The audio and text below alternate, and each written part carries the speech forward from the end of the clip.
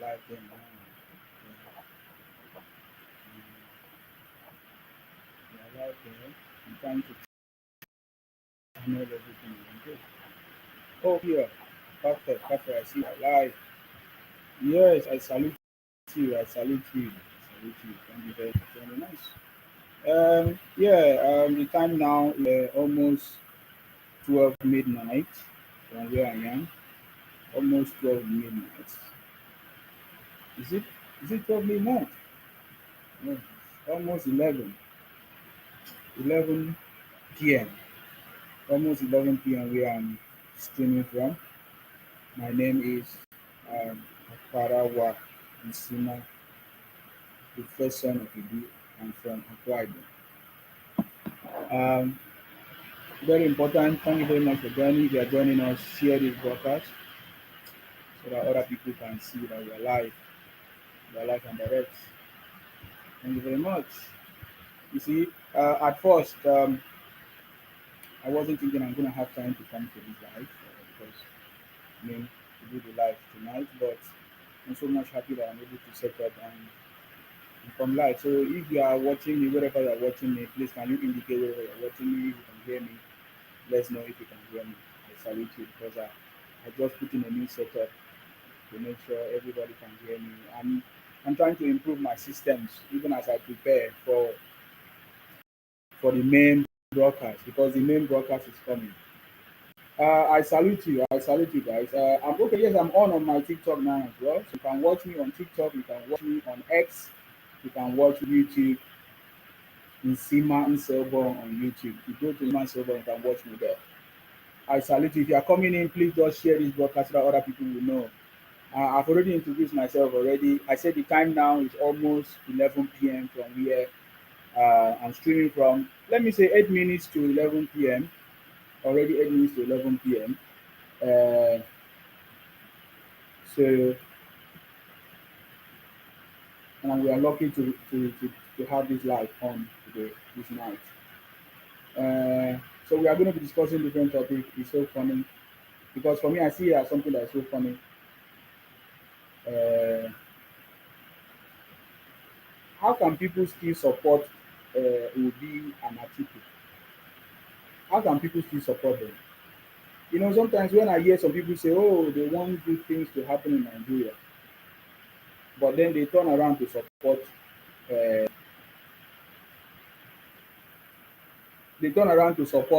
Obi or Atiku. I feel like they don't know what they are doing. They are just is it counterproductive or whatever? What's the word? What's the English word? When you say you need something else, something tangible change to come, you cannot you cannot turn around you cannot turn around and say, oh, you want Obi, because Obi is not a change. If you want a new Nigeria, if you want something different to happen in Nigeria, if you want somebody else to change the narrative, a leader that is going to change the narrative, you cannot, with your right senses, support Obi or Atiku. They say when opportunity comes, or is it opportunity come but once? Like, is it the English they normally speak? Opportunity come but once in life. If you truly want a change in Nigeria, what is making you to still support people like Obi? I salute you, Larry. I see you, Larry. Larry, thank you very much on YouTube. Thank you for your comment there. Good evening. I salute you. Guys, can you let me know where you are watching me from? Some people are going to be missing the broadcast because I'm not streaming from all platforms, but because I'm trying to separate my information. There are pages that is different for different things. So I see that there's a lot of mix. So I'm trying to separate that. But with time, people will begin to know where I'm streaming from and all of that. Um, yeah,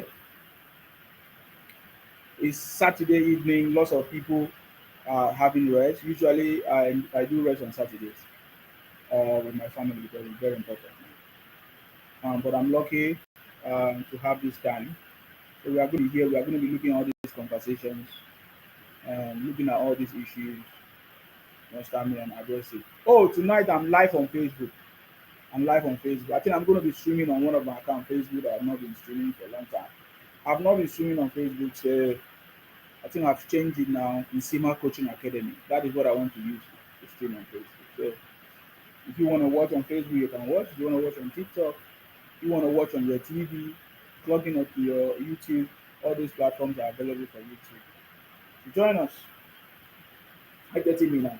So I'm going to have a little bit of the last conversation, and it's going to get to a point that it's going to be intensive. But let's start gently. My topic, I say, do you still support Obi or Atiku? Who with their right senses will support people like Obi, Atiku, Nnamdi Kanu, or any of these people? There is nobody with their right senses who support them.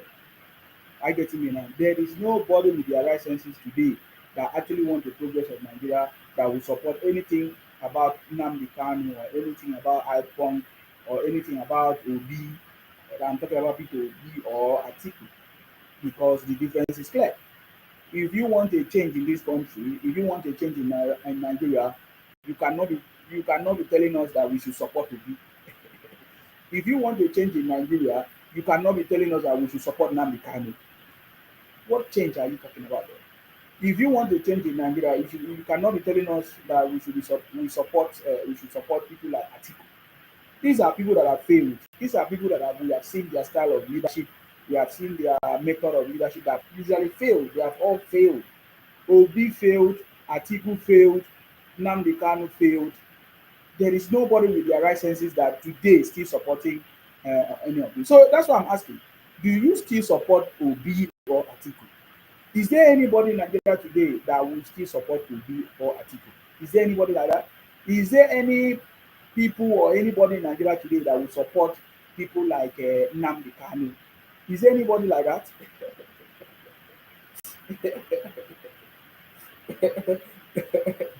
Because if you want the progress of Nigeria, you cannot be telling us that we should support Nnamdi Kanu. It's not possible. Today, where I a video, I was talking about a sitting governor in Nigeria today, a sitting governor in Nigeria using the resources of the state to go and visit Nnamdi Kanu. That is a wasted effort. That is not politically right. That is wrong. That is not allegiance to the country. Because it was the Nigerian court that actually sentenced Nnamdi Kanu to life imprisonment. It was the Nigerian court that actually convicted Nnamdi Kanu as an international terrorist. So how can a sitting governor use the same resources of Nigeria to go and visit a convicted international terrorist in Sokoto prison? So that is a big challenge. That is a big challenge. So I'm not sure what the game that Alex Uti is playing. I'm not sure what political game is that. Because for me, I feel that is completely wrong. That is a sitting governor supposed to do that. Supposed not to take the resources of the state to go and support a convicted criminal in the Nigerian court. Of course, that is very, very wrong. Some time ago, that was in 2023, many people were deceived by, will I say, Obi's political rhetoric or campaign method. Obi used one of the, what do you call it? One of the, will I say, sensitive topics. We cannot forget in a hurry. So I'm trying to find out, is there anybody that is still supporting Obi? After all these years, after all the interviews, after all the, what do they call it? All the speeches that Obi has given on his X platform. When people did not know who Obi was, you understand me? When people did not know who Obi was, people supported Obi. So is there anybody that is still supporting Obi right now? I know that many of his brothers might support him. People like Disobedient Children, Obingos, some Igbos, all of that IPOP apology and all that. Is there anybody that is still supporting Obi right now? I've listened to so many people come to tell me, Nsima, we supported Obi before because we thought he's the youngest, which I've corrected them. Obi has never been the youngest. Obi has been enjoying politics money for a long time, even when I was not born. Obi has been enjoying politics money even when I was not born, since Abacha period. So when people say it was because they thought Obi was the smallest or the youngest or was young than any other person, that is why they supported Obi. That does not make sense. That means that they don't know what they are talking about. That means that their information is not correct. And that is why they failed and they will continue to fail. Are you getting me now? So what is the reason that somebody will support Obi right now? What is the reason? I'm just thinking in my head, what should be the reason that somebody that maybe you're a graduate, tell me the reason why anybody in Nigeria today should support Obi. Tell me any reason that anybody in Nigeria today should support Atiku. These are people that have tested power, they have been in power, and they all failed. They all failed. They all failed. So, where are we going to start from? Are we going to start from Obi or Atiku? But before we go into Obi or Atiku, we have Nigeria have actually experienced a total transformation, a reset. As it stands now, Nigeria have been, in fact, there's a press button, a reset button that has been pressed ever since President Tinubu came into office from that was in 2023. Since 2023 that President Tinubu came into office, there's a reset, there's a press button, reset button that has been pressed. Nigeria has been resetted. Don't change anything. When I want you to talk, you know you talk. I'm not asking you to change anything. Hey, Siri, rest. I'm not asking you to change anything, man. You have been listening to me, Siri. Um, so you see what I didn't give you permission, Siri, to listen to me. So you need to sleep. You understand me? I said President Tinubu has pressed the reset button in Nigeria. Nigeria is back on track. And that is why so many other people that they thought they can use propaganda, they can use methods, they can use all kinds of things. They simply find out that it's not going to work. You understand me? President Tinubu is a transformational leader that Nigeria never had.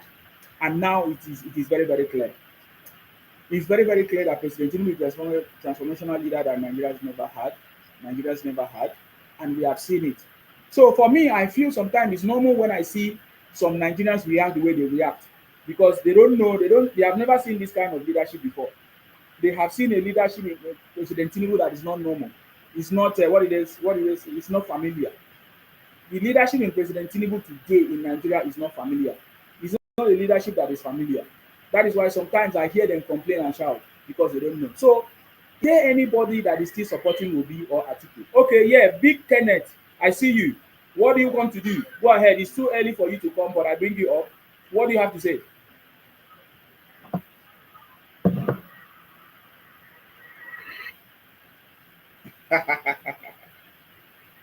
Okay, Big Kenneth, I don't know what you wanted to say, but um, you just get, you can send a request again if you want because I've just started the conversation. It's too early for you to come up, but if you have something to say that you think is very vital, I can bring you back. So, Big Kenneth, if you are listening, send your request again. I'll bring you back. So, do you want to tell me that you are still supporting Obi? Why do you support Obi or Atiku? Is there any need? Is there any reason or why? Because the days of ignorance is over. In fact, 2023, people came out. They say, "Oh, they want to support Obi because he was young among all the rest," which I corrected them. I said, Obi was not the youngest. Obi did not have any idea, any substantial idea. That's why today, Obi do not have any political idea that can change Nigeria. Obi did not even have simple knowledge of anything production and consumption because he is the highest man. So in that time, 2023, when people did not actually know Obi, they listened to Obi rhetorics and they thought maybe somebody different is a saint. Obi used rhetorics like, I want a new Nigeria from consumption to production. I want to change Nigeria from consumption to production. But then when you look at the things that he has done, does not reflect that. How can Obi? It does not reflect. It does not show. There's no evidence or proof that Obi will be able to convert Nigeria from consumption to production. But right now, President Tinubu is doing it even quietly, without making noise. If you are not aware, President Tinubu have changed Nigeria from consumption to production. As it stands now, Nigeria is now a production country. There is more to come. We have already started. President Tinubu have started. If you want massive progress in the area of production or manufacturing, you need to be part of it. This is where startups and businesses can come in. Small businesses can start up. Different tech companies. I see different tech. Nigeria has always been good in the area of tech and all of that. But in terms of production and manufacturing, even production itself, there are lots of Nigerians, right now that are going to production. I can tell you many Nigerians who are going to production. Hello, Jacob. I salute How you. are you? Very good. Yourself? I'm very good. Yeah, how's your day been? Always. Good. Go ahead. Good, good. What have you been up to? I don't understand. What are you talking about? What have you been up to? What does that mean? I don't know what you mean. Like what have you done today? What does that mean? That's not what we are discussing here. Did you see the topic? Can you read? I don't understand what that means. Okay, then go down. If you don't know what we are doing here, you can go down, okay? Who So is Obi? Who's Obi? that's the point. So you don't know what I'm talking about, so you can't participate in the conversation. If you don't know who I'm talking, you can't participate. I'd like to participate though. Then you don't know. How can you participate in something you don't know? If you would like to tell me, then I I would can tell you if like you to can't read. participate. Can't tell you if you can't read. Can you read? No, but I don't understand what that is though. So that's it. That's what I'm saying. I can tell you. So go down. You are not supposed to be here. Yeah. If you explain I to me say what you it are not is, then supposed to be here. Go down. I'm not interested to explain to you. You go down. If you want to listen, you listen. Maybe if you think that if you now understand, then you can come no, up. I would love to listen. I would Then love to go listen. down and listen. Go down. That's what I'm saying. Go down. Go down. Go down and listen. I don't like people that don't know what I'm talking about and they come on my platform. If you don't know what I'm talking about. Just join. Okay, no problem. Don't go down. Go down and listen. You don't just join something you don't Okay, know. I'll listen. I'll listen. I Yeah, promise. go down. No problem. That's fine. Okay, Aaron, you are here. What do you want to say?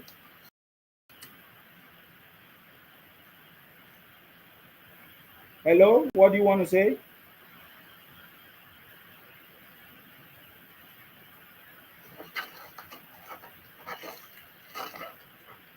Okay, let me remove this bunch of criminals. No? So I don't have time for criminals. If you don't, how can you come up on a platform? Grow 120. Thank you. Don't worry about them. I know how to deal with them. How can you go on a platform? You are just joining and before you just send requests, you don't know what they are talking about. So why what do you come up to do? That is stupidity. That is rubbish. That is nonsense. I don't take that rubbish on this platform. If you come into my platform, you listen, and then if you want to participate, then you come up and participate. You don't just come up when you don't know. Look at you are spamming my page. Okay, don't worry. I know how to deal with you people. Don't worry. Maybe you think that we are playing here. We're not playing here. Okay. Yeah, don't worry. I know them. I know them. I know them. I know them. Okay.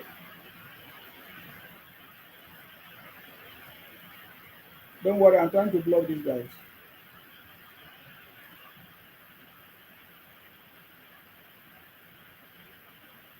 All right, guys. I've blocked those two people that just came up without me because I was wondering how can you come? I'm just starting. You don't know what I'm talking about. You just came up. Okay, guys. So yeah, let's go.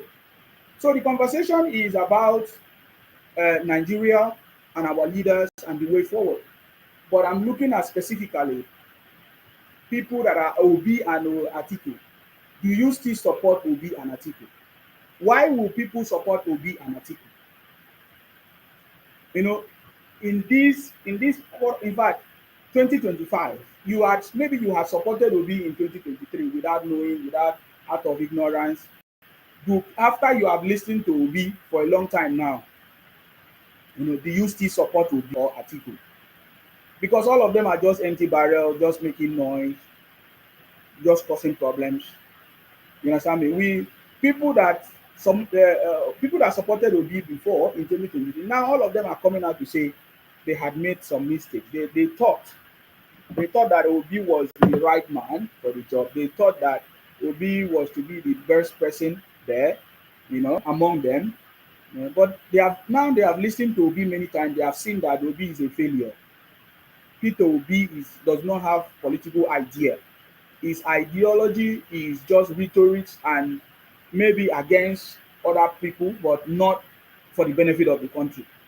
And just in case you don't know, Obi has benefited from. He's one of the politicians that have made Nigeria to remain the way it is. Peter Obi, Peter Obi is one of the politicians that have kept Nigeria the way it is because they were all in power they had opportunity to make a change and they never did. So in my opinion, if you are still supporting Obi and Atiku, you should be checking yourself. If you are still fighting for Obi to become president of Nigeria, you should be checking yourself. Because these guys, Obi and Atiku, can never, they do not have anything tangible, they do not have any good plans for Nigeria. You understand me? Obi specifically do not even care about his own people when there are issues. Or will I say Obi is shielding and covering up for his Igbo brothers, even when we know that they are part of the problems of this country. You know, you never hear Obi condemn any of his brothers ever since. Ever since.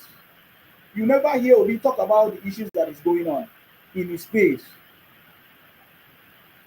So if a man who says he wants to rule the country cannot address issues in his hometown, because everybody say charity begins at home. Oh, thank you very much for sharing. Fija, thank you very much for sharing. I love you. Guys, can you share the broadcast so other people will know? Yeah, we came a little bit. That's okay. I think I need to have a stable time for my broadcast. I need to have a stable time between 7 and 11 p.m. I should be live, but I don't know the specific time because I'm still busy. But I think within that time, that would be perfect.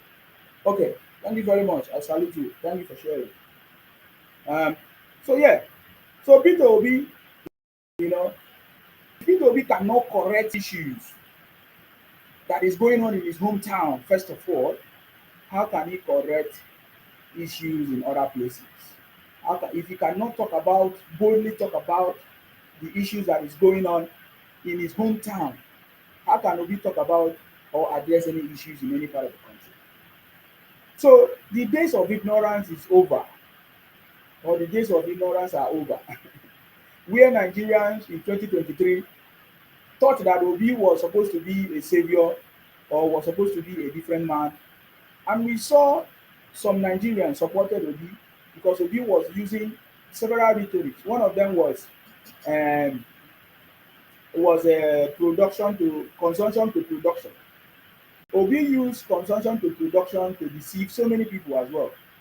But when we look at the life of Obi, we find out that Obi was the highest importer of will I say canned food, things that we are not supposed to import. Obi was the highest importer. So a man who owns a supermarket in Abuja and other places, that the only way to survive, they only survive by importing. How can that man come to tell you that he wants to change Nigeria from consumption to production?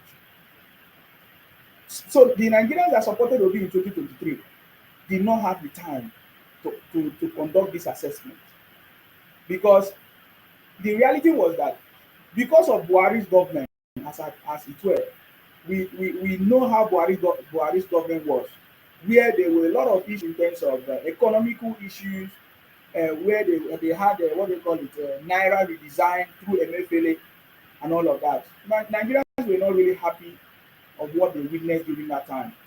So they were looking for alternative, they were looking for somebody fresh or different. So Nigerians did not have the time to fact check Obi, even after he kept using the phrase, go and verify, go and verify. I think I understand that was a deliberate attempt to stop people from actually verifying him, because when Obi said go and verify, people did not even have time to go and verify him. People did not have time to check if what Obi was saying was correct. And after the election, there were a lot of fact checking to find out that what Obi was saying was completely wrong, was not true. Because a man that is doing consumption cannot turn the country to production. Even right from time, Igbos as a whole have never done any manufacturing except fake. Igbos as a whole have never done production. It is not in the habit of Igbos to do anything manufacturing or production. Show me, even as we speak now, show me any industry in Igbo land that is doing manufacturing and production. They only do imitation, fake.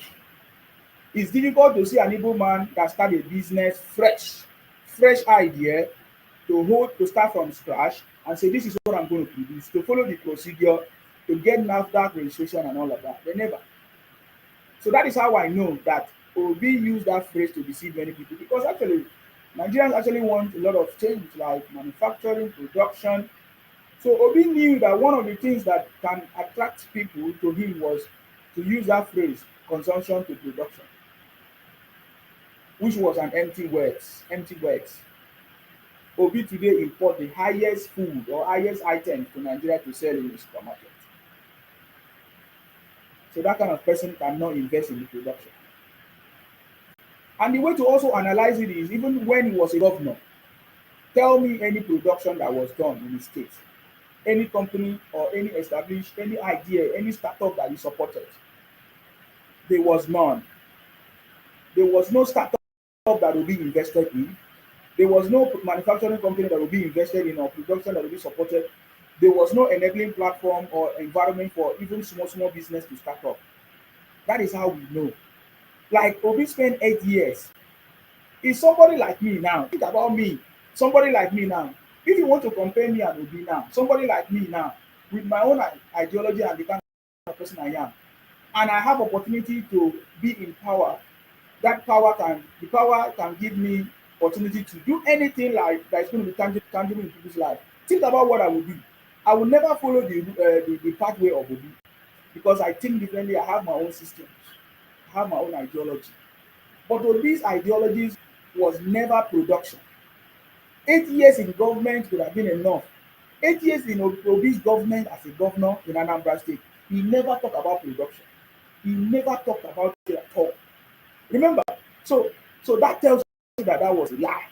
That was a lie. Did not have time to verify or fact check, and that made a lot of people to be deceived. Some people were deceived actually. Some people were actually deceived that Obi can actually turn Nigeria from consumption to production. What does that really mean in real terms, in real practical terms? Because it's not just you making math, production, consumption. How? What does that mean? Is it talking about policies that will drive a startup business and companies to do production? That will will I say enhance, or yes, that will encourage startup businesses into production? Is it what he meant by consumption to production? Or is he going to establish it as a government? So there is Obi did not have any ideology, because even when he was asked, he couldn't explain. He couldn't tell us how that can be possible. He was depending on people to share ideas with him on how to actually achieve that. That does not make sense.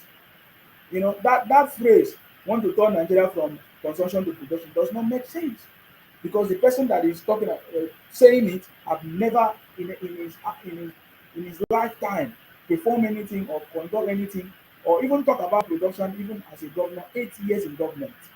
So how do you expect somebody that don't have such threat or such DNA? Even Igbo land as a whole do not specialize in anything production. They specialize in buying and selling, which is the first line kind of service.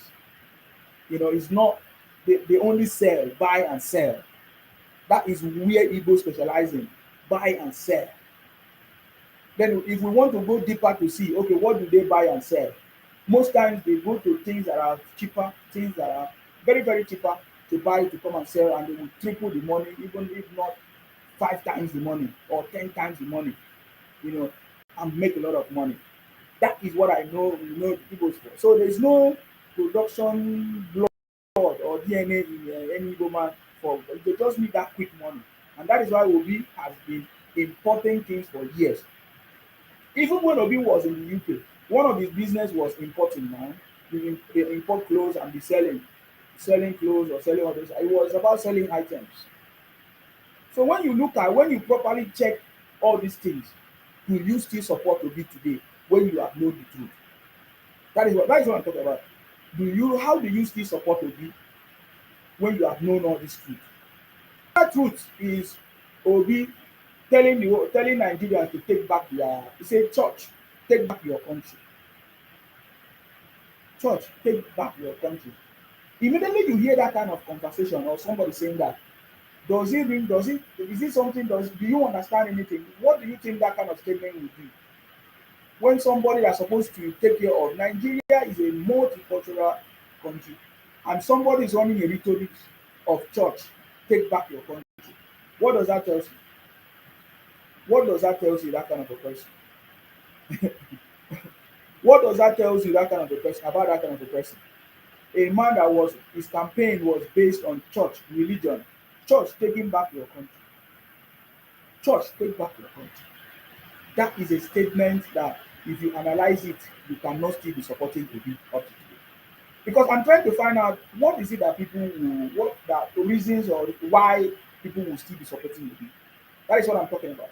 That's what we are talking about. So that is why I'm giving you kind of idea in my conversation.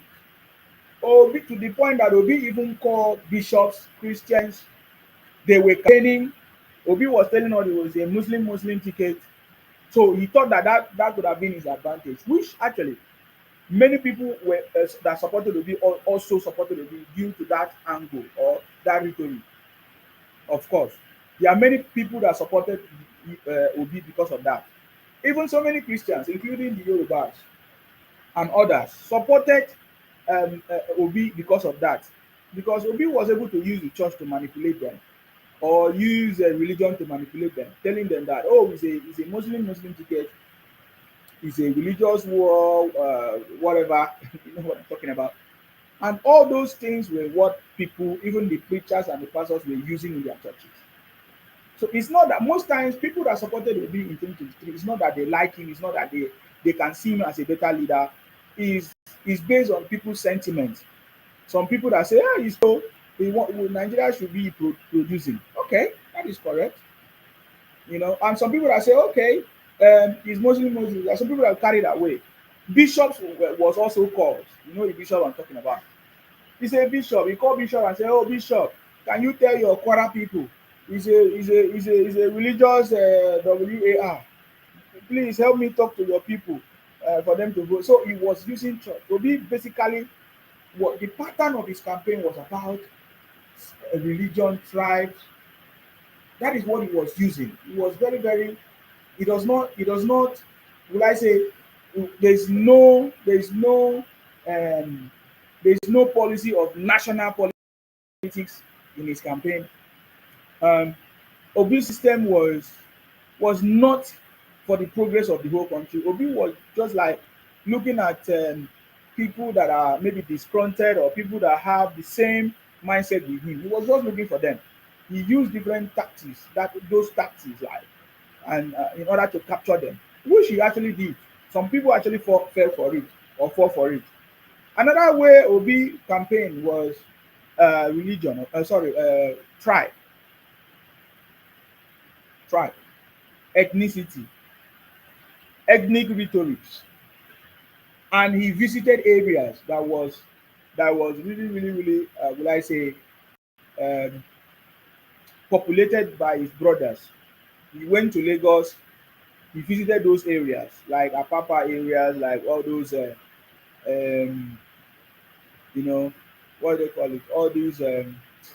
All these Igbo concentrated areas in Lagos, even in Nasarawa, in different places that he visited. That was it. Even to the point that the campaign leaders, um, campaign leaders, were mainly his brothers from the southeast. You know, somebody might say there's nothing wrong there, but I'm telling you all these things now that we know better about Obi. Do you still support Obi in his campaign? Do you still support Obi? What is it that will make you still support Obi? You know, and one of the things about Obi was, because people were asking Obi, when you were governor, what did you do? Did you see that Obi did not campaign on all these things? Obi did not campaign based on what he has done before as a governor, because that could have been his reference point. What did you do when you were governor? What did you actually do? You know, many people complain about the type of Obi's leadership, even as a governor.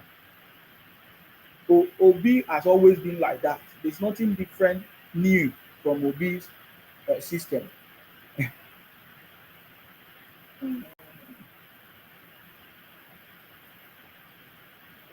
J Prince say, I do. This is, you are not Igbo. You are Igbo. There is nobody with their right senses that will be supporting Obi right now or Atiku if you are not Igbo. there is nobody to their right senses. That's what I'm trying to say. How do you still support Obi? Okay, come and tell us what is it that makes you to still support Obi? Because everything, J Prince, come and why you still support Obi? You're asking me why. I've been explaining things. I explained how Obi use politics of religion to appease the people, and now many people that fell for that will not fall for that again, which means Obi can never get those kind of vote again from those people. Because in this government, we have never heard of any discrimination, even in terms of appointment, whatever, in under President Tinubu government that is even a Muslim. In fact, it is this government that is favoring Christians more than the Muslims. In this government, President Tinubu's government, Muslims have gotten a lot of political position, no discrimination, very, very friendly government in this government. So what are your reasons of still supporting Obi when we have listened to Obi and now we busted him? He doesn't have any ideology even up to today. He doesn't even know what he's talking about. And then one of the things that Obi was campaigning about was his. They asked Obi, "What is it that you did when you were governor?" Nothing. So he didn't know what to. He didn't campaign based on his leadership as a governor. He never even mentioned any of those. Now, specific things he tried to mention when they query him, people keep asking him, "Tell us now, you were not good, you were not, tell us what you did as a governor. Tell us, because that is the only way we can know that you are going to be successful as a president. Tell us what you did." He couldn't. Now, when people press harder, he now said education. That during that time when he was a governor, that people passed WAEC. Did you see how Obi think? So that was his achievement. That people passed WAEC. How does that relate to what Obi did? How did people passing WAEC contribute to what Obi did? Okay, so how did you make people pass WAEC? I don't know if you understand the conversation. As a governor, how do you make people pass WAEC? Did you give them more time to go to school? Because during Obi's time, students were on strike. There was no school. School were closed down for many months. So tell me how Obi, that is to tell you that it was that time that they now discovered that WAEC and others discovered allegedly, of course, that there were lots of miracle centers in Igbo land, in Anambra, that help people to pass exam. Because if students were on strike, teachers were on strike, schools were closed, immediately school came back, it was time for a WAEC, and they all passed. They passed. There must be something wrong. It was during his time that there was a lot of strike. But look at President Tinubu government now. How many strikes? No strike. Students are going to, even when they have been threat of strikes, of all kinds of things, from doctors, from teachers, he always tried to settle it. At the end of the day, school did not so that it did not affect students. But during that time of Obi did not care. Many people, suffered. Students suffered in the hands of Obi as a governor in Anambra State. So you see the claim of Obi saying that during his time that student passed WAEC. In fact, that statement exposed a lot of things. If somebody was to ask Obi critical questions, you find out that it will expose a lot, because there is no way students will pass exam when they were on strike for months, if not miracle centers. You understand me? And we saw in 2023, we saw how Obi pampered. Somebody say, "Are you in Anambra?" What are you talking about? I was in Anambra. I tell you, almost when I finished my degree, engineering degree, I was in Anambra. Okay. You understand me? He said, "Nzima, show me the Lord."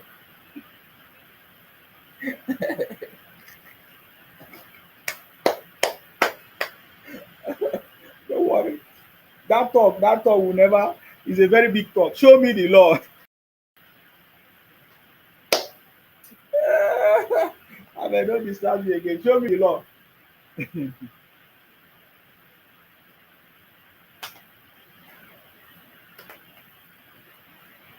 When somebody keep arguing to show me the law, you have already been sentenced.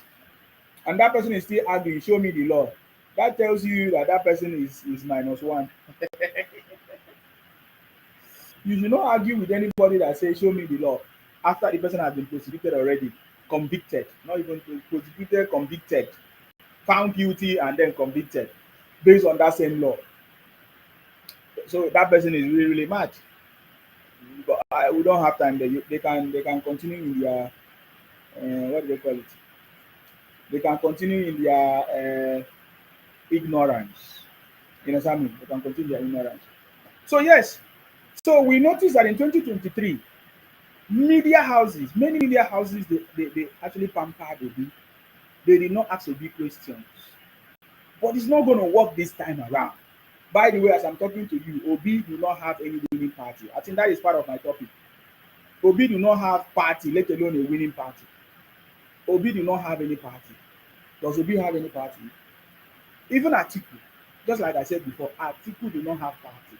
Because as it stands now, the is it ADC is already divided into two because of Atiku. So Atiku, as it stands, there is no opposition that have a winning party against President Tinubu. By the way, of course, President Tinubu have launched the Renewed Hope initiative across the country.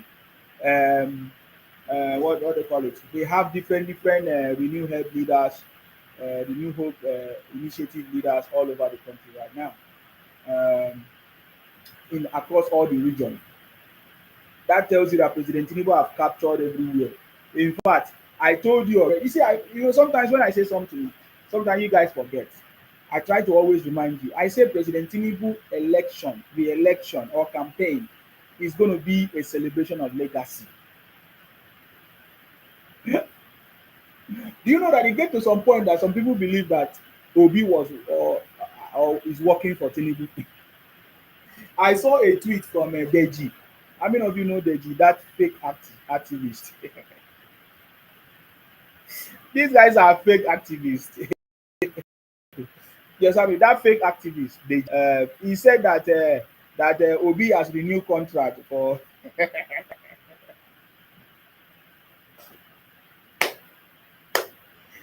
Obi has renewed contract for Tinubu.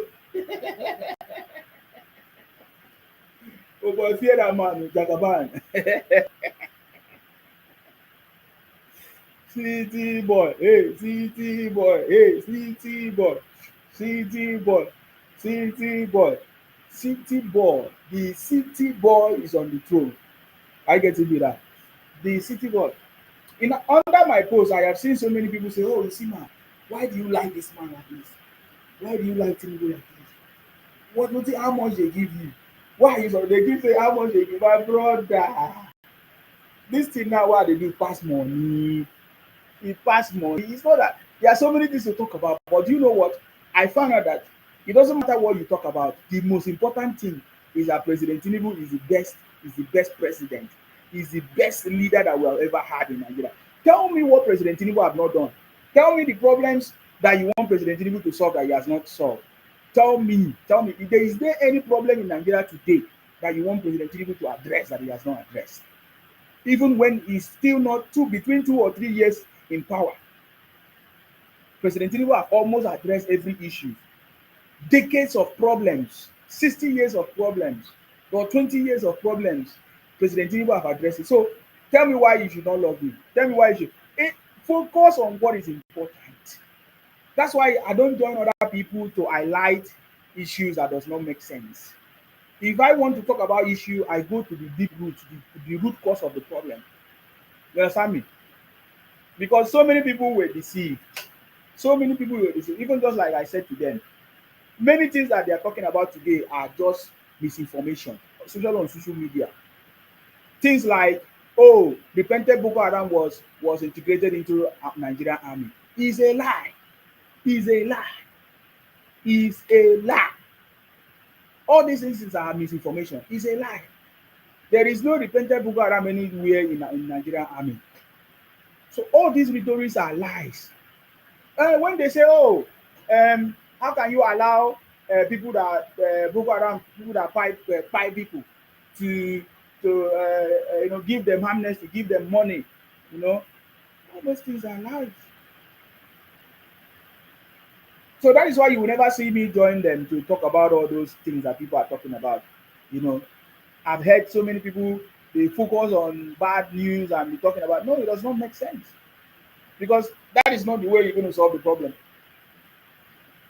Are you getting me now? The only way to solve the problem is to identify the root cause of the problem. That is the only time you can solve the problem. You can be looking, there can be a problem because you don't know the root cause. You are looking at the symptoms of the problem, the symptoms that have not, and you have been talking about the symptoms of this problem for so many years. You have been complaining of unemployment. You don't know why you have unemployment. The only thing you blame the president for unemployment. You blame the president alone for unemployment, which is not correct. You are you employable? So if you are not employed, you should be talking about yourself. You should be looking at you yourself. What are you employable? Do you have the skills to be employed? Do you have the skill that somebody will employ you to work for him or her? Will you employ yourself with the way you are?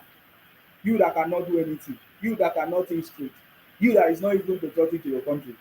Will you employ yourself? Those are the things you address. So you will never see me well and whine or complain about because I need to make myself better. I need to make sure I'm fit for the job. I need to understand what I'm actually talking about.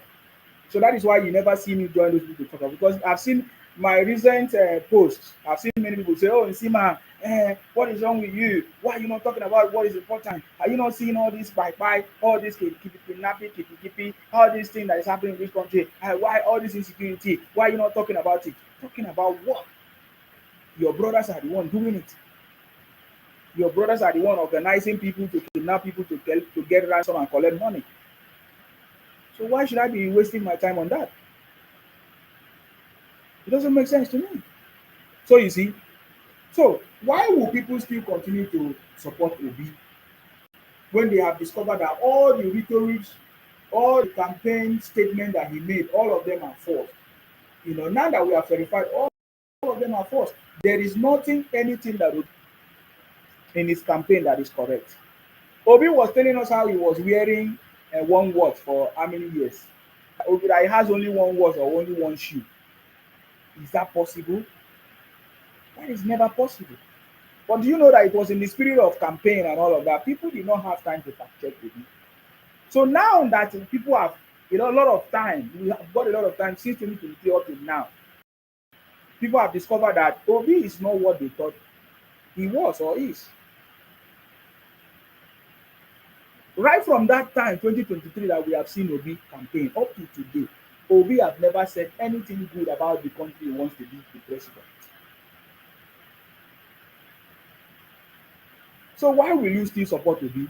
What is it that is making you to sit? Is there anybody still supporting Obi today, apart from his Igbotic brothers? Because, in my opinion, that might be the only people that will support it.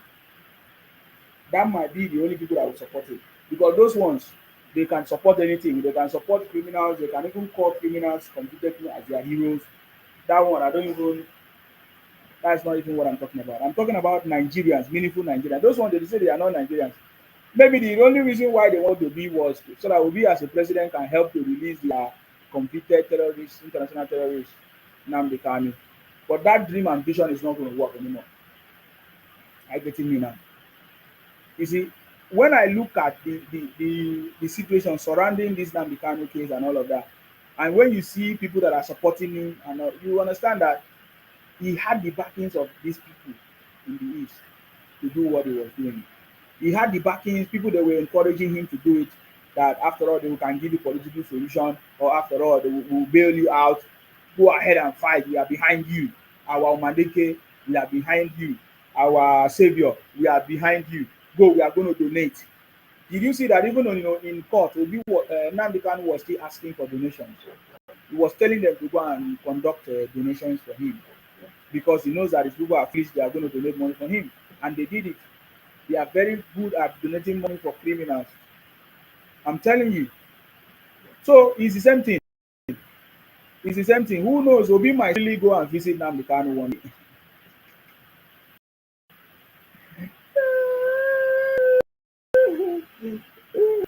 Obi might secretly go to visit Nnamdi Kanu.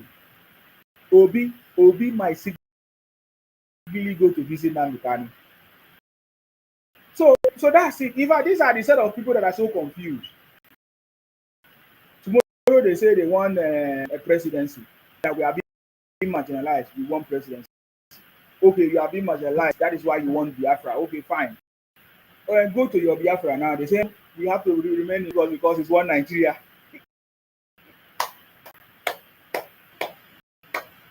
The things that they wanted to use casted. You know, they want Biafra, but they still at the same time to be one Nigeria, so that they can still benefit from the market of Nigeria.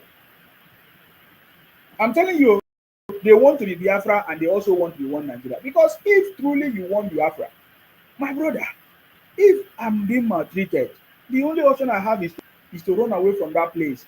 I don't need anybody to tell me.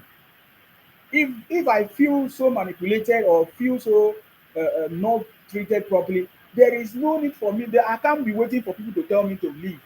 Because when I hear the rhetorics of these guys, give us Biafra now, let's go. Why are you not allowing us to go? Me, I checked the last time I checked, I have not seen anybody stopping them to go or stopping anybody to get Biafra. There is none, because if they say they want Biafra, go and get it. But when we discover that the Biafra they are talking about is the expansionist agenda, is to Colombia, other region, other states to join them, it does not make sense. That will make them to continue to be criminal forever. The same thing with Obi. You understand me? It's a question I'm asking. Do people still support Obi or Atiku? Obi don't have party. Even the last time in 2023, he was in PDP, but because he was so desperate, he was looking for party where he can get where he can be nominated, or yes, where he can get form, you know, where he can become the candidate of that party. That's why Obi left in PDP. So we saw how Obi was so desperate. He did everything, run away from PDP to go get a ticket, or yes, in Labour Party, and he didn't know what to use it for. The same way today now, Obi is still shopping. You understand me? Yes, candidate without primaries. Yeah, Obi is still shopping for candidacy. Or yes, Obi is still shopping for a party that is going to make him the candidate. That's it. So why do you support that kind of a person?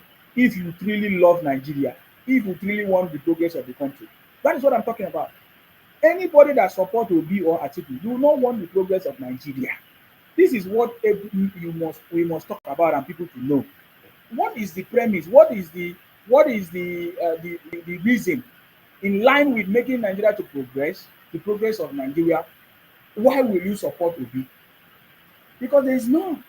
Thank you very much. What was that?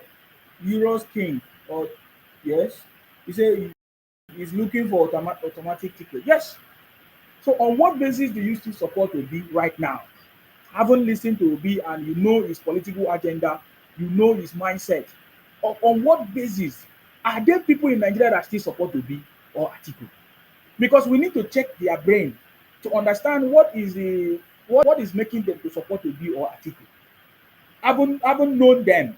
You know, King JB say greedy and desperate candidate. Yes, that is who Obi is. So Obi, as it stands now, nobody with right senses will support him.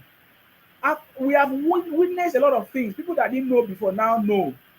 Many people that say, "Oh, we are sorry." In fact, some people are even saying Tinubu should forgive them for supporting Obi instead of supporting Tinubu.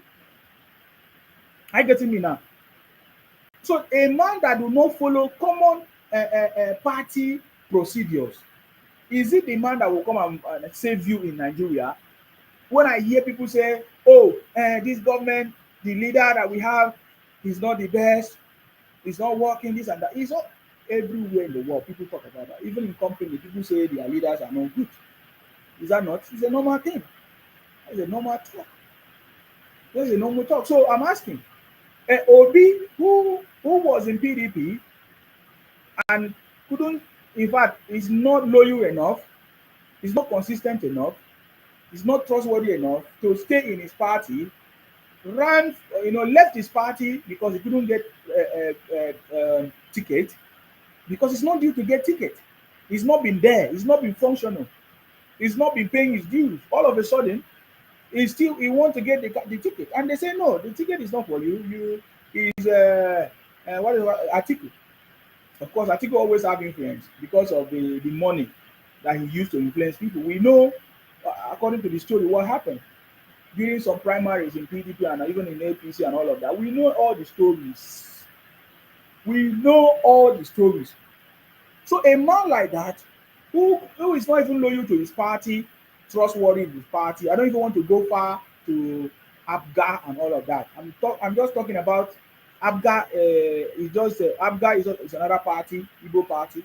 I don't want to go deeper to that. But I'm just looking at PDP and how he left PDP. The circumstances surrounding will be leaving PDP to Labour Party without primaries, without anything. He was just giving automatic ticket, and that is I've told you before. This is the life of Obi for so many years in politics. The way he came into politics in Anambra was the same. Somebody raised up his hand, which was Ojukwu, and somebody again helped him to secure the candidacy of governor, as a governor. Somebody helped him to become a governor in Anambra, and that's it. It was the court. Hmm? It was the same court that declared Obi a governor. So when you look at all these things, Obi has never really, it's not really a political, will I say, it's not, you don't have that foundation, that political foundation or that down to earth leader that has actually made any impact in politics. He was just brought in, and that's it. Well, he has always been a boy to all those people that help him to get to that height. So he has never fought for anything like. So he wanted to bring the politics of Anambra to Nigeria. Obi wanted to bring the politics of uh, of Anambra to Nigeria, because I listened to when some Igbos were saying that Obi is a man of grace. So that look at how he won election in Anambra. Look at how he became a governor in Anambra. That even the court always favor him. I remember during that time when Obi took President Tinubu to court, that he might turn out to his favor. That was the same way Anambra election turned out to be in Obi's favor. So Obi wanted to bring the politics of Anambra and their religion and their belief, because what they believe is what they, because they say, miraculously something will happen that the judge will now favor Obi and declare him president of Nigeria. There were so many of those pastors that Obi contracted in churches and all of that. They were all over social media up to today. All of them, they hide themselves in shame. Have you heard about them again? I'm talking about those pastors that were prophesying for Obi and all of that. Have you heard them? Have you heard from them again? They have all covered their shame. I was even thinking that Nigeria is going to transform drastically based on the fact that all those politics and prophets, will I say, all those pastors, prophets, evangelists that gave so many there were so many testimonies now. Have people forgotten so soon? Don't worry, campaign is coming. We'll go back to that place. I'm just opening your mind because you need to understand. If in fact, guys, if you have not followed my broadcast, if you have not followed this page, and it doesn't matter where you are watching from, you are watching on YouTube, on Facebook, follow, subscribe. Be part of what we are doing, because we are going to change the narrative. We are already changing the narrative. I can see so many people joining in the conversation. So that is why sometimes you don't see me on live, because so many people are now taking up this conversation. Before, it used to be just few people like me and others, just me. A lot of times I remember how we were persistent, how everybody was, talking all kinds of rubbish, but we understood what we were doing. You understand me? Now we have seen a lot of people join us in this conversation. So sometimes I don't feel like coming out, because already I've seen people doing the job, people passing the message. But we have to be active. You know what I mean? So we should not forget in a hurry. So many pastors, evangelists, prophets, mention them that gave a lot of testimonies. In fact, I remember one that they say, oh, they have a dream or whatever. They saw it, the prophecy, that the right person did not win, but later, when they went to court, he was now declared a winner. We have seen so many things. We have heard many of them say, military coup, military is going to take over. I remember those days when they were calling for military takeover because President Tinubu won them or defeated them. The see ball. President Tinubu have defeated all defeatables. No one, not their. In fact, they are still feeling so bad, so bitter. They can let go of everything. They can never let go of it. They can never let go of or how President Tinubu defeated them. Mhm. So me, I ask you a question: a man that was not in power, and that even the incumbent and other politicians that have power, they did everything they could for him not to win or fail, yet he defeated them. Is it the same man that they want to use all kinds of propaganda or misinformation to fight? It's not going to work. I'm saying it because I'm still looking for reason why anybody will still support us or still support Obi or Atiku. You know, I just want to take time and talk about Obi first before I enter Atiku. Hmm? Is there anybody that is supporting Obi today based on all these rhetoric conversations of Obi? Go to his X, you will see that all his tweets is not patriotic, is not even constructive criticism, is not is not it's just looking for one-sided conversations, things that does not make sense. So is it the same Obi that people were trying to force it on us? Nigerians, in fact, we should be very grateful that we escaped that bullet, Obi's whatever. Nigeria actually saved was saved by President Tinubu because it could have been a big disaster if Obi had come into power based on all these lies and sentiment that we have now discovered now, that all the things he was, all those victories were lies, were not truthful. So look at it. Had it been Obi took over or won the election based on lies, based on all those victories, do you think that Nigeria would have progressed? Don't you think that President Tinubu actually saved Nigeria from collapsing? Or is it Atiku? Now let's go a little bit. I'll be interchanging it. I've talked a lot about Obi. Now let's go to Atiku.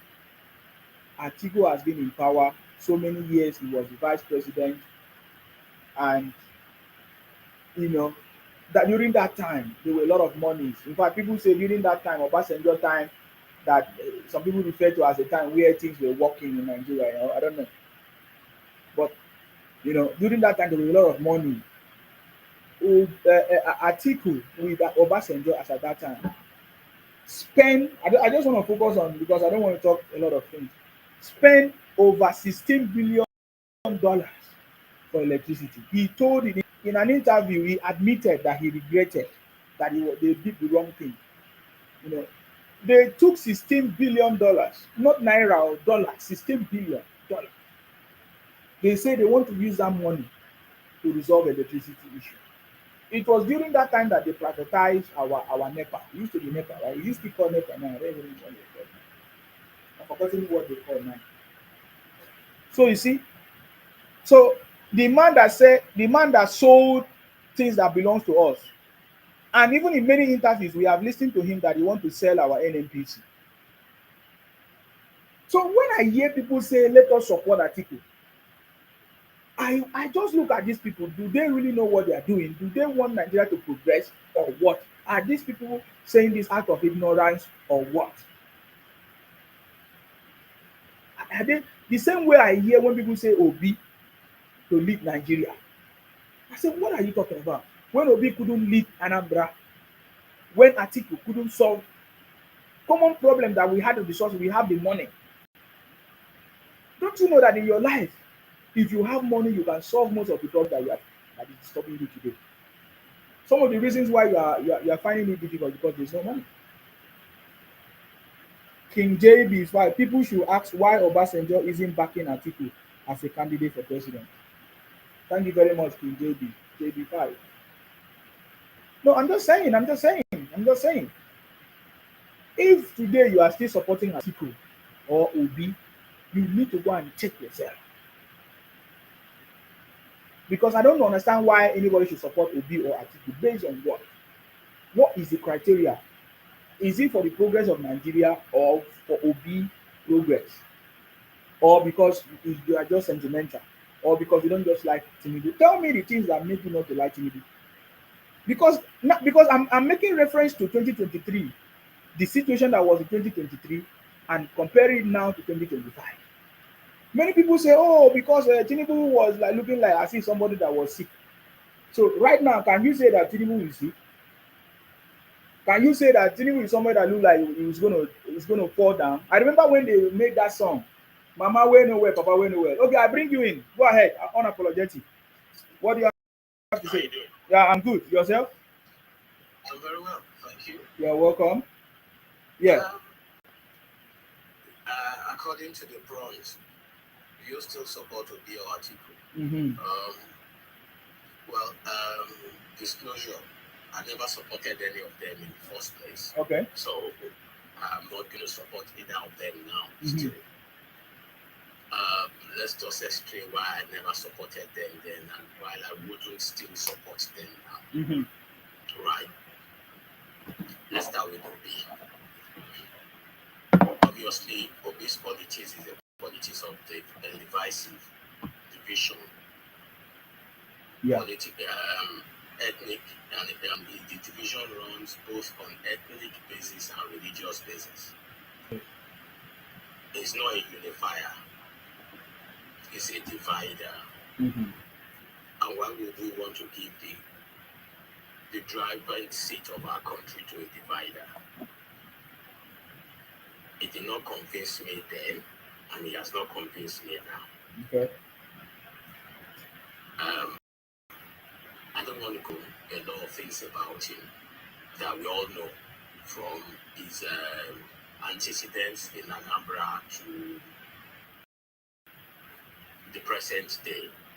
And one big thing that I put off for me, even stronger as of today, is that he continually demarcates Nigeria. Hmm. I see him as somebody who delights when things doesn't go well. Okay. So why would I want that sort of a person to rule me? Atiku, Obi is a no. It's always been a no, and it's a no. Talking about Atiku, you want to know Atiku well? Go and read Obasanjo's book.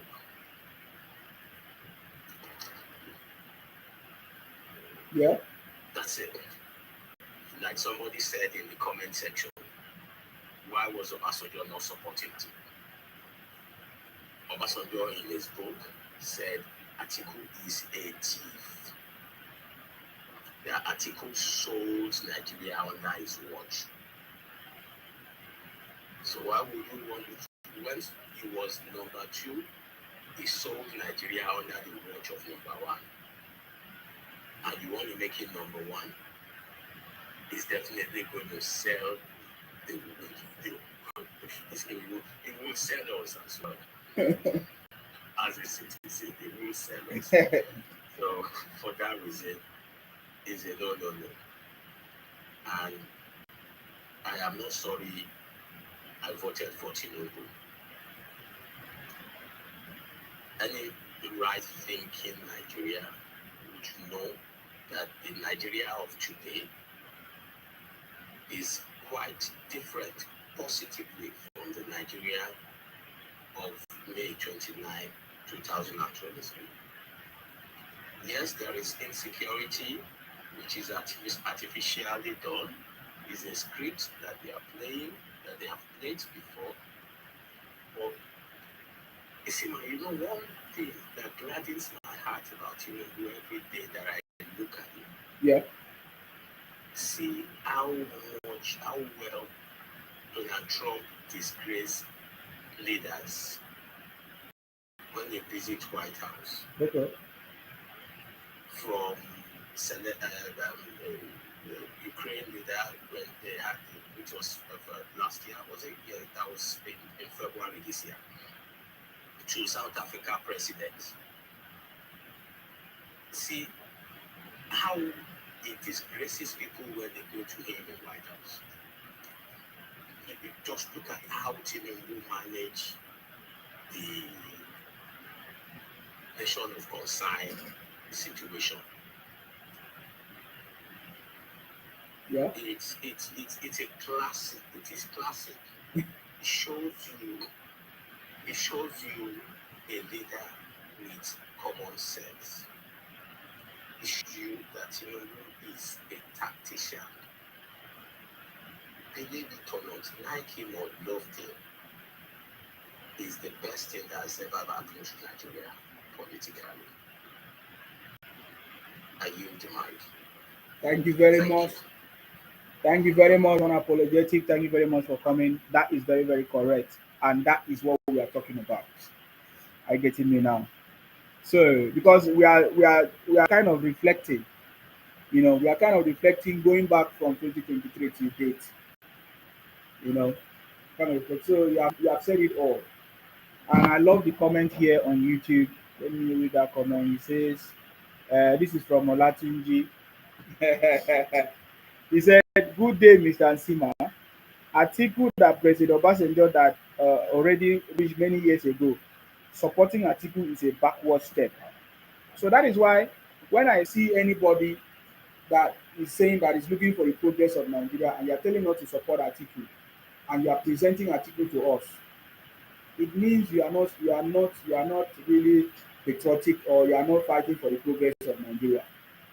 You understand me? If you support Atiku, looking if you support Atiku, looking at all the things that happened in the past, because of course they say your past can be used to predict your future based on data, historical data, the things that you did even while in office and all of that. Can the same criteria or those things you did can be repeated. That is the same thing you will do even when an opportunity is given to you again. So if we know the full story of what Atiku did and what Obi did as a governor, or his victories even from 2023 up to today, there is nobody with his right senses that actually want the progress of Nigeria. There is no one that actually want the progress of Nigeria that will support Obi. There is no one. If you know the full story, if you understand, except you are just so naive or uninformed. Because if you are totally informed or completely informed of these people who they are, you will not support such people. People like Obi, people like Atiku. You know. Now when you look at some of the things that they say, oh, they don't want to support Tinubu even when they know what he did. Because I remember those days, people will call me and say, yes, so when Tinubu was a governor in Lagos State, he actually did a lot. He actually did a lot. But when he was a young person, but now he's old, and that he doesn't think that Tinubu as an old man is going to be able to do things.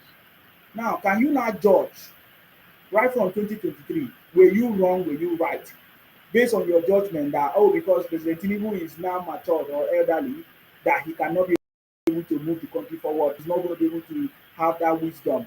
Even when we have seen his past leadership as a governor in Lagos, senator even in Lagos, even as a political leader, making people governors, senators, reps. So now when you look at yourself, it's a self-reflection. I think we are going to continue this for some time so that I bring people back, because Nigerians always are quick to forget. There's a lot of activities in Nigeria that make Nigerians to forget a lot of things. So I'm going to be bringing your mind back, because it's going to happen in 2026 now. January is already here. There's a lot of things that have been set up to take place under President in 2026. So I want you to reflect your mind. Those victories in 2023, did you still have any reason to support Obi or Atiku? Do you regret or yes, your comments or the things you said about President Tinubu? Because President Tinubu have actually defeated or proven to every Nigerians that the things that they said about him was not correct. You understand me? Number one, we saw how President Tinubu was doing during the election period in 2023. People use that against President Tinubu that, oh, he's not going to even survive. He's not going to, he cannot talk, he cannot walk, this and that. He's going to fight it. That if this happened to him, God forbid, that the vice president, Kashim Shettima, is going to take over. Those are one of the reasons why many people refuse to vote for President Tinubu. But right now, what do you have to say? Can you reflect on it and say you really make your analysis was wrong and you really made a wrong decision? Even Kashim Shettima, the stories that they have been spreading that he was the one that we saw him, especially this story is a misinformation by the Igbos or IPOM. Most of the Igbos believe this. Most of the IPOM, Biafra, Nnamdi Kanu, disobedient children, they believe this. That it was Kashim Shettima that was seen with the Boko Haram member. This is that oh, because of that they are not going to support Kashim Shettima. That he was the one that started Boko Haram and all of that. So those victories. Unapologetic, you want to say something? Sorry. Yeah. Okay, go ahead. Say it. It's just funny how propaganda, fake stories ruin our country, and it's still continually ruining us. You know, the 2023 election, Yes, Isima has set Nigeria back 50 years in terms of our unity. And I don't know if we will get it back. okay. And it's still continuing. Yes. What was the Shettima story? Who sat down and come up with that story? Look at what's happening now. You started that with, I don't know if you started that, but I think I heard Amadi saying something about that. Abia State Governor using state resources to go and visit the terrorists, a convicted terrorist. Yeah. Yet, there is a lot of noise about Obi. So what's the difference between what the Deputy Senate President are doing with a convicted terrorist and what Obi is said to be doing with bandits? Help me out, because I can't see the difference. Thank you. Thank you very much. Thank you very much. I salute you. Thank you for that contribution. Yeah, you are very, very correct. And that is what I've been talking about. How can a sitting governor go to visit a convicted criminal in the same Nigeria and nothing has been done about it? The government agencies did nothing. It's a big problem because it can never happen anywhere. If the federal government convicts you as a criminal, there is no member of any government anywhere in the world that will go and visit that person. But why is it happening in Nigeria? Why are things like, the Nnamdi Kanu rhetoric was, allowed for over 10 years? So many people were or are still massively brainwashed or deceived with all the lies and propaganda. Kashim Shettima did not make any attempt to counter those rhetorics and misinformation and propaganda of IPOB for so many years. He did not counter it. So many people believe that it was true. That it was Kashim Shettima who actually harbored criminals and all of that because of the photo that was taken. But Kashim Shettima have explained what really happened. You understand me? That was a lie. That is not happening. He actually explained what happened with the picture that they took. That is not correct. But this is the misinformation. One of my auntie came here yesterday. It was also telling us about the misinformation that repented Boko Haram are now being whatever. Yes, accepted into our army system. But that is not correct. All these things are misinformation and propaganda. Thanks to Godswill Akpabio, under his Senate presidency, the National Assembly have now passed to law. Anybody that is caught with all those misinformation, of course, there's a penalty, and now even kidnapping, there's a penalty or something like that. Maybe this will help to curb all those things. These things. I have a problem. Sorry? I have a problem with this government. Okay. I have a problem with Tinubu's government. Yes. As much as I love him, Of course. I think his cons team are doing him a lot of disservice. It takes people who are politically conscious to know the good things this government is doing. Yes. So it needs to work on his communication team. They are letting him down.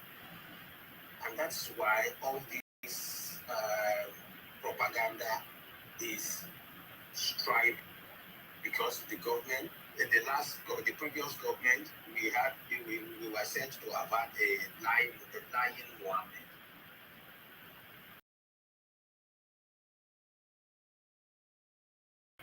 Letting people know whether positive lies or true, what was happening in that government. But we have nobody who are doing it for this government. Yeah.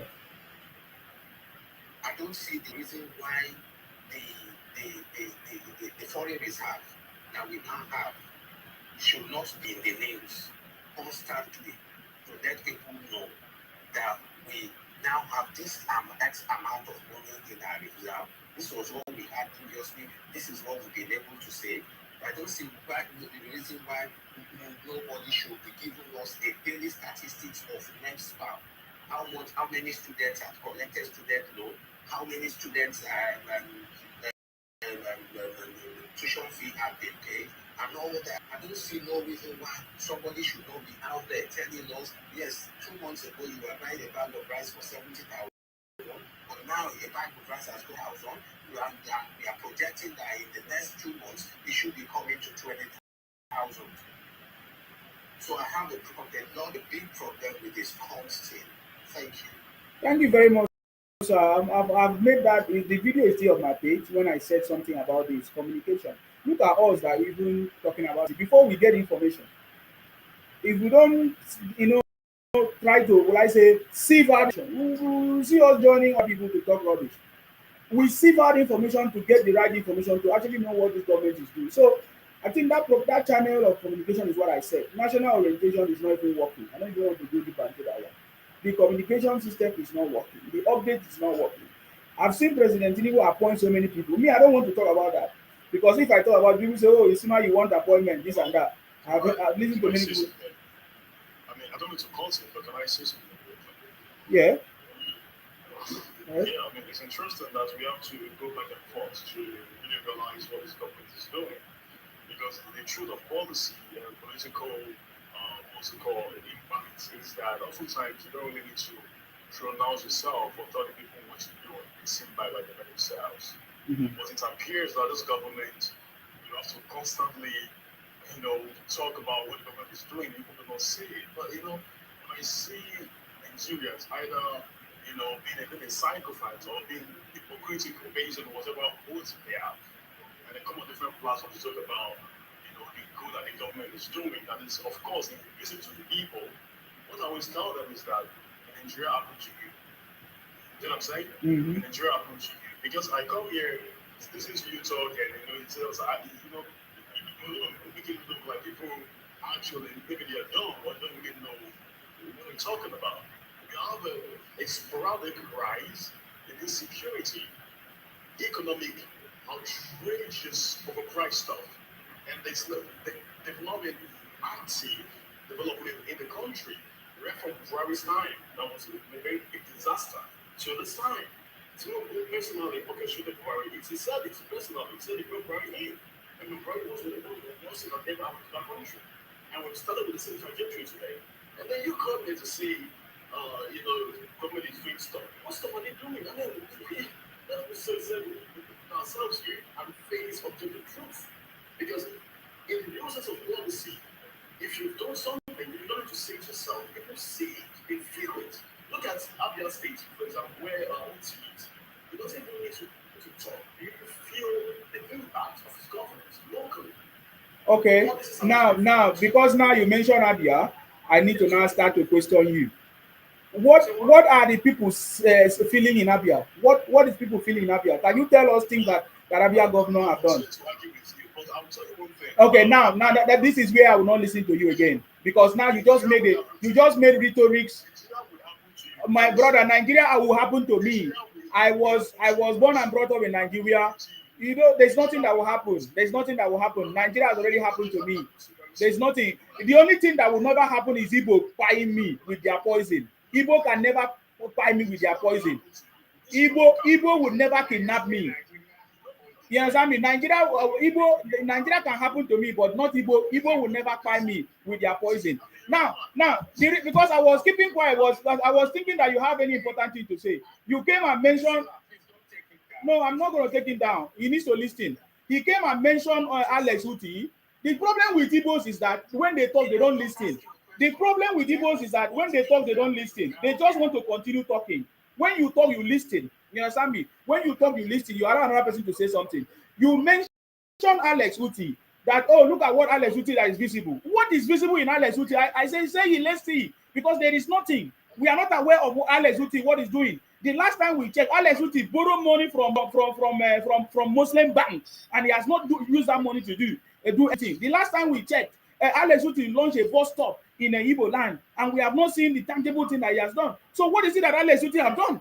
If not the rhetorics of Igbos online praising Alex Uti. You said that it's not just about President Tinubu to talk about the things. No, he needs to talk about it. When you don't talk about it, when you don't inform people, it's just like education. You educate people of what you are doing, and that is how people would know. It's the same way Igbos have been pushing Alex Uti, the same way you push Alex Uti now with these lies, with propaganda. There is nothing Alex Uti have done in Abia State. In fact, Alex Uti is one of the worst governors that Abia people have had, because he has not done anything. He commissioned empty space. Now, look at the space that they commissioned in Abia State. They say they want to do airport. Look at now, people are going back to do their farming in that space because Alex Uti have not even paid them what belongs to them. So what is it that Alex Uti have done? So if you are coming here to compare any government, you need to tell us what Alex Uti have done. You cannot come and say, you cannot come and open your mouth and praise Alex Uti, and you don't want me to open my mouth and praise Tinubu. It's the same thing they are doing. So what are you talking about? And you are not saying Nigeria will happen to you. What no rubbish is that? We will stop Igbos. We will stop Igbos from kidnapping people. See, we will stop Igbos from kidnapping Nigerians. Igbos are the one doing the business. Did you not see it? Very dark man exposed you people. How you people are doing kidnapping in Nigeria? How Igbos are doing kidnapping in Nigeria? And then you call it insecurity. It's Igbos that are doing kidnapping. It's everywhere. It has been exposed. Are you not seeing the story of Harrison? Are you not seeing what's the name of that place in Igbo land? In Osu, is it Osu or Tax Bridge in Anambra, where is a den of kidnapping business that is going there that the government has spotted? Do you want me to talk about it? In fact, I don't even want to talk about it because you have said it now. I'm gonna now talk about it. I get it now. So Igbos are the one doing kidnapping in Nigeria, and they are the one doing insecurity. The Igbos are kidnapping people, making money. That is what they are using to make money. And you are telling us, are you not seeing the height of kidnapping in Nigeria? No, it's Igbos that are kidnapping people. They have it. That's why Nnamdi Kanu is sentenced to life imprisonment, because he was aiding and abetting kidnapping business. It is not a business. Most things have been caught. Harrison, an Igbo man, has been caught doing the same business of kidnapping. So what are you talking about? So all these things will be resolved. But you cannot come here and challenge me by using Alex Uti. That is what triggered me. That is what I was listening to you, because I was thinking that you were talking something that makes sense. I was listening to it, but when you mentioned Alex Uti, I knew that you are a boutique criminal, very stupid people that cannot hold their leaders accountable. You come here. If there is anybody to complain about Nigeria, Igbos don't have power to talk anything about, because you guys are the one, a part of the problems in the country. You understand me? So because I gave you opportunity to speak, you think you can come and do nonsense here? I was listening to you thinking you have something to say. Over. You cannot continue if you don't tell me what Alex Uti have done, because they can't see it. How can I tell you? How can I tell you what Uti have done? No, I asked you that question. You never said it. So now I've given you opportunity. We are listening. Tell us what Alex Uti have done. Tell us. Very good. Yeah. A very good one. One assumption you made that is very wrong. You are the one. I will remove you. On apology, sorry. I will remove him. I'm asking you a question. What is it that Alex Uti have done? You understand me? There is nothing that is happening to him. It's already happening to Igbos. Look at you. You are talking nonsense. You are Igbo. You are Igbo. Who are you? You are Igbo. You are Igbo criminal. You are Igbo criminal. Look at you. You are Igbo criminal. I know you people. Is it today? If you are not Igbo, you cannot make reference to Alex Uti. You are Igbo. You telling us, I can't take any advice from Igbo man. You are a very stupid person. You say Nigeria will happen to you. What rubbish stuff? Because you have been kidnapping people in Nigeria. Those stupid people. You have been kidnapping people and you have been allowing it to exist. You're talking nonsense at you. I was thinking you have something that's important. I was thinking that you have something. Come on, get out of here. You don't come here and talk rubbish. You think that we are here to joke? Stupid people. Why they are the one kidnapping people?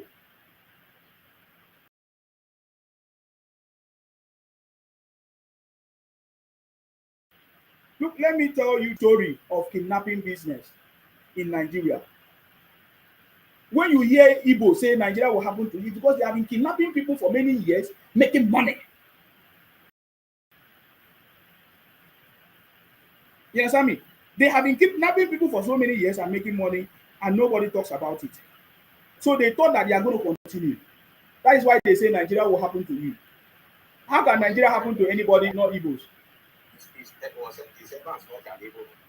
He's an Igbo man. That is an Igbo man. I know him very, very well. It's not today. He's an Igbo man.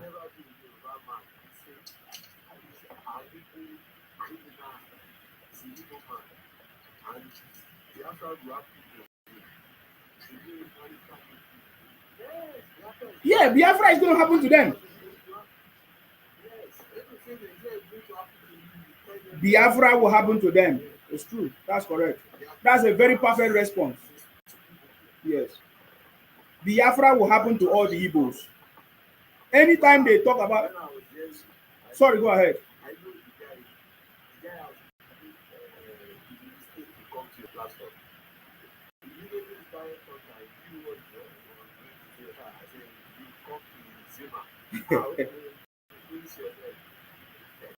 Sir, are you aware of what is called Tiger Base? I think I need a separate broadcast that will expose this thing that is going on. When you hear all these people say money in water and spray money in every parties, where do you think they take money from?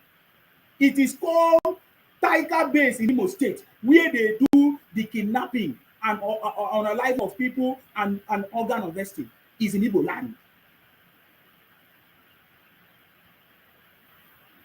You understand me? That is a place in Imo State.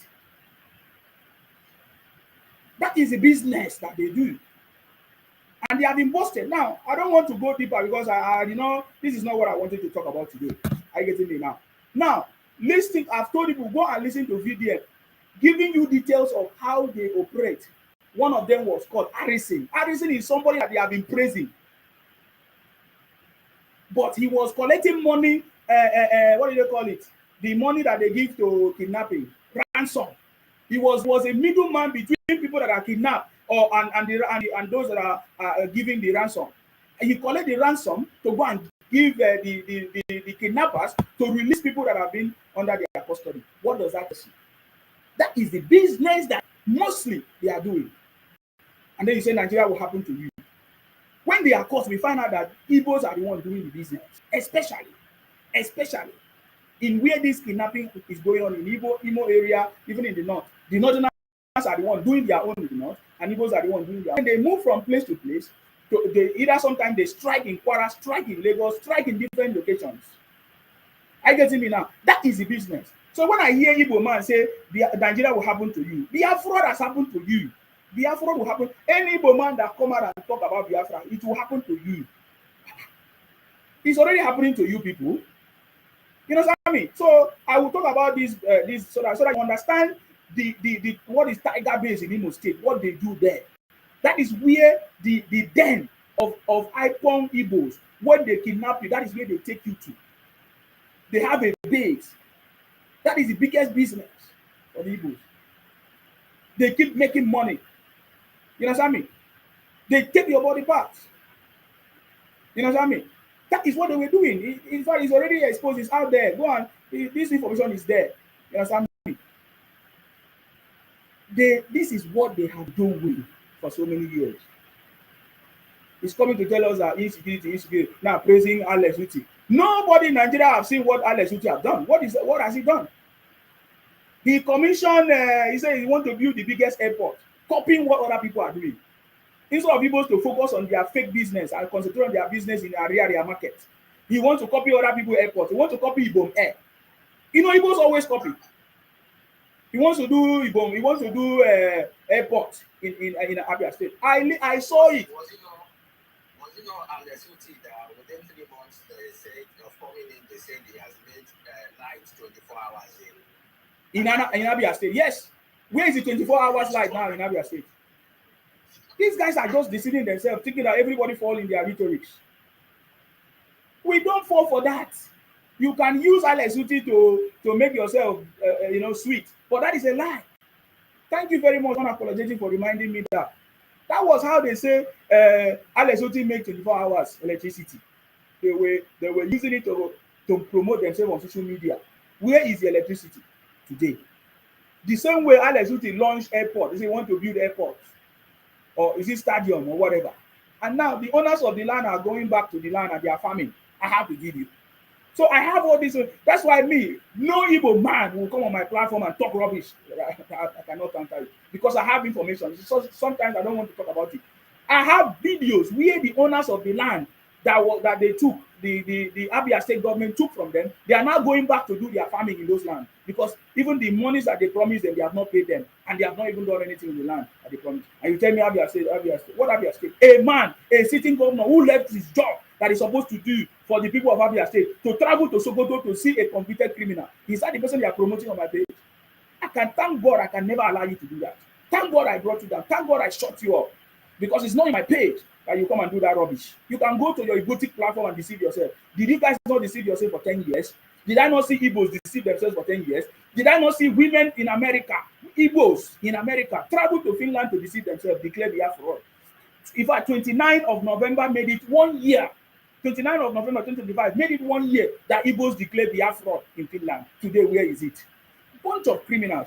Biafra will always happen to Igbos. Biafra will happen to Igbos now and forever. You understand me? So don't come on my platform if you don't know what you're talking about. Now, we were talking about that we don't like this government in terms of their communication. It's true, everybody can see the communication is not, if you don't communicate to people, how will they know? That is how it's done. People will be hopeful and say, okay, look at it, look at the ways, because for the changes to happen, it takes time, and because of how a lot of misinformation is everywhere, communication is very important. People like us can pass the message properly if we have an authentic channel to get this information. It's difficult for us to get the right information. If not, we could have done everybody to do the same way they are doing. Look, go on social media, go online, especially the Igbos, because they are the ones that always push propaganda on social media. So how if these people are pushing propaganda on social media, misinformation, what is the best way to tackle it? It's for us to not tackle it and give people the right information. Just like we have debunked all kinds of lies that have been out there for so many years. So for me, I've said it that I'm not happy, but I don't believe in complaining every time. I always find a way of doing my stuff. That is why today I can decipher many information, I can deliver it, and at the end of the day, it turned out to be what we have said. Because we have dig deep and we have gotten the information. But this information is supposed to be readily available. This is a digital age. I've seen President Tinubu appoint so many advisors, they say information, advice, all those things. But I don't see how active and productive they are. I don't see how active and productive they are. Because just like I said some time ago, President Tinubu government includes social media. Every country in the world, go and check. Social digital information, media is the most important thing that they use. Even the Prime Minister gives updates every day. Even the US President gives up. Don't you know about White House morning press conference? Is it every morning? Yes. White House press conference every morning. You know why? You know why they do that? It's an information age where there's a lot of information, misinformation. So the White House need to dish out their own information. And that is why after all the media go to the White House, after the press briefing and everything, the country now move forward every morning based on the White House press briefing. So we need a channel to get authentic information so that people like us can deliver. We can deliver the information if we have the right source and the authenticated information. So this is important. We need to change all these things. And I believe, just like I said, the reason why I don't complain too much about it, because I know President Tinubu is working on it as well. So it's still to help him if we want to move the country forward. Because there are so many misinformation today that is making people to do all kinds of things because they are being deceived, or they read or read or consuming all kinds of wrong information, misinformation that is giving even the country a bad direction and a bad name. So we need to tackle misinformation, and President Tinubu government includes social media. If you fail to govern social media as a president or as a leader, you will fail, because the opposition will use propaganda, will use any little medium they have to penetrate, and this is what they have been doing, for some time now. It's just a few of us have been trying to tackle this. I get me now. So hopefully one day we will get a very good information channel or communication channel from this administration, because it's just 2 years, 3 years now. We still have many years to go till 2031. So we need this thing to be corrected. We need proper briefing. We need proper communication of things that are happening. Sometimes they just release newsletters. Sometimes they go to some media houses. It's not supposed to be so. Media houses are supposed to be invited every day to the briefing or to the update that the government have. It is them that will come, not we, not one. Maybe one minister will go to one radio house today, tomorrow go to no. It's supposed to be a comprehensive total package, a one source system, for dishing out every information so that everybody will know how to address. So this is we should learn from developed countries how they are doing things. These are the things we should learn. This is not rocket science, already in operation. It's not new.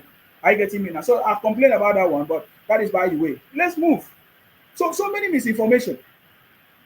So many misinformation is everywhere. So many misinformation. So when they say Kashim Shettima was with bandits and terrorists and whatever, all those things are false, because Kashim Shettima have come exposed that lie and say no, that is not correct. That is not the story. The picture that they're sharing, especially Igbos, are sharing on social media to confuse their Igbotic brothers, is not correct. You know what I mean? It's misinformation. It's not correct. All these things are lies. So I was asking question, looking at during that campaign 2023 and now, the things that they say against President Tinubu, is it actually true now? Now that you have gotten information, now that you have known better, because many of you did not know Obi, but me, I knew Obi before 2023. So that is why I was able to counter him. I knew that Obi was a scam, a disaster, even in Anambra State. That even churches among themselves were fighting. Anglican and Catholic were fighting among themselves. Nothing tangible that he did. Nothing tangible that he actually did in Anambra that we can make reference to and say, oh, look at Obi's legacy. But we can look at Lagos and say, look at President Tinubu's legacy. You understand me? So they used to say, oh, Tinubu knows how to talk, cannot speak. But we have seen Tinubu address many conferences, many international communities. President Tinubu, I've seen him address different occasions. But before they say, oh, you will not be able to speak to defend us. So can you not tell yourself that you made a mistake in your conclusion in 2023? Because what is coming is going to be more shocking to you. What the success that President Tinubu is going to deliver is going to be more shocking to you. If now what you have seen President Tinubu have done is not shocking to you, you don't understand how powerful President Tinubu is. Look at just like what Unapologetic was saying. Every leader that was invited to White House, do you know how they humiliate them when they went there? I learned that they say, oh, they have given visa restriction to some people, all those things nonsense talk. If Nigeria is working, we don't need to go to anywhere. US is the one that's supposed to come to Nigeria, because that is where the resources. Oh, should I shock you? I wanted to do a short video tomorrow to show you. Did you not see the news that the US just signed an agreement between Rwanda and Congo for their mineral resources? It's about the resources. This is where the wealth is. They need to look for things. So look at the way they put it, because I don't want to go deeper, because I want to do a video on that tomorrow. Look at the way they did it, America. Look at what they did it. There is fighting between the villages in Congo and Rwanda, fight between Rwanda. They always escalate this fight. And then US will come and say, oh, we are going to cause an agreement to stop the problem. But we are going to stop the problem, you give us your mineral resource, your rare earths or whatever, solid minerals. That is what they did. Even in Zelensky, was it not the same method? We saw it in the White House. That interrogation is everywhere. So this is not imagination. These are facts. So when I hear Igbo people, I say Igbo people don't understand politics. It doesn't matter where they live, whether they live in America, whether they live anywhere. They were saying that, hey, Trump will come and invade Nigeria because of misinformation of Christian Geno. Those things are lies. That is, they are looking for your mineral resource, which there is nothing wrong. If you have a abattoir, is it abattoir? If you have a resource in your place, that contain a lot of resources that the world is looking for, but why don't they come and negotiate with us, like normal human being, and not through exchange of aid? They say they are giving you aid. That is what President Tinubu have delivered Nigeria. City boy. Did I not tell you that President Tinubu has cracked the code and Nigeria is not going to be a third world country anymore? That Nigeria, President Tinubu is bringing us out of the third world status to a developed one. I said it to you. That is what President Tinubu are able to do. They can no longer negotiate with us with aid and all those things. No, they should negotiate with us as countries that deserve respect. We are no longer bound by dollar transactions. No. President Tinubu made it possible for the first time that our dollar is what they are buying. That is why I say President Tinubu have turned Nigeria from consumption to production, because we are now producing. Do you know what that means? So any boutique criminal with their propaganda cannot succeed. It's not yet time for campaign, man. But I'm just telling you, it is when it's time for campaign, you will see me in full action. It's not by noise. Yeah, I've done it before. I'm going to do it again. You understand? We delivered it in 2023, and we're going to deliver 2027. It's not new. In fact, this President Tinubu himself already put strategy in place. Now there's a renewed hope initiative team that is set up across the country. So there's already a groundwork going on. It's total capture, total defeat. The victory of President Tinubu in 2027 is going to be overwhelming. I get me now. So I'm not going to join. See, I've come far enough to understand. It's just that I've not been doing this like as if it's a full-time thing. But I've come far to understand not to argue with Igbos or Igbo criminals or disobedient. No, because when you find out, when I discovered the kind of people I argue with, I slap myself. I say, look at how stupid I am. How can I be arguing with traders? Traders that say, show me law. Where is the law? You don't know the law. How can I argue with people that say, where is the law? They are traders. You don't blame them. You can't blame them. That is how they were brought up. That is how their leaders brought them up. That is how their politicians brought them up. People that are arguing, where is the law? The law that you have been prosecuted on, found guilty, and now you have been in prison, convicted, and you are still shouting, where is the law? Why should you be arguing with such people?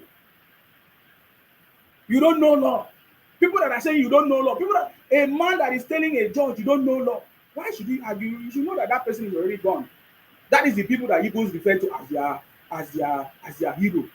It's a shameful something. I will never be an Igbo man in my life. God forbid. There's nothing wrong to be an Igbo man, but me, I will never.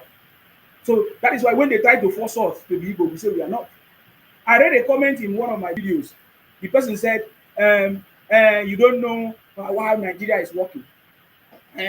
That you people are trying to distort the Igbo population, that Igbo population are supposed to be, so that they can rule the country. Igbo, that us in the south, that they use us they divide us, they divide us from them, so that they diminish Igbo population. And you are talking at our own army court. You are talking nonsense. Because we never wanted to be Igbo. We don't want to be Igbo. Everybody should be their own. Appreciate your own. It's so funny. Like when somebody see the way I talk, you think that I don't like the Igbos. No. But it's them trying to force me to be Igbo man. When my tongue can never be Igbo. When my language can never be Igbo, when my food can never be Igbo, I have my own identity. That is where the biggest problem is. And they will continue to have that problem until they realize who they are, their true identity, and trying to force other people to join them. So that's the conversation. Now let me show you. There were so many misinformation.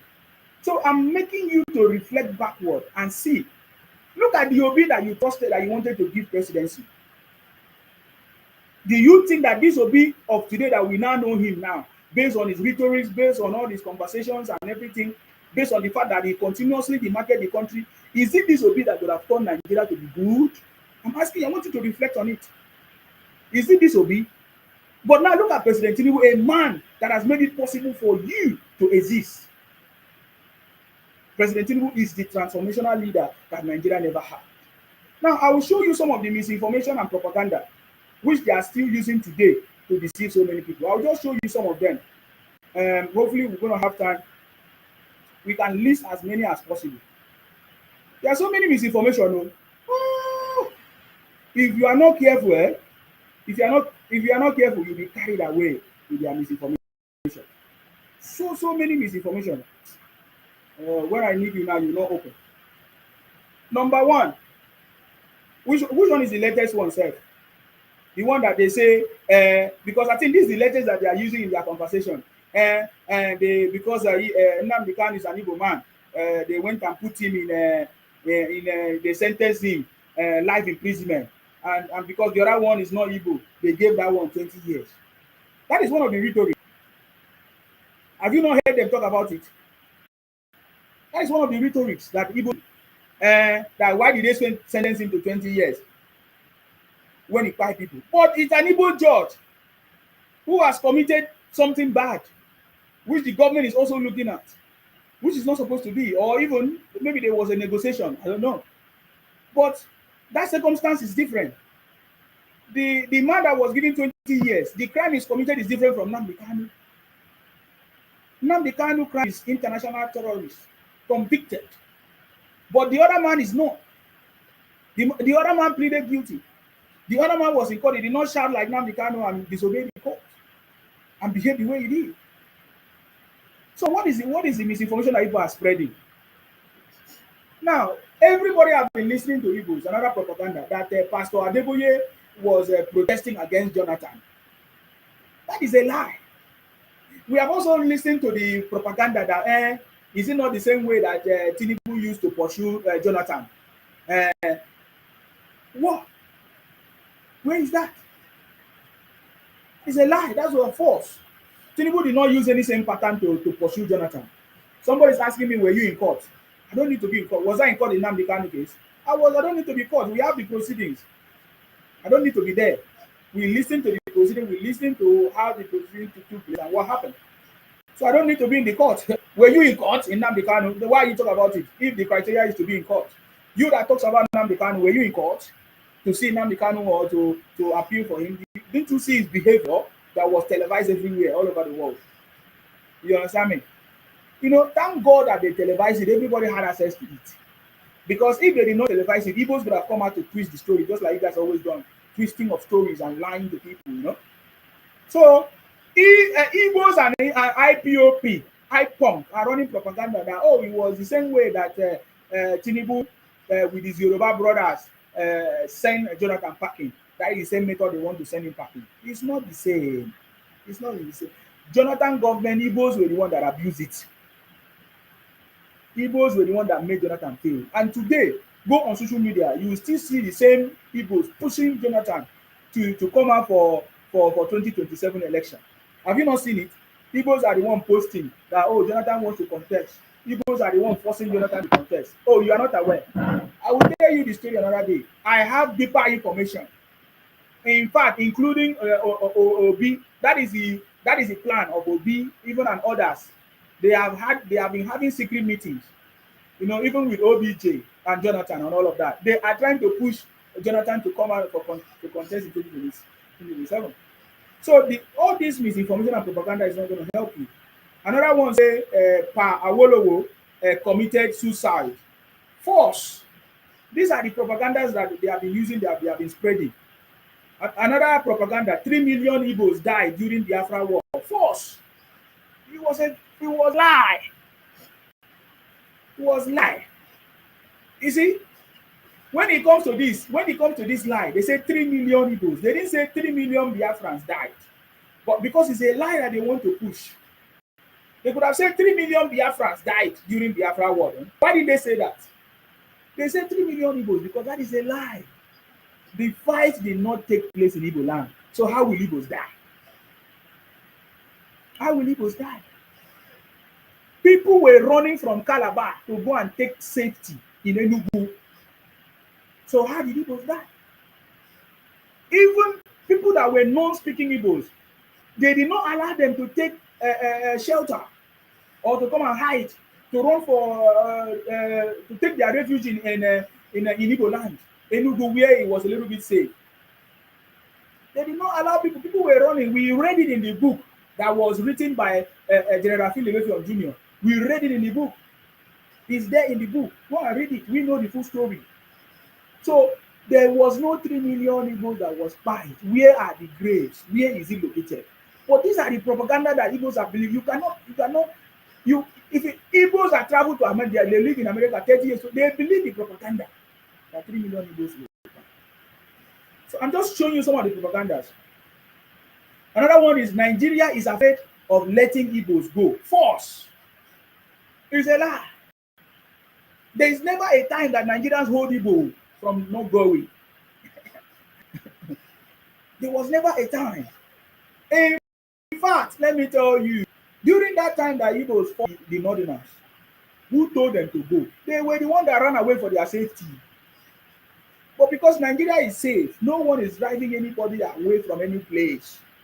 But for their propaganda to work, they need to lie. They need to say Nigeria is afraid to let Igbos go, that they are the one that developed the country. That is a lie. You are the one that is afraid to go because you know what Nigeria means. Without Nigeria, Igbo man cannot exist. You cannot do your business. You are known for buying and selling. You don't have a skill. You don't have any other thing that is tangible to do. You understand me? You are known for buying and selling, so you need to go to places to sell. And now you are even using that trick, that buying and selling agenda to kidnap people, to commit your crime, to take people's land, to insult the host and everything. So what are you talking about? I'm telling you the myth. I'm telling you the propaganda of Igbos that have been existing. Maybe I'm going to do a separate video to make it short so that people will be sharing it. These are the lies. Tell me any place in Nigeria that Igbos have attempted to leave and they say the Nigerian government called them and said don't leave. I'm asking you. Even when they complain in Lagos, when the owners of Lagos, the Yoruba, say enough is enough, did you see Igbos leave? Rather, they are traveling by night in fact, in volumes, in numbers to Lagos every night. The same in Akwa Ibom, the same in Rivers State, the same even in Edo. They are the same person complaining. You come to my space. I did not come to your own to come and make you uncomfortable. You came to my place in Akwa Ibom in Lagos and you say, oh, they are not treating you well. Why must they treat you well when you don't treat yourself well?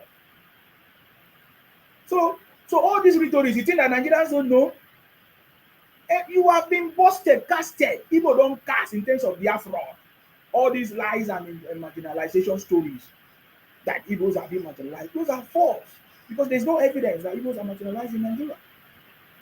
Point being one evidence. There's no evidence that Nigeria do not want Igbos to go, contrary to their usual rhetorics and lies and propaganda. Every day we see them moving to Nigerian territory. So what do you mean? You think that Nigerians are stupid because they keep quiet because they just want the country to move forward? No, we know what we are doing. We know that you are cowards. We know that people are cowards.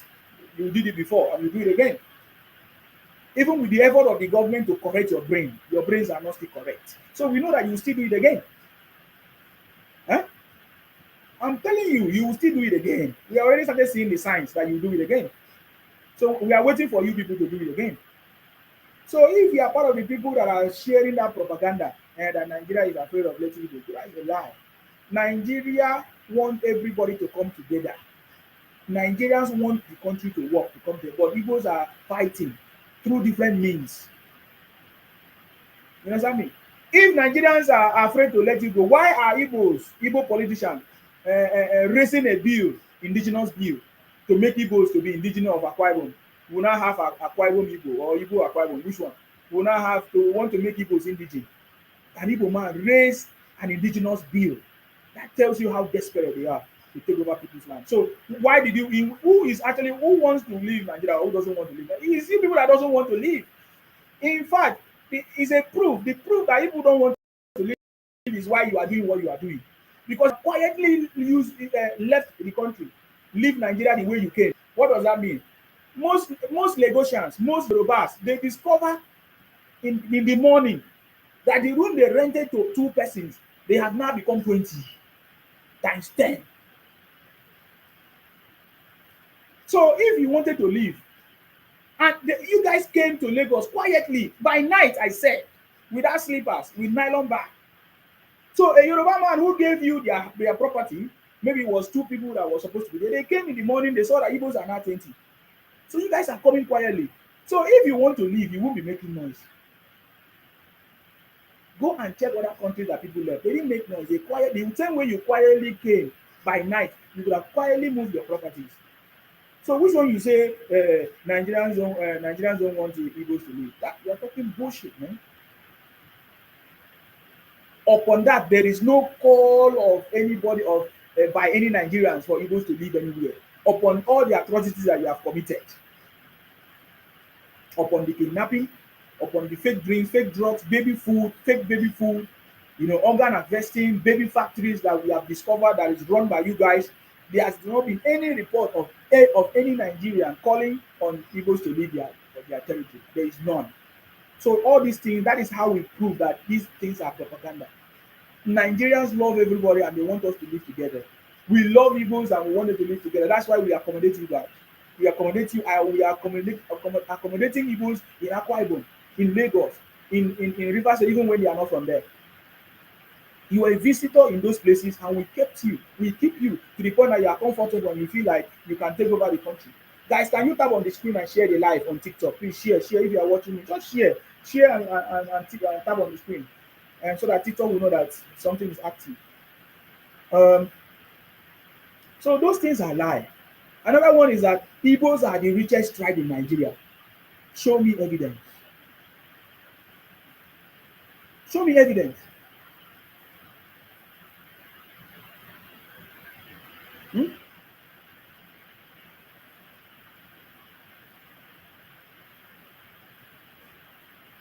Show me evidence that Igbos are the richest tribe in Nigeria. Igbos are immigrants in Akwa Ibom, in Lagos, in Port Harcourt, in all those places. As long as it's not Southeast, you are immigrants.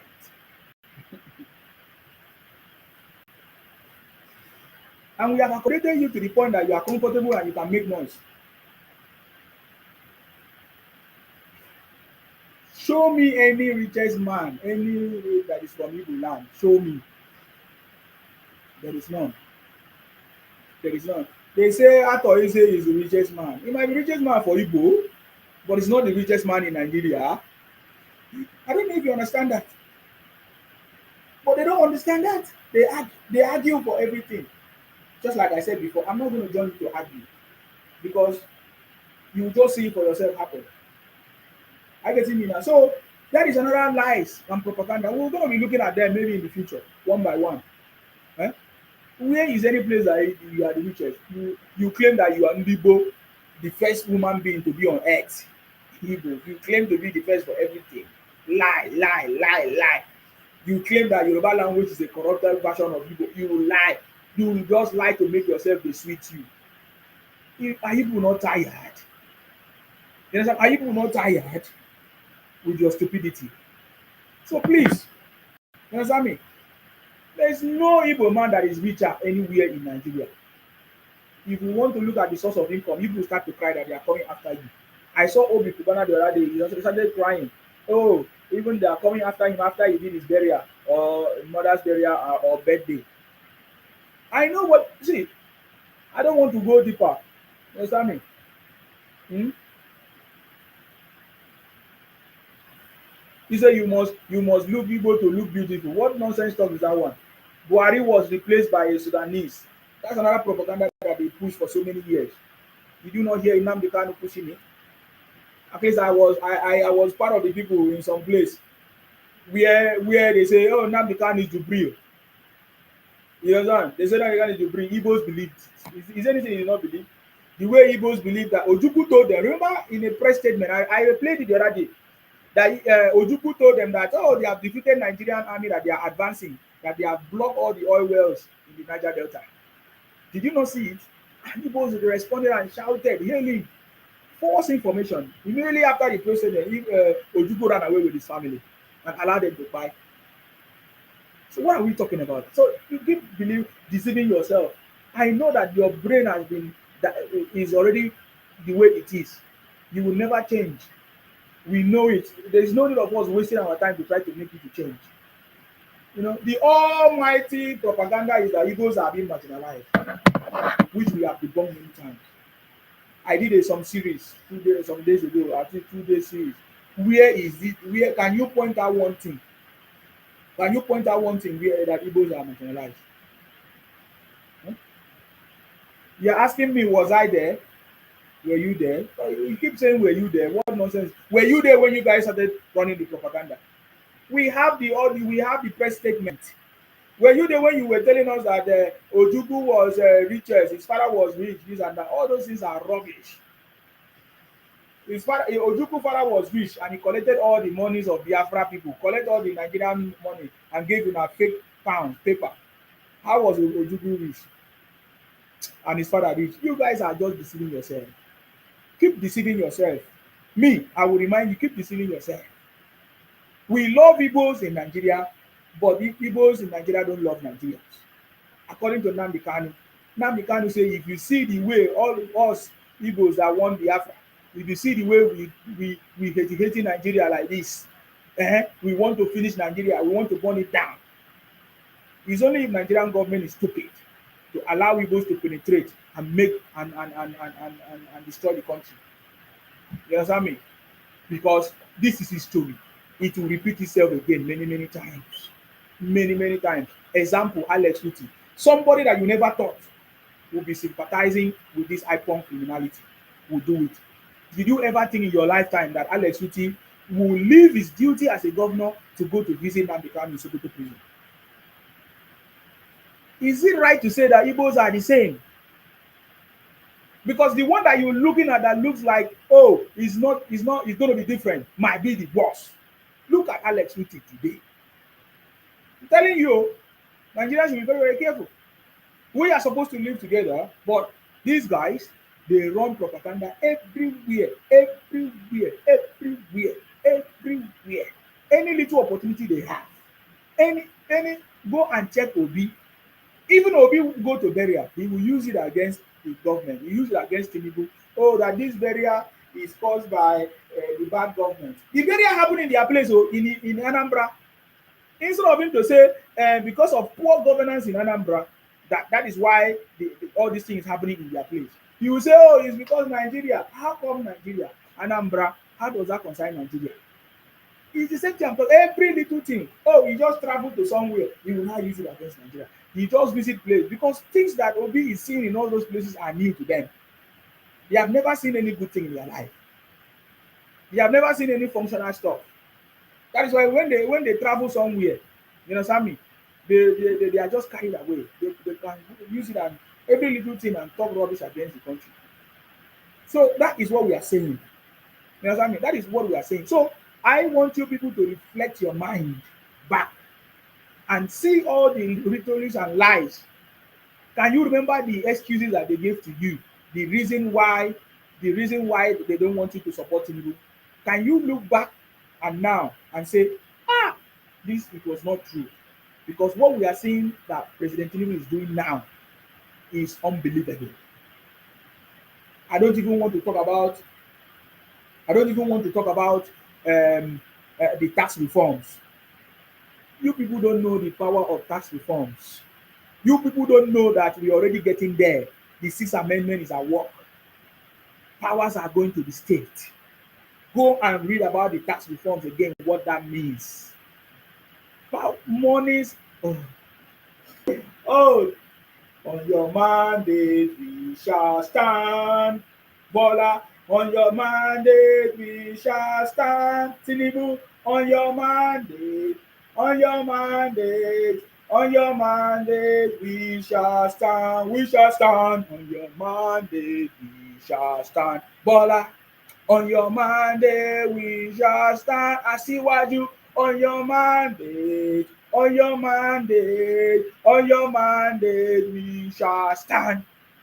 You have done what no man have done before. As a leader or president of Nigeria, you have done it and you deserve it. You understand me? You deserve it. I remember only the rhetorics can break you. Only the noise making and propaganda against somebody, even normal person, they say, oh, let us hide your identity for privacy's sake. Look at all the rhetorics and propaganda that Igbos were running everywhere against President Tinubu. Lies upon lies. If we even want to remember the drug baron issue, how they were running up and down, writing articles everywhere, making videos, saying that Tinubu is a drug baron, this, that. Okay, what about the certificate forgery? They say it's forging certificate. Only all this rubbish and things that they say can even break you. But you are a true leader. You are a strong man, President Tinubu. I'm telling you. I'm telling you, he is a transformational leader. And by the special grace of God, you know, what we are expecting will happen. You're already doing it gradually. I getting you now. This one say you are the propagandist. No problem now. Let us see the propaganda that is going to defeat, that is going to be bigger, that is going to do well. You understand me? So, is there anybody that is still supporting Obi or Atiku after you have known all these things? After you have known the truth now, will you tell yourself that you have the right mindset? Will you tell yourself that you are complete, that you have a brain to still support Atiku or Obi up to this point? For the space of how many years now? 2 years, 2023, 2025. Will you tell yourself that I'm with my right sense of mind to continue to support Obi? The city boy is on the throne. Are you getting me now? No, you can't. Ask yourself, how come Obi cannot form a party? How come Obi is running away from primaries? How come Obi is always looking for where to get tickets? How come Obi is not saying the truth? How come Obi has not condemned the insecurities going on in the southeast? How come Obi have not solved at least one problem first in the southeast? Let us see that we say, oh, he can come and duplicate this solution in Nigeria. How come he has not done that? No, you can't. You can't become president of Nigeria. President Tinubu have reset it. There is a future lying ahead of us. Thank you very much, guys. Can you tap on the screen? Thank you. Let me read your comments here. I see you because I don't want you to feel I know you. Thank you very much. Olatunji said the coming election 2027 is going to be a landslide victory for President Tinubu. Correct. That's correct. It's going to be the coming election. I keep repeating it because I want you to mark it because when it happens, you know. The coming election in 2027 is going to be celebration of President Tinubu legacy. That is going to be our campaign. Celebration of President Tinubu legacy, which is a renewed hope, the renewed hope agenda. He has almost done everything that he said he's going to do. Gradually, and it's going to work. President Tinubu is the best. God save us from the disaster, Obi's disaster, or Atiku disaster. It would have been the worst nightmare, worst disaster ever to have for Obi to have emerged. It would have been the worst. You understand me? But we dodged the bullet. You understand me? We dodged it. Akin Wumi said, we see corruption, money mongers, dominators, and desperate power mongers right through them. They can fool us once, shame on them. Fool us twice, shame on us. They have been programmed that way. Exactly. We can never. Are you telling me that with the Yorubas, for example, in the last election, some of the Yorubas voted for Obi. We saw that is why Obi even won in Lagos, according to the story. We saw the report from INEC that Obi won in Lagos. That is because the Yorubas are liberal people, open-minded people. They if they have a open heart and they are free to do what they think was right. So they thought the rhetoric of Obi was correct, or maybe it's correct. Is the right thing was to support Obi. But when you go to Igbo land, did you see them support Tinubu in their vote? They got 98, 95 for Obi.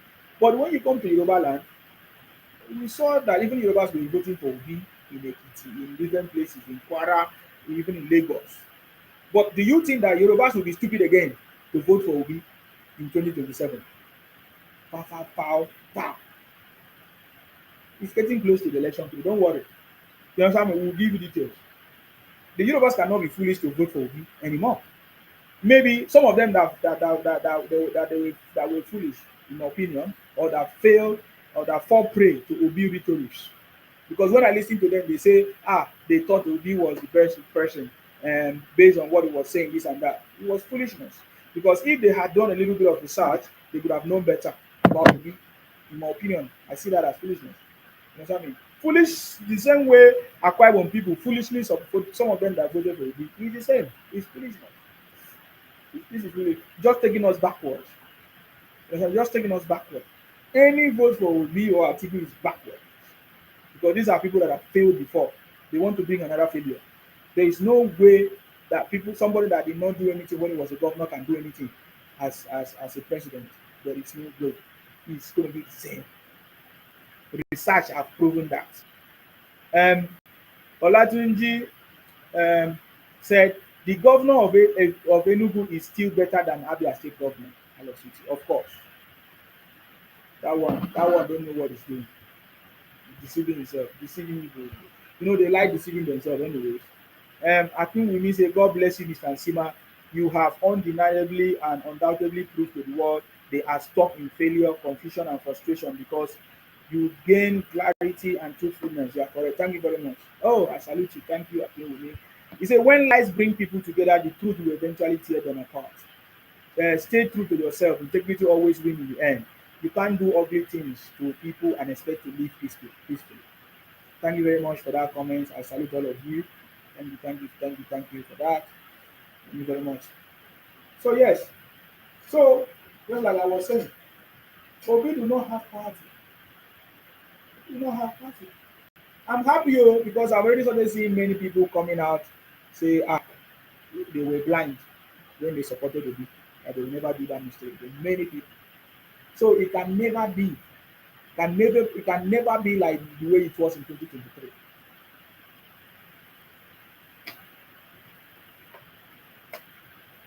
So I'm trying to find out from you, if you are among the people that have discovered that Obi was a scam, that Obi rhetorics were lies. I want to find out from you people if you are part of the people that have left Obi, because we have seen so many people that have left. Mustafa, I salute you. Say, Mr. Nsima, God Almighty shall continue to bless you, your wisdom. Thank you very much, sir. Mustafa, I appreciate you for your comment on TikTok. May God bless you as well. You understand me? You understand? So, because I've seen many videos from disobedient people now obedient to President Tinubu, they now say, President Tinubu is the better option. So I'm trying to find out from you if you are one of those people that have realized the truth, that you supporting Obi, that you were thinking that you did the right thing, but no. Now you have discovered, what is it that is still, are you still supporting Obi or Atiku? What is it that will make you to still continue to support Obi and Atiku? So I'm going to give you opportunity to come out here. I've been speaking for almost 2 hours now. Okay, I'm going to give you opportunity to come on board now and tell us. You understand me? Blossom, it's opportunity for you to come and tell me. You say it's obvious you will never make heaven. You people always make everything when they have exposed your mindset or criminality or whatever. You always, it's like you always turn to God with God emotional rhetorics or spiritual nonsense. What are you talking? If I'm successful, don't you? Is that not a sign to show you that my God is bigger than your God? I don't know what you're talking about. If I'm successful, is it not a sign? I will never make heaven. It's true. I'm not going to the heaven that you are going. I'm not going that kind of heaven. Where I am is different from you. You are in the losing side. I'm in the winning side. People in losing and winning side, will they go the same heaven? No, no. So yes, I will not make Biafra heaven. I cannot. I don't wish for it. I don't wish to. If heaven is in your mindset, all those things are nonsense. You understand me? You are in the losing side, and you are talking about heaven when you have not even seen earth. When you are not even happy here on earth, you are talking about heaven. You understand me? You have not even made it here on earth. You are referring to heaven. It's so pitiable. Sometimes when I see some of these people talk about heaven and earth, and then you'll be looking at them, people that are talking about that they are going to make heaven. Please for you, they will make heaven. They haven't made earth. They have not achieved it on earth. What makes you think that you make heaven? What makes you what if it was easy, you could have made it here on earth. In your so-called heaven that is competitive according to you, don't you think that there are people that have more connections than you, people that have money connections that will make heaven because of their connections and their money, that they will still use their money and connections to go to heaven, and you will not. So the things that is easy for you to do, you have not achieved it. Common to have common sense. You people cannot have it. You are talking about things that is complicated. So Blossom, the opportunity is there for you. Convince us why you are still supporting Obi.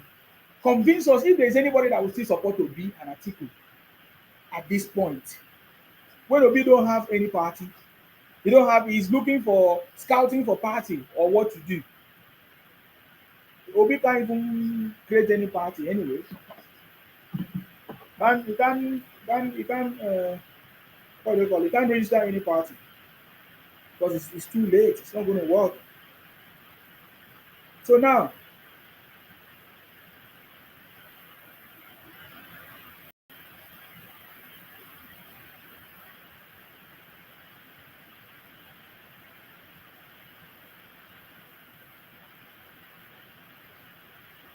are you getting me? So now you are making noise. Yeah, you are turned to heaven. So you know to make heaven. If there is anybody that is not going to make it, it's you people that are buying people that are selling fake drugs to make money, to become odogu, people that are doing all this organ harvesting to make money in order to call yourself odogu. Simple. Those are the people that will not go to heaven. Go and see your brothers what you are doing to yourself, kidnapping, collecting money, and you say you go to heaven. Hmm? You understand me? So it's not going to work for you. Olatimi say 80 to 90% of the Nigerian students would vote for Tinubu. You don't know who Asiwaju is. You don't know who Jakaban is. You people will learn politics. I told you guys you learn politics. The has not even started. You guys already started to cry. Can I remind you what you guys are crying for? A few weeks ago or months, we saw them crying. Even they are still crying. That Tinubu is making it hard for them. Thank you very much, Mustafa, for sharing. Thank you for sharing. Please, guys, share the broadcast. Thank you. Like and share. I remember when we listened to the opposition, they were crying that President Tinubu is making it difficult for opposition to operate. That the President Tinubu wants to run a one-party system. Can't you see how powerful the man is? Mindful. Thank you very much for reposting. This one, there is no contest. To me, and they tell you now something. Are you not seeing how governors are decamping from PDP to APC? Because they know what is coming. Sixth Amendment is coming. You don't know what that means. Every Nigerians know that one of our fundamental problems is the constitution. Have you seen any president try to make attempts to change the constitution, amend the constitution? The last person that attempted was Jonathan, and he refused to listen to the recommendation of the committee of the conference. Is it what they call that confer? I remember Jonathan was supposed to implement the confer, but he refused. He couldn't do it, or because maybe he was afraid, or he wanted to do it in second term. You understand me? That is why for me, I know the president will have his own strategy. Let me don't go there. I don't wanna. You understand me?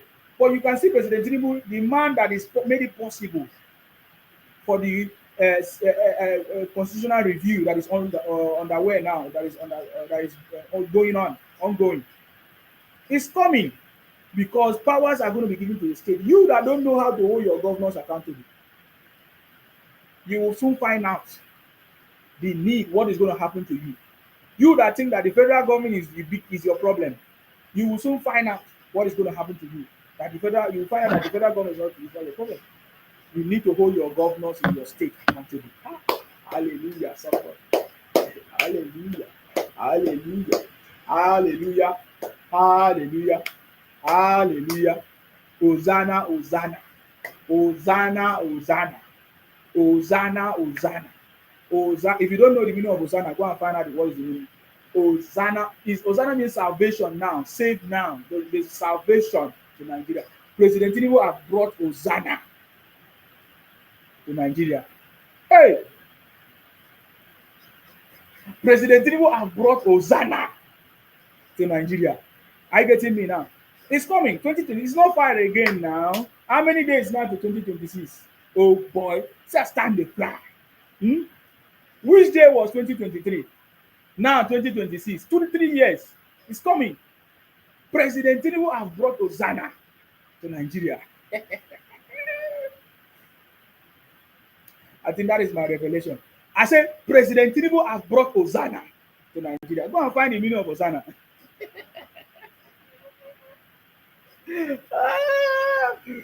President Tinubu have brought Hosanna to Nigeria. You know what that means? Sixth Amendment, the only man that made it possible. And you people are talking.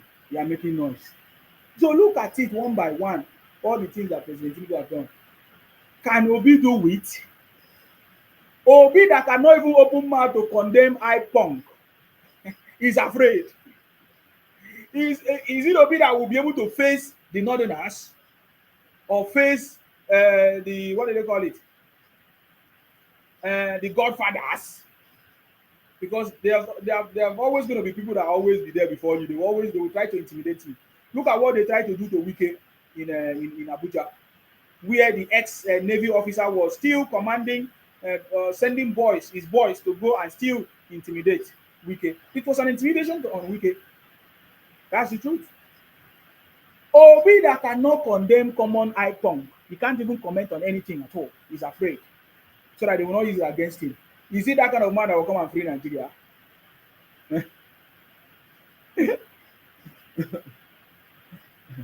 Thank God we did not fall. We did not fall that. We did not fall for that scam. Yes, 80 to 90% of Nigerian students will vote for Tinubu because there's more to come. I've told you before. I just announced to you the other day the student portal, not just student portal, is a grant portal. Now, every student from third year, you have 50 million seed money waiting for you, grant from the government. From your third year in university, you have opportunity to get 50 million to use it for your startup, for your business. President Tinubu has already solved the problem of the younger generation gradually. You don't know that the portal, I shared the portal here already. The portal is already on. Go and register. If you're in the university, now you can go. Now look at how President Tinubu have worked it out. You can go to school now. Just like the way it is in the UK. You don't need to have money. You can get student loans, go to school. You know? And now, at your third year already, there is money. There is money for at the third year. You can get a 50 million grant as a student and start your business and do something and invest the money and use it to achieve, which is the best. It's happening. Somebody say, what are you waiting for? What do you mean, what am I waiting for? I don't need to go to school, man. Do you know the level of education I've gotten? You are just Ikenga say Igbos are Mugus. Yeah, that's correct. If not, they go. Especially the IPONG Igbos. Mugus. I'm telling you, man. Bring them here now, you hear what they will say. Bring them here now. Even him that is talking Ikenga, look at his name. Answering Ikenga. Fake name. We know them. So President Tinubu have already captured the students anyway. Of course, is it not under President Tinubu that the NYSC, how much is NYSC now? I can't oil my lips.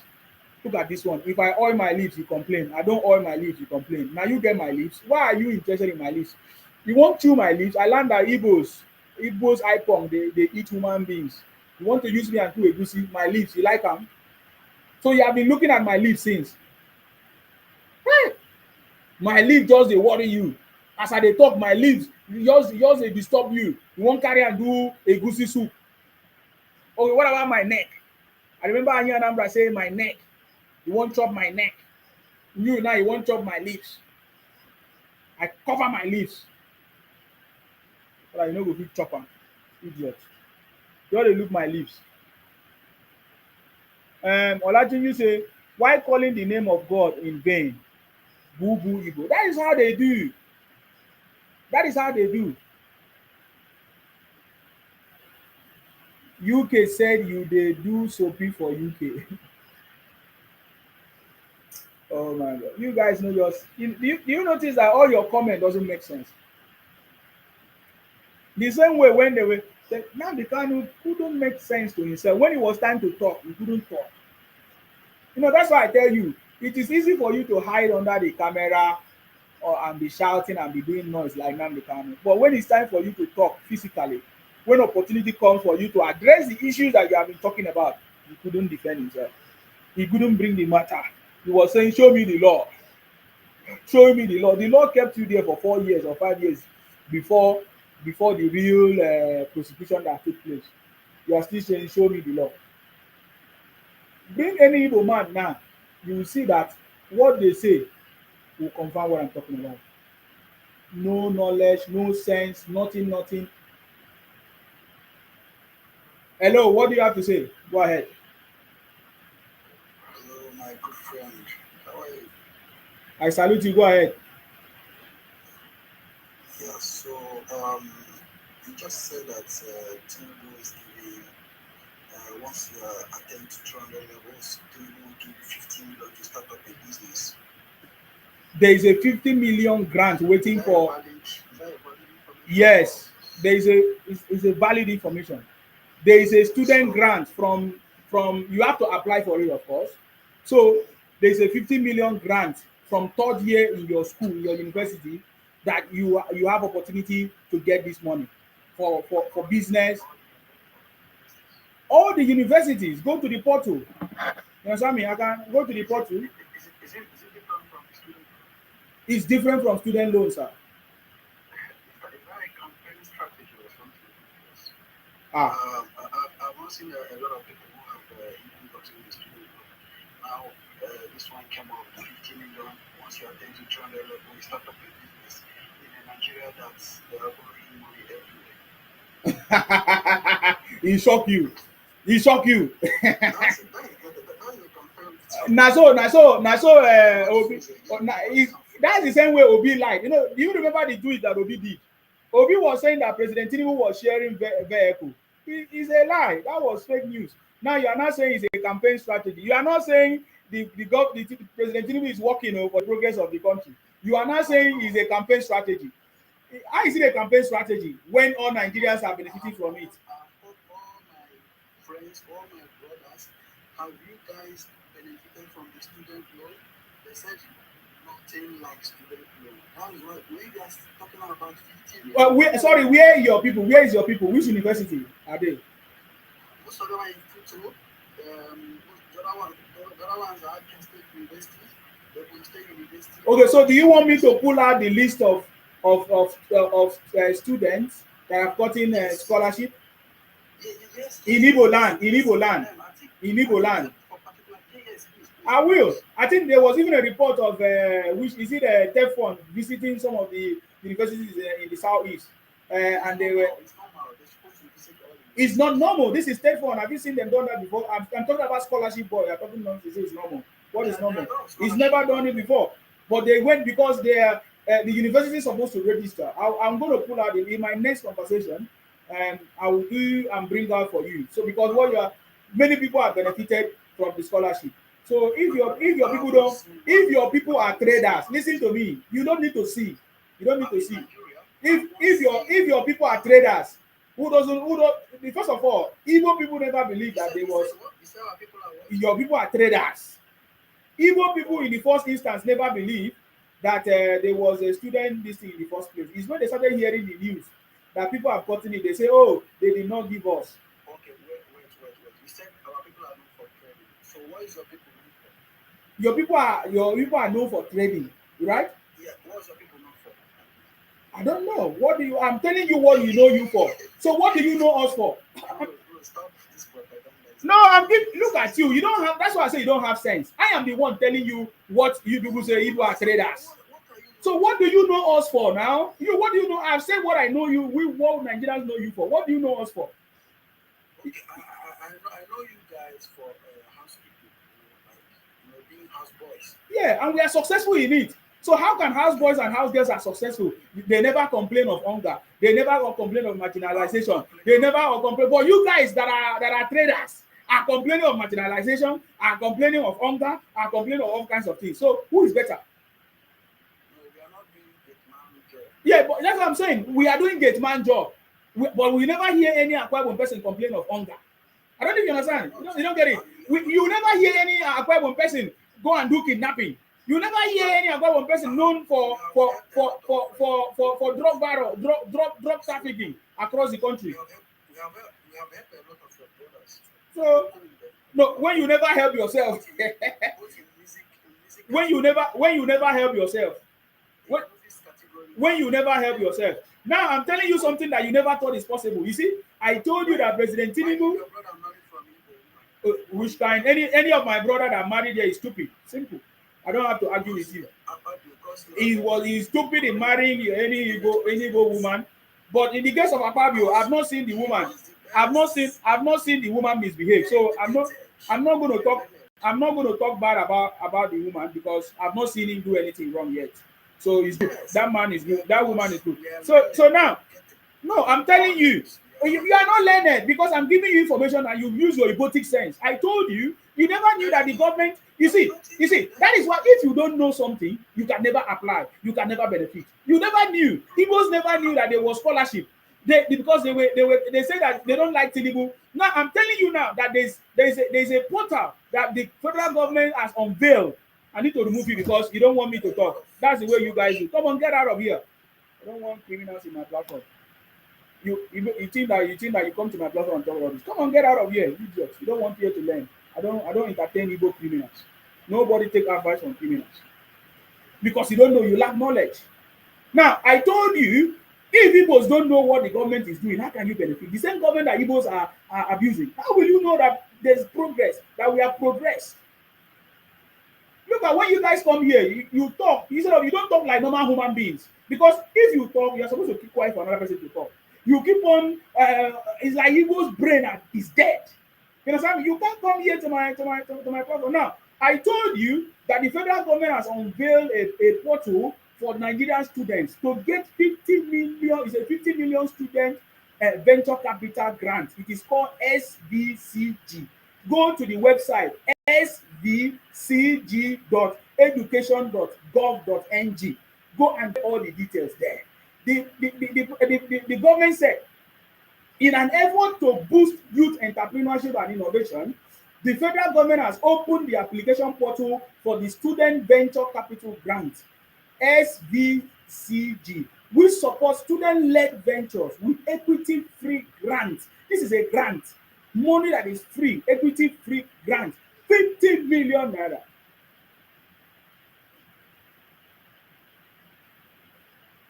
svcg.education.gov.ng. That is the website. svcg.education.gov.ng. It's there. And you're arguing with me because you are Igbo man. That's why I say you guys are good in trading fake products. Because when somebody gives you information you don't know, you are still arguing. This is free money, free equity, 50 million. If you're in your third year level, you can benefit from it. But it's for graduates, third year, and they are in collaboration with Bank of Industry and all of that to disburse this money. Are you getting me now? So it's there. He said the grant which specifically targets full-time undergraduate students in 300 level and above across accredited Nigerian tertiary institutions, all universities. Also, applicants to receive it's not just money because I'm not even promoting this program very well because that is not what I came here to do. 2026 is going to be a year that we are going to dish out a lot of things. It's going to happen. Are you getting me now? But this is full-time undergraduate student, 300 level. Now, it's not just money you are getting. You are getting mentorship, which I feel is even the most important thing. Because several times the government have given money before and we didn't see the money. People take away the money and jackpot and run away. I hope this time around the government will not just give people money like that without following up and being partnership or shareholder. You see, to receive mentorship, incubation support, and business development services to scale their ventures and tackle real world challenges. So don't joke with this government. It's not a joke. If you don't know it, you will just be dreaming. Things are happening. You'll be there complaining and crying. We don't have time for you. So if you are Igbo man, stop your trading business and go and think. Because I know you guys don't think. Have you ever seen an Igbo man think creatively, actively, critically? When they come here, they talk rubbish. The other one, when we defeated him, he say Nigeria will happen to you. Rubbish prayer that has not worked for you. Pray prayer that have worked for you first. If these your false prayers have worked for you, then you can try to test it with somebody else. Hello, Femi, what do you have to say? Go ahead. Hello. I salute you. Go ahead, please. Yes. You see, these people, they are just deluded set of people. Yeah. You know, that guy that came up, he was already countering you that there's nothing like male funds. Their people are not getting it because they don't believe in Nigeria. Exactly. They are only interested in bad news about that country. So if you don't want the good of the country, how can you benefit from the country? How can you reap the good of that country? The only thing that will be happening to them is just bad news. It's as simple as that. So now is they have this mindset already. It was already even the one you're talking about now, that the portal is there. Instead of him to go and check, he's already saying there's nothing like that. It's campaign. That is the mindset that those people have. Yeah. So there's no way it's of no use trying to convince them because they are set in their way of thinking. Now we're talking about Obi. What does he want to do differently? I don't know. What did he do in Anambra? Exactly. Go to Anambra and see. There's nothing in that place. Soludo is just trying now. And even Soludo himself said it that, look, there's nothing that Obi did. Zero legacy that he left in that state. So what are you comparing it? On what basis are you comparing it with Tinubu?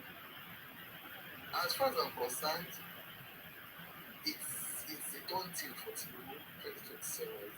It's sealed. So there's no point trying to beat about the bush or trying to convince anyone that vote Tinubu. It's a done deal. His achievements will speak for him.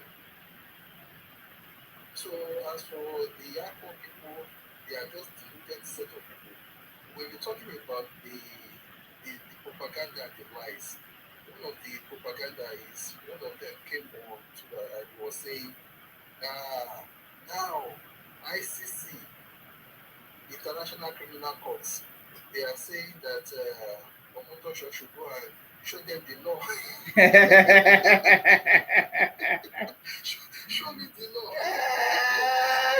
ICC has compelled Omotosho to go and show them the law, failure which will be arrested. And you know, these people jump, they started jumping on it. I said, these people are deluded. They don't think. They are too emotional. That's what Atiku told them. The people are too emotional. Things that are straightforward, that we are looking at it objectively, you know that this thing this is not the way it should be. You go and kill behind the criminal. I'm really disappointed in Alex Oti. Someone who was the MD of Diamond Bank there, 11 person going to visit a convicted criminal. Yeah, have you not seen the one? Sorry to cut you. Have you not seen the one that they say that Justice Omotosho now is very very sick now? They are not even saying RIP to him. You have not seen the video. Oh my god. Me, I already know that is IPOP pattern. That is IPOP. That is the same way they did to Ijele. You know that guy called Ijele. Ijele speak. There's one Igbo guy like that. That is the same way they did to him when he exposed them and they took him to. They say he's RIP. It's the same way they are doing to Justice Omotosho now. They say he's very very sick now. He's dead. RIP. They are deluded, you. If they don't like you, they will come up with propaganda. That's the same thing they did to Wike. They said he was sick. Yes, you remember. Now you understand their way. Yes.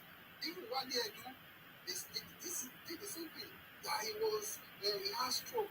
He had gone to London. He was the next day we saw the man in London Museum. You know, he was going through the antiquities in the museum. I said, these people are just deluded set of people. They don't want anything good to come out of that country. So how will the country work for you? And yet you are the same people who go out there to give the country a bad name. Then you turn around to say that country is a business country. They will be jumping from one state to another, depleting their resources. The one that they allocate to you, your people, they are investing it. But you don't see anything bad with that. But you see everything bad with what Lagos State governor is doing. You see everything bad with what the federal government is doing. For you to hold your governors accountable, no, you look the other way. So when you are saying yesterday that they don't know that they are supposed to hold their governors responsible, it's a lie. They do know, but they just want to look away from their own people. Yeah. They want to hold someone else responsible for their failure. Yes. That is it. They know what they are doing. Yes. They have their reps there. He's sending requests to come back. He's back again. Mm-hmm. They have their reps. They have their senators. They do nothing for them. Yet it is what is not good in Lagos. That's what they will say. They will say they need seaports and they need airports. Who stop them from getting from going ahead and construct seaport or the airport if they so desire? Did they complain that they don't have airports, they don't have seaports? But they are moving forward, they are progressing, they are developing. So why not develop your own states? Thank God for this last Igbo State investment summit. Everybody is telling them, come back to your state and develop your states. Stop developing other people's states that you have branding yourselves multi-developers. Nobody is interested in you developing their own state. Go back to your state. Go and develop your states. Deluded set of people. I'll be hanging up here. All right. Thank you very much. Thank you, Femi. I appreciate you for coming. Okay, last, what do you want to say again? Why are you back? Oh yeah. Have you gone to the website? So first of all, last speaker that's Have you gone to the website, the link I shared? Have you gone there? the website, the one you just said 50 million? Yes. Have you checked it? No, me, like I told you that is it. I know that one was officially like, was it when did they officially announced that 50 million? So what I told you is that I have not witnessed anybody that have gotten that. So I didn't say it's not existing. No, you said you never see somebody got scholarship. Yes, the student loan and this particular You one. if you need information, you just check it out now. Information is everywhere. I said I have friends, I have brothers who are in It doesn't matter. Your friends, your brother, it doesn't matter to us. If you want to know if something is going on, you need to check the details update. If your people wants to do it, they apply and participate. Did they apply? Yeah, get my point. Did they apply first of all? Did they apply? Of course, yes. Oh, so if something don't exist, how would they apply? I said they have applied, but some people applied since, was it okay? The other guy said he applied since August or something like that. August of this year. Yes. And when is the school starting? Acknowledgement letter they sent to him. Ever since then, nothing again. And they have given you acknowledgement letter. Maybe he needs to follow up. He needs to. What are you talking about, brother? So yeah, okay, let's leave that one. Yeah, it's wrong. It's wrong for don't be saying things that is wrong. That is why I counter you. I don't like people saying things like that. If thank God you say he's applied, he has acknowledgement letter. That is evidence that something exists, right? So maybe he needs to follow, or he needs to follow the procedure, or maybe it's not yet time for his own academic section or something like that. It's like that. We have seen people celebrate it. My point is that I told you when I said what I told you, I said I've never seen anyone that have benefited from that. You have never seen doesn't mean that others are not benefiting, or there's no people are not benefiting from it. At least I've seen, I've heard, I've listened to people say how they have gotten it, celebrating it on videos and everything. I don't need to go there, but because I have the information in my fingertip, so it's available. You understand? That you haven't seen it doesn't mean that people are not benefiting. That is what I was trying to correct you. And now when I told you about this one, and you say it's campaign. No, what do you mean? Is the president? The federal government is still doing their job apart from campaign. They are not. A campaign have not even started yet. This is just studying into his government. It's not even campaign year 2027. It's not even already yet time. So how do you now say it's campaign? No, these are the things that are supposed to be there for the people, and he's doing it. You understand? So please, it's wrong for you to conclude that way. You understand me? So what is the next conversation you want to see? Because I really needed time to tell you that. What is the next conversation you are going? Okay. Okay, so why I came up again, yeah, is not really because of what you said. Okay. I came up again because of last speaker. Okay. That said, I was talking about people should go back to the southeast. No, it's not the last speaker saying it. That is wrong. That is completely wrong for you to say that. Igbos have been saying that they want Biafra, they need to leave. Yeah, he said they need developers. Now. Yes, that is correct. That is correct. Why are you not? Since you say you want Biafra, why are you still in another person's land, developing another person's land according to you? Why? All right. So in the constitution of Nigeria, there are limitations to where are you a Nigerian? Currently, I'm a Nigerian. So remain as a Nigerian then. That's it. It's only when you are a Nigerian that is when the constitution will apply to you. But you are saying you guys are saying running propaganda every day, demarketing the country that you want to leave, and everybody is a right thing to say to you. Since you want to leave, why don't you go? Because the constitution has not driven you. Nobody has driven you. Why can't you understand the logic? It's simple. It's simple understanding. Why are Igbos still in people's state when you say you want to leave? It's a simple question. Why don't go to your place since you don't like Nigerian state? No, I'm trying to tweak your brain so that it will kickstart and think. If you say that, now you are not referring us to the constitution of now, let us go back to the constitution of Nigeria. The constitution of Nigeria did not give you power to go and stay in somebody's state and claim that is your own. That is not what the constitution said. You are an immigrant in another person's state. Have you heard about Tiger Base in Owerri? Yes, Tiger Base is Igbo place where people are doing your business. You're buying. Yeah, so do you know who is the current chief security of that Tiger Base and where he's from? Tell us. I don't care. Why should I know?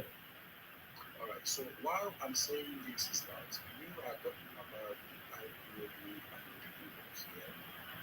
Or I can tell you now that the current chief security of Tiger Base is the Yoruba man, and he is the one unlocking all our youths in Ah, the the current. Yes. What are you talking about? This since 2023, he is the chief security of So what is his name? What's his name? or somebody here. No, look for his name because this is a lie. This now is a lie. If you can't get the name, if you can come here and cite it, that is a lie. If you cite it without mentioning the name, it's a lie. This man Is a lie. Is a lie. So you cannot come and run propaganda on my platform. That is a, listen to me. Listen to me. Listen to me. Listen to me. That is a lie. You just lied. You just lied.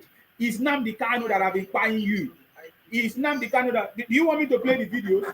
It's Nnamdi Kanu that have been buying you. Nnamdi Kanu is the one that have been buying you, and we have sent him to Sokoto prison. That's all I want to tell you. Stop running propaganda, looking for who to blame. Nnamdi Kanu buy you people for 10 years. You couldn't fight. You can't even go back to your home. Even Obi sit at home. Shame. And you are coming here to talk, say, somebody from there. They say, nah, propaganda. You understand me? That is the propaganda that people use to console yourself. You see what I'm talking about? Okay. So Yeah, he says, his name is okay. I want people to check it out. Let's check it out. Yeah, just check it out. Yeah, let's check it out. You say he's the one that buy your people. Ola what? Yeah. Ola what?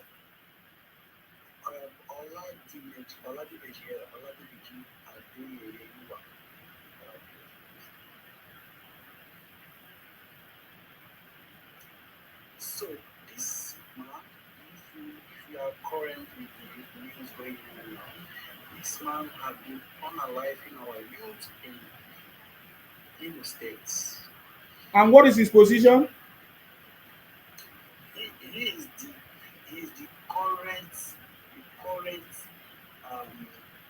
head of Tiger Bay in the world.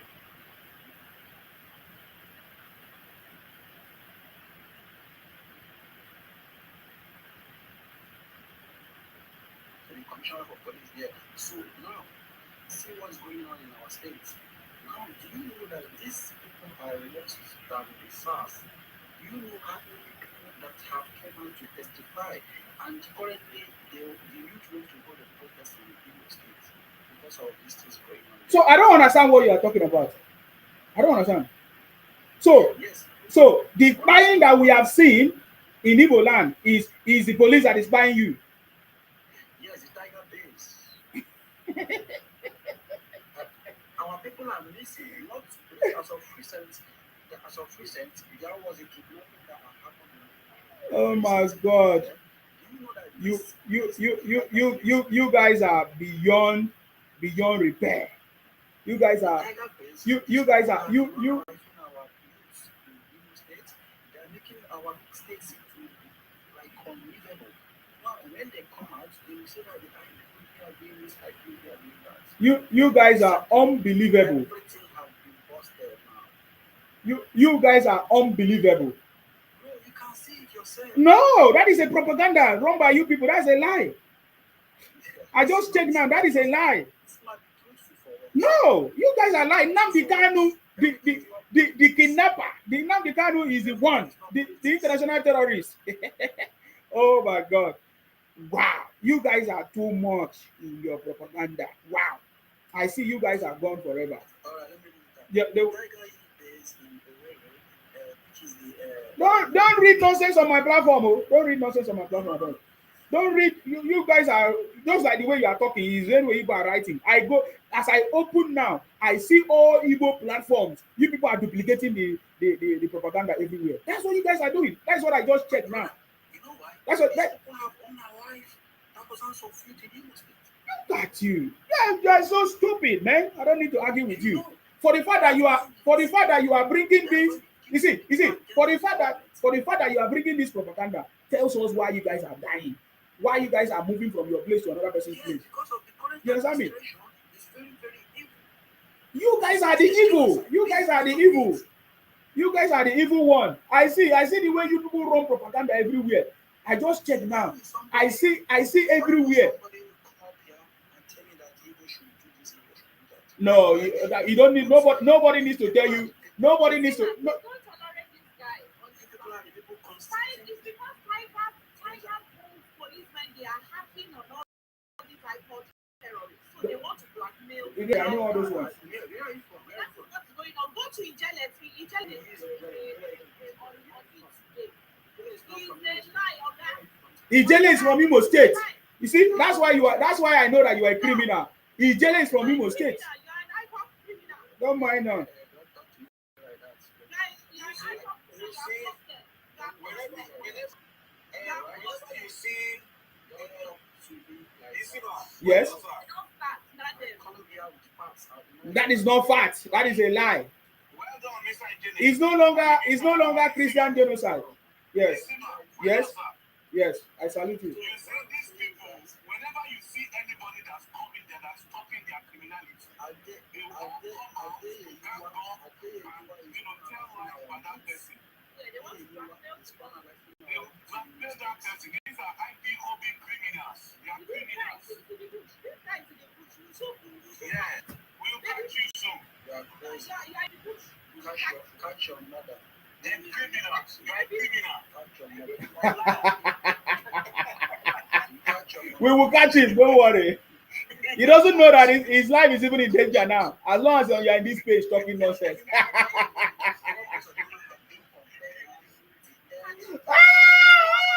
My brother, I'm sorry for you. We'll catch you.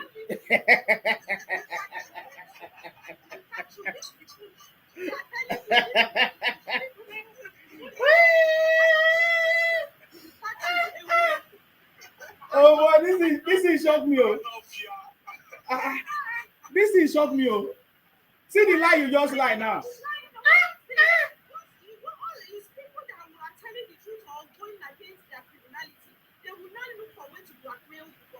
That's what they did at the end SARS. That's why they made them to remove SARS, because SARS was dealing with them then, and they gang up and they told Nigerian lies to remove SARS.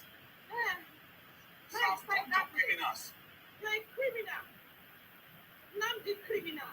And you will soon meet your what can you go and meet your savior. You guys are urchins. You just came out to shout. You didn't come with any facts. And no fear. Who is this one? Who is this one? We will catch you. Yeah, you don't. Have you showered yourself this night? We don't. Stop your lies. Stop your lies. You're a liar. Propagandist. You are a big liar. You have your failure, right? Ah, thank God for making me see that. You and Nnamdi Kanu like criminal and unalive people here. So we've caught your boss. We will catch you very soon. Well done, this evening. I'll come back later. All right, thank you, sir. So, can you tell me the reason why the man is buying Igbo? Is he using their organs? Yes, he's harvesting the organs. Even could you imagine they have mortuary? They have mortuary in Tiger Base. Okay. Mortuary inside Tiger Base. Okay. Yeah. So we want to hear the story now. Foreign experts. Tell us the story. How did you people discover this? Yeah. Tell us. Yes, because a lot of it, you have some people that fall into that victim that came out, and a lot of people have been looking for their brothers that was picked up by the Tiger Base.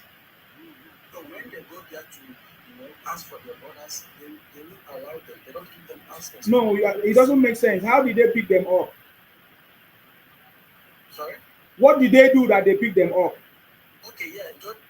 Like the other guy, they were trained, yeah. So they said they were passing, so their car broke down in front of this Tiger Base place. Now, when these guys came out, they picked them up. They said that their iPod, they came to spy the Tiger Base environment. So now they pick these guys up. You understand? So now when they pick these guys up, one one of them was unalive the following day. So the community people came out, and when they saw the guy dead body in one particular community, so they were like, this guy was picked up by this kind of things. What's happening? So how was he unalive? What? They lie about You see, your story does not make sense. Nobody will listen to this kind of story. What you just said now? How does it? What you just said now? Yeah, that's what I'm just checking. You have helped me. You have helped me because you have just helped me now because I didn't see this story on time. I want you to look into that. Yeah, that's what I'm saying. I'm looking into it. I've seen that you people are the ones sharing it. Yeah, you guys are the ones sharing it. Yeah.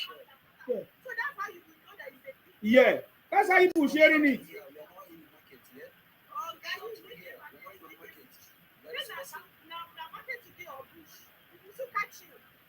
I'm not here to exchange words with you. I don't know you. I don't have your time. Stop talking on me. I don't talk to ladies like you. That place police will soon catch you. Catch up with you. My brother, what you just said now, doesn't add up. Because all I'm seeing on your pages, Igbo pages, are the same story you are trying to talk about. So when did you people discover this? Can you tell me the time you people discover that this is what this man is doing? Yeah. This has been happening since 2023. It has been happening since 2023. And when did you get the story? Everything the issue is still getting worse and worse since Tinubu went into power. These guys have been operating through Hope was the one that installed these guys here to carry out his own mission. So now everything now they were talking about, they are using Apple to cover a lot of shit going on there. So listen, man, I want you to just use this night, keep listening. I'm telling you, you will see a lot of people coming out to testify this, a lot of people that are following into this video.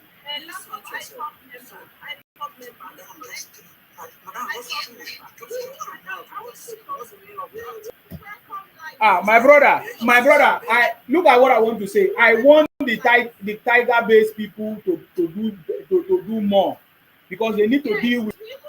Yes, we want them to deal with Igbo criminals, especially the iPhone ones and you. If the tiger base, if they are doing it, if they are catching you people, I encourage them. I wish I can pass a message to this superintendent that you are talking about now. They need, because already the government is looking for all of you. The government is looking for all the terror in Igbo land. If that's what you are talking about, you understand?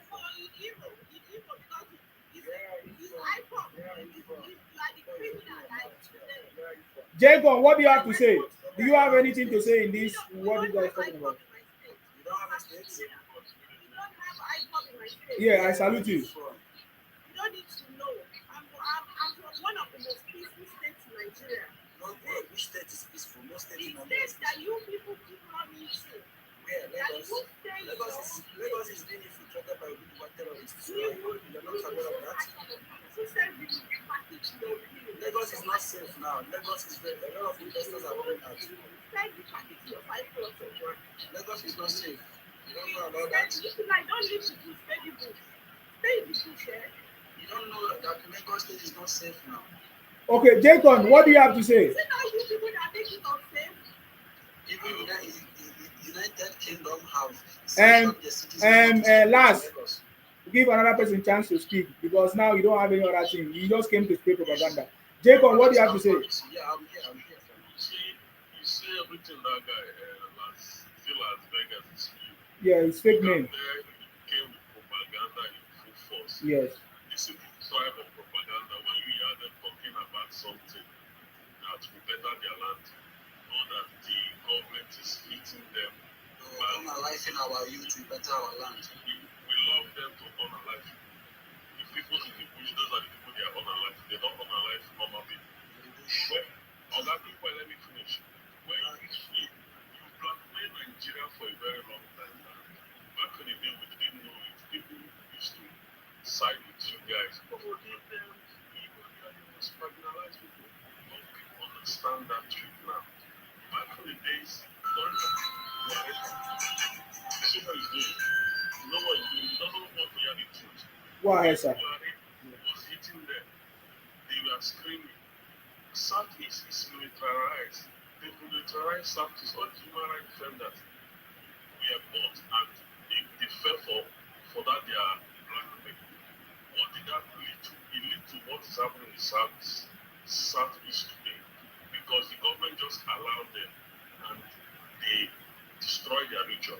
Now that the government is liberating most of the time, Iswato, all those Okibe, they know they are losing bases.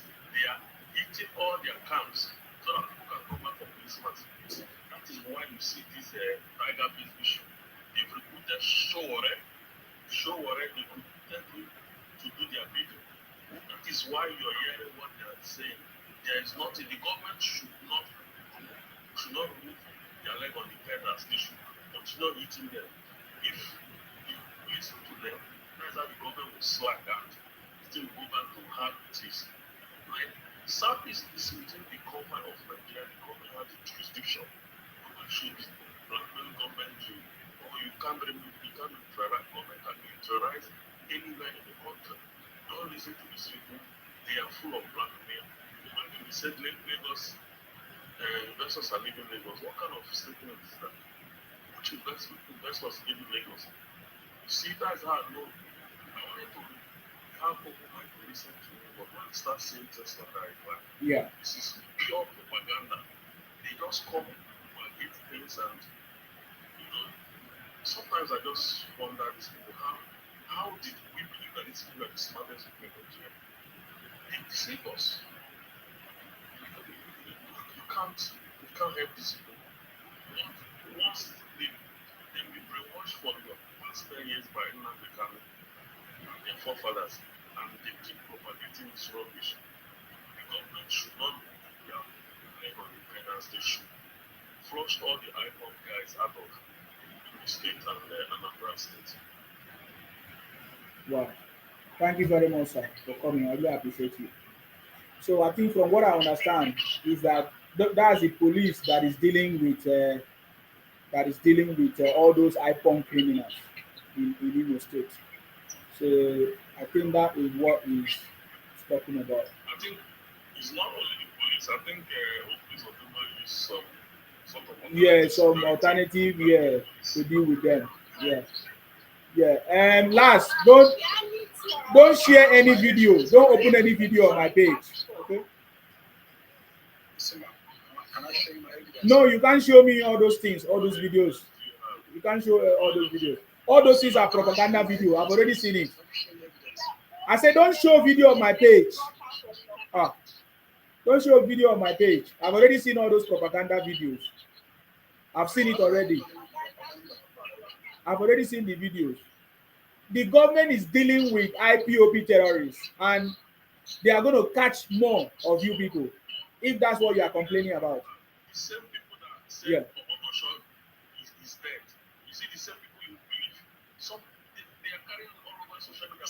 Can I show you my evidence? I'm not here to. Oh, guys, say you cannot show video. Why are you still repeating the same thing? You cannot show video here. How will you believe what I'm saying? No, I don't need to believe what you are saying. Anything that come out from Igbo man is propaganda. I don't need any. I don't want you to open any video here, so that I don't know. So that. Yeah, thank you for coming. If you don't have any important thing to say, why did you still support Obi? You don't want to talk about it. I beg. Femi, you wanted to come back and say something. Yes, actually, I was going to talk about the guy.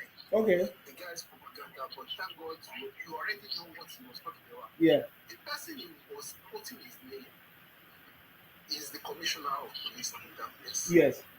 So how can you be saying that is the chief security officer of the terrorists there? I don't just understand what he was trying to say. They are arresting criminals in your state.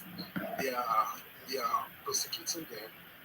and you want to turn around and blacklist and start blackmailing the man.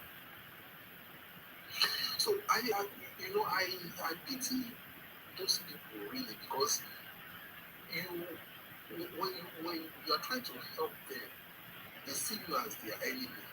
That is why the good people amongst them, they have to run out of that place, because if you are trying to stand up for them, you're trying to see, okay, oh, these people they deceived for so long, but some good people among them who are seeing the light, who want to correct things, they choke them, they run them out of that state. So they don't even pity themselves. You know, one Igbo lady came out and she was talking about Nnamdi Kanu.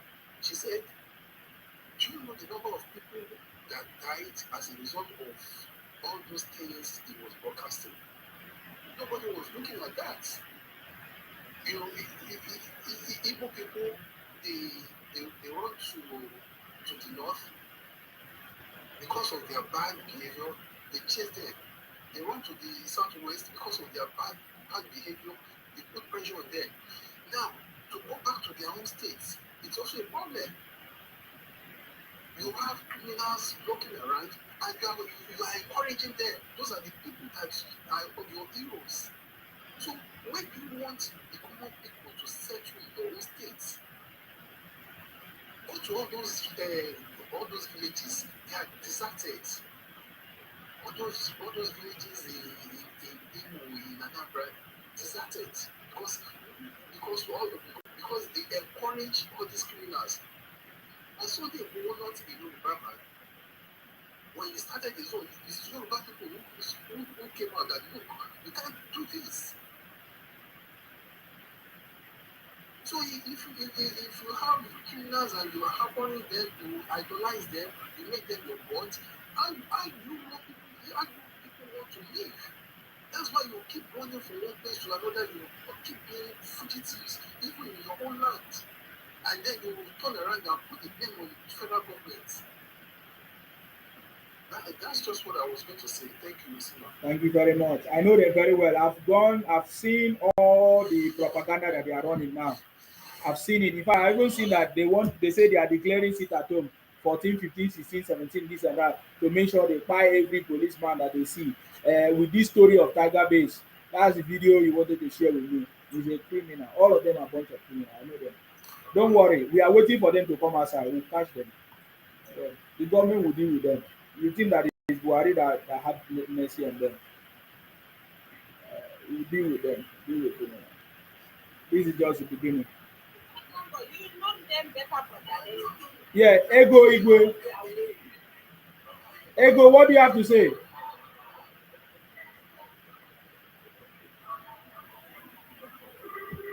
Okay. Ego, maybe the music is not making you to listen. And if you are there, Ego Igwe, unmute yourself. If you are available to speak now. You understand me? Are you still supporting Bonagel? Do you want to contribute to the? Are you still? Is there anybody with their right senses that will still be supporting Obi or Atiku to rule Nigeria as a president? Anybody supporting Obi and Atiku, they are not sure with their right senses. They are not sure. Very, very sure they need some psychiatric assessments to their brain. Yeah. Because I don't see with the level of development and the progress going on in the country at the moment, and with the level of nonsense this guy has been spewing out for Obi and Atiku, I don't know who will want to support these two boys, because I won't call them men, they are boys, because Obi likes me so much. Anytime he spew out deep wish, each time he talks, there is no sense in anything that he says. So now just opposing the two camp, Atiku Obi and Tinubu, any right-thinking person, you know that Tinubu is the man. These two other guys have no good plan or intention for Nigeria. Yeah. And such whoever is supporting them to they have no good plans and intention for Nigeria. Yeah. And I pray that their family will be leading the way Obi progress. Anambra when he was government, Yeah. when he was government, because I don't see any comparison. I don't see it. He doesn't have that no stuff, no leadership stuff. I even wonder that such a man was a governor in a state in Nigeria. In Nigeria, it's so absurd. Let alone me saying he's coming to be a president of my own country. Hell no. All of you supporting these two guys, Obi and Atiku, go and get your senses checked. Go and check out. I'm sure you are not in your right state of mind. Let me add to that. Okay. See, the issue of Obi, I think 90% of Nigerian youths don't know Obi. They didn't follow him when he was a governor in the time. Yeah. You see, a lot of Nigerian youths, they decided to get interested in politics after the NSAS. People like us who've been political students right from secondary school. We understood politics. We played students, government, so we understand politics. When Obi was a governor, I was following him every time, so I know who he is. You understand? He's somebody that back in the day, me and one woman, when we come to work, we analyze what is happening in Imo State and in Anambra. At the time, Rochas Okorocha was way above Obi in terms of governance. This same man I'm telling you today is about Obi, but then, Rochas was his man. Do you understand? Yeah. Because Rochas was performing. The only drawback with Rochas was that most of the roads project he built were of inferior quality. Yeah. Do you understand? So most of those Indian lands, Obi was not even performing at all. So Obi is a sneaky guy. After he left government, he bought Nigerians by way of all these their organizations that will come and be talking. Nigeria need this, He said what Nigerians wanted. Nigerians, they behave like people that have that issue. Anybody can deceive them. So at the youth, they bought into what he was saying, but when he was the governor, he didn't do those things. So that's why when they say go and verify, those things also move me. Do you understand? Yeah. So in terms of Tinubu today, Tinubu have done some things. One thing I like Tinubu is political will. It's not like he's a magician. It's political will. He will do some certain things that if you like, you talk. And not send your papa. But this is hard decision, like difficult decision. You just do it. Tax reform bill, constitutional amendment that he's doing, coastal road, people are talking. He didn't care. He would do it. Those are hard decisions that have to be made. In Nigeria, for you to rule Nigeria, you should be able to make hard decisions. That was the problem Jonathan had. So Tinubu is in the right time. And to my Igbo brothers that I want to support Atiku, I think that is the reason why you cry of marginalization. You play politics badly. This is a way for power to go back to the North. The North cannot stay without power. So if you want to go support Atiku, you've played bad politics because when it will come for people to support you, nobody will support you. Yoruba will not even support you again. If the presidency come back to the South, they will give it to South. So don't cry marginalization. I understand that Tinubu and their group, they fought against Jonathan in the South. After 2 years, we forgot about it and aligned with Buhari and the APC. It's the Igbos that are still carrying it in their mind. Even Jonathan was not even from their region. Politics, you have to align with the center. So the Igbos, despite the loss Obi had, they were disappointed. they can never support Tinubu. But if I was them, if they want to play smart politics, they should align back to the mainstream politics, support Tinubu, so that he deserves to finish this 8 years and he goes back to the north. When he comes back to the south, I'm sure the Yorubas, the South, they will be kind enough to support an evil candidate. But if you start playing this bad politics to go and support an Hausa man or a Fulani man in the tower again, the especially and this is the reason why they keep crying of marginalization, because they are short-sighted, they are not strategic. Whatever has happened allowed Tinubu to just complete, and it's not like he's not doing well. He's doing what you can see, things that are favoring you. The Coastal Road, look at people were talking, but when Tinubu insisted that he would do the Coastal Road, look at the Coastal Road today. It's a dream come true. There are a lot of things this man is doing. So I think it's an advice to Igbos. Obi offer you nothing. As far as I know, Obi has never moved. Obi has never moved. So Igbos should align themselves back to mainstream politics. Otherwise, they will keep on being left out of power. Because if you betray the South this time around, when it comes back again, I can tell you that the Southwest will never forget. Yeah. They already betrayed the South. 2023 they did it. Because if Tinubu was not strong, maybe Atiku could have won. Because I know Obi would never win. Because what will profit them to support Atiku now? Even if Atiku win and Obi is the vice president, it will be a Fulani government. Osinbajo was with Buhari. Was it not a Fulani government? Deputy vice president mean nothing. Vice president mean nothing. So just have patience, align with the current government. Tinubu is liberal, he's a liberal man. He's liberal, and if they support him, I believe he can carry them along. Because now he can't carry them along because he doesn't trust them like that. You can't trust them like that. So I don't believe in disappointment. You've got people that he trusts.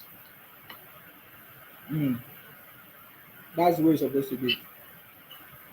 Even if I'm the one there, I will also support somebody that I trust.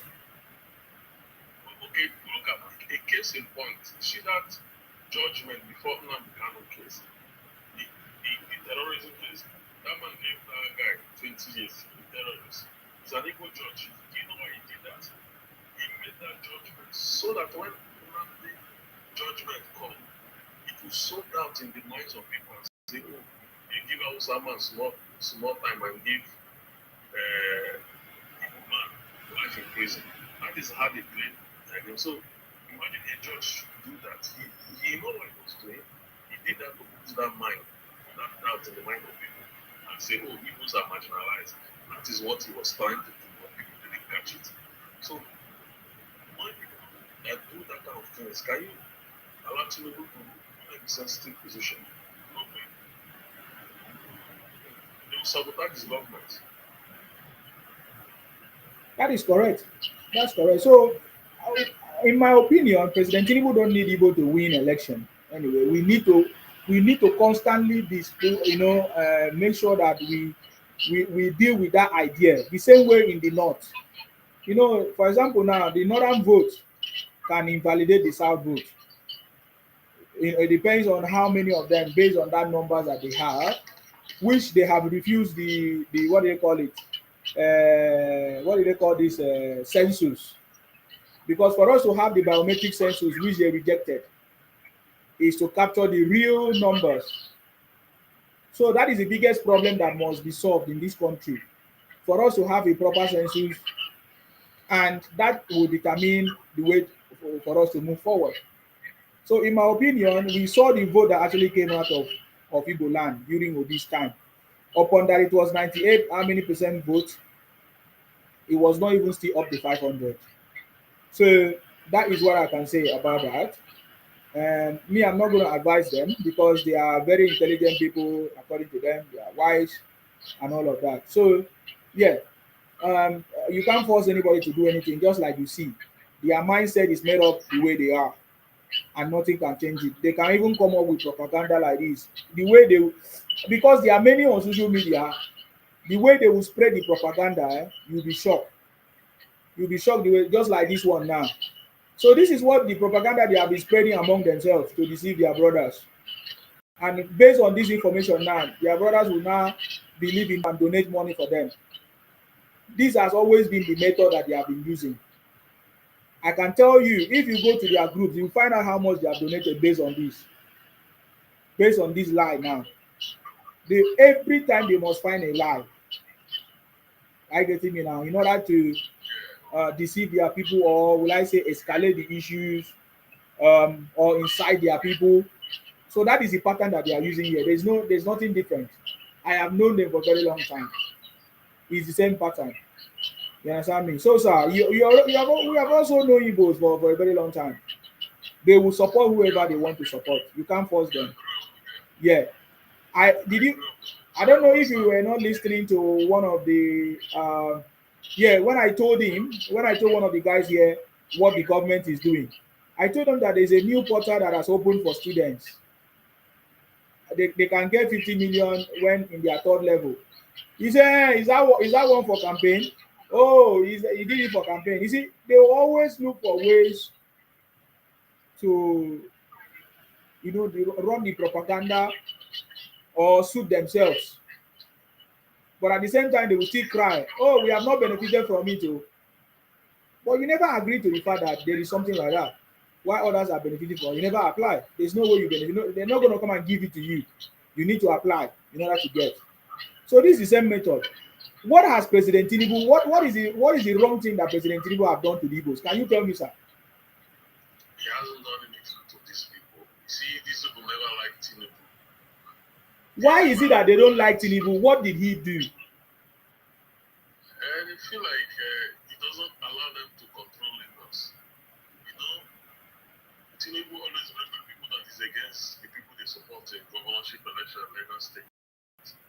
So they feel like, they don't act like they don't have the kind of person that Tinubu is in Southeast. They also like there's that competition, between Yoruba and Igbo. I don't know what that competition is. Jealousy. That competition. If you get this, I must get this. That is the problem with Igbos. You see why they were against that coastal road? Because it didn't pass in their land. If I don't get this, you can't get this. Do you understand that mentality? If I don't get okay, I must get support, even though my 5 plot of land is landlocked. If you get this, I must get this. That is the problem that they are having. Do you understand? Other places, the northeast, they are landlocked. They don't even talk about port because they know it's not possible. But see these people, if you get this, I must get this. If Lagos get this, we must get this. It's exhausting. But again, why do you think Igbos hate Tinubu the way they do? Do they truly hate him? They truly hate him. Anybody that is not Igbo, even if it's not Igbo, anybody that they feel that is doing more than them, there is this hatred for people who have things that they don't have. So they hate for that purpose. That purpose alone. What they always believe that what you have should belong to them. That they are the one that is meant to have what you have. So that's just what I believe that is one of the main reason why they hate Tinubu. And not only Tinubu do they hate, they also hate Buhari. They hate Buhari. Just if you are not just Igbo and you are a position where they feel that they are meant to be. The madness too is as a result of what Jonathan lost. So it was one of the reasons why they went mad. That why should Jonathan lose? Why was Buhari winning? There is no Buhari that will win. So unfortunately, Jonathan is not from their region. It's another region, but because Jonathan government pays them more, in Jonathan government they dominated the government. So for that, they feel that they were being marginalized. So people till 1,000 years time, they will continue to feel be marginalized. I'm serious with you. If an Igbo man still arise to be a president today, these people will still be complaining of marginalization. There is nothing, they can never be satisfied. They believe something that belongs to somebody else should have been their own. That is why they will say Akwa Ibom is part of Southeast. Delta State is part of Southeast. That's why they keep stealing other people's states and making 40 states out of their 5 plots of land. So that's Igbos, that's their way. That's their way. It can never change. The bitterness in them is I'm serious, you can't just do it. It's unimaginable. Bitterness they are against your own country. It is even that really, really gets me off about them. You feel bitter about your own country. Ha! What kind of love runs through you? What kind of human being are you? You hate your country. Is that at the end of the day? You hate your country. Unfortunately, you're using it to do yourself. You go about killing your brothers, killing your sisters. The bitterness is out of this world.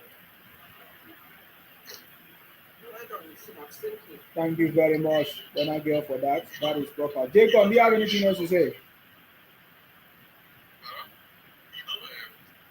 One thing, you see the way they behave. If they can't get something, you can't get it. Let me tell you, guys, built up.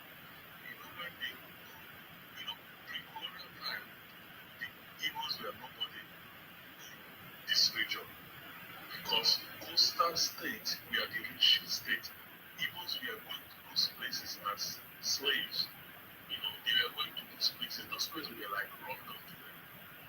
So when the colonialists came, those kings were so powerful that what the British did was to use the Igbos as second colonial masters. So the Igbo enjoyed colonial power. Do you understand? Yeah. I don't know if you understand. Yes. That is the reason why they control most of the eastern states.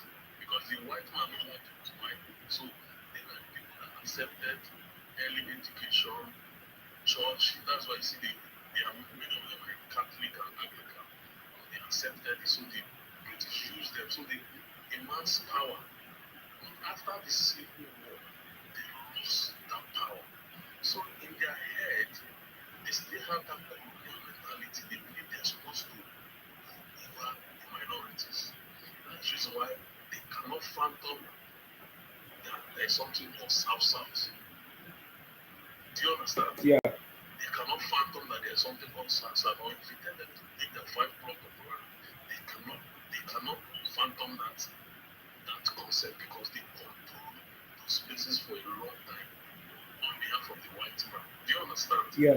We are a mentality that like sometimes they look at you, they think they are smarter than we that came from River State, Akwa Ibom. I grew up in Africa, right? So most of these people guys, right from childhood, one thing I keep hearing is yeah. Guys, what they keep telling us is we say I live in the United Kingdom because of who I grew up. I never use that word. I say, oh, this people who are living there in their country, of course they can't hustle the way you're hustling. Do you understand? Mm-hmm. Because I understand it. And that had a growing up, this people be telling us we are lazy. No, we are in our land. Don't need to hustle the way you're hustling. That's correct. Do you understand? Yes. So I see most of them say white man is there will benefit more in their land. Of course. Do you understand?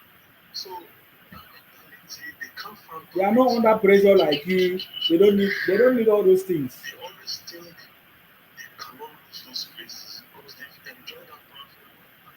So that's why they are angry with Yoruba. They say, since they lost that power after the civil war, what the Yorubas keep, don't have to play their politics because Nigeria is a multi-ethnic country, so you have to play politics to buy consensus with other groups.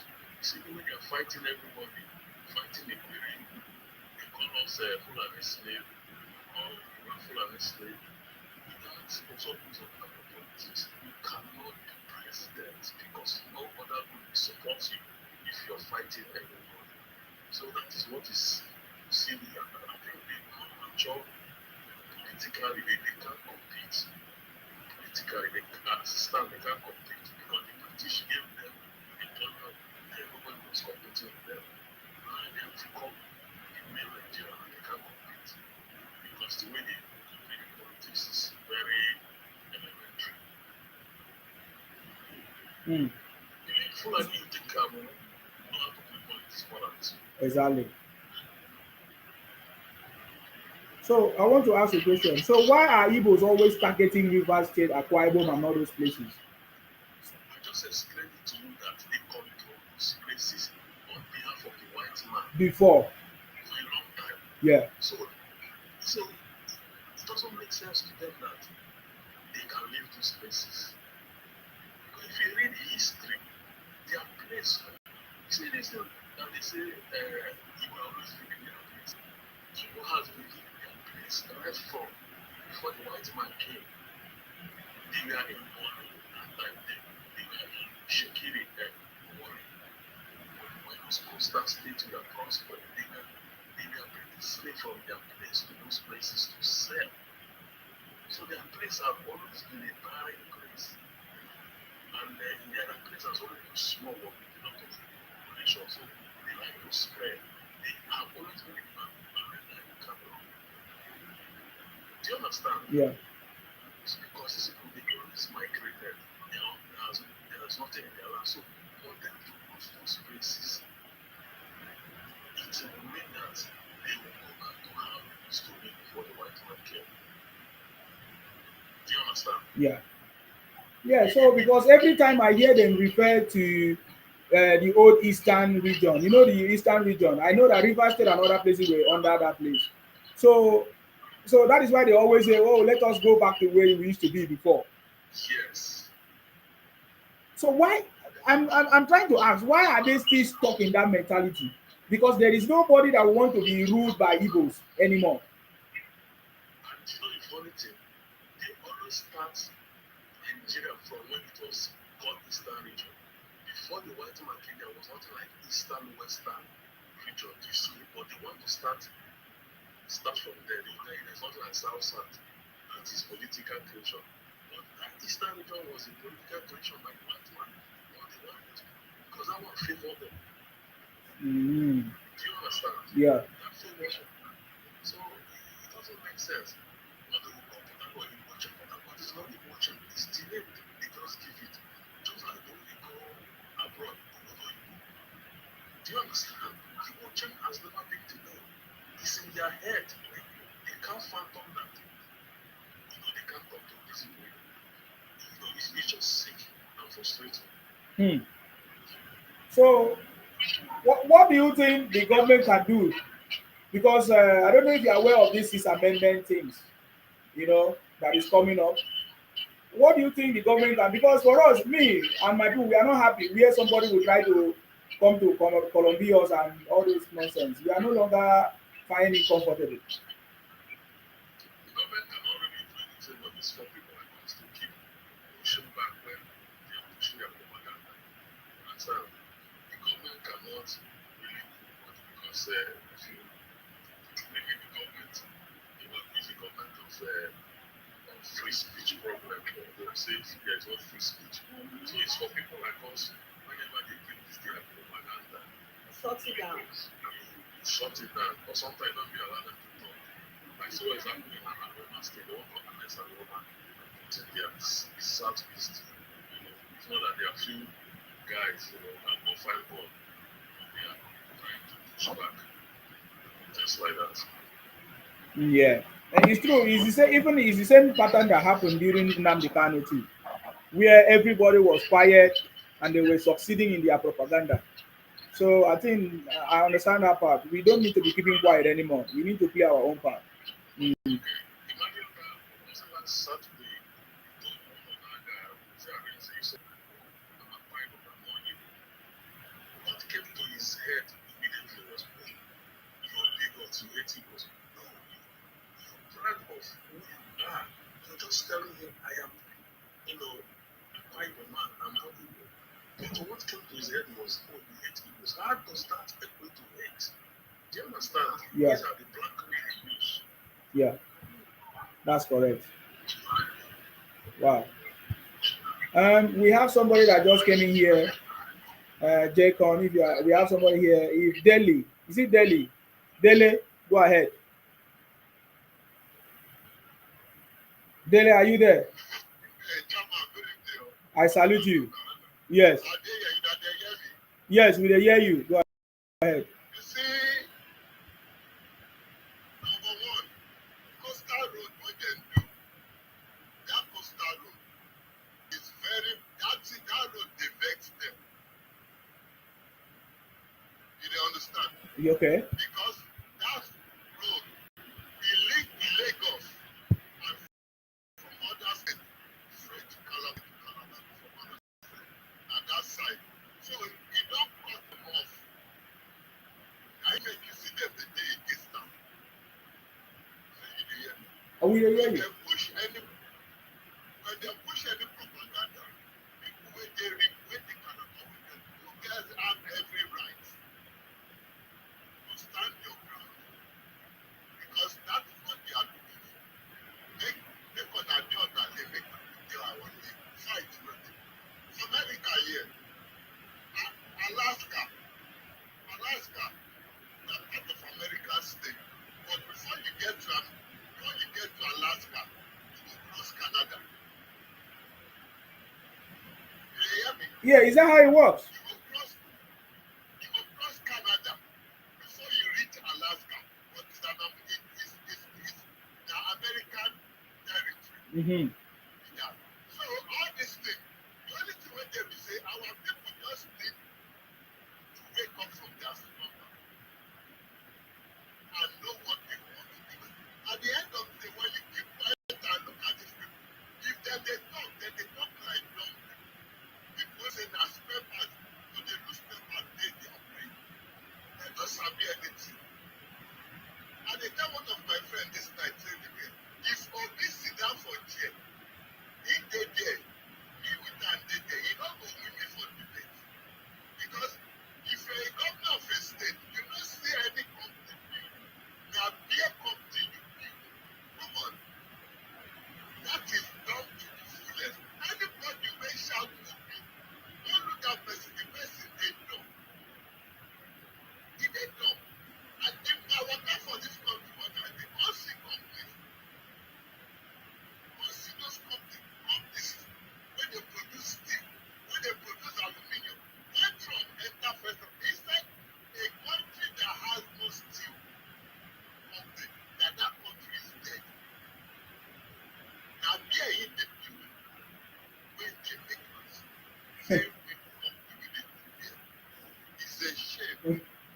If all of them were in here, when the one will go stand for with the bush, they are disgraced.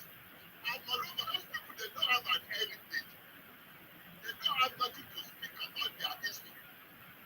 I saw a video, 1930. He gave one film, when I did secondary school. The girls must be crazy. When they tie up for the middle of the year.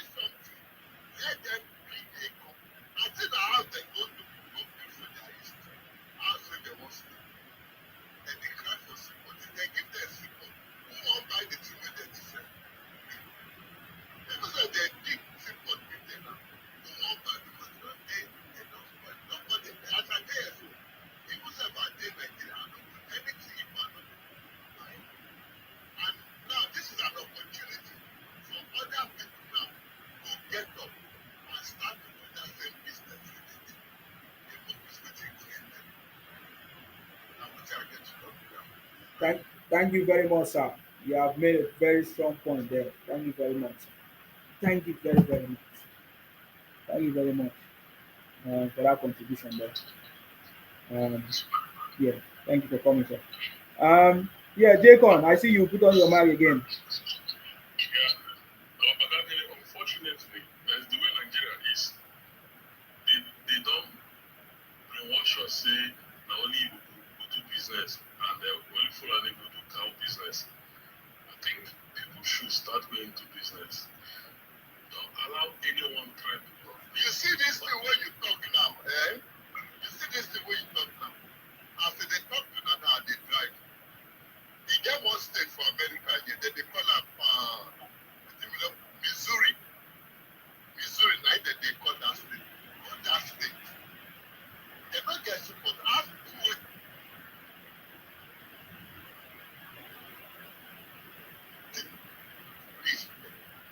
Sorry, we didn't hear what you said. another one of my brothers.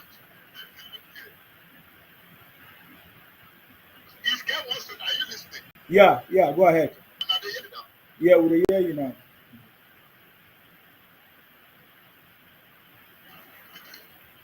Hold on, no. Hello? Yes, go ahead.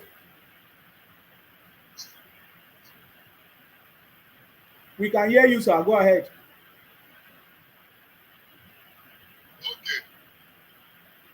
There is a state here in America. Are you listening? Yes.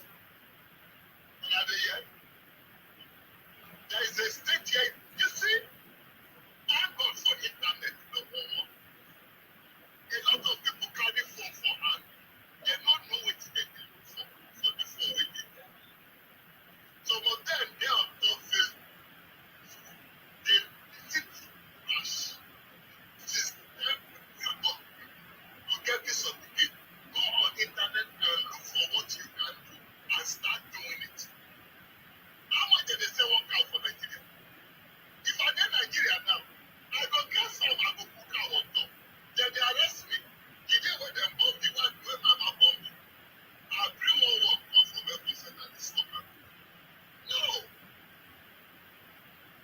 I met a white man today. If you see the man pick up, don't be all those crazy in-laws too. If I get Nigeria, then dash me that in-laws from the salary. He don't fit do anything. The man carry in-laws attached trailer. They carry up to 7 cows. Then they go sell them. The cow then they rear pass for that state. Why they not they cry for government in the public company? Sheep for them. Everybody live like what you will. So this is time for Nigeria. We get sense. Not everybody go become millionaire. And not everybody go be rich. Everybody get every right to be okay and feed their family.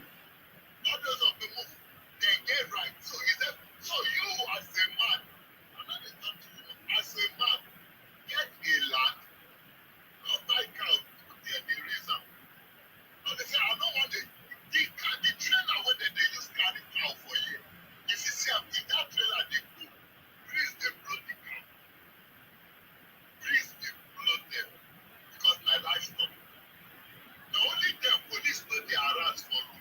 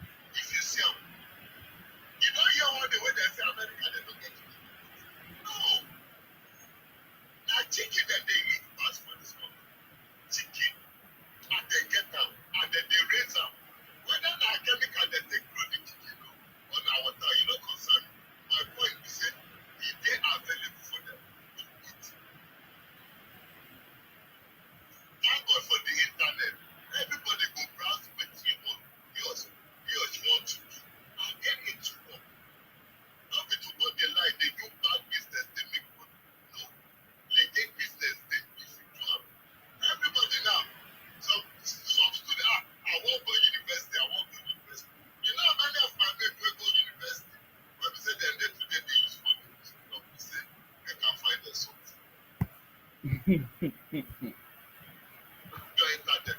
They don't want to do all those business. They don't want to. Drug, as I dey talk to you, so that drug at the time.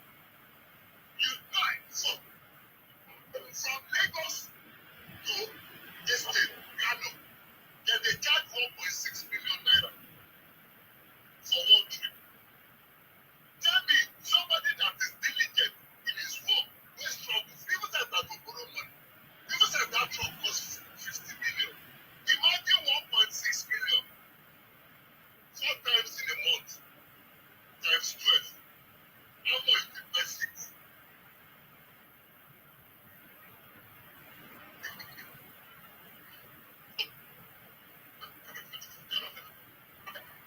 Okay, I think we are no longer hearing. This is the right time people should get up. Yeah, we are no longer hearing you as before. But we Hello? yes, So make people from their stomach to do the things they need to do. You dey hear me? So yeah, everybody, go doctor, go lawyer, go pharmacist, everybody na money to tell you people right. So nobody bring any work for food ever. Not say we go fold our hand carries, we go come again. But they work wetin we and ourselves. So we just need to get up and do the things. Na my contribution. wow. Okay, thank you very much, sir, for that contribution. That is very powerful, um, and I love it. Thank you very much. Okay, Jacob, you wanted to say something? Just to bring it on, I just think no one tribe should control any business. Yeah, I'm not saying God has blessed the peoples, they are doing it with the help of Nigeria. As far as I'm concerned, the Nigerian government is helping them, closing eye for them to be doing some certain things that they are not supposed to do. But thank God they are prospering in business. But I think going forward, let us get away from this mentality that is one particular tribe that can do this particular business. For example, since we are crying about Fulani, if I was about Fulani herdsmen, if I was a governor or governors that think, what would I have done? I want to make it tribal. What I would have done is create ranch in particular zones within the state. Take some youths that are willing, take them to those African countries that are good in ranch farming like Botswana, Kenya, even South Africa. Take them for 6 months training. You understand? If you take like 2,000 youth from each state, take them 6 month training. Put them in those ranches. They've learned everything about animal farming. Do you understand? mm-hmm. Give them that ranch business. Empower them with capital. Make a deal with them. Say you cannot sell this business because that's another problem. You cannot sell this business for the next 10 years. Because some people can use as political this thing, just collect money and I know how our people behave. You cannot sell this business within the next 10 years. Train them. It will be their business. They will start farming, doing this ranching. Do you understand? Doing this ranching. And for there will be no need for Fulani cow anymore. Our people have got into that and they are doing it in a mechanized way. If it's the ones that want to learn business, bring them, take them to different types of business, let them go learn. You can say go learn for 1 year, I'll be paying you salary. Attach them to one man.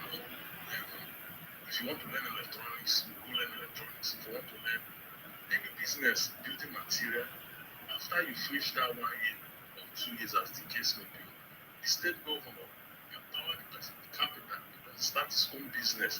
It's not like you're giving them just money, but they've learned that business for a year or 2 years. Do you understand? Then you set person up. This is how our people can catch up. Do you understand? Yeah. So, because some of our people always think, oh, we're from oil region, That's stupid mentality. We need to get out of it. I concur to that as well. I concur to that. You know, Many people are waiting for jobs to just happen automatically, or maybe government should create job. In my opinion, even with what you are saying, and not necessarily even individuals can do that as a business too. You know, I was even thinking about it. It depending on how those people. It's not necessarily for even the Fulanis alone. The ranching should be created for people that wants to do anything livestock management or anything or any of that, so that anybody that wants to do it can come and get a space in the estate or in the place in the ranch and do it. Then the federal government can also have reserved area for ranching, which anybody wants to come, they can pay a fee or there's a little bit of transaction, so that only in that areas. I live in the UK. I don't see cows on the street, but they have a specific area where they rear the cow inside like countryside, inside bush. So why can't we adopt the same system? If anybody wants to do that, you go to that area and do your cow. You don't allow your cow to be seen on the road or any place. You understand? So for me, I think it's the people of Nigeria themselves that have failed to do their own part, even as we also blame the leaders. Understand me? So because even here in the UK, I see nobody is telling them to do it. They already know. It's already embedded into the system, embedded into the system. If you see something, say something, and it will be sorted. That is how it works here. Right from small. Just make your child cry for your house. Make it be like say the child cry too much. E go see say neighbor go call police. Why? Have you ever asked yourself why? It's because they have been taught from the beginning. They think maybe something is happening, or maybe you need help, or nobody's there to help. And they call the police, they come, you'll be surprised. You'll be surprised how police will come that, oh, we've been called. You say, I didn't call police. They say, oh, okay, maybe your neighbor called police. What is going on? They will start interrogating you. So you see that everybody has a sense of belonging or responsibility to play a part. So this is the kind of things we want, and the government should not be keeping quiet when these people do all these criminalities. That is the problem. If they get away with one criminality, they do another one and they continue doing it. I don't understand why our government will be keeping quiet and allowing people to be selling fake products, allowing people to be doing all this kidnapping and organ harvesting, even when they know that these things are taking place. I believe that is the biggest problem, because in this country where I live, you cannot do all those things. Immediately you do any one thing, sir, they will look for you. So this is what, yes. Sima, do you know one thing?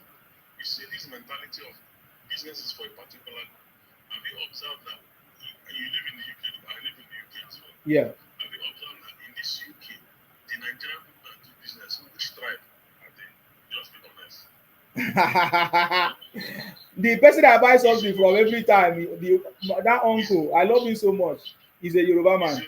Yes. Most of the shops, African business are owned by Yoruba. Yes. In Nigeria, they have that mentality that business is not for them. Yes. Do you understand? Yes. So nobody is born to do business. Exactly. I want that mentality, because most of the Nigerian business in the UK are Yoruba. Is it restaurant business? Is it cargo business? Is it even church business? What business are you talking about? It's mostly Yoruba. There's one business that they do here is to move back second-hand goods and send ship back to Nigeria. Am I right? That's very, very correct. All the major shops here are run by the Yorubas. Yes. So that means Yoruba can strive in a place where they can do their business.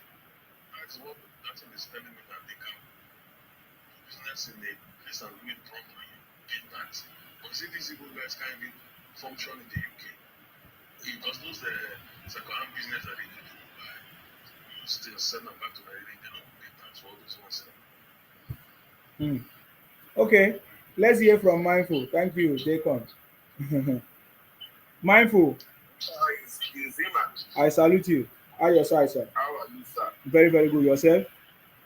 I'm good. I actually love what Jacob is saying. This is what I've been thinking about, sir. How can we surrender our marketplaces, importation to one of people in Nigeria? That's a fundamental major mistake that we Nigerians we have made over the years. that you are submitting, you're surrendering. Growing up in Nigeria, most of the businesses that I know Yorubas to be doing, like selling building material, selling parts, you see them in Lagos, in so many areas in Lagos. Go there now, you will see Yorubas doing it anymore. Yeah. It's more or less like they just surrender it. Our importation, they just surrender it. And I think we are the receiving end. Look at when that man went to China and he was showing how cheap things were Yeah. in China. Yeah. But these importers, they come here and they kill all of us. Yeah. And it's one group of people that are doing it. Yeah. When the way Nigerians be doing it, I'm sure a South African man will not be doing that to his own people. No. And a Southwest man will not be doing that to his own people. But these people, they do it because they don't care. They don't care. Their interest is not service to humanity. Their interest is we want to make profit. You buy something $1 in China, you come here, you sell for 1 million. When that man was showing all those things, how cheap they were, everyone was shocked. So I mean, it's a fundamental thing that with the Sixth Amendment, God really will get Sixth Amendment, and states have more control over their own destiny. I hope some of the governors in my region and in your region, they will be able to control some of these anomalies.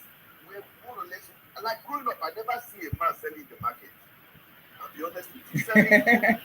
See, I'm telling you, it was when I was working for federal government in Abuja. For the first time, my neighbor is a man, and he's from this region, and he's selling rice in the market. I'm like, a man selling rice? I've never seen it before in my entire adult life growing up. But this is what happens now. Go to even market, vegetables, rice, you see the same people selling it. So, I mean, I think it's high time. Because I don't have anything against them. I'm only saying that we cannot surrender our home market space and everything just to one group of people. You cannot. It doesn't make sense.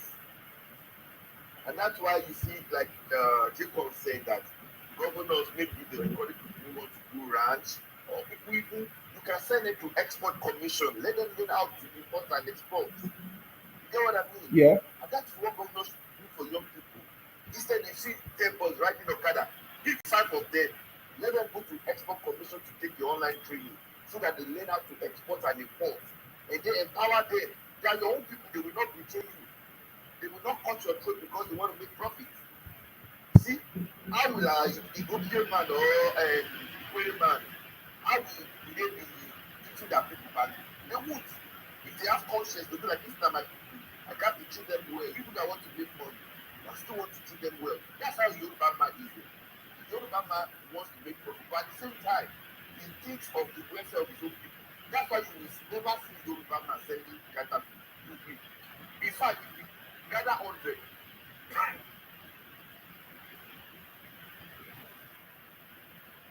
Okay. I think maybe that was network or something.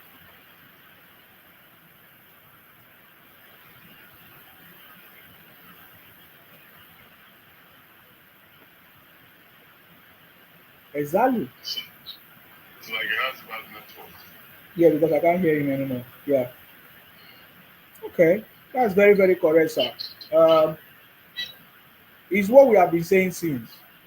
That is very, very correct. There was a time I was doing program about our business, how foreigners are taking over our business. You know, why should we allow that to happen? Is For me, I feel that is very, very bad. You know, all of a sudden we are no longer doing what we used to do before. We allow foreigners to come and take over our businesses and all of that. So I see this one that is this one. Whether you are laughing, Collins, what is it that you are laughing? Are you laughing at me or you are laughing? What's the problem? If you go to some of our region, our young boys have become special media whatever for politicians. Those things are not sustainable Yeah. things to do for the youth. They are all special advisor on media communication, social media communication. Mm. Do you understand? Mm-hmm. I'm sure you see those things. Yeah. I Some do of see the it. others, Yeah. they are advisor for one politician. No. Governors need to start to think, be innovative. Okay. Titanic, you are welcome. Good evening, sir. You are the boss. South. Yes, sir. Good evening, How far Jacob. now? Long time. I'm fine, sir. And you? I'm okay. You don't dey mature. What you want to do now? Don't dey mature. So maybe it's time for me to message you. Yeah. no, no wahala, sir. I see you All come right. up. What do you So, want to say? Go ahead. Yeah. yes, let me also contribute. Yeah. I think the Igbo people, if they have not realized, they should start realizing that South people have decided, to be very matured, civilized, and independent of influence from the southeastern region, right? So this Anioma State incident that happened should be a clear warning and message to them that we are not going to entertain that nonsense any longer. Always coming in to drag us back. We are trying to go to the front. They are coming to push us back, give us bad luck. Cause problem for us. In the name of we are brothers, we are brothers. I don't think that if we are brothers, it's necessary for you to be causing problem for us. Doing things that is going to set us back. Put us maybe 20 years behind. No, we don't want that kind of brotherhood. So they should learn to respect our boundaries and understand that we are no longer pushovers, and they cannot come and impose their own ideology on us. So that is the message we are sending. Now we are not done. From next year, we are going to start a campaign because we need to reclaim our economic space. They are doing too much in our states. If you go to Akwa Ibom State now, they have Colombia all the markets, all the trade space in Akwa Ibom. They have Colombia. The 70% of the people doing petty trade in Akwa Ibom State is them. So if you are coming to come and do petty trade in Akwa Ibom State, what will the indigenous do? Understand? What will the common people do? These undergraduates that are just dropping out of school, they don't have anything to do. What will those ones now do? If you are now occupying everywhere, at the same time too, they are still saying that the people are too stupid, they don't have sense, they don't do this, they don't do yet you're benefiting immensely from them. But when you have a manufacturing job, you take it to Lagos, you take it to Aba, understand? When people like Obi when you have big investment, you will not bring it to Akwa Ibom, you take it to your place where you are from. But then when you're struggling to grow, Akwa Ibom State is the best destination. If you look at most of them that are on social media here insulting the video people, right? They grew up in Akwa Ibom, they live their life in Akwa Ibom, they benefited immensely from Akwa Ibom State, but you now see them having the audacity to come on social media and talk trash. So we want to reclaim our economic space. We don't want to leave it for foreigners. Then worst part of it is that they introduce this their union, economic union in Akwa Ibom State. They monopolize the market, make cost of goods and services go up. So these things have gone unchallenged for a very long time. It has been going unchallenged for a very long time, and we are no longer going to have it. So we are going to reclaim our economic space. Let them take their whatever business they have and go to their place. If we want to buy from them, we will travel down there and procure whatever we need. Thank you. So before you go, South, Titanic, tell us a little bit about that Anioma story because I know that what's his name, Ned Woko was the one trying to cover some places in the Delta to create a state, Anioma state, of course, and then join it to the southeast. Because I really need somebody to hear because there's one of our brother here, mindful. I want him to hear how because he was asking me what are we going to do. I told him that our people are going to stop it. Please, can you just give a little bit of story how what really happened and how we're able to stop the Anioma whatever nonsense? If you want to add to that, please. All right. Yes. Okay. So yes, of course. The Southeasterners, they've been mounting pressure on the senator from Delta North, to use the slots to create a state in the southeast to bring in Anioma, Delta North. Now, 9 local governments from Delta North. The funny thing about it is that the nine local governments in Delta North, despite the fact that they are people of diverse origin, they have different language and other tribes. They have Isuku, they have different people in that place. They are not Igbo people, right? Even the people that they claim that they are the Igbo speaking people in Delta North, they are not even Igbos, right? They have a totally different history and origin from these people. But then you can see them on social media struggling to Igbonize them with propaganda, lies, and deception. So they decided that they wanted to create a state, one additional state in the southeastern region. And what we were expecting them to do is choose within the southeastern region what state to create for themselves. But rather, they now settled in for creating a state from Delta North, South region, and taking it to the southeastern region. Understand? Despite the fact that contravenes geopolitical politics, the principles that govern geopolitical zone clearly states, that anything that has to do with politics in a geopolitical zone is exclusive to the people in that geopolitical zone. What that means is that you cannot come from another geopolitical zone to come and be playing politics in another geopolitical zone in the disguise of unification or whatsoever nonsense you target or call it. So that was an attempt by them to expand into the south region, and before you know it, they will start expanding until they push all of us to the Atlantic Ocean.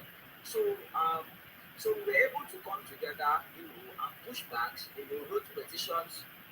I personally, wrote petitions, we wrote petitions to the state government, wrote petitions to the State House of Assembly.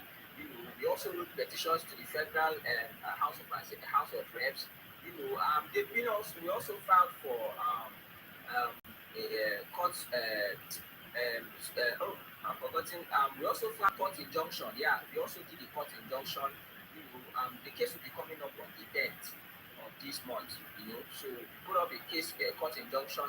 We prayed the court to stop and suspend the creation of an Neoma state, pending when the court can determine how the Delta North, how Senator Nebo came to the conclusion of creating a Neoma state from South region and taking it to the southeastern region, and how we came to the conclusion of that and Neoma state Delta North people are Igbo people.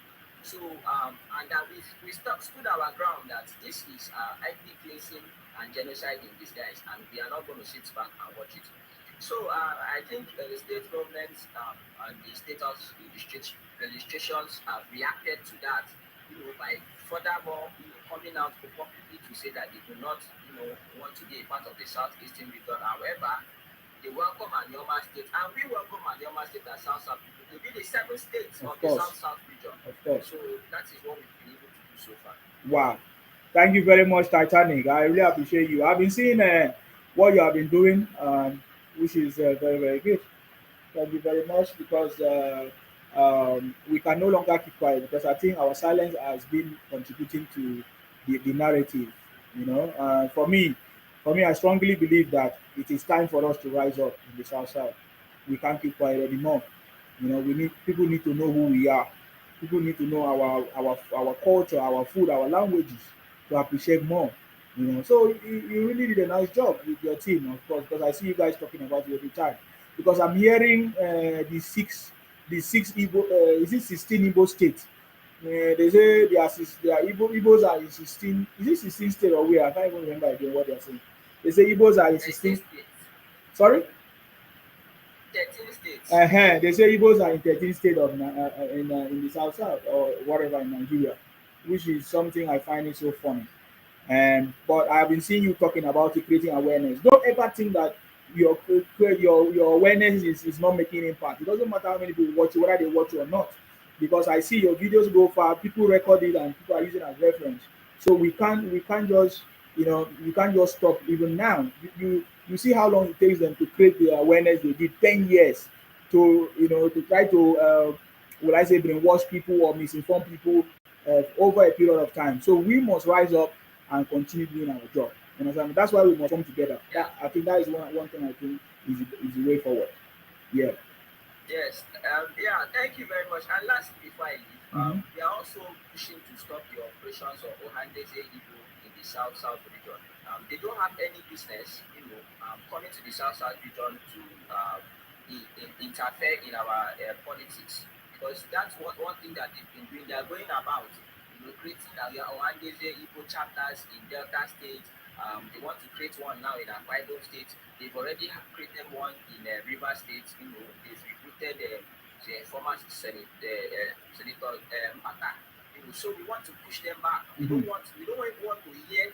This will be the last time Ohandeze Igbo make any press statement or give any opinion about anything that is happening in South region. They should keep their Ohandeze Igbo in the southeastern region. We are not Igbo people. This is South region, and we are not going to entertain that nonsense anymore.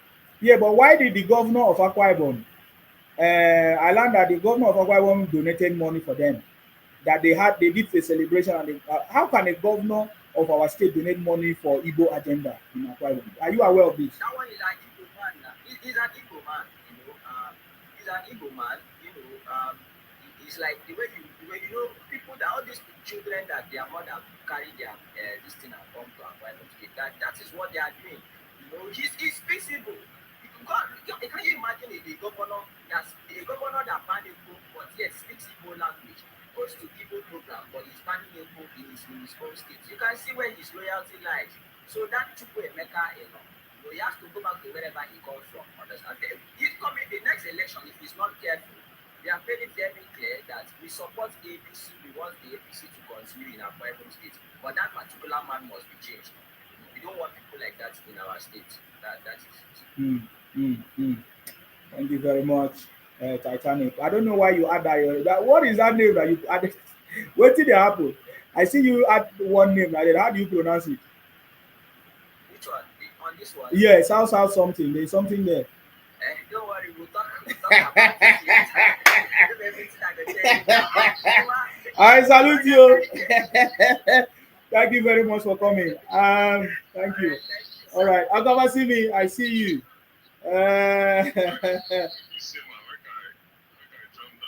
All right, thank you very much. I appreciate all of you. Thank you very much. Agabasimi, I see you. Thank you for joining us. Long time, Agabasimi. How is everything? How is work going? Wahala. You see, now this kind of thing they make my head hot. You understand me? Now this kind of thing they make my head hot. Now this kind of thing. Anyway, I have my own way of dealing with things. You see, just like we are saying now, because we have to be very, very careful. Now there is going to be more powers to the state. We cannot install somebody that have what they call political conflict. Yes, conflict of interest. You are supposed to progress the state, and I was shocked to hear that donated money to some Igbo agenda in Akwa Ibom. I don't understand that yet. We just allow you to play the game because of the situation. But when we rise up, now only you go hear. We go hear you. You understand me? Now so it be. When you want to try to misuse people, when the people rise up, you know go dey funny now. You know go dey funny. So what's your name again? Is it Iman? I don't even know. Is your name is Umo Abi? Umo. Better do something for Akwa Ibom. I know 1 year story because the day easy for you.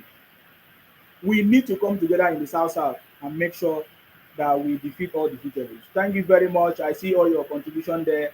Olatunji said, he don't say Titanic no go look for work. Wait, he don't beg you for money before. He don't. In the day you say they find work. I don't know. You have every time you come to our platform be talking. Did you tell Nnamdi Kanu to go look for work? Did you tell Simon Ekpa to go look for work? When we talk about what we want in our place, the thing they paying you. Now that time they say no, go look for work. This is my job. Anyway, when I don't tire to tell me I go look for job, because I think before una think say na joke. Titanic is doing his job. Is passionate about what he's doing, and you're asking him to do his job. Go ask him to go and look for job. It is you that should look for job because what he's doing is his job. Are you getting me now? That is one thing you must know. You know, you'll be surprised what is going to happen. Is gradually the message is going to go far and wide until everybody know what is going on. So for me, just like I said before, the Anioma stuff was so funny to me. I said to myself, so are you telling me that the Anioma people or the Delta people will allow what's his name, um, Ned Woko to come and create a state out of South to join to the Southeast? There must be something wrong there. I knew that it can never happen because even the Delta people, they know they carry last. You understand me? They know they carry last at all. So let's see how that conversation will go. But I know that it's not going to work. It's not going to work at all. So I go ask me how far now. Um, Let me read this comment from Olatunji saying some Igbos are already applied for student loan, but they all keep quiet due to shame. Yes, we know that one. Now then go carry shame at last. People that don't love the progress of this country, now then go carry shame at the end of the day. You understand me? They will definitely carry shame. I don't know. I salute you, Agawasimi. Ah, long time, long time.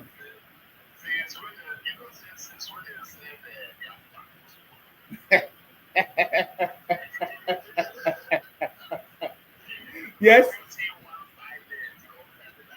everywhere quiet.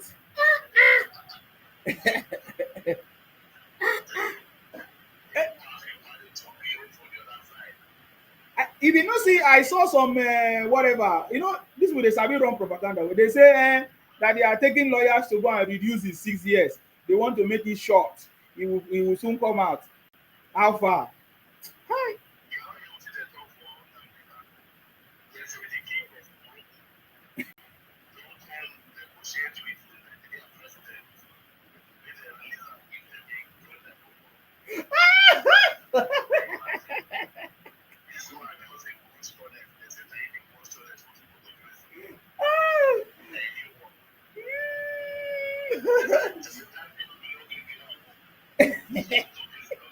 Exactly. So he don't hear. You don't hear who need work.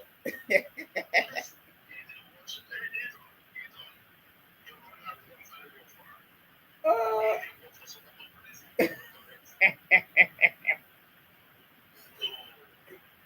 but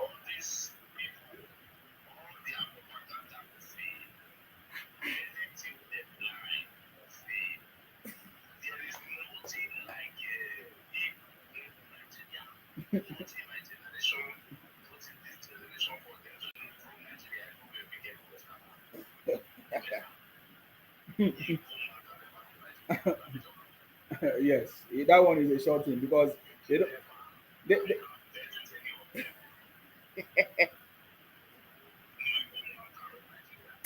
they don't finish you.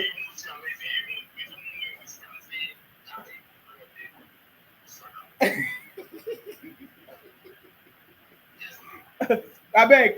I just want to remind you something. Can you remember when they say remember the first time they arrested Simon Ekpa? Remember what they were saying? They say they never arrested Simon Ekpa is on a special assignment that he's coming back. I beg. Can you remind us what happened?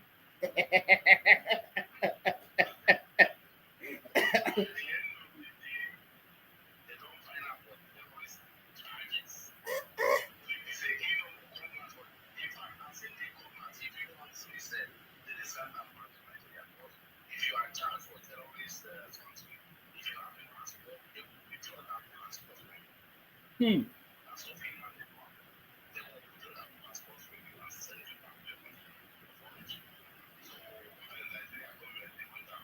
Yes, yes, yes, yes. Wow.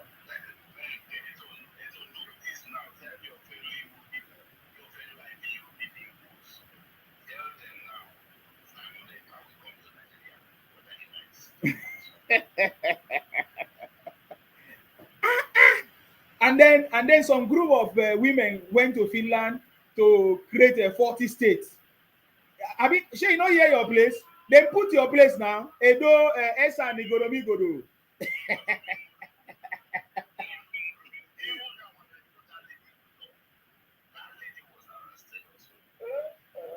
Ngozi Uragweze, or what's her name? She was arrested. And she's just entirely in the United States. Yes, that they're supposed to collect that license. You know, they're supposed to collect that because they say she's a nurse or something like that.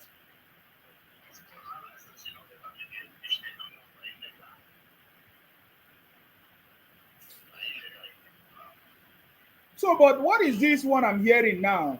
You know, all these, I don't know. When do you think that this Igbo nonsense will stop and propaganda? When do you, will it ever be a time to stop?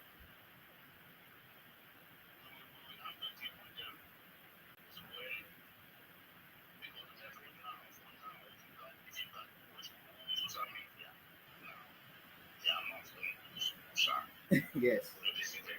Yes.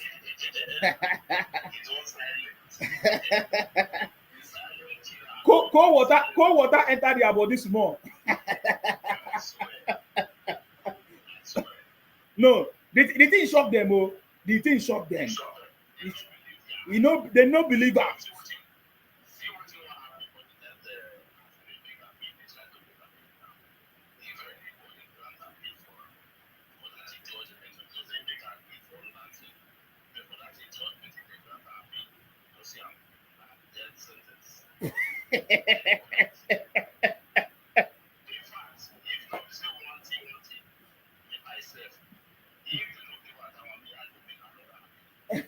Ah, there are people that are waiting to counter it. There are people that are waiting to counter it. It can never happen. Yes. It can never happen.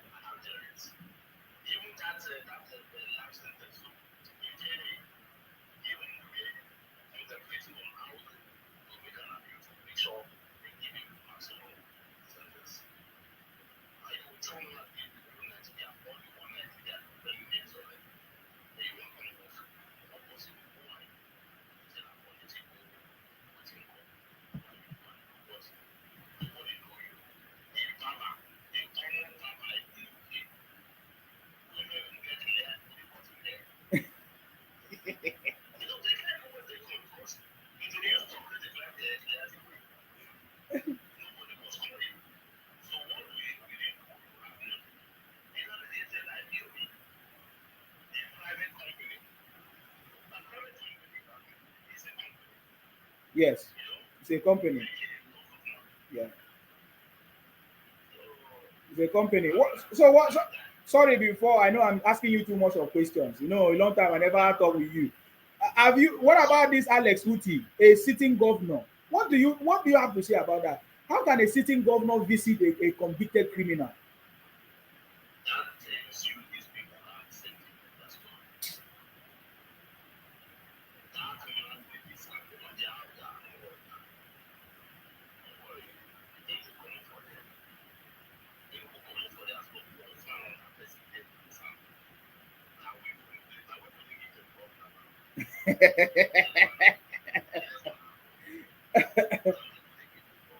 Wow, wow. Okay, maybe if you don't get too much time, I'll just ask you this last one. Is there anybody in Nigeria that will still support Obi? That will still support Obi after all the revelation that people have seen? Is there anybody that will still support Obi in Nigeria today?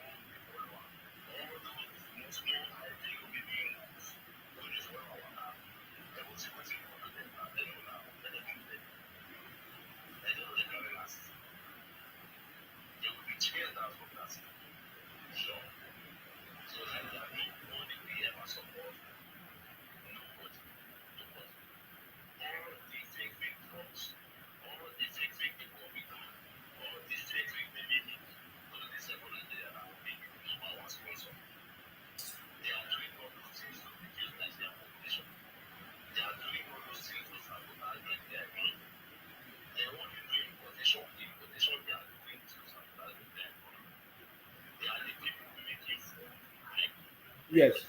Yes.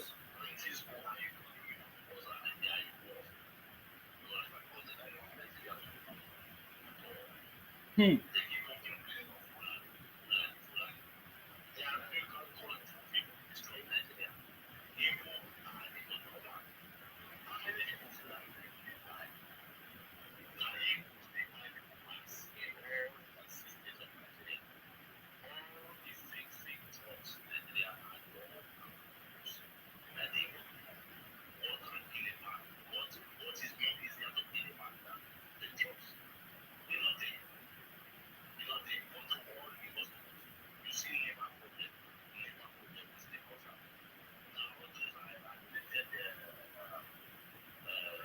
Drugs. Yeah, drinks.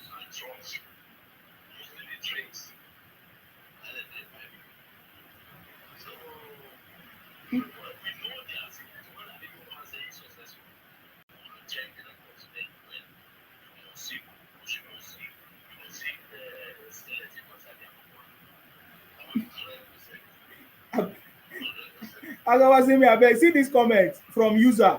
He said, I was married to them for 6 months. Nsima opened my eyes and I ran away from them. I beg go. I beg go. I beg go.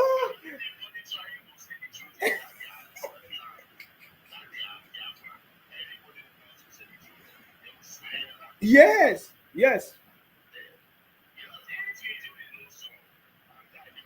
Ah, no be small thing, no.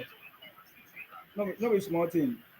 Yeah, Agabasimi, you are very, very correct. You know, the Edos were the one that supported Obi very overwhelmingly, like so, like a lot.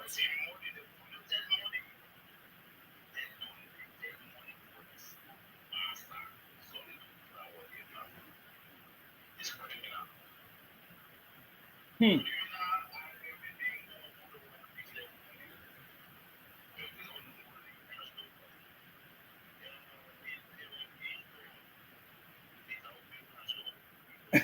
Leave that one. That one the fight with Wasara. Now that we have taken the conversation back to Edo State, I've been hearing from different quarters. I don't want me. I always want to hear from people that know more information. So maybe you will tell me better. Is it true that Basege has been declared wanted in Edo, and why?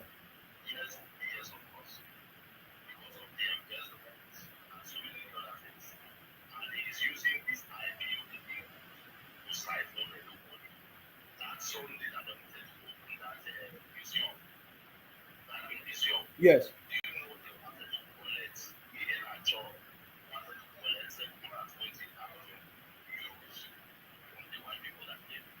Wow.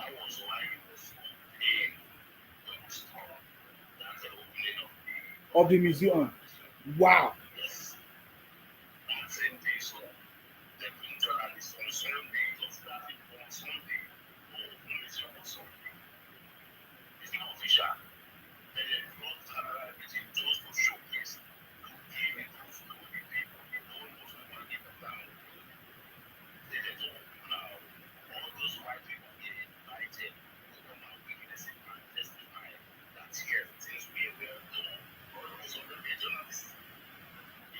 Yes.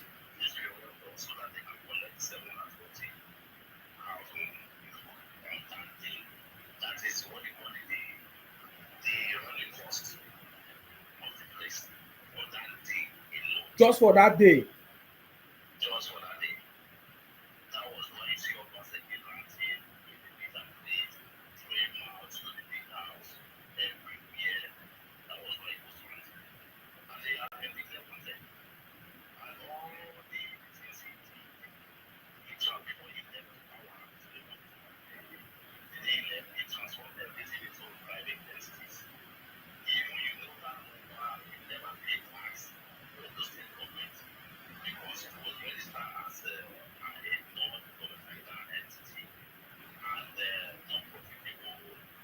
Organization.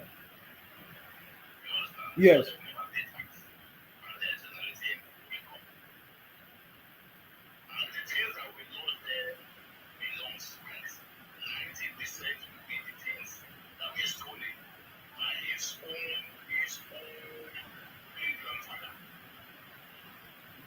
Wonderful. You understand? Yeah. So Wow. whatever happened to it, Wow. there's people we are arresting. We are people are arresting. We are bringing back.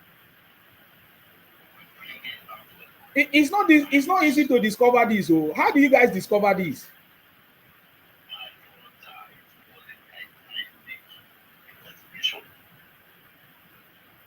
Because this guy is so intelligent in smuggling hands.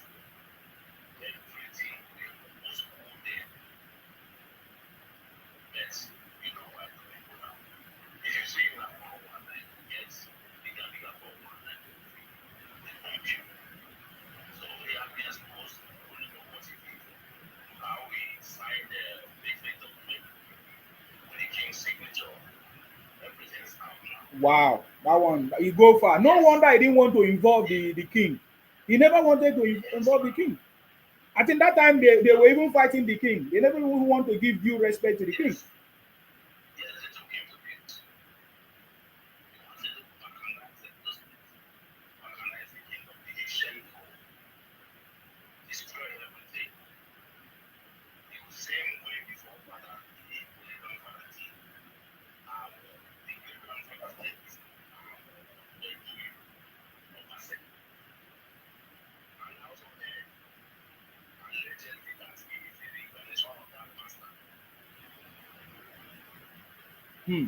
So, but why is it that I don't know the same way the thing is happening in Nigeria as a whole, where some people will still be supporting people that they can see? That's why I asked you, is there anyone that is still supporting Obi? Because I can still see that there are some people that are still supporting Abaseki that he did the right thing. Why? Why is it like that? Most of these people are not idiots. Most of the majority of them are not idiots. When you see that one, people get them. I mean, even the owner of the place, that evil man. You understand? So these people are not here.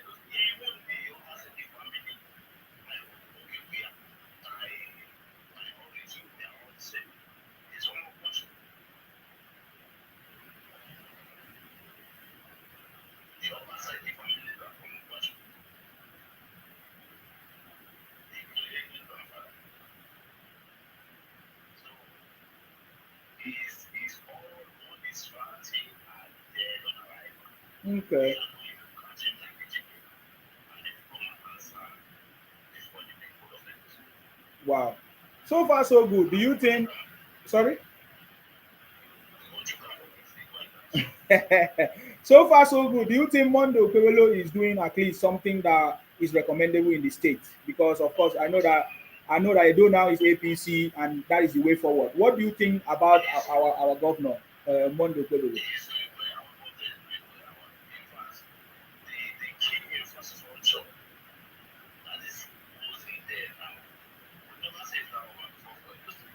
You know, see that before. No, I saw video of the flyover. Man, I'm like mad. I swear to God, we never say something like that before. And there's more people is working employment to people that are basically here alongside only their money. We didn't employ them because we didn't have contract teachers. We will employ them. The land that Obaseki stole from people, we have 150 owners, landowners in the Okoro community that he wanted to use for Obaseki, use for Obaseki. All those land have been given to the people. All these farmlands, we wanted that he sold to his own friend. He became a share also. And nobody who had the man had the benefit in people to trade that one. Let's go. Those lands have been turned back to the farmers so that they can have land to farm. That is why it's right transit. We have sent those people to go and pick up as a team and collect their money from us. Because you cannot come and deprive our people of their own land, their mother's land, where they have been farming for many years, centuries. You just take the land and drive them. It's enough for our council. Now the land is enough. Okay. That was always right. Always doing well. Doing well. What I want you to also have another part of the Muslim, the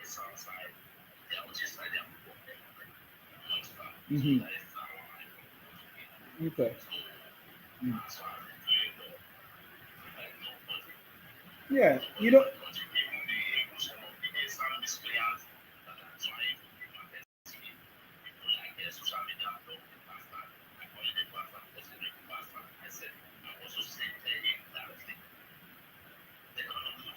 Oh, is he the marketing the governor?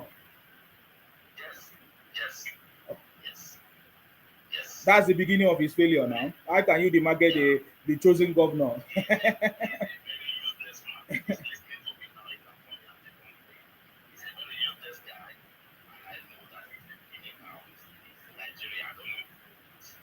Yeah. Can you imagine? Okay. Okay. Wow.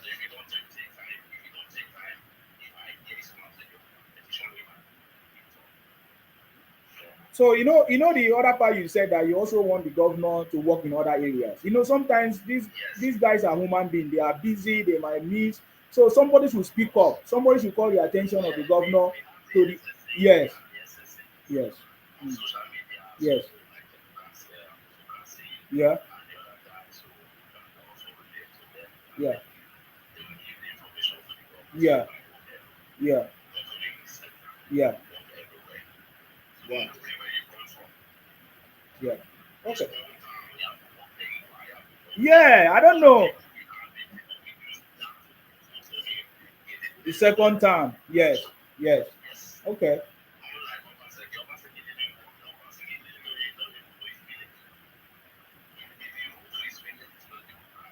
Hmm.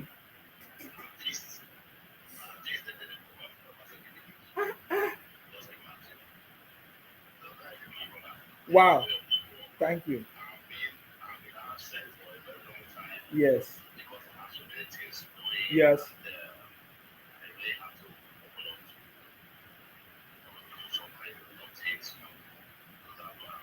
I'm happy to see you today, sir. I'm really happy. I know all of us are busy. Thank you very much for coming. I really appreciate you.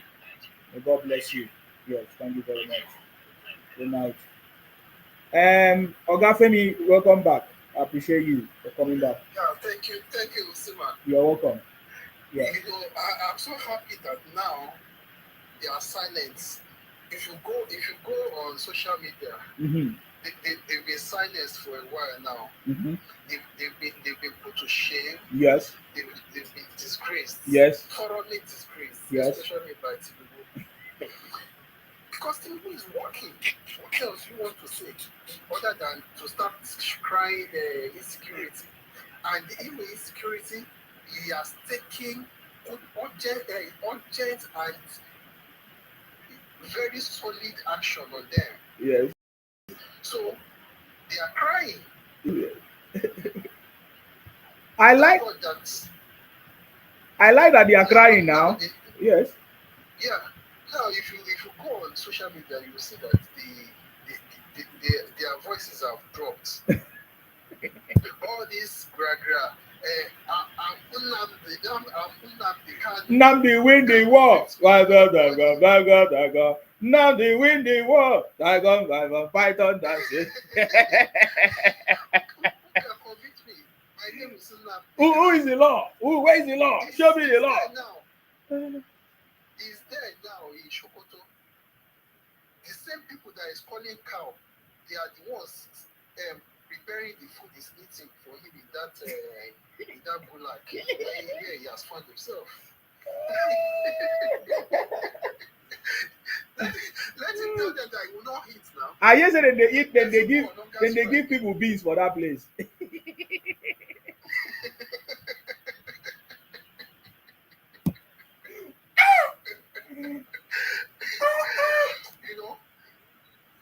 Concerning the issue of Ohanese, Yes.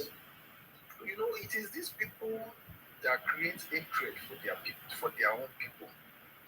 When every politics is local, people are doing their own politics. They don't interfere in your own politics. You go and put mouth in their politics. That is the same thing they did in Lagos. Anytime negotiation says, they say, okay, this is the person we want. You come and impose your own person, and you'll be crying up and down. This is the person we must install. Who are you to say that you want to install somebody in Lagos? Is Lagos your land? These are the things that you are using to rile up hatred against yourselves. And when the thing starts, you say they hate us, and they are discriminating against us, they are marginalizing us. The people don't put mouth in your own politics. Now, the state police is going to start. People are already campaigning that they must not see any Uche or Emeka on that list in Lagos. And that's the message they are sending to Sanwo-Olu now. That on no account should we see any name like Ngozi or Onyeye on because Lagos State is Lagos State. If it is state police, it's policed by people from the states. So if you have your own states, your own Enugu or Imo, put your people there.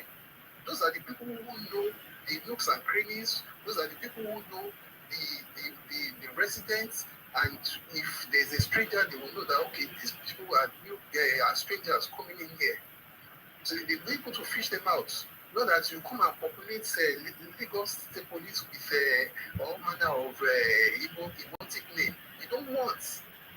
So people are pushing back because you people they will not know their limits. They will be going beyond their boundaries. So let me just chip in some. You know, they will know that people are going to be watching. So what about those ones that change their name? Do you know that there are so many Igbo impersonation? Some of them even have passport with Yoruba names. Are you aware? So how are we going to identify those ones that use impersonation, change their names? Can you comment on that? Absolutely.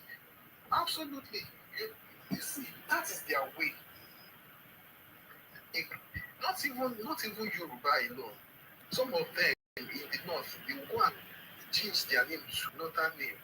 If you go on social media now, even on this your life, hardly will you see them use their name. They'll be putting things like spanner, Igbo, that is what they do. So, the suggestion that we are bringing up is whoever wants to apply, just the way they do for bursary awards, you go to your local government, your Oba will be the one to sign that truly this person is from this family and whatever. You will state the name of the family. Then you also have to go to maybe the Bale of that village. The Bale will also sign that truly I know this person. And if anything happens, it is the Bale that they will go and pick. So with that, we'll be able to secure at least to a larger extent that whoever is going to be enlisted is from Lagos. Okay.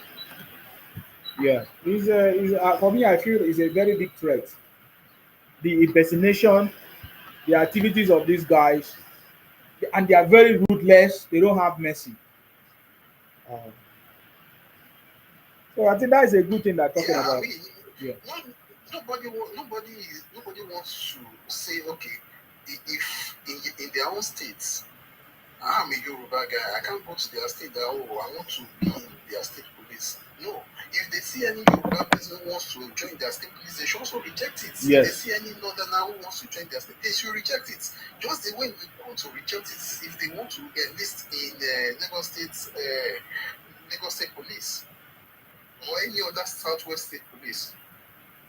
Because I know them. That is what they are looking at now. And before you know it, they are still the same people who are pollute the police.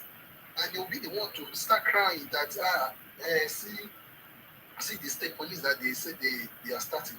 There's nothing good that they see about that country.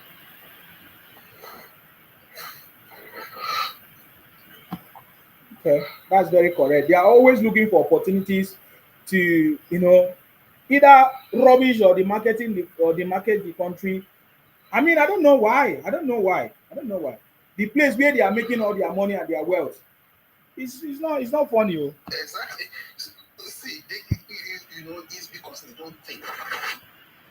This Biafra that they're shouting now, if Nigeria is courageous enough to tell them that, okay, go, they don't know that for them to now do business with Nigeria, they will need a visa, they will need work permits, all those barriers will be there. So how do they want to survive? It's just that they don't think, because, and I know that they are just saying it, they will not go. By the time if Nigeria is courageous enough and say, okay, you know what, you people should go, they will not go. They will still be. They'll be crying. They'll be crying. They'll be crying. Mm. They will still be a pest to Nigeria. They will want to keep leeching on Nigeria, even if they are hard to go, because they know that who is going to them, who is going to do any business with them.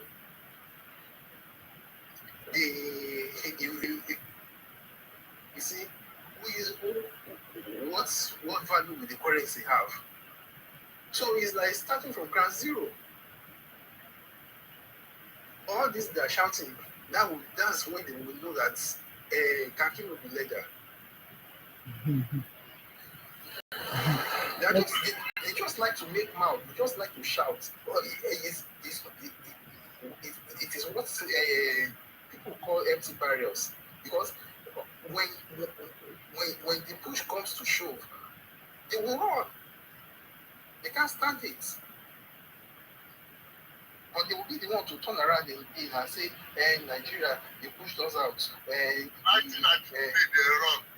Thank you, Dabo. Yes, they will be the one to turn around and say they pushed us out. They are the one they want us to suffer. They want us to die. But they are the ones pushing it now. Everybody can see, man. Everybody can see. Okay, I see Dele here. Do you want to add to the conversation? Welcome back. I hope you say, people will say, Mama, me now, by the special grace of God, myself, I will start my paper. Period. I know they argue too much. And when Akala entered Nigeria, he said to me, see, there's so local. When they do process paper, you see, and now when the dynamics of things change, you don't see them. So, people don't need to argue with them. People know they order something online. Majority of them don't forgive people. Yeah. You see, all these people, now just one looks for a strategy. You go see their yeye now. For Lagos, and then they say, when they are head in the then they go sit down. All the old bridge when they Lagos, and then someone you have, I don't know when they use them better for. You go see their head, when they give it, their head go squish. I don't care for Lagos. So now, all this one no make the same. And they advise people say, look here, if you want to do business now, do business and think about your children. Say one day, you go happy and give your children to continue. Now which one you go do for you? Cause them. So that if you want to do a business, you get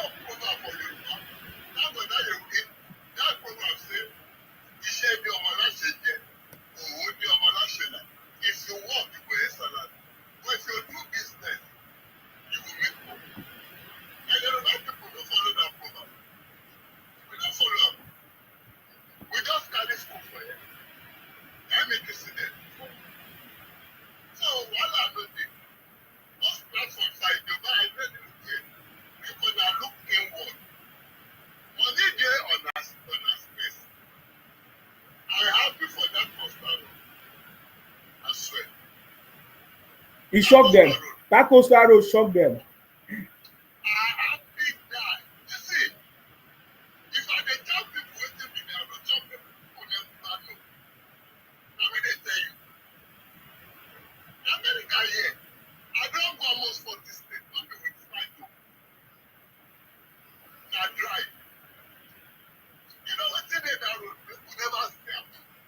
Like the white one wey dey there now. And the other thing is, okay, anybody wey dey there, go grab land. My brother, they know Yeah. wetin dey. Now you made them the fighter. They know that that thing is a game changer. It's going to open up the whole of South. That is the more reason why. It's going to open trade in South. South is going to start prospering very well. They know. Along that road, That's why they are shouting. They want to shout it down. along that road, now before person go drive from Lagos, you no go stop for, you no go drink coke, you no go chop food. All those things na money. Those are money. Those are building the economy of those states. Those people pass. If I dey travel go Calabar from Lagos, if I reach this place, I no go like stop. Even if na Coca-Cola I buy, I never go to put. The development of that economy of that state go dey grow. That's tourism on its own. That's even Exactly. So why if any foreigner comes into Nigeria, you just want to take a ride, you want to breeze. That is the road. That's it. Just say I get opportunity meet Jagaban. I go tell I say in England, let them do that same road from that Calabar, go reach Cote d'Ivoire. Straight. That is business. Now you see, I don't work out for this country, I don't sit. If I sit down, Obi no fit knack me. For so I want to develop. You see road, if you go inside Bible, first thing we God do say let there be light. That light is equivalent to road.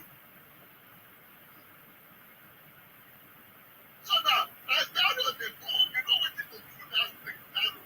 Come here, go see road. If people dey travel, during Thanksgiving, if people dey travel, if the bus so everything with them, you go see as everybody dey stop for all gas station, dey buy something.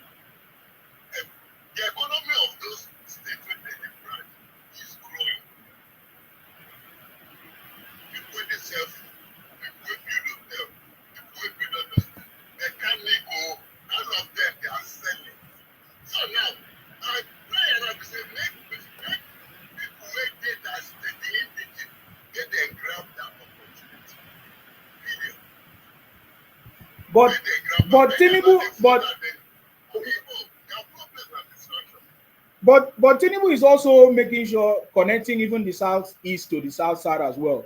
There's also road construction going on that is connecting the southeast to even south side and all of that. So I don't even know where their pain is because the same construction is going on almost everywhere, from even Sokoto to Badagry, all those Because areas. they are the only ones that want to develop. They don't want any other region to develop. They develop upon the one wey they get develop. Yeah. They don't want any other region to develop. They are seeing the way Akwa Ibom is going, the way Cross River is going, and they feel okay, they feel threatened. Let me tell you something. In the game of life, first thing to success, when people, if you want to be a successful person or success, first thing is attitude. Your character. Absolutely. You listen to me. Now you be the first thing. If you not make you be a good waiter, if your character goes funny, see the attitude. Nobody say go there and say consider. True. How you want to do. True. They're gonna leave them. You see, they're gonna see their case, man. Now what they will just look, just see. That's why they cannot stay. Because they themselves don't value one another.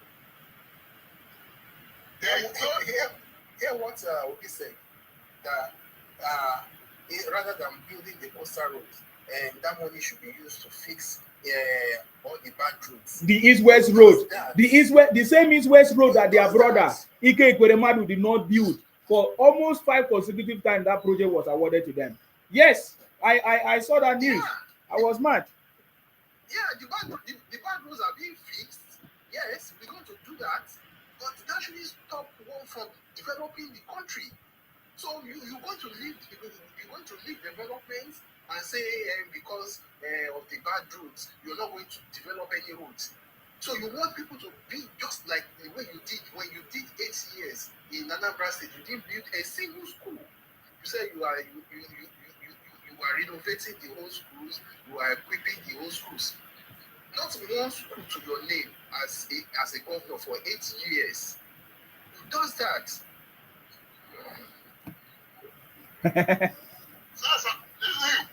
South America developed. When they do road, every day, every blessed day. During COVID, right? During COVID, do you believe that in America there's road construction? Of course. That was the time they were doing many construction now. That time, in fact, they were even laying pipes. They were laying all these fiber in the UK as well during that time. Right. Yes. Right. So what are they talking about? They are just noisemakers. They don't know. They have never seen this kind of leadership before. That's what I'm saying. Nigerians have not seen this kind of leadership that President Tinubu is bringing. That's it. That's the only way to describe it. Over who does a gift us? Thank you, user. Thank you for the money gone. Blah, blah, blah, blah, blah, blah. Yeah, go ahead, sir. You see, my home is saying in the next 20 years, we will last. We will last. Period. You don't need to follow anybody. You see, you go fall down like this. Your home is saying, be on your game and know what you're doing. Period. So like that time reach, if you go yap them, they go say, what do you get? Then you go yap them there. See what did they have. You go see them. Their children go suffer. They never know it. They don't want anything good. They don't go Ghana. anything good. They don't go Kenya. They don't follow. America here, they call it the misbehave. I said, say nobody follow them.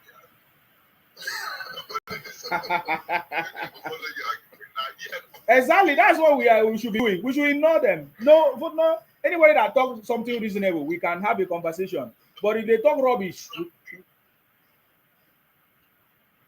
because your children, you should be able to tell them, see what happened during this time. See what I was able to do. So make an approach. Then you sit back and watch them. Then go there, they carry pala, and then they carry pala from stuff. So that they go carry their head go bed. Or you stay where their head go full. When they make press. No hold up that time. Now they are picking the sell charger for hold up. For traffic, yeah, that is it.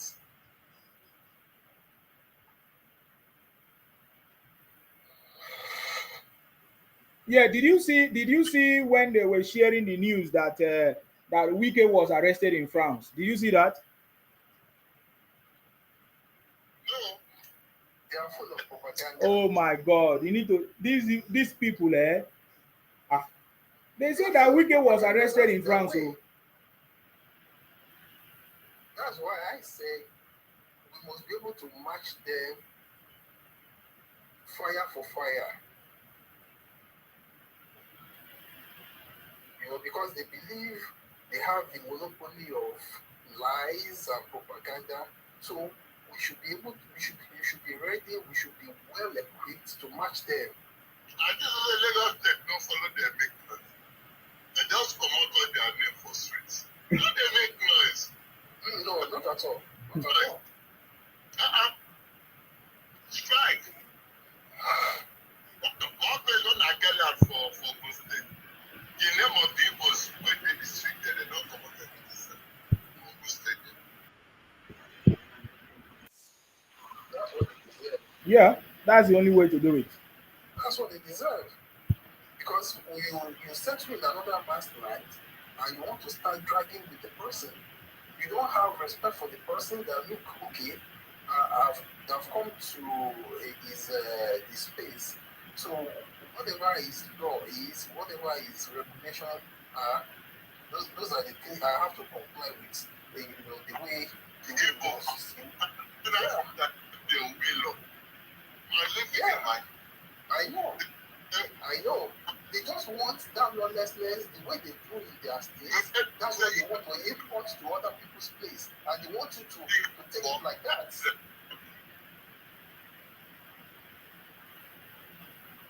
Yeah, they want you to take it that way. That, okay, the way we are living in our place, the lawlessness that we are used to, and let's bring it to your place, let's impose it on you, and you live with it.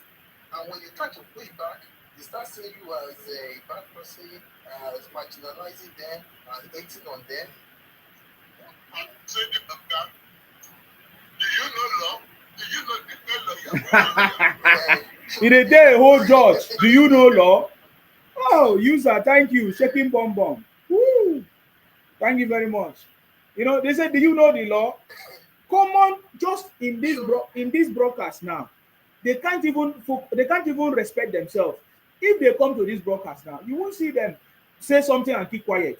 They want to just keep ranting and saying all kinds of like misinformation, and then they will just keep talking. They don't want you to even talk anymore. Their mission is just to come and destroy the country. So they don't even respect anything. They don't follow procedure. Why? It's mad. That's the way they live. And that thing has been with them for a long time, that they've normalized it. You know, they go read Bible. They say the country with their mother soup. You know, go see a real Jew, go say that right.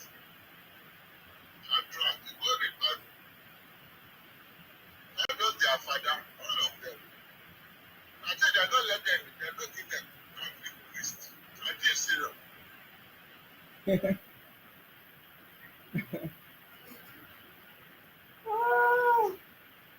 Don't cast finally. Don't cast finally. What is it that? Sorry, go ahead.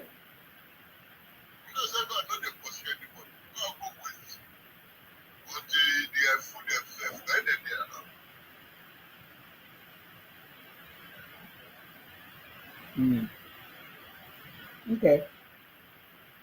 So, Femi, you wanted to say something? Okay, Del is still talking. It's like we can't hear you. Maybe you're breaking. Maybe you are saying something and we can't hear fully. Oh, okay. Go and sleep, sir. Go and rest. Me, I go soon go sleep. Thank you very much for coming. I appreciate you. Thank you very much. Yeah, thank you, sir. Okay.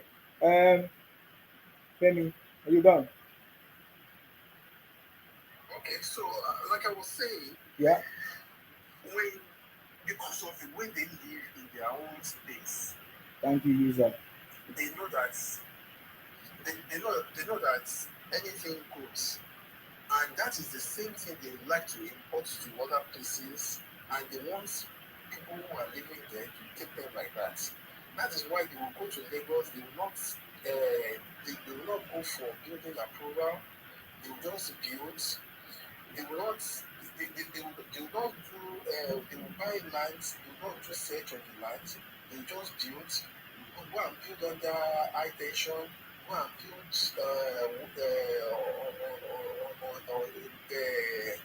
On a flooding part or gutter or whatever. Yes. Yeah, when there's no step back, and when the government now move to correct all those things, they will start shouting that they hate them.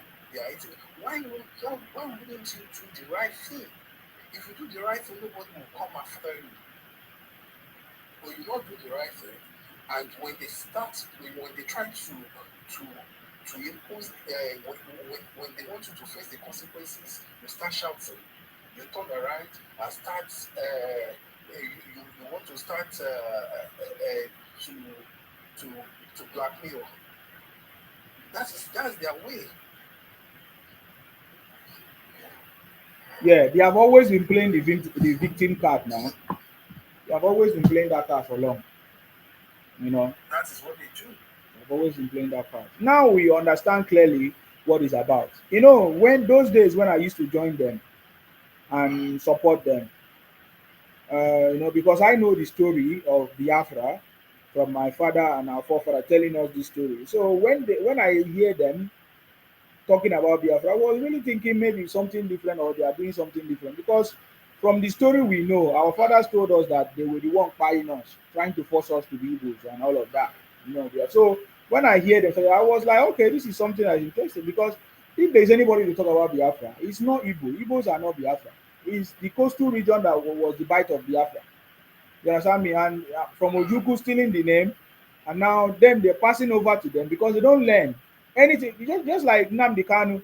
Do you notice that Igbos were saying, "Show me the law"? All of them, exactly the same thing that Nnamdi Kanu said. They just copy They're all crying the same thing. without thinking. So because if Igbos say that they're educated, they could have actually thought about it. How did Igbos became Biafra? Because there is no way Igbos can become Biafra. But it was, you know, passed down from Ojuku, who tried to steal the name and inculcate everybody into their Igbotic something. So, but they continue. So I discovered that, man, these guys don't have intention, any good intention. In fact, in one of those their broadcasts, when I hear them say, Akwa Ibom people are Ibonta, a subgroup of Igbo, say Akwa Ibom is, doesn't mean Akwa Ibom is Kaibo. I'm like, woo.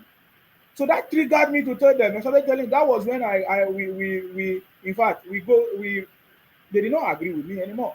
You understand me? So I started telling them. You understand me? So for me, it gives me that experience. I wouldn't say supporting them and all of that before is totally a waste. It has made me to really go deep to understand all their gimmicks. Yes, all their plans and gimmicks. They are not different from each other. They are the same. They have the same mindset. They work the same way. They think the same way.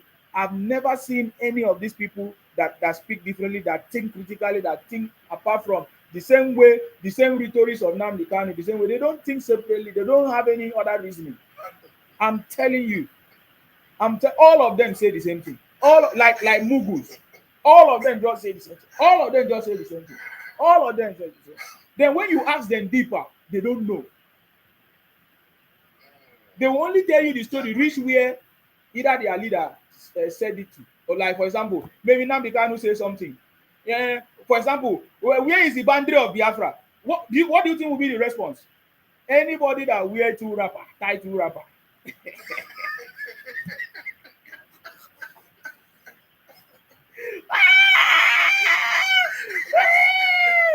No, I don't want to go deeper. It's so easy to brainwash them. Ah.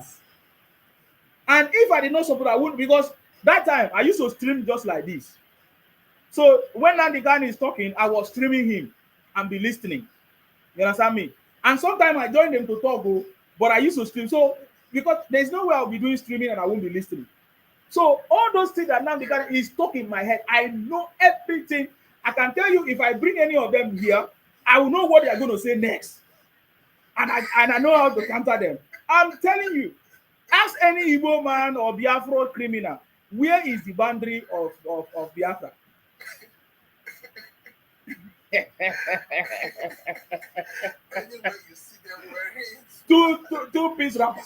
Two-piece wrapper. That is the boundary. And then they will not start explaining the interland, the main Igbo land, and the interland, and the rivers, Akwa Ibom, Edo. You know, they started adding Benue now. All of that. These guys are a bunch of criminals. It's not today, right? It's not today. So for me, them they know that I know them very, very well. So so they can never succeed, though. Yes, it's also, they can never. If one man, Ojukwu, was the one that misled Igbos, then people like us in our generation, we will make sure that we debunk all those lies and make sure our people stand up and pass it down to the next generation. I'm telling you. So that is what we are doing. That is what we're already doing, anyways. Was it not Nnamdi Kanu that destroyed Igbo land in 10 years? Is it? So it's very easy. So us, we don't believe in that, all those nonsense things. We want progress, we want development, we want togetherness. The thing I have to say is Nigerian government has to be strong, and they should allow the law to work. Exactly. The major problem we have in that country is impunity. We're able to. We have the law, but when it comes to implementation, that is quite the problem. Yes. So when we are firm and they know that, look, if you do this, this is the consequence, and there's no two way about it. You have to face the consequences. These people, they will sit up. That is in America, you don't see them behaving abnormally the way they do in Nigeria now. No. You know that the door to the jail is opened. Yeah. So if you misbehave and they try you are found guilty, then there are no two ways about it. You are going to jail. Definitely. That's what he was thinking. That okay, do you have law in Nigeria? That is what you have law in Nigeria. That's why you are in jail now. Thank you, Femi. You understand. You understand the point. That is what I was saying. Because even me, I was even challenging Nigeria. I say, okay, fine, you prove now. Now the time say we don't have a law. Let us see if Nigeria don't have law. Yeah. Because that is what he was. That is, if you listen to him, that is what he kept saying. That is why he never believed that there is a law or there is going to be held accountable. Yeah. So for me, I so like the fact that there is a law, because now they know that there is a law. They say, oh, it's not a written law. Are you not hearing people saying it's not a written law?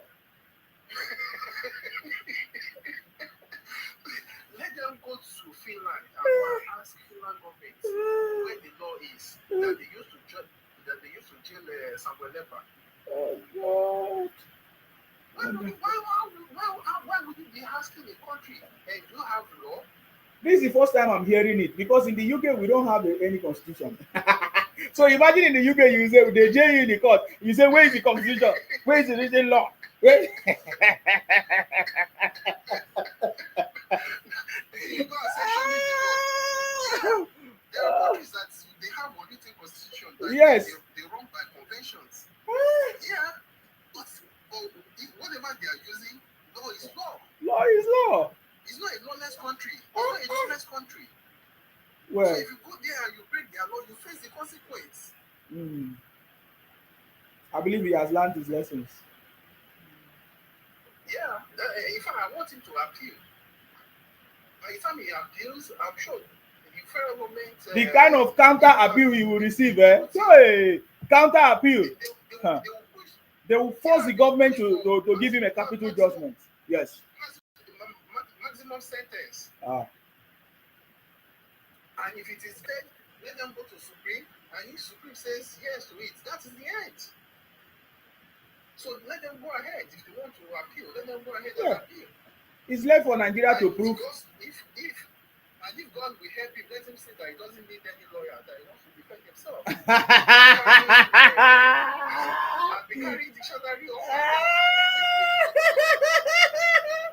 It's left for Nigeria to prove that if they have a law. That's why I did not even talk too much.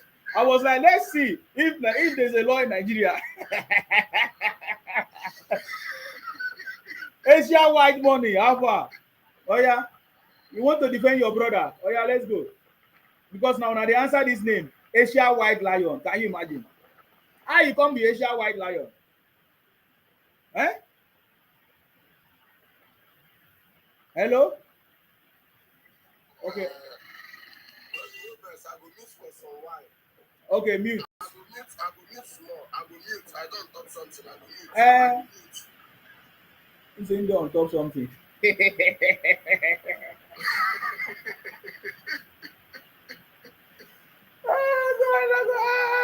I can only laugh.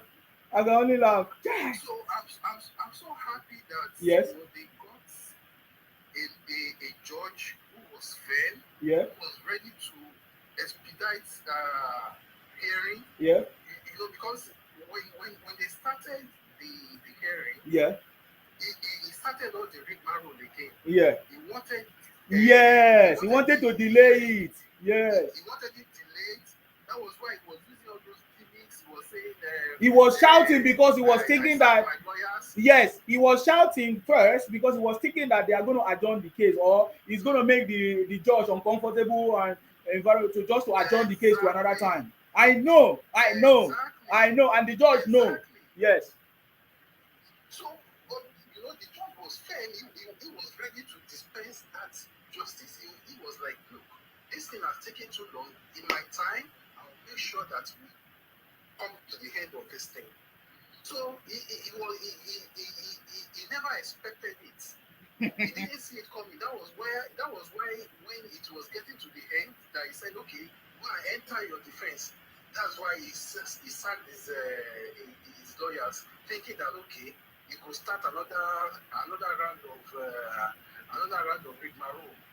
He sent in about three prayers, and the judge said, all those prayers we've dealt with them, so I'm not entertaining them. So we are going into defense. You defend yourself. If you are not going to defend yourself, send in your like a statement, yeah. Yeah. So they think everybody is a fool, and you started shouting in the law, in the court. You don't know the law. You don't know law. You don't know law. Show me the law.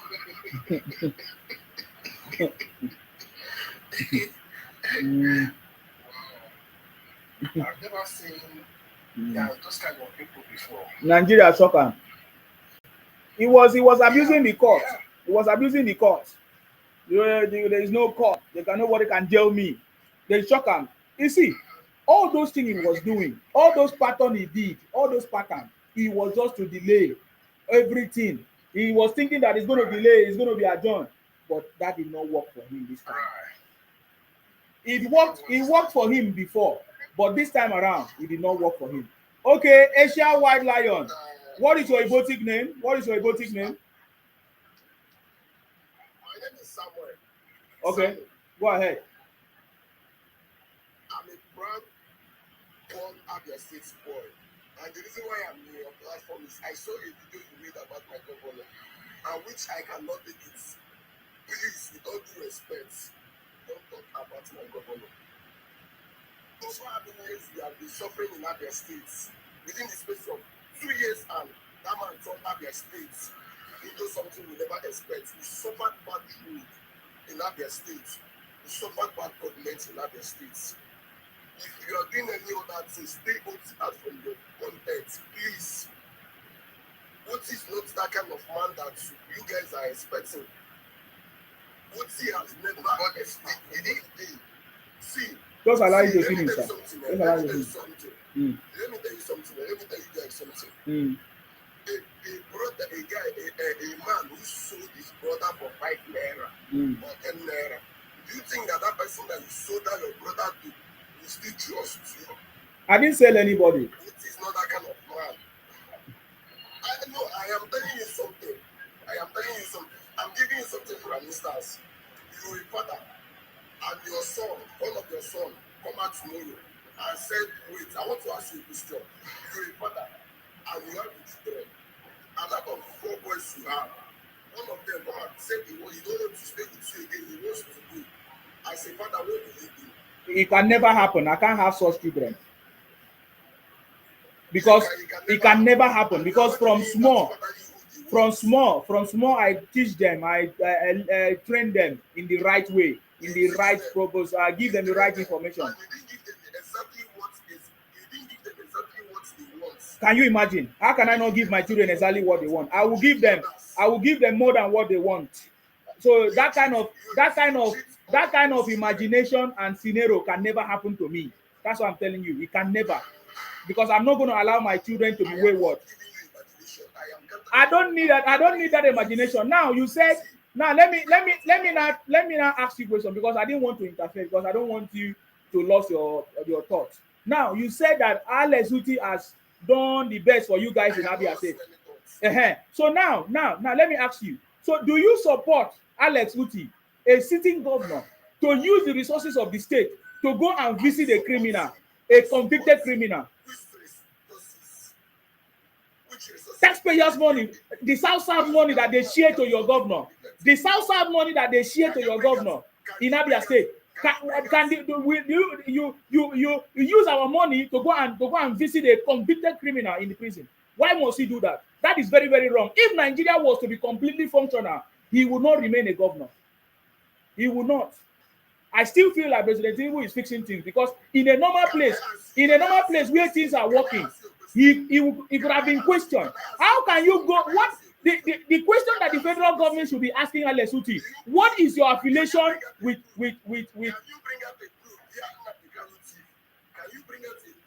the proof is that the federal judge of Nigeria has convicted him. That is the proof. He has been convicted as an international criminal until proven otherwise. That is the conviction. You are talking as if a baby, as big as you don't know anything. I thought you don't know law. You don't know law. You could have said, I don't know law. I don't know law. I don't know law. I don't know law. I don't know law. I don't know law, Abi. I don't know law.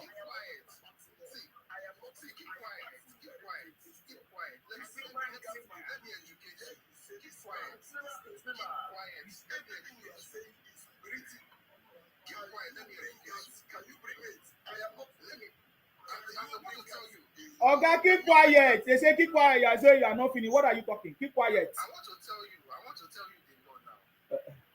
Now, you come out and you are inciting people that if you see this person, buy the person. If you see that one, buy the person. But you are not the one. You are not carrying anything. You are not the one perpetrating it. But you are instigating it, and it is happening.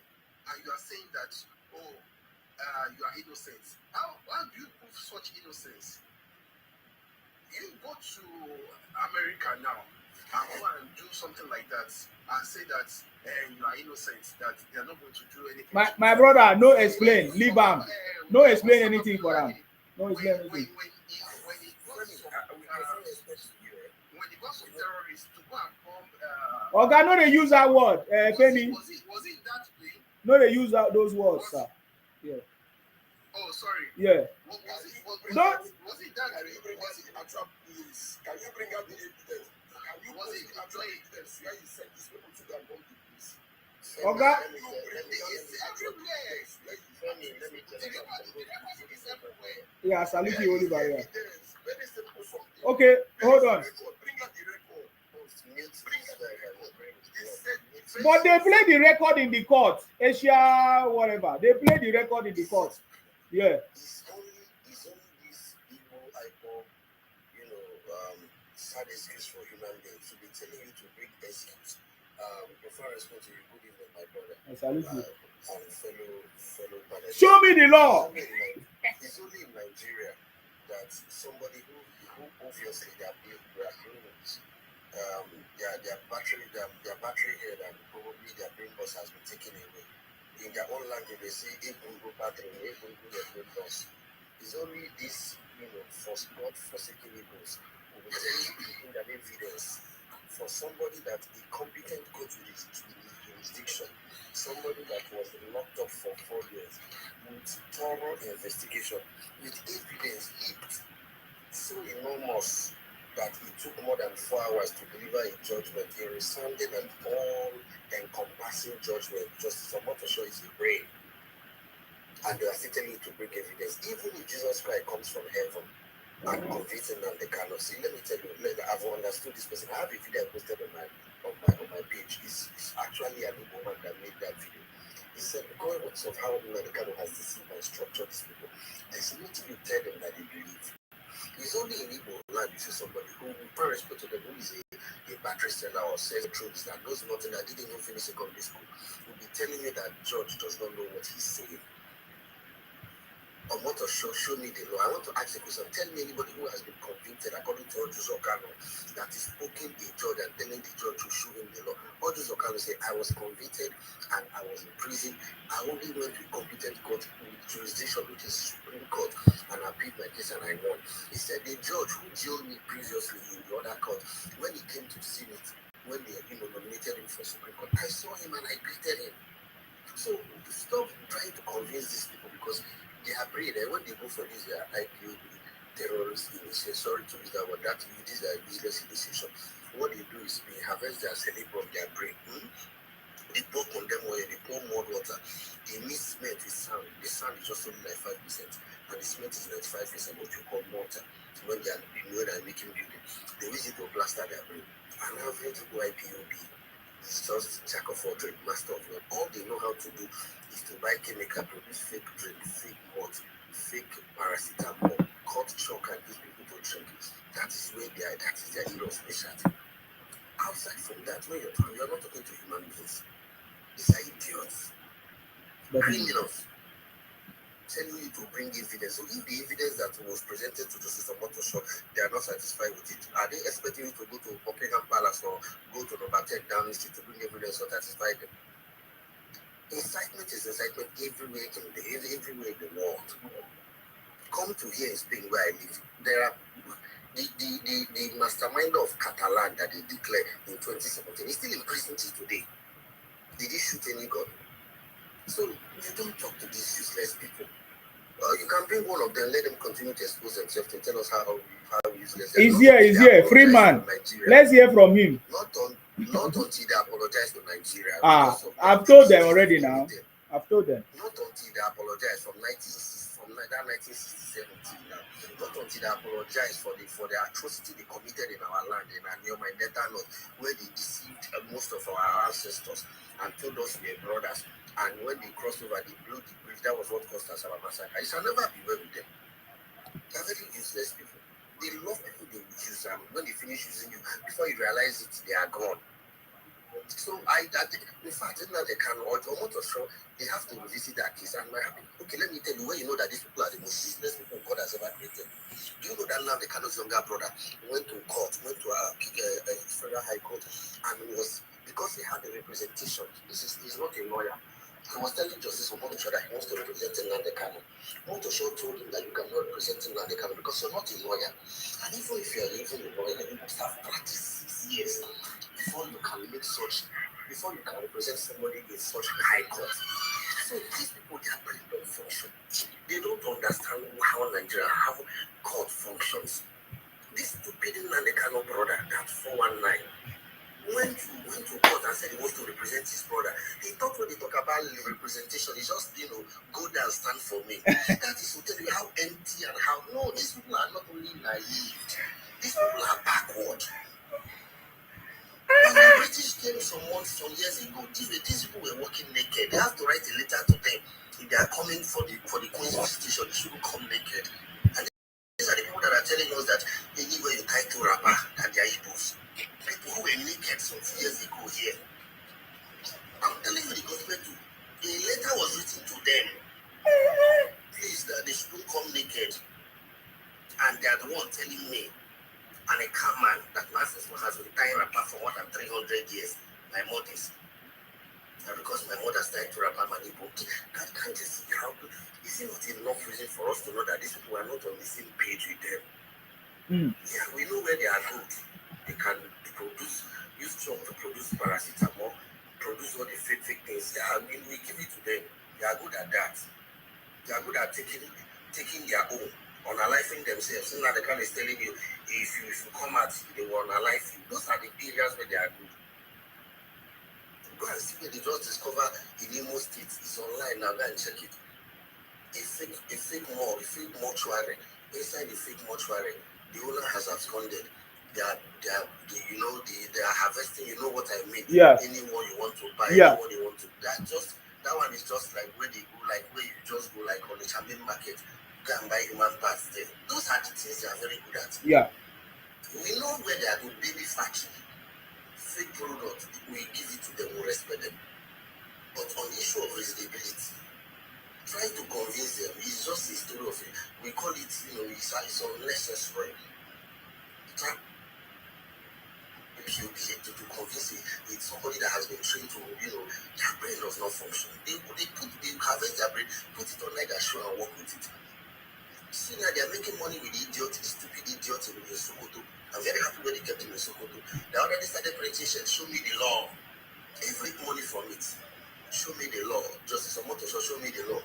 Even the friend D he wore when he was sleeping with 3 girls in Kenya, they're already importing it now, making it like a national cloth for them. See, these people, they need to check their brain. No, sometimes they don't listen to, bro, I schooled there. I schooled in University of Science and Technology. Many of these people, with profound respect to the few good ones, if they are, they have to check their brain. That's why I believe that I don't think these people are Nigerian. That's why I feel offended and feel annoyed when somebody call me an Igbo man. Because I feel like my ancestors are too decent to have had anything to do with this. The way they listen, they make money from anything. Even when somebody is about to be laid to the mother earth, they are ready to make money out of it. They tell you that they are blessed people. And when you check the first 100 richest people in the world, and you will not see one of them there. So let me allow other people to talk. Only Maria, long time. I really appreciate you. I really appreciate you for coming. Long time ago. It's been a long time. I wanted to ask you some few questions about do you still think that anybody in Nigeria today will still support Obi?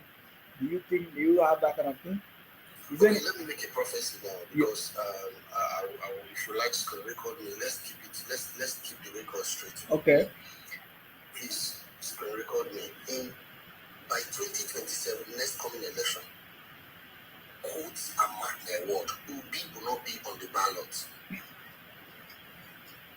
Yo, you even spoil everything. No, I will prove it to you. Listen to me. Okay. Record me, please. Okay. Because you can record me. Okay. By next election, 2027, His Excellency, with profound respect to him,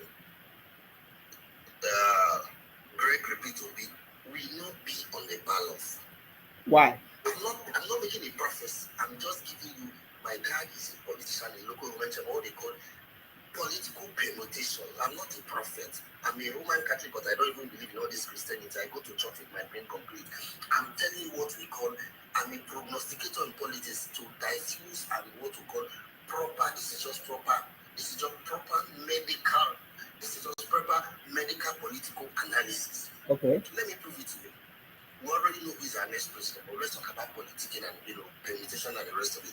Obi will not be on the ballot. What I mean is he's not going to be on the ballot is that the best he can achieve is to deputize, is to be a running mate to Atiku Abubakar and such. His name is still not on ballot because the person who is on the ballot is Atiku Abubakar, standing for ADC.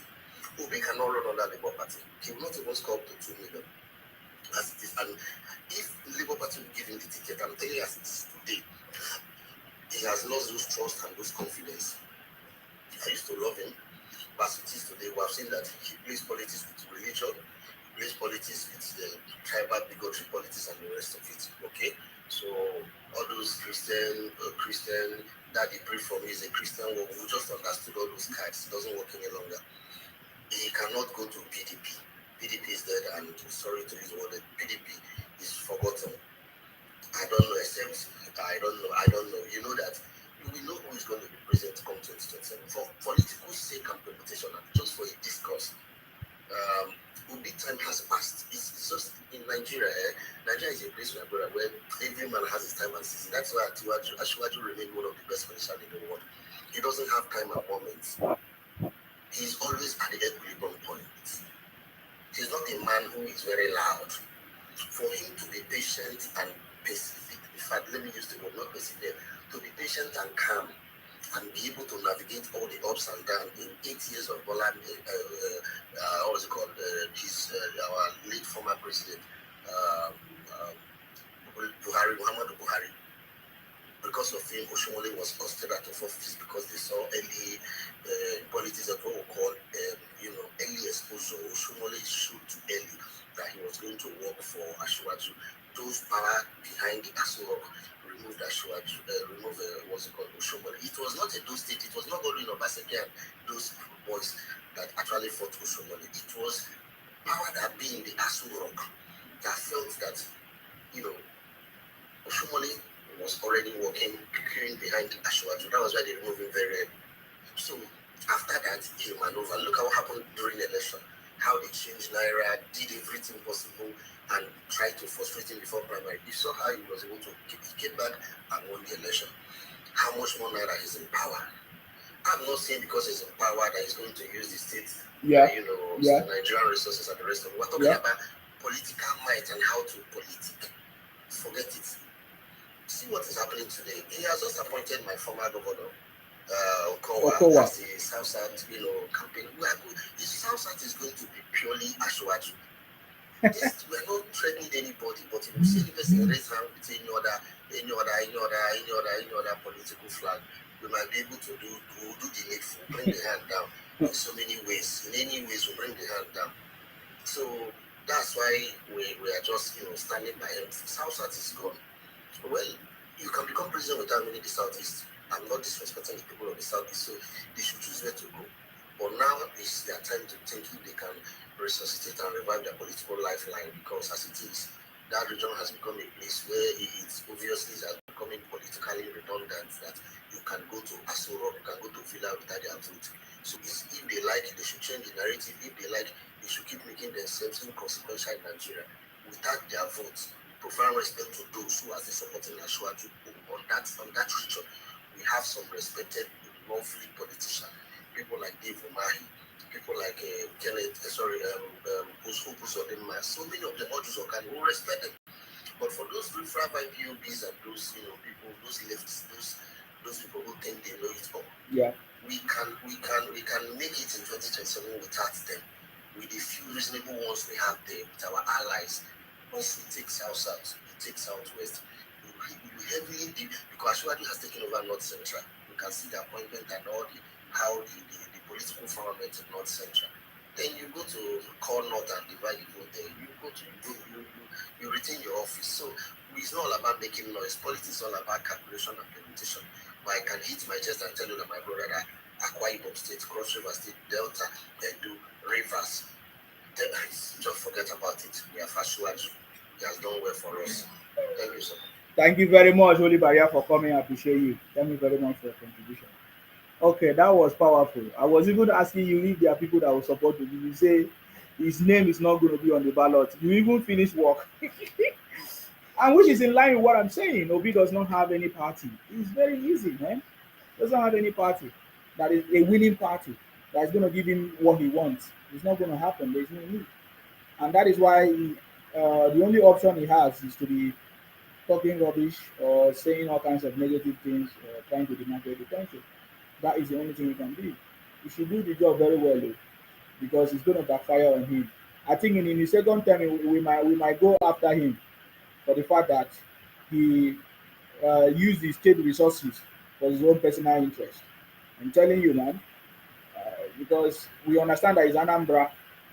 Somebody can be able to raise that concern from Anambra, because he thought that he has succeeded, or maybe he's getting cover, you know, because the resources of the state was used for his own personal interest. This one is no longer alleged. There are so many evidence everywhere, even during the course of some interviews, we confirm. So this is what we are talking about. It's finished. Holy Badia, I salute you for coming. Thank you very much, because you finish work. Finish work for you. Oh, tomato, Femi, finish work for you. Okay, Holy Barrier, you're still here. No, I just came here. Let me Okay, just, all right, thank you. All right, stay blessed. Finish work for you. Femi, you see them now. That one that was shouting, that one, there's another one that came here. I really needed him to say something. Freeman, it's time. Send your request again. I want to hear what you will say. Freeman, let me hear your thoughts.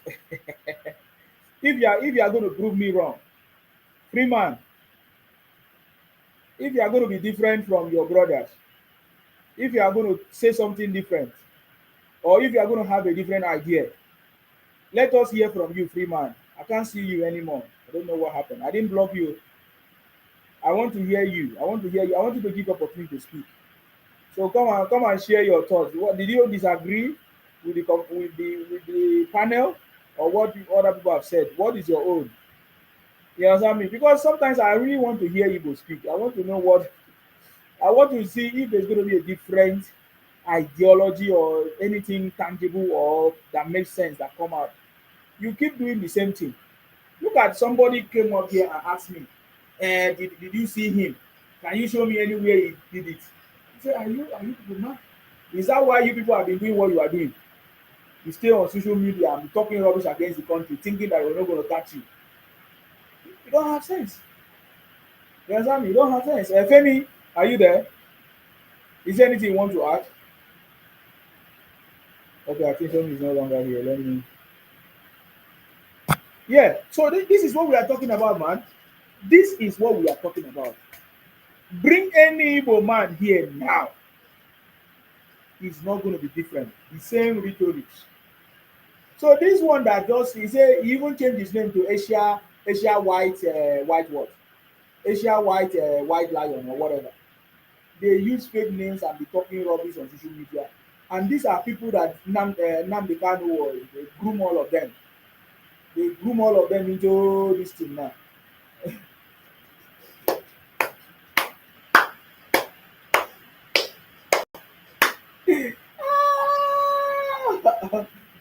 So it's obvious that anybody that is going to be supporting Obi can only be good. Because even some of those Igbos, they have seen the truth. They know the truth now. You understand me? Chai! So finally, what we said about Obi is going to happen. That Obi cannot become president of this country. According to our brother Holy Barrier, he said that the time has passed. So say that is not true. What do you mean that is not true? What does it mean that is not true?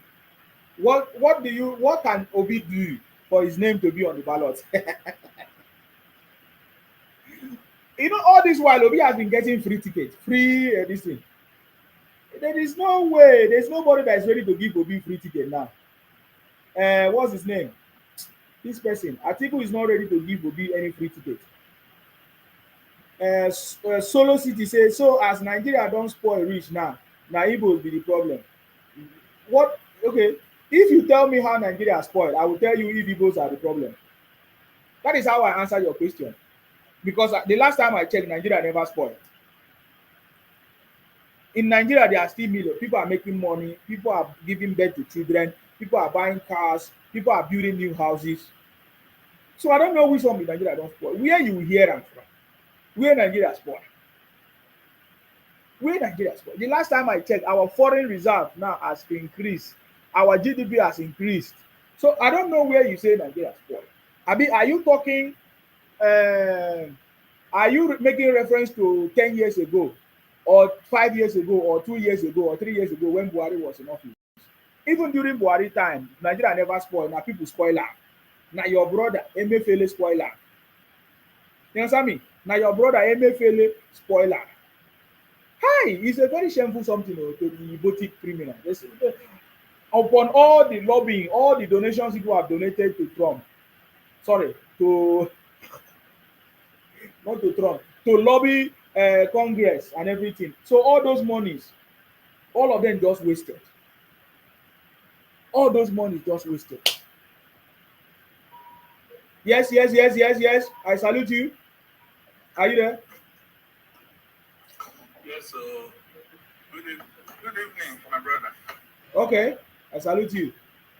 Yes, I'm just very, very, very grateful for your platform. I really respect you. You really bring good things to light. I don't have much to say. Many of the other people, they've said everything precisely the way they should be. But for your resolve, I really commend you. You don't lack anything to say. I'm really,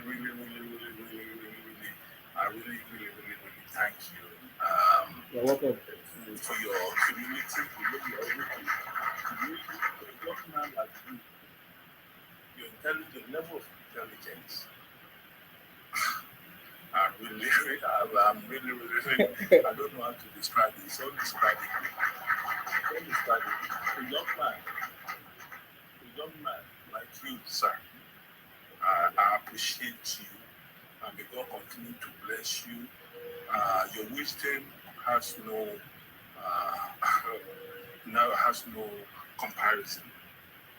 I'm very, very grateful for your platform, the way you approach your resolve. It's incredible that a young man like you will have this much resolve. I haven't seen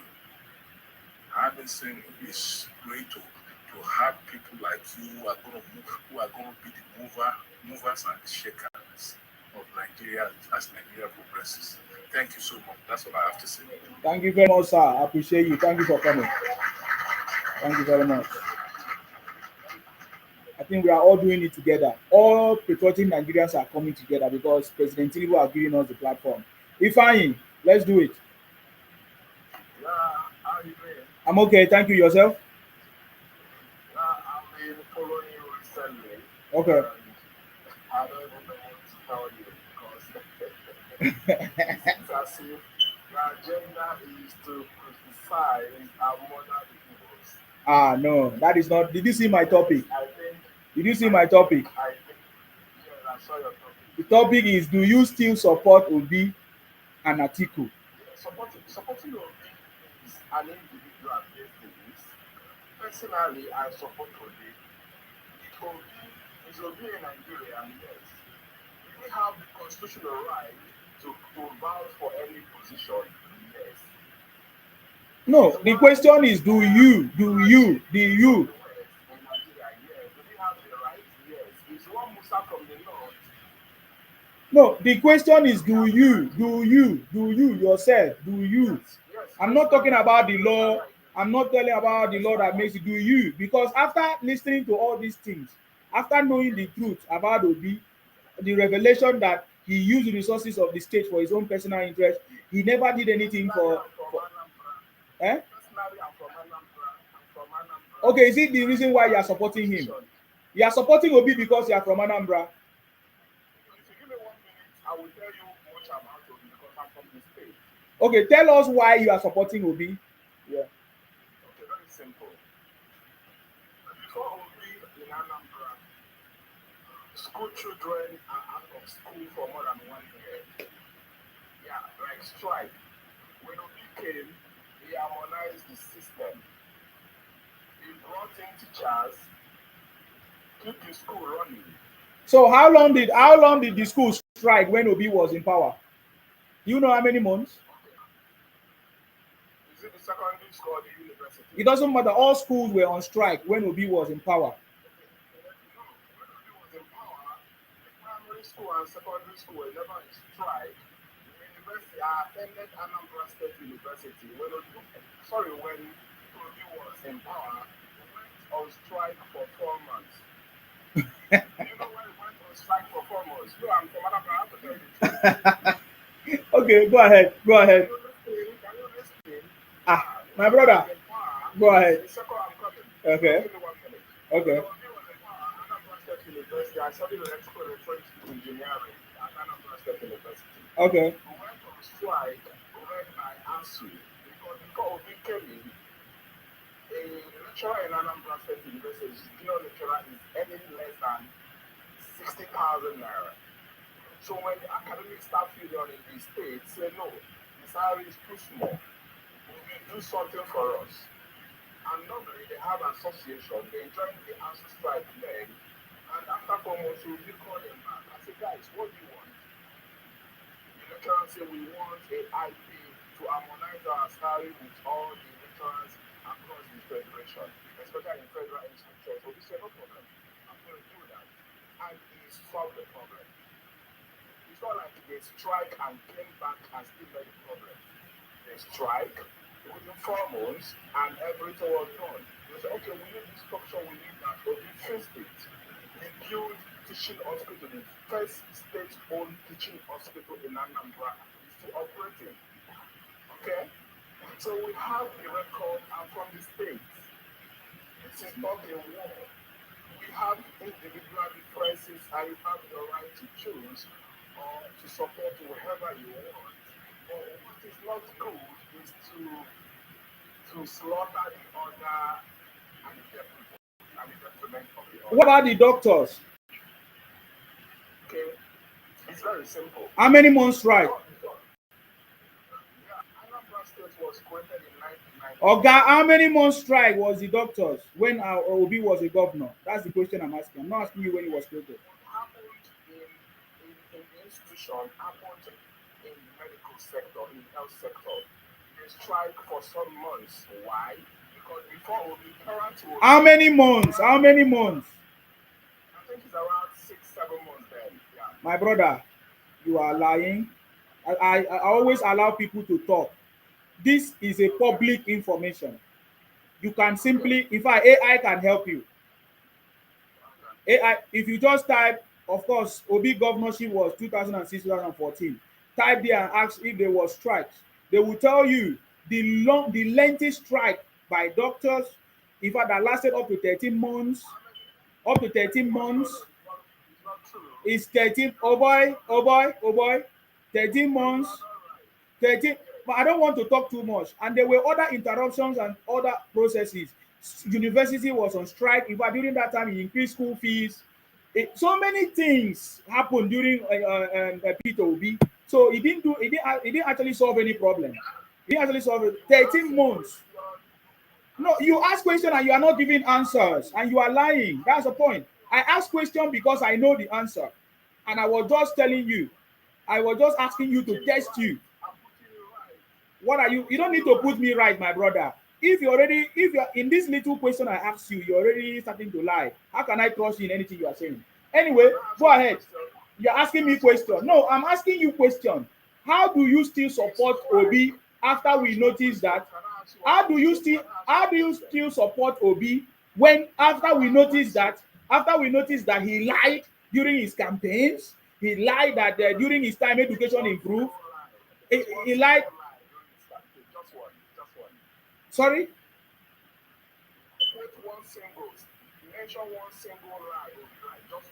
I'm just telling you now. Obi lied that he improved, the medical whatever sector. He built hospitals. Obi lied. Obi also lied that it was during his time that education was better. Obi lied that he was using one watch or was wearing only one shoe or only one watch. Obi lied that during his time that he did anything in the state. So point one thing that Obi did in the state. Is it to you that he's lying or you are afraid to know the truth? Oh, I've been listening to you. I gave you opportunity to speak, and you say you want to tell me the truth. I was, unfortunately for you, listen to me. Unfortunately for you, you say you are from the state. Me, I was in Anambra. I'm not from the state. I was in Anambra when I was in Anambra when Obi. The problem is that when two people are talking, who is talking? I was in Anambra when Obi was a governor. I was there, and I'm telling you what we experienced. I was also a student during that period. You see, that is the coincidence that people are having, because you never knew that this thing will happen. I was a student of Nnamdi Azikiwe University. I studied industrial production engineering. So if you know what that means. Sorry? So I was there and I witnessed a lot of things. Sorry? Yes. Yes. So I was there when I was studying that. So that I was almost leaving when he concluded his stuff anyway. So I knew what happened during that time. And many people have already testified. Even I can pull out videos of your brothers. I can pull out videos of your Oga. Wait now. I will give you time to speak. Two people cannot be talking at the same time. I can pull out videos of your brothers that gave us a very good picture of what happened when Obi was in power. That Obi turned Anambra State into a disaster. That Obi made Anambra State to be a disaster. That he went and what did he do? In fact, Catholic, Anglican fighting each other. There were a lot of fights in the state. Things were not working. Things were not moving fine. The people of the state suffered a lot of things. I don't even want to reference Nnamdi Kanu also making his own allegations of what Obi did to his people. In Izu River, there are so many issues that was raised, which Obi. That is why Obi never campaigned on his governorship in Anambra. Obi never campaigned on that. Obi always campaign on something that does not exist. Something like, oh, I want to turn Nigeria from consumption to production. As governor, 8 years in power. So those are the things I'm talking about. So Obi never had any one thing. The only thing Obi mentioned was no. Oga, listen now. When I finish, you talk. When I finish, you talk. Do you want me to hear or stop you when you are talking? When I finish, you talk. So the only thing Obi said he did in Anambra education, that during his time, that education was the best. But when we verified and checked, we discovered that how can people that was on strike come out to have the best education? No, only through a miracle center, which we have evidence. When JAM or when WAEC discovered it, they actually came and closed down those miracle centers. We have a report of these things we are telling you. So Obi never did anything. There's also a report that Obi shut down the state this home part. What's the name of that thing that was functioning? 3-3. Or I can't remember the name of the beer that was functioning. Obi shut it down to open another one, which is now Hero. You understand me? There is also many allegedly that Obi used the resources of the state to go and build a shopping mall in Abuja. There is also allegedly the Paramana papers or whatever allegations of how Obi found resources into foreign companies to save them. So there are many. It's just that Obi nobody have the balls to petition Obi in Anambra State. That is why Obi is still making money today. But we know all the things that Obi have done. So what do you have to say? Go ahead.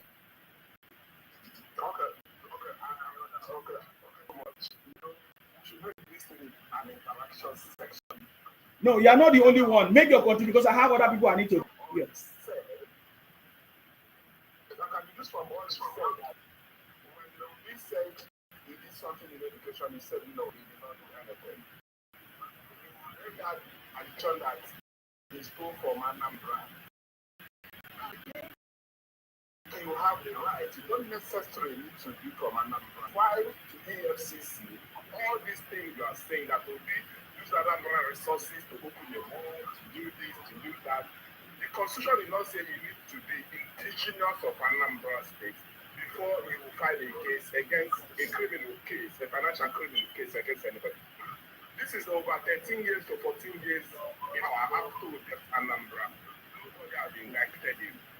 2 court of complete division has been indicted. Do you understand? So please, in this war against the Igbos, we have the power to contest. If he fails, he's not the first person anywhere in the world who fought for presidency and lost. Can you okay? So you came here to tell me to leave Obi. Can he also leave our president alone?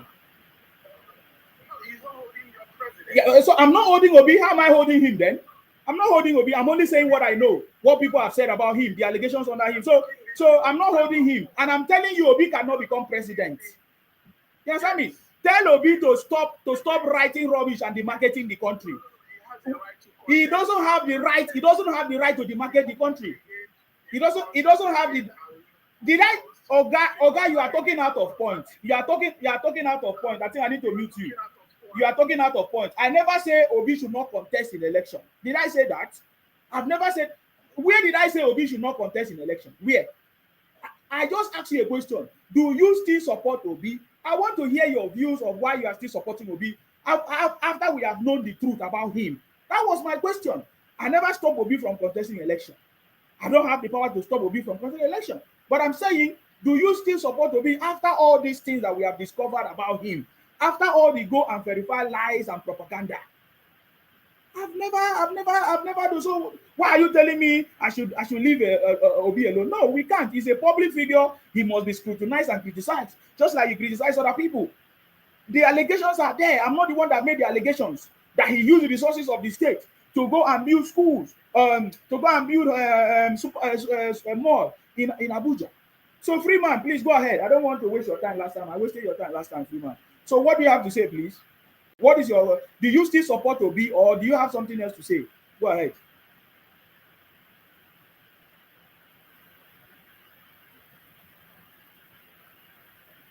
We can't hear you, Freeman. We can't hear you.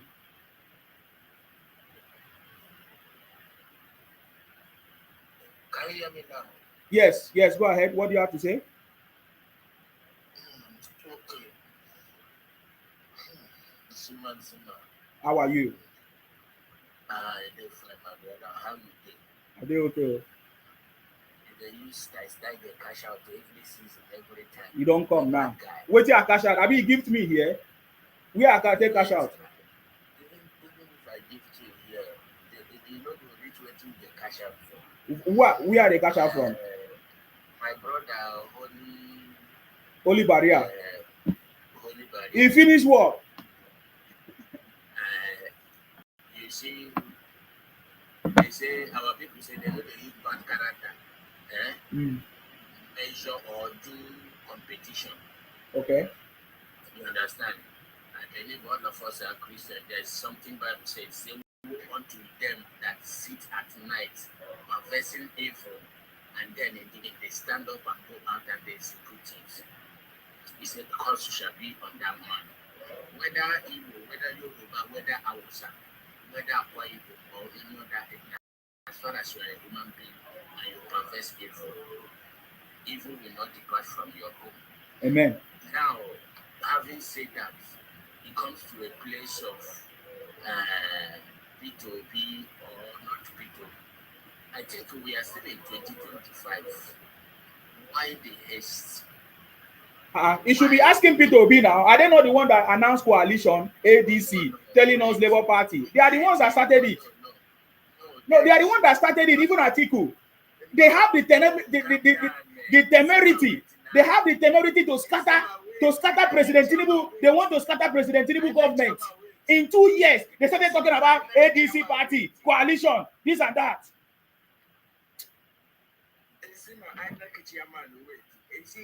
The position why I say maybe they give you for this Nigeria, especially this Tinubu regime, they should make you one of the.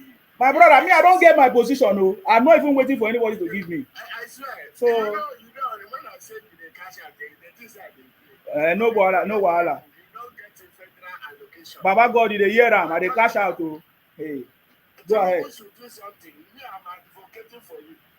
You understand? Oh.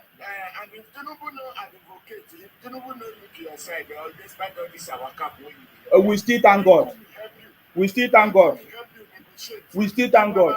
If President Gumi help you negotiate, if you want to look towards so you cash out with when you cash out when you supported Obi, right? Did you cash out when you supported Obi? No, I'm asking you. Did you cash out when you supported Obi? Did you cash out when you supported Obi? No, I'm asking you. Did you cash out when you supported Obi? Oh, okay. Did you cash out when you supported Nnamdi Kanu? Which one did you cash out from? Every time cash out. Now problem. Now cash out. Now na problem. Every time cash out. Why I go credit you? Why go credit you? I never give you anything. Merry Christmas. Now, the thing I want to talk about this, your topic here is this. I believe that hard work pays. Tinubu have done a lot of things to be there. I think he has to do a lot of things also to retain that position. Now, I feel that a man who is busy don't need to tell people that he is busy. His work will speak for him. If President Tinubu has done well, he don't need to catch the people. He don't need to. You understand me? He has to stand tall as a man who he is, and his work will speak for him. Now, Peter Obi is also an individual who is contesting. It is normal, logically or constitutionally, there is time frame that every political party has to register if they are registering.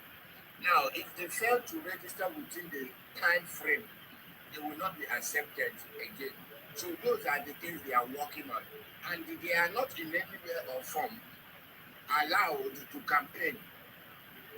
Are you getting me? So that is the reason why they have to, first of all, arrange if they are going to create a political party. There's also a time frame that any political office aspirant has to apply or make it known to his people. There's a timeline.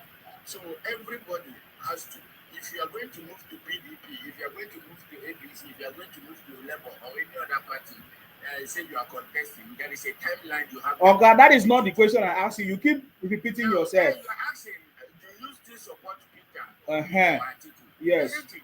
That's your question. Yes, sir. Now, answer. You want to know the people who are supporting or who are not supporting, of which is not a crime.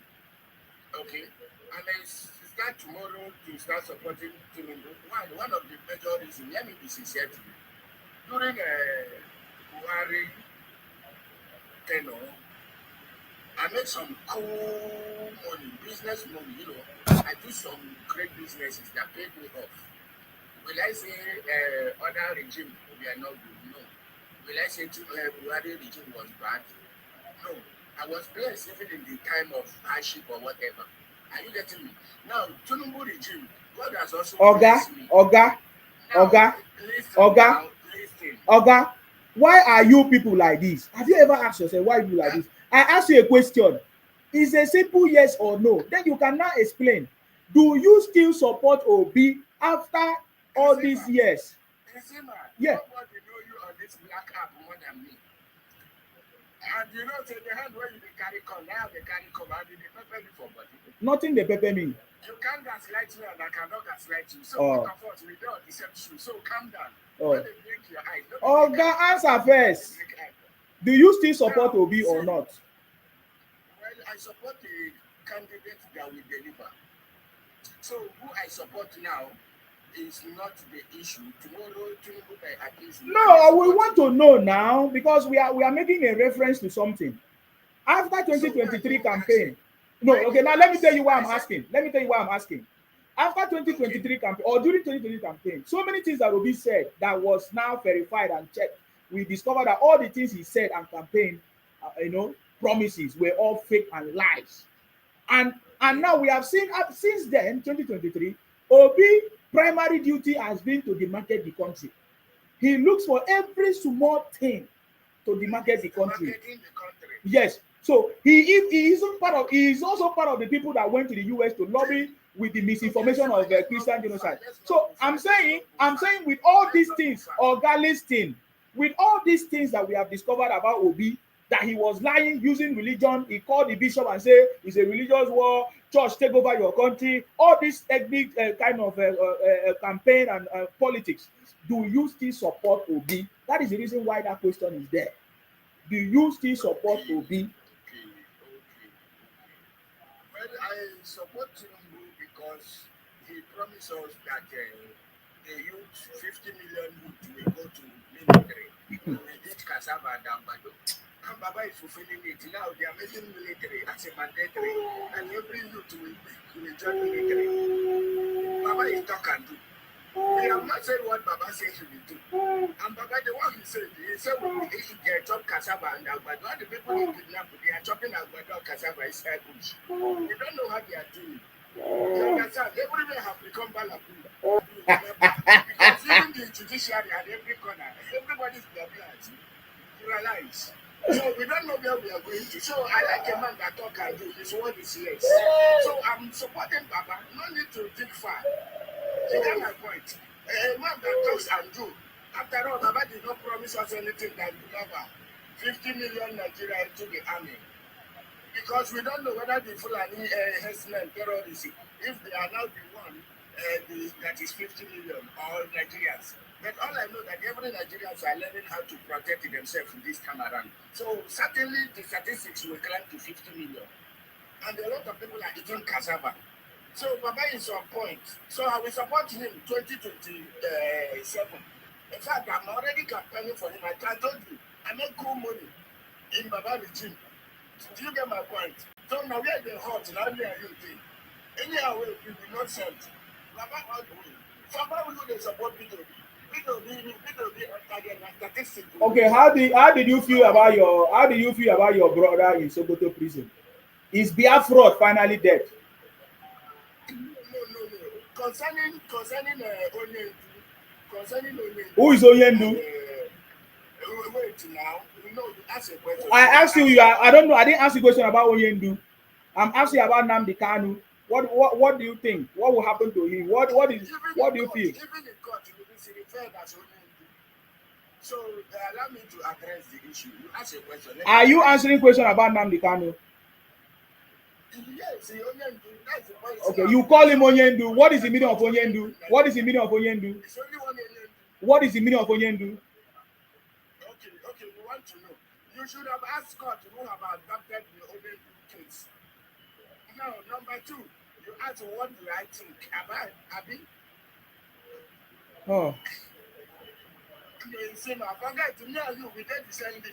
You know figures like that. I know there is. I know there any league with you. I don't know the league that you are. What is it? What is the name of your league? What is the name?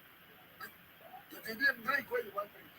Oh, I don't know what you are talking about. I ask you a question. How do you feel about your brother in Sokoto prison now? I won't answer you now. Now you the captain. Is Biafra finally dead? Now should I answer or no? I don't answer. Answer. Don't bring any other name. Don't bring any stupid name here. Just answer the question. No, what I bring is not of your own.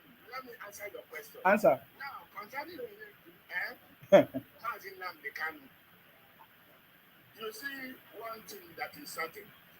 He's a man that has written his ordeal by himself. Okay. And he has the opportunity to change or not to change. He has to choose to remain the way he is. And I respect him for that.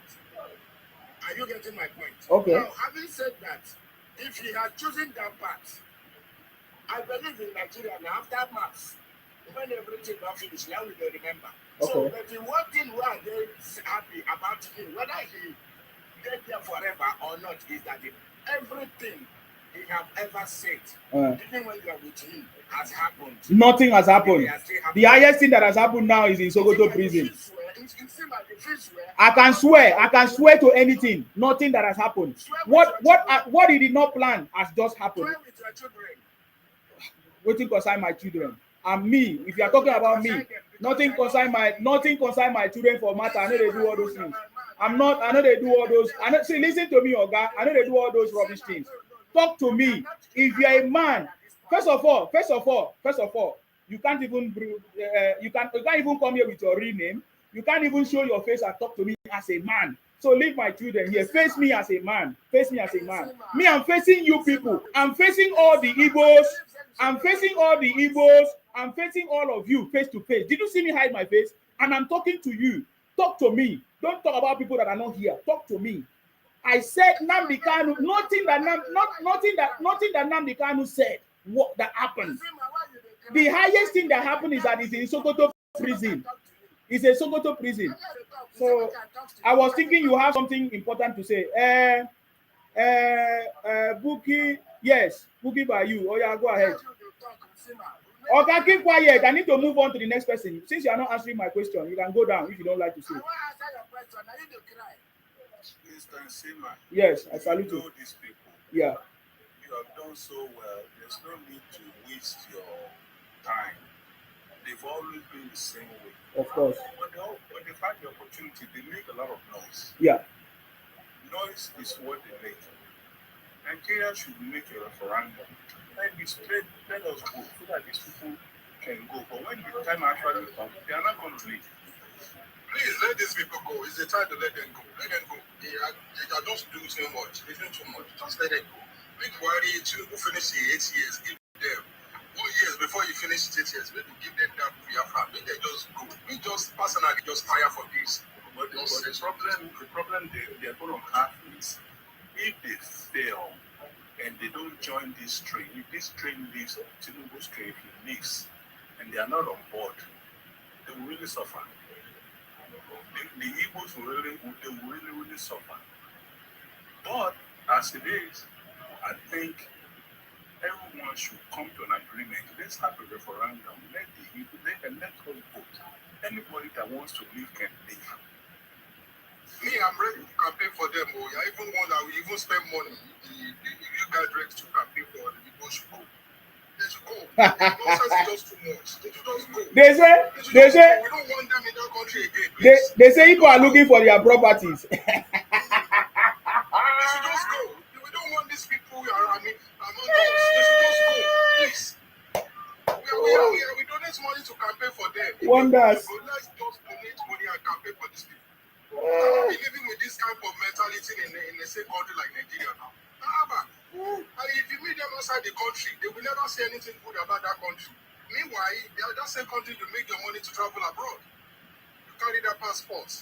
And these people, please, they just go. I don't want to talk to you, Baba. People should just go.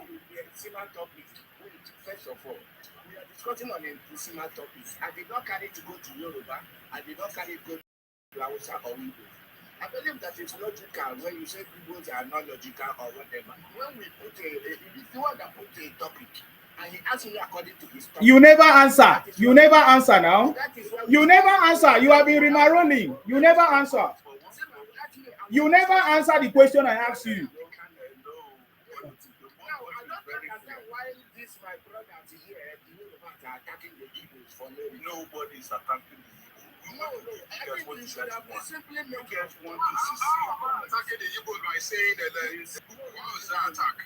I am watching. I am listening to you people. We want to give you guys the no, you cannot give us. Igbos will be begging. I'm telling you when the time reach.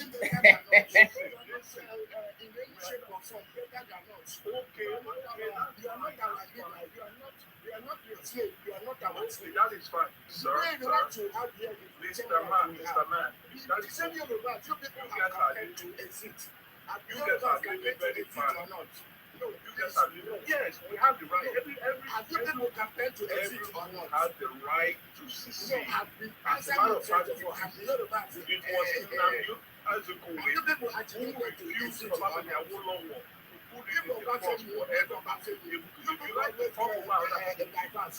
Have you people anticipated to leave Nigeria this 2020? Listen, you keep talking.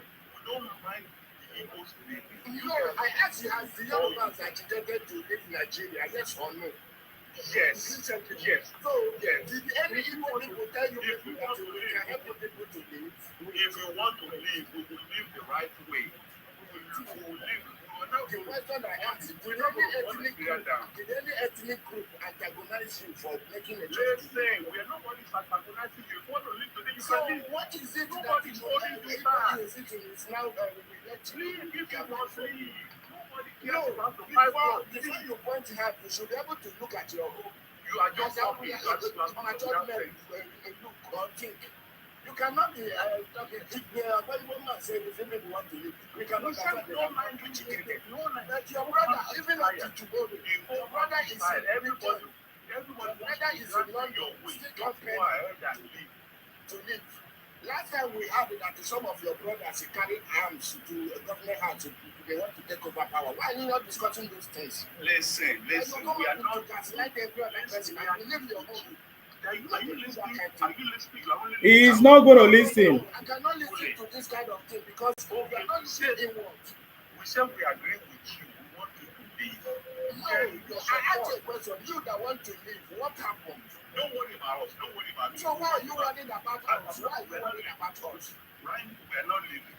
No, why are you worrying about us? When it's time for us to leave, we are not going to do it. So I don't give for the money. Listen. I want answer. I want know. Oga. Can you reason with it? Can you reason now? No, you cannot. These people are they sound like somebody that wants to leave. I go remove you now very, very soon. You keep talking nonsense. When you talk, you keep quiet, another person talk. It's a simple solution. Oga, you don't do. You are not the only person here. I go remove you.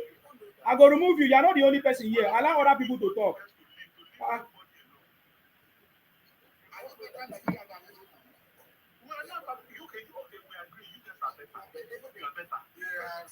are smarter. That's why you're everywhere. You are smarter than they have the right and they don't want to leave. They want to take acquire but take every other place with them. That's the thing. You are the smartest. Not that nobody is holding them from leaving. And already you see any building there or did they lock the gate? Did they lock the gate of Nigeria? No. Did they lock the gate? They are allowed. If you tell them to leave Lagos today now and go to the place say, no, no, no, no, they are pursuing us. But these people, you cannot win them. They just believe in what they believe. And there's nothing you can do about them. Leave. They said they want to take Oyo State, take Akwa Ibom, take stay. They said they don't want to stay. No one is holding them. Please leave them. It doesn't make any sense arguing with them. Sorry for just jumping into your program. That's fine, sir. Yeah. A friend of mine, a very close friend of mine is from Ebonyi State. You want to buy a land in Anambra, do you know that they didn't allow you? They say it's not the son of the soil. I tell you now. Now you know the same people. They say, brother, you don't know our people. I said, I know the same thing. Ebonyi and Anambra. He said, no, he said they didn't sell land for it. He now gave an example of Bianca. When Bianca went to go for an election, under the platform of the husband state, he said they denied Bianca. I said, what? So imagine if they are together, if they are one, if they exist as a Biafra, you can see the kind of the capacity, the magnitude of chaos that will be happening in that region. The kind of people they are. So even though the guy even said that to the extent that if an Igbo man or a woman want to go to Anambra or Igbo, if he's not the son of the son, even to rent the apartment, they will be asking this from which state, which part of Igbo. In fact, some will say maybe it's even an Osu. Even for marriages. To tell you how to look at it is the only tribe, the only race in the world that within their ethnic group there's segregation. They say one part is Osu, one part is I don't understand these people. So imagine this kind of people to be in the midst of other tribes, other race, there will be a problem. That will be Look at problem. what is happening in South Africa. See what's happening in South Africa, they are the problem. Look what's happening in Ghana, they are the problem. Do you know that of recent again, Pakistan and Igbo guy, that was on TikTok, it was on online, it goes viral.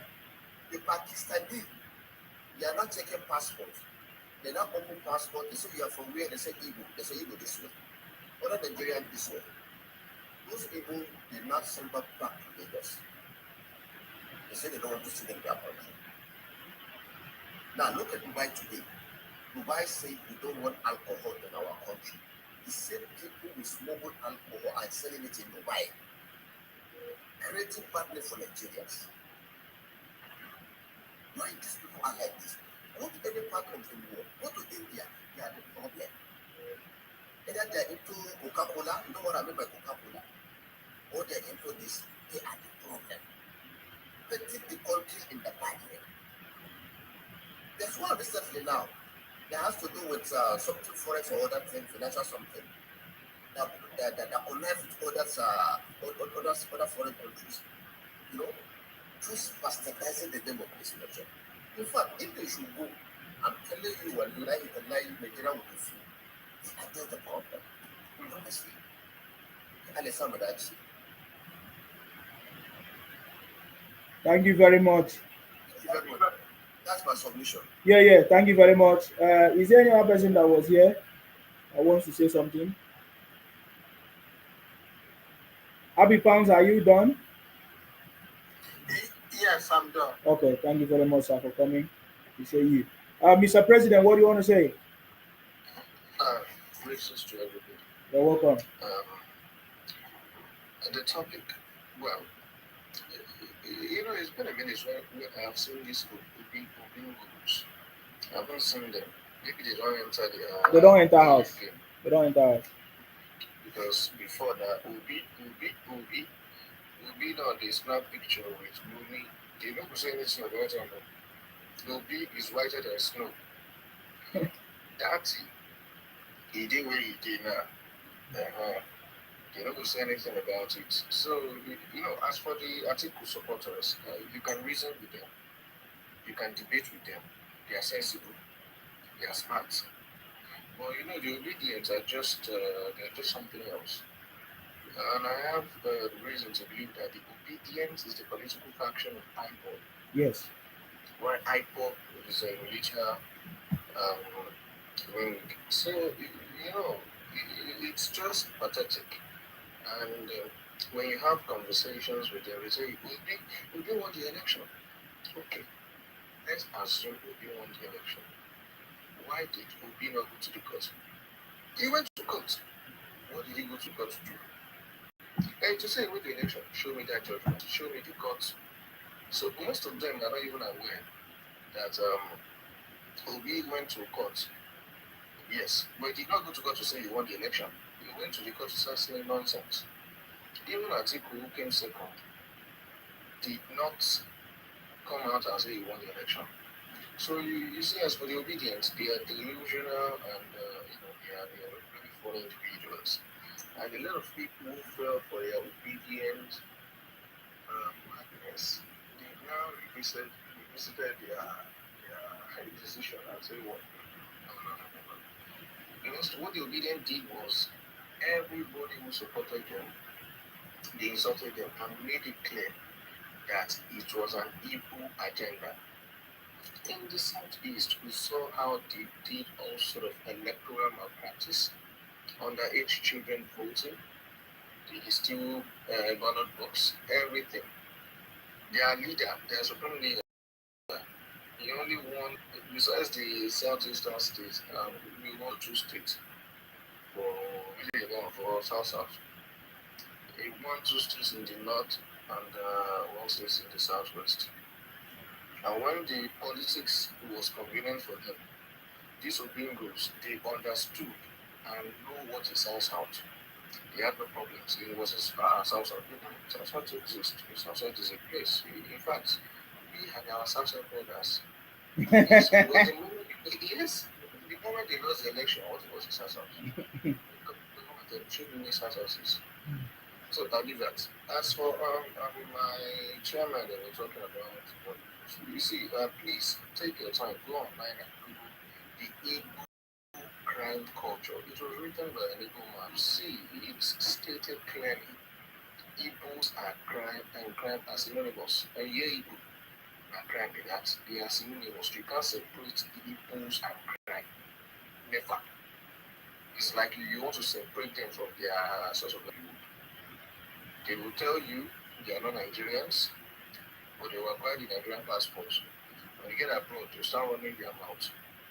By the special grace of God, I have told them, none of them that are in Europe, they don't get papers. They are stateless person they be. God will catch them. But as for Peter Obi, it's very nowhere. Peter Obi will never become president of this country, maybe in his dream. Instead of Peter Obi to become president of this country, go and bring a cow from north, put the cow as the president of this country. Peter Obi will never be president. Thank you. Thank you very much, Mr. President, for coming. Thank you very much for that.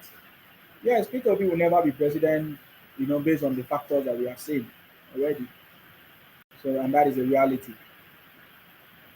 Okay, Femi, I know you have been here for long, or you've been here before. I don't know if you have anything to add there. If not, we go to Ayinde. Go ahead, please. Mute yourself.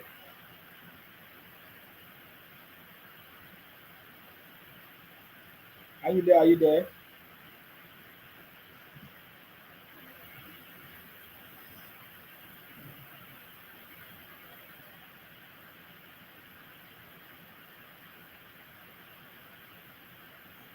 Yeah, you can say the comment section. They're telling me how it is better than my generation. What about your own generation now? But the Lord is obedient. Don't worry about them. Didn't you hear that man? I was asking him questions. Instead of him to talk, he's bringing sense. He said he won't get sense. He get sense. He say me and him are the same. I'm not the same thing. Okay, go ahead now. Yeah, good morning, my brother. Sorry. I salute you. My brother, you know what? Let me tell you something. I think it is the right time for us to contribute money for people so that they can live Nigeria. Yes, we need to open an account for them. I'm not contributing money for any criminal. I'm not contributing money for my brother, you know what? Yeah. Because the way these people, they are crying all over TikTok, getting out of hand. So we need to let them. So are you going to pursue them? Because Are you going to pursue them? no, we are not going to pursue them Because that is what I'm telling you. That is what it's going to look like. Because if anybody say I'm leaving your place and the person have not left, what are you to do? When you now start telling them, did you see last time when somebody tweeted on X that Igbo must leave Lagos? Did you not see how they try to politicize it and say, hey, look at what they are saying? That is what they want you to do. I've always said this thing. They want you to get to a point where you are the one that is going to tell them to leave, and then they will now use that again to say, oh, you are pursuing them. That according to the Constitution of Nigeria, they have the right to be everywhere. So you don't ever. That is not where we should be going. The point is we should make sure that we protect our land, debunk them, and that's it. And make laws just like what the Lagos State government is doing.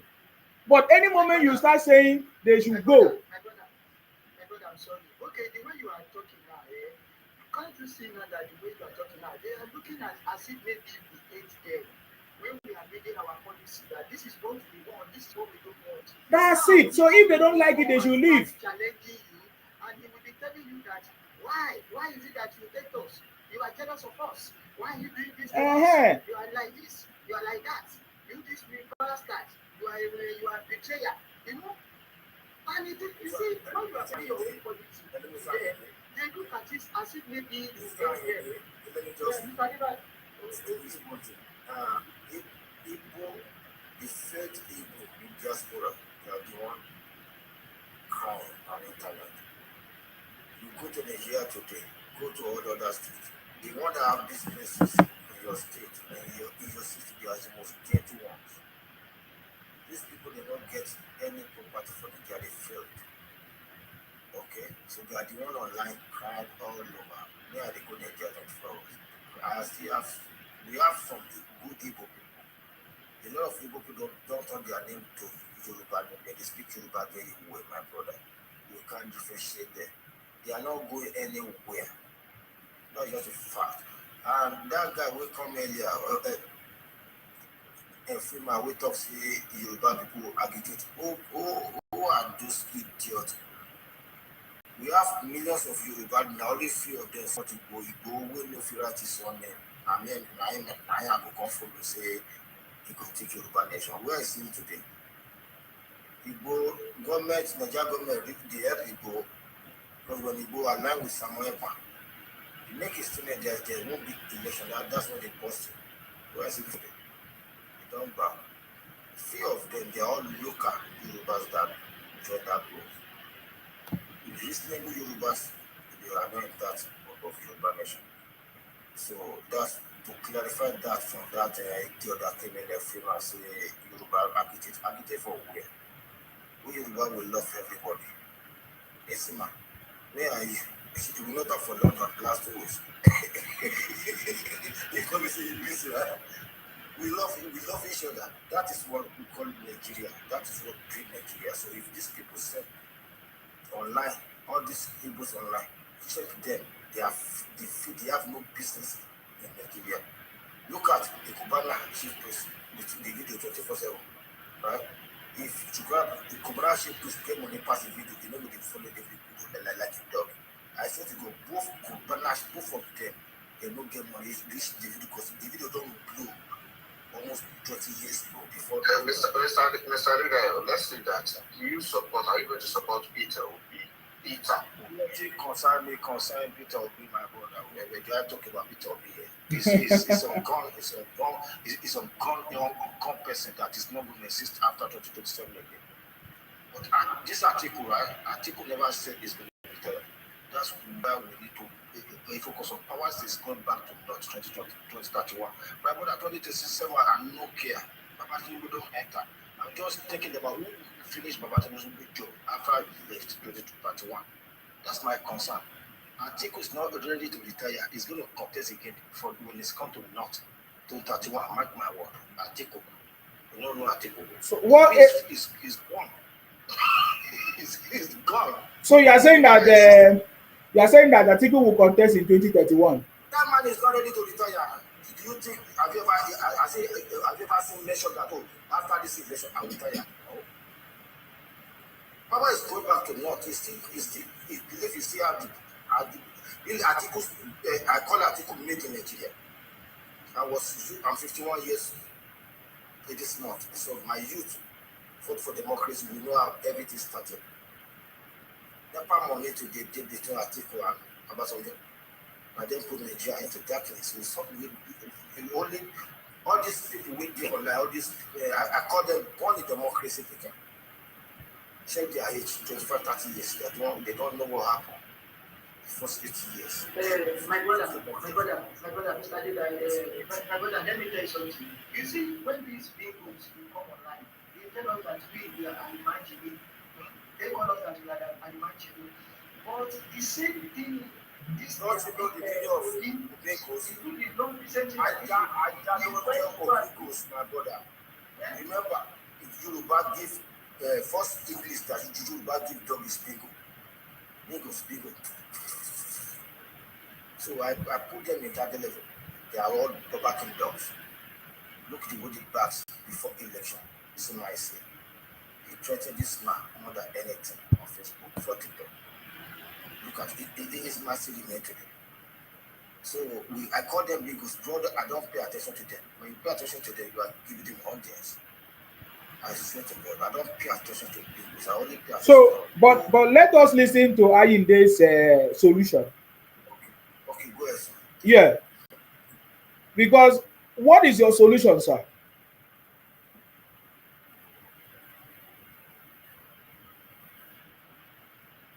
You know, say, I didn't get evil wife. So that is what he said. I like what you said, that Mr. President. Because you don't know the consequences of what you are saying. You don't know the consequences of what you are saying. My brother, let me tell you one thing before. I go to see now, say outside, not full of every corner of Nigeria, we did business. And then control the dollar before. We get Savo everywhere. But today, if we go overtake outside, go any fucking village in Nigeria today, they go find them people. Where are they going? Let me tell you, 2027, see them now, they are now calling you my brother. My brother, even they call us my brother. I didn't know Biafra under their haters with this on today. Both of them, they are the one we don't know, are the one we decided that the reason why you're today. Before I'm touching on the can, you know, all these Igbos, you know, you follow their talk. They can't should help. They say I touch them like this, they say we are brothers now. If you just have this, see, arrest in America, under Samuel Park, you know how many people will go for their carnival? Would they go from there? Did I saw that video? I was like, are you serious? My brother, 90% of these people support Biafra. They are just denied today. We are all Nigerian. We are all Nigerian. This I live in Houston today. Everywhere you go, are you Yoruba? I also glass them. I came to this country with Nigerian passport. You even say 90%, 99.9%. 99%. They're just lying today. But my brother, wait. My brother, the same way. This Mr. President, he married to you. This Mr. President. I'm telling you.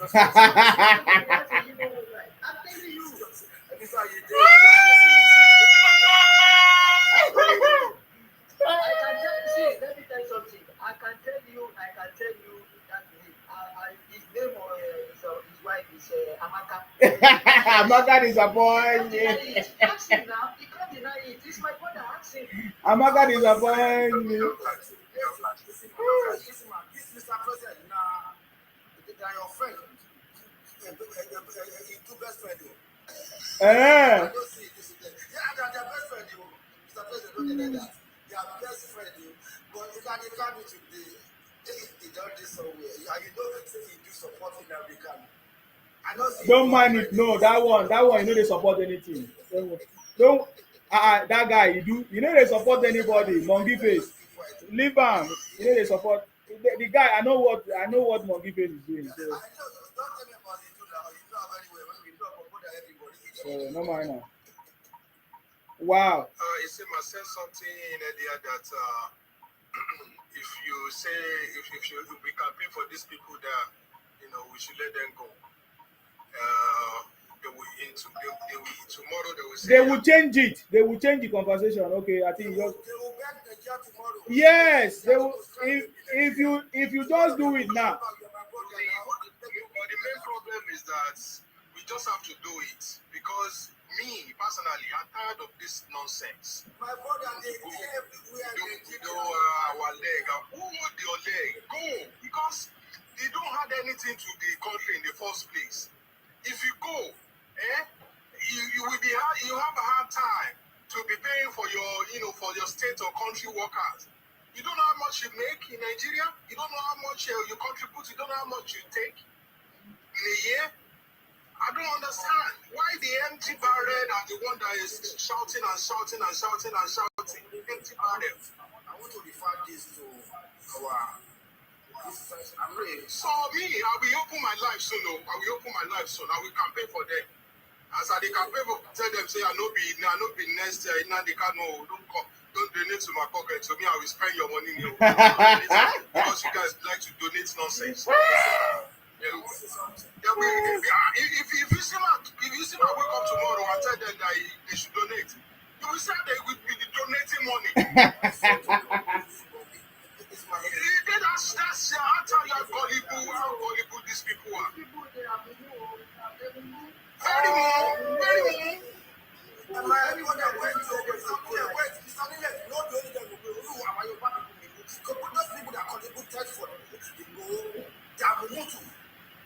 Very stupid people. That's the reality. Me, I'm not going to support party. All this will back implication for them more than anything. That's the fact because they stand in battle. Yeah, but those ones enter house now. When it was time, they entered house. They entered house when they were shut down, right? I didn't see. Yeah, that's what I'm saying. There's nothing you want to compare Nandekano and anybody Yoruba nation to because Nandekano is a very permissive person. That thing can never happen in anywhere, not only in Yoruba land. Can never happen in anywhere in Nigeria. How can somebody anywhere in Nigeria be telling these people not to go out on Monday? Hold on, one. Yeah. You will unlike them. Nobody, no tribe can do that in Nigeria. Tell his people not to go out. If you go out, you will unlike them. And it's go ahead, true, and you unlike them. So nobody, people you are messy, the people you are living with, you do not understand them. You do not understand these people. You don't understand how come old and young they are thinking. Go and read the tweet of Babasaboti Shali Boy. Go and read his tweet yesterday morning. Go and read his tweets. A 70-year-old man. You will be living like you will be shocked. How Nigeria end up with this kind of people in Nigeria. I don't understand. Old, young, if you miss 70 years old and a 50-year-old boy, they are all thinking the same. What do you even think you are the kind of people you are dealing with? You are dealing with a monster. A monster. Shape to evil. Because they want to go, and the reason why they are crying because South don't allow nonsense anymore. They don't allow nonsense anymore. That's the reason why they are pain. There a lot of pain in their hands these days. And you should ask yourself why they always have a problem with any political leader from South. And you never see them one day. They talk bad about Limbiaka Ojuku that are working with Tinubu today. How many platforms you see them talking down on her, insulting her. She's been working for Tinubu for how long now? Over a year, even more than 2 years now. She's been working for Tinubu. You never see them one day. But tomorrow you will see them saying, make you go carry in wicked head. Make you go carry with. What do these people really want? What do they want? It's not about they hate them. No, how can you like this kind of people? How? If you like them on certain point, you will ask them everything. Competent, all of God. you want to become president. There's nobody of madness. If you do anyhow, I ain't go touch you. Don't touch Mercy of Sokoto. You don't get there now. Exactly. Anybody that do another nonsense, I go touch her. Mr. Odile, let me And Yoruba. let me say something, sir. 2027 election, Lagos State don't practice, sir. We do not pay attention to that. Remember last local government election, Lagos only indigenous vote. Only indigenous vote. And it's going to happen in all other states. Go back to your village and vote. Go back to your state and vote. That's 2027 election will put everybody in their places and going to wash out. That's what we do.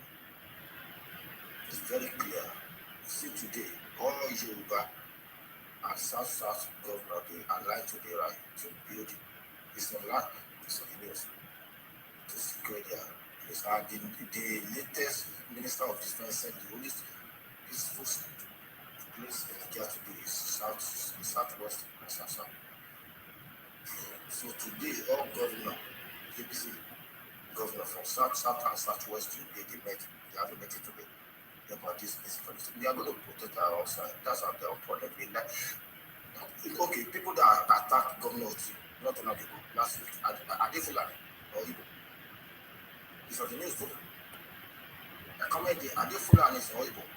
So it's the line is to continue their criminality, but in our own region, the governors, we are stopping them, and whatever they are active. That's not information. So everybody will put them in places. That's just a fact. And I want to use this opportunity to use this advocate for Igbo Muslims that are being persecuted everything in Igbo land.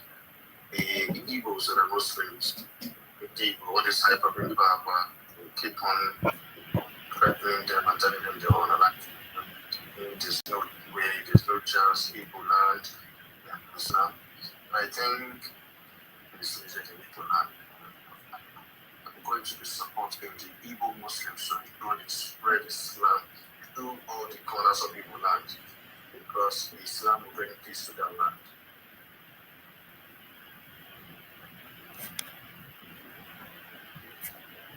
The new imam, that new imam, they just said that 2 days ago, yesterday. That imam, I know say, man, that imam no feel long like that. They will find out, they will find one day very soon. And they will do that thing for him. All they say now, the kind of boy will do that thing for him. You know, they give that imam award in Southeast. I know say this one no feel long like that. They go cash out and they put something in his ass. These people know that they brain like that. They don't think about tomorrow. Now waiting that they chop today, then they always think. They don't think about tomorrow. And that person, one of the person that know how to shake them well, very well. It's not Isema because that if they come online, they don't see Isema face like this. They go tell and say, put on camera, let me see, put on camera. Now if they're on camera like this, they tell them. Even before they come up, they were so scared. And when they come up, they will try to you don't have a friend. You don't have anybody friend in that country. You don't like anybody. You don't even like Nigeria. Me again, natural kind of because your Messiah will be come to the state here, and he's telling that the state where they live, where they see $1 couple, now they tell Nigeria, they talk down on Nigeria. That's the reason why I say, for that day, you people now go suffer. Now God will make you people suffer. As far as say, since Tinubu become president, and all you want in that nation is chaos, problem, invader. Why every negative result, every negative news, that's all you want. And that thing will never happen in Nigeria. We only go to your family house, be happy.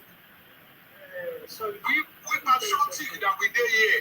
Because Because the extra, I never see any country in the world, any citizen that, like the people that hate that country. Waiting now. Tell your Messiah to go to strategize and come back 2027. If you don't like somebody, you don't need to go to this place. As I am like this, I don't like you guys. And I will never go to the East because I don't like you guys. But you guys, you are still coming to where you are saying you don't like. So, which means now that I'm paying 100% to insult you, to even call you the names that I can call you, but you never not still coming. You keep it coming like massive, like a cockroach, and I will insult you. Because if you don't like somebody, if I don't like this person, I will not go to a space. I will be in my house because I don't like that person. Mm-hmm. But you are still going. Every day by day, you are just moving. What is that? You are showing that I can abuse you. So I don't know why you are crying when I say that go back home, go back to your states, go and develop your states. You are accusing me. And you see, my brother, let me tell you something. I don't have problem with them. Do you understand? But the problem I have for people is that when you are telling them that what you are doing, my brother, is not good. And even man will come forth to want to fight you. And that is the problem I have for them. When you tell them that, my brother, look at what your brother is doing. Do you understand? All of them, I don't know why they support evil. I don't know why all of them they support evil. I don't know. And that sometimes I do it shocked me. I look at these people, they didn't even have the human feelings. Like if you are crying, like you are taking them back, bro, see your brother, he's selling fake job, he's selling fake charger to me. My brother, calm down. What is that? What is that? Don't do that. And that is the problem we have with them. So as I am now, as I'm in Nigeria now, I cannot complain again. Like I don't understand. I cannot tell you that what you are doing is not good. And you are telling me that I'm crying. How am I crying in my life? You are selling fake job. You are selling fake charger, fake shoes, fake clothes, baby food. People are calling. And I'm telling you that what you are doing is not good. And you are telling me that... Not true. Yeah, but let me ask you something. But I want to ask you a simple question. So you people know all these things and you are still buying from them. Listen, man. There's one thing, right? These people right there, everywhere. Yeah, but I'm asking you questions, sir. But if you don't, so what if you say, I don't tell my people, let me tell you what the last 2 weeks I'm going to happen. 2 guys died. Oh my God, what is and for guess what? Last year we were good Nigeria. I want them to stop drinking this thing. It's not good. Your kidney is not plastic. Your liver is not plastic. These are fixed. My brother, I killed 2 of them now this year. If it is their choice, anybody that listens to this, tell people that you love to that. That's one thing I was even this energy drink, we did it for the Nigeria. I feel it. And they tell them, if you drink energy drink with beer, I've never seen that in my life. If you drink energy drink with beer, you are killing yourself. Fake product with beer. Nigerians, they always do that. I always tell them, I always go to every year. Tell them, this thing will kill you. You will raise your high blood pressure. Apart from food and drinks and all this thing, piracy, if we know about the piracy, these people, I will be mentioning one of those old Yoruba movie actor like Olaya. That time when they released the movie, one of the greatest movie, and this man almost unalive himself because of piracy. They've been killing all those Yoruba actors codedly by piracy. this long time ago. Long time ago. This man, when he made that movie, he can't even make the money he used to promote the movie. Chocolates of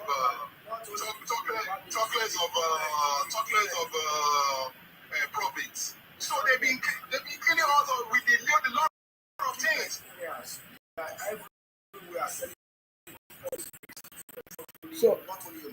So how come you not answer this question? I asked a question. I asked a question, sir. So if we know all these things, why are we still buying from?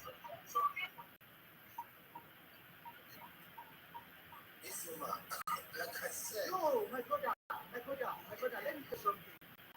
So we as we Nigeria now, it is anybody that knows about this thing that you know because of our brand. Do you understand? Because some of us we don't believe that these people are doing these things, but some we already wake up and we are still telling our people that this is what these people they are doing. That is the reason we keep on making this advocate to our people that look at this what these people they are doing. We go to Yoruba land now, if we get a Yoruba woman or maybe our mother now, look at this what this woman is doing, he or she is doing. Then we tell them, no, stop that. Why are you spoiling somebody? We have a respect. Do you understand? We will listen to our mother and say, no, I'm telling you that this what these people they are doing. Then we say, no, don't say that. Why are you spoiling somebody's? Why are you doing that? Then we tell you that it's not real. We see. We know them. We know that this is what they are doing. Okay. They will not be until we are still doing this. We are keeping on telling our people, look at what these people they are doing. Some of us we are not buying it from them because as for me, even when I went to Nigeria, I can because of this, I don't even put I don't drink alcohol at all. I don't drink coke, I don't drink alcohol. See, I swear to God, I don't drink alcohol, I don't drink coke. I'm telling you. They make me by damaging people's kidney. They will be shouting money now. Rubbish. My brother, there is a one big woman. He sold the charger. He sold the charger to my brother. He sold the charger. And just 2 days, that charger is for. And we want to go and meet this guy. We say that, guy, look at this charger. That self. Oh, look at what you do this charger now. He tell us, say, now you be the company where you are. Like, are you serious? That's why I shut out to you. That one I shut out for. No. China the big fake. Not China. Which one be China for? No be him go buy am.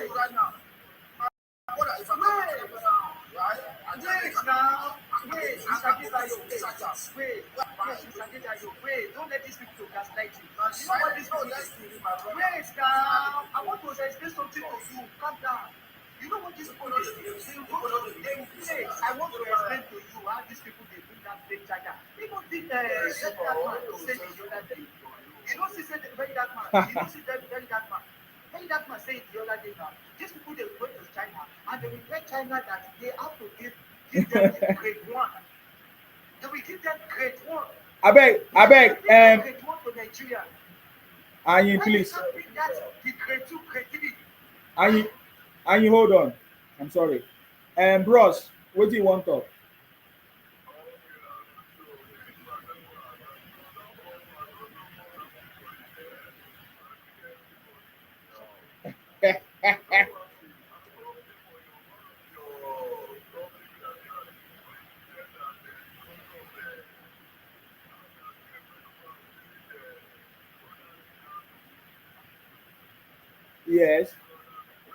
Yes. Can you speak a little bit louder, please? Go ahead. Are you not surprised if they are telling you that Alessandro is the best governor in Nigeria? That is the reason they are telling you Alessandro is the best governor now. Yes. Because he's supporting Nnamdi Kanu. Okay, can you tell me what is the difference between Alessandro and Komi right now? When someone is talking, they will say, Komi always support, always says, this is the reason. And this is the same thing Alessandro is doing now. Alessandro and Komi are the same thing. God bless you. If Gumi is from South, so it's from Southeast. People will say Gumi is a Thank good you man. for bringing this up. Listen, man, I want to talk about this. Well, let me know. You cannot for how many years?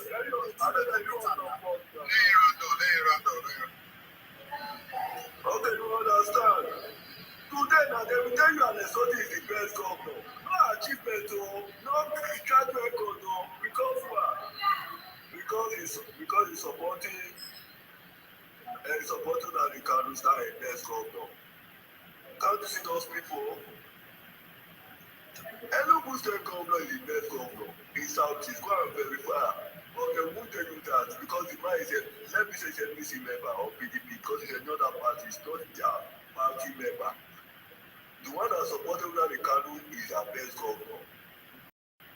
You can categorically say that those people, if you support a clan, you automatically come and send the out of them. There's no difference between Alessandro and Komi. There's no difference. That's what I want to say for that. Thank you very much. Thank you very much. Thank you very much. You really make reference. Yeah. Earlier today, right, I put it in my comment before I come up. I said today, Alessandro is a great governor in Southeast, but they are not moving back to Abia. That's why I come up that people are not going to anywhere. I put this in my comment. I comment before I come up today. Because thank you for saying this. Cannot day for this start for how many years? But to never go to start.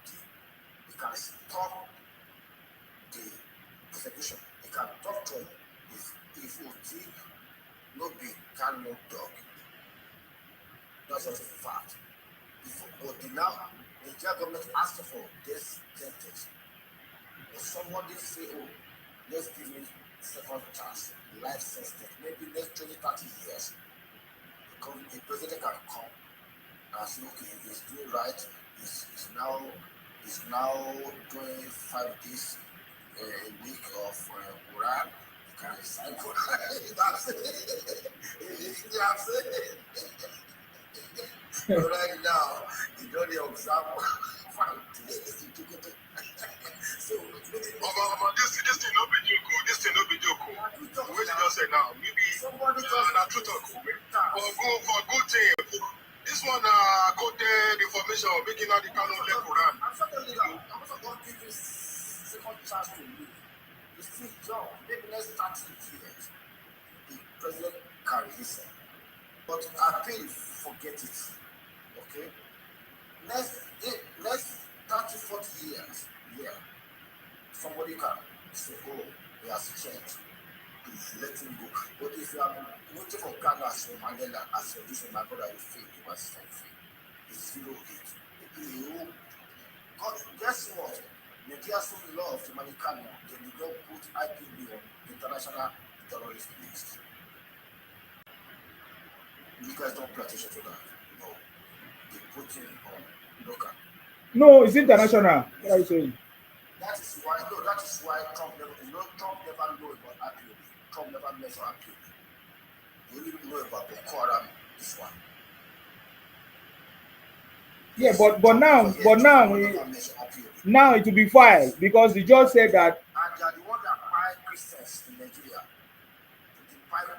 The most Christians that died buy under Nnamdi Kanu and some Emma Wash. If you go and check the data. So God still love them. It's their strength to change or they should continue their criminality. But my brother and sister, these people, it's very hard to move them out of Nigeria. They are not going anywhere. I swear to God. They are everywhere. Even from north, for Sokoto today, we in Nnamdi Kanu be able to get there. They're everywhere. So they are just, I call them cry baby. But I only focus on how Babatulu laid the foundation that laid in Lagos when I was my youth. Yes. He laid it, next president for 2031. If that person continues for the next 8 years, I swear to God, all Africans, they won't leave Africa again. Nigeria become old, they will come to Nigeria to work. I'm going back home. I'm not that area. I'm going back to my country. country with the whole world. You are every Nigerian. So life is Nigeria as such. God bless all Nigerians. That's my contribution. I will drop right now. Thank you very much. I salute you. Thank you very much for coming. Thank you for your contribution. Thank you very much.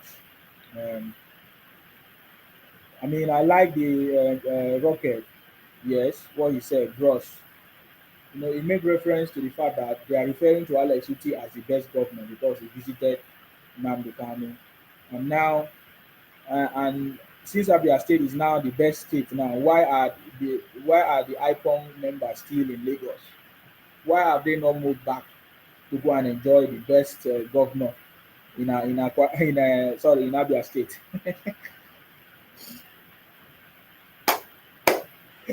That's a very good one. I'll be waiting for them to come. When they come and tell me that Alex Uti is the best, I will ask them, okay, so why are you still in Lagos? Just like the way they tell me, you say Tinubu is fixing Nigeria, why are you not in Nigeria?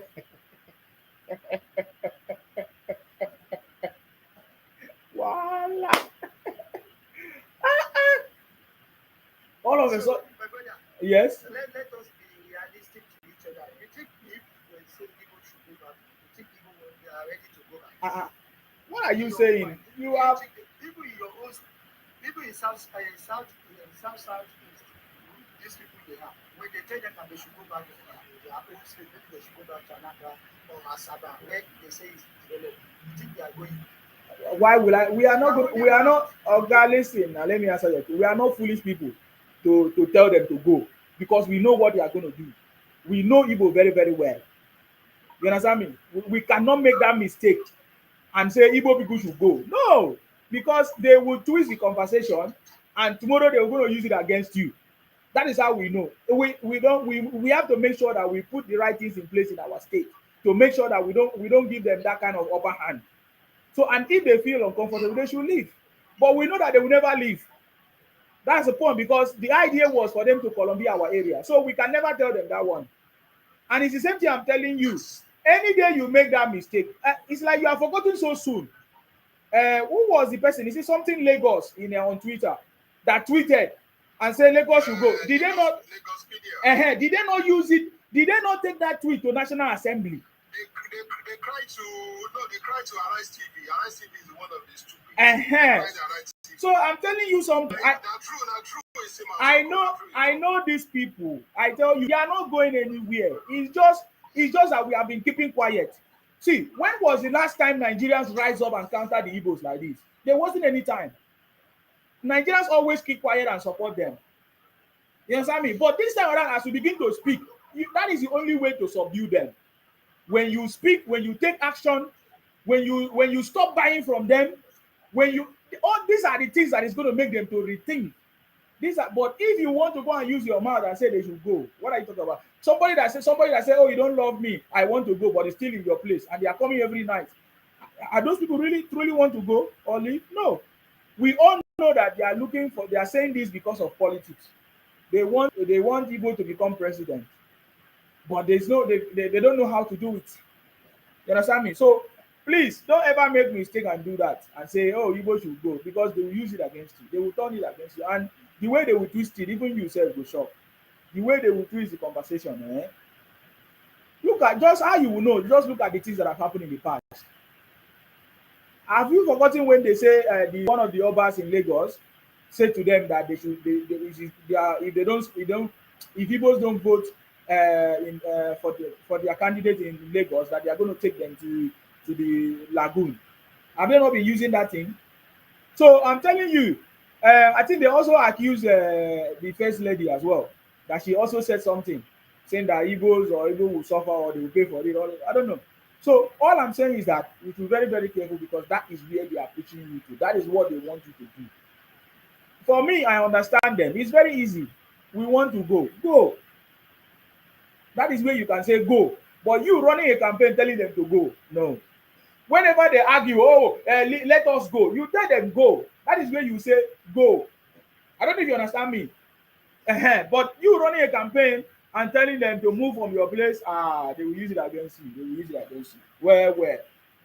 understand me? They use that. So that's my own contribution. But if you feel that your option is the better one, no problem. But I'm just suggesting what I know. Yes. Not true, because you see that judgment too, they say that Yoruba put that in jail. Oh, You forget all the nonsense you've been doing. very good. Say now you now so that you cry. Very good. You understand what I'm talking about. Very, very good. If not that the Yorubas have been speaking up, you could have seen how that campaign could have gone. They could have been blaming the Yorubas now. That Yorubas is the one that put them, is fighting them. But because the Yorubas have been speaking up, their voice and their campaign and their this thing, propaganda is not strong like that. So that is the key. The key is for us to speak up, not to keep quiet anymore. Counter them, fire by fire, pages by pages, TikTok by TikTok, Facebook page by Facebook page. That is the way to win them. You understand me? That is the way to win them. You understand me? That is the way to win them. Before now, every small thing they say, what is Asa? This and that and that. But we have countered them. Everything they bring, we have to make sure we counter it. That is the only way. So yes, Anyi, that's the point. That is what I'm suggesting. Me, I'm not going to join to say Igbo go because I know what you we're are doing. right, my brother. You are right, my brother. We cannot. What you are saying is very good. Seriously, it's a very good idea because they like to tweet something from you because what you said it is what they are going to use against you. Yeah. And I don't know. See, let me tell you something. All these people and all these guys, they have the same brain, and I don't know how. Like even their headers. If you ask their headers that what is happening in Nigeria, the same thing that this little kid that he or she is speaking in her mouth, you will see them that they are going to be saying it. I don't know the kind of way that God gave these people because their thinking is very different from us. I swear to God, their thinking, their brain is very different, and we are not even the same. Seriously, we are not. If you check it very well, it's only Igbo man that the way he is looking his own things is so very different. The way every Nigerians that is, like I don't know. Igbo, you have been saying that you want to go. Let's go and check. They never even want to leave Nigeria. And when you are even talking about the marginalization, ask how are they marginalized? Ask them, my brother. They don't have anything because you are all immigrants in the whole state of Nigeria. That which is other people they are not even doing the same way that you guys are doing. Go to as you are talking right now in Nigeria, go to Igbo land. The way the Igbo man is doing his own business in somebody's land, they will not allow you to do your business freely. And they will tell you that you are marginalizing them. How? Because you have been working, nobody is disturbing you, you have been flying all over the whole country where you are. They go to Igbos, they will try to supplicate you, they will try to bring you down if you are, maybe if you want to move in any house. They will put you in your space. They will tell you that this is a Igbo land. And if you talk anyhow, they will tell you that unknown government will eat you. They will use it to do a pussy. I'm telling you, this is the fact. There's so many of their videos that we come across, and this is what they are saying. They will tell you that this unknown government will cook, will use it to do a pussy. And what are you going to do? This is the reality, my brother. I'm telling you. And this is how these people that have been operating in Nigeria a long time. And now we come out. We are telling you that what you are doing is not good. Let us talk to each other as brothers and sisters. Let us fix things. If you want to take something from somebody, in our own culture, we bow down our head down. This is how we behave. You say that, no, I am a Igbo man. I will never bow down until I will collect this thing from you by force. Is that your culture? If it was that your culture, take it back there. You will not see anything. But today now, you are coming out, you are twisting it to all that we hate you. You don't want a Igbo man to be a president. How? Because you don't want to bow down. Where the power it is, you are going to bow down for them before you can take that power. But you want to Normally, Nigeria should put power from them. How? How can you take power from them? Because these people that the power, they have the power, you have to bow down for them before you can take that power. And that is their culture. And we are telling you that this is how you're going to take the power. Play your own role. see how you can play the politics. It is not maybe it's not even about the bender. It's not about the bender. It's about the friendship and do you know how to keep the friendship with the family and with the people. It's not about bender. You can, everything you're doing in life. You have to have even people when they do armed robbery, they have a ally, they have their own ally. Chocolates of people that want to be president. You don't have anybody, even the people that are close to you, that should be taking advantage. You should be respected to them. You don't have respect for them. So that is where I'm going. You know what? Let me tell you something. If I'm saying that they should bow down, I'm not saying that maybe they should bow down, that they should bend their head. What I'm saying is that respect those people that you want to go and take power from them. Let me tell you something. Very people, they lose it. They lose it and they will never gain their ground until maybe 2052. They can gain their ground because what they bring, what these people did, the injuries that they cause into this century of this youth, they put into them. It's not going to heal.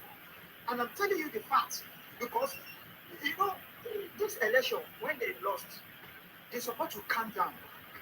And strategy again, what did they do?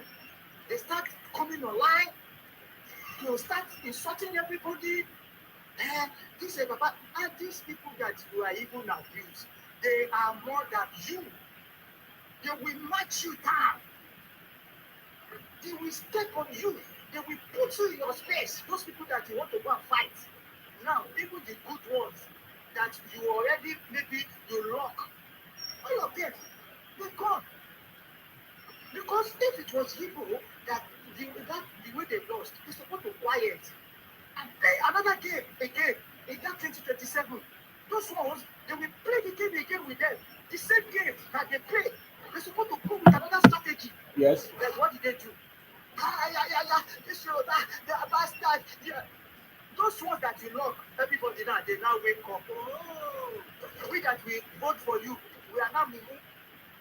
Okay, we now see your red eyes. Those ones that they go, those ones that they lock, they brainwash. Most of them, they left. You think we are going to see vote in that 2027? Nothing for you. Obi cannot see 2 million. Obi can never see 2 million. Not possible. 2027. His Igbo brothers will vote for him now. Don't worry. That's it. If he comes out. You see this guy, this girl, where they always cover her hair with the red scarf. Yes, his Igbo. Yes, in Edo. Yeah, I saw her in APC office. Yeah. All of them, they just been cashing out. They're using Igbo to cash out. What is bastard? But she's Igbo. She's actually Igbo. To cash out. Yes. They're using Igbo to cash out. The sympathy with the Igbo, they will come to your life. They will like you will see thousands of like now. They're like cockroach. Yeah, but that woman. With them, they will come. That woman. No. That woman is actually Igbo. Yes. No. I say it's sympathy with the Obingo. Okay. That's the reason why they think she's a good person. Okay. I was shocked when I see her in that office. What did she do for that? These people they badly shape for mine now. All of them don't they repent to. They don't they realize, hey, oh boy, this matter, go easy. I saw the video. I just keep out. I never talk. But I wait. The first time I see the video, I was like, is he a bit or a high? I don't look at very well. So this lady, she they talk yama everywhere she go. So you be APC coded you. Oh my gosh. Okay, this person is asking me, is it Aisha Yusuf? No, it's Mama P. They call her Mama P. Yeah, you see that Obi can never have 2 million, 3 million votes in 2027. It's not possible now. It's not possible. All this Obingo, they already spoil market for Peter Obi. One time ago, they spoil market for him. Somebody like me, I can pay for Peter Obi 2023.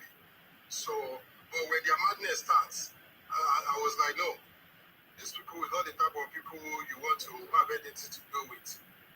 And I thank God that I think very quick before it's too late. Because these people, madness to their head, nothing, absolutely nothing. So Jagaban go there to 2031, nothing if he shake up. Nothing, absolutely nothing. Abito Shaker. How that guy they sing that song? If house no beggar to stay till 20 another 8 years because as they go because when I say they will beg that man before he leave, say, don't go please. Use another phone. I've already told you already what will happen. Sir, okay, you were not here when I said it. Second time,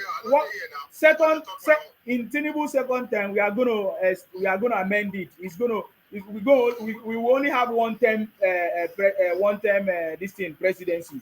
That is going to be either 6 years or this in one term, just one term, no other election. Simple, and then so return state powers, and that's it.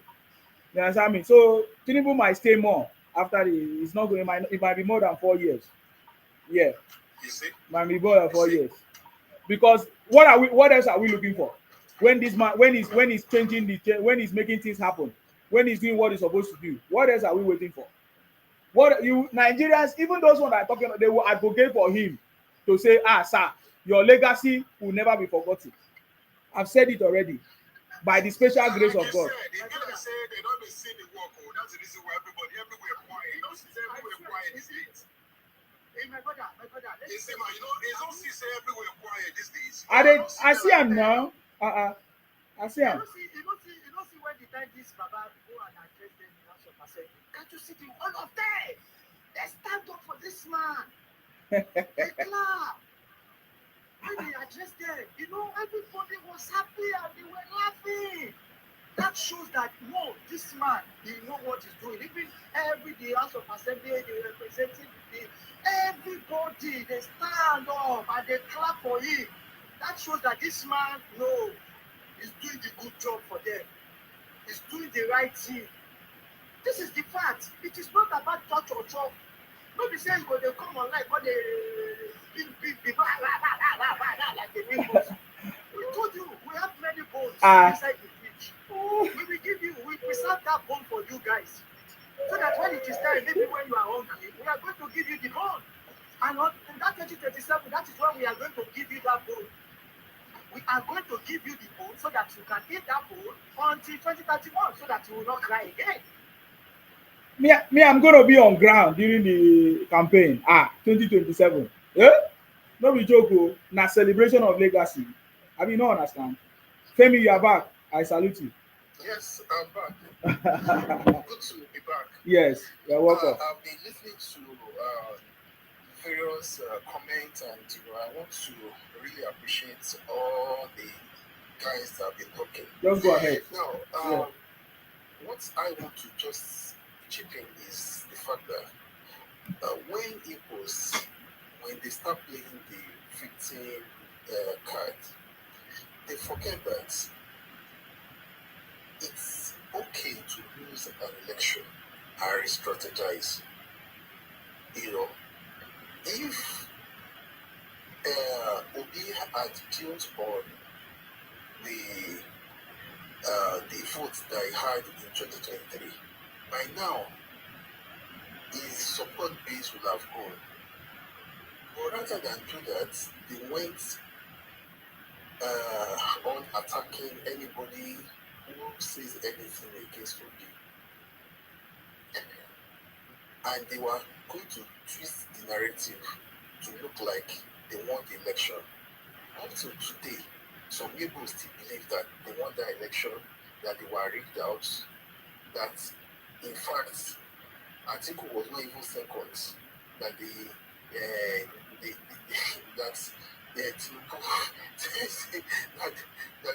got more than Tinubu, and it was shocking because in 1993,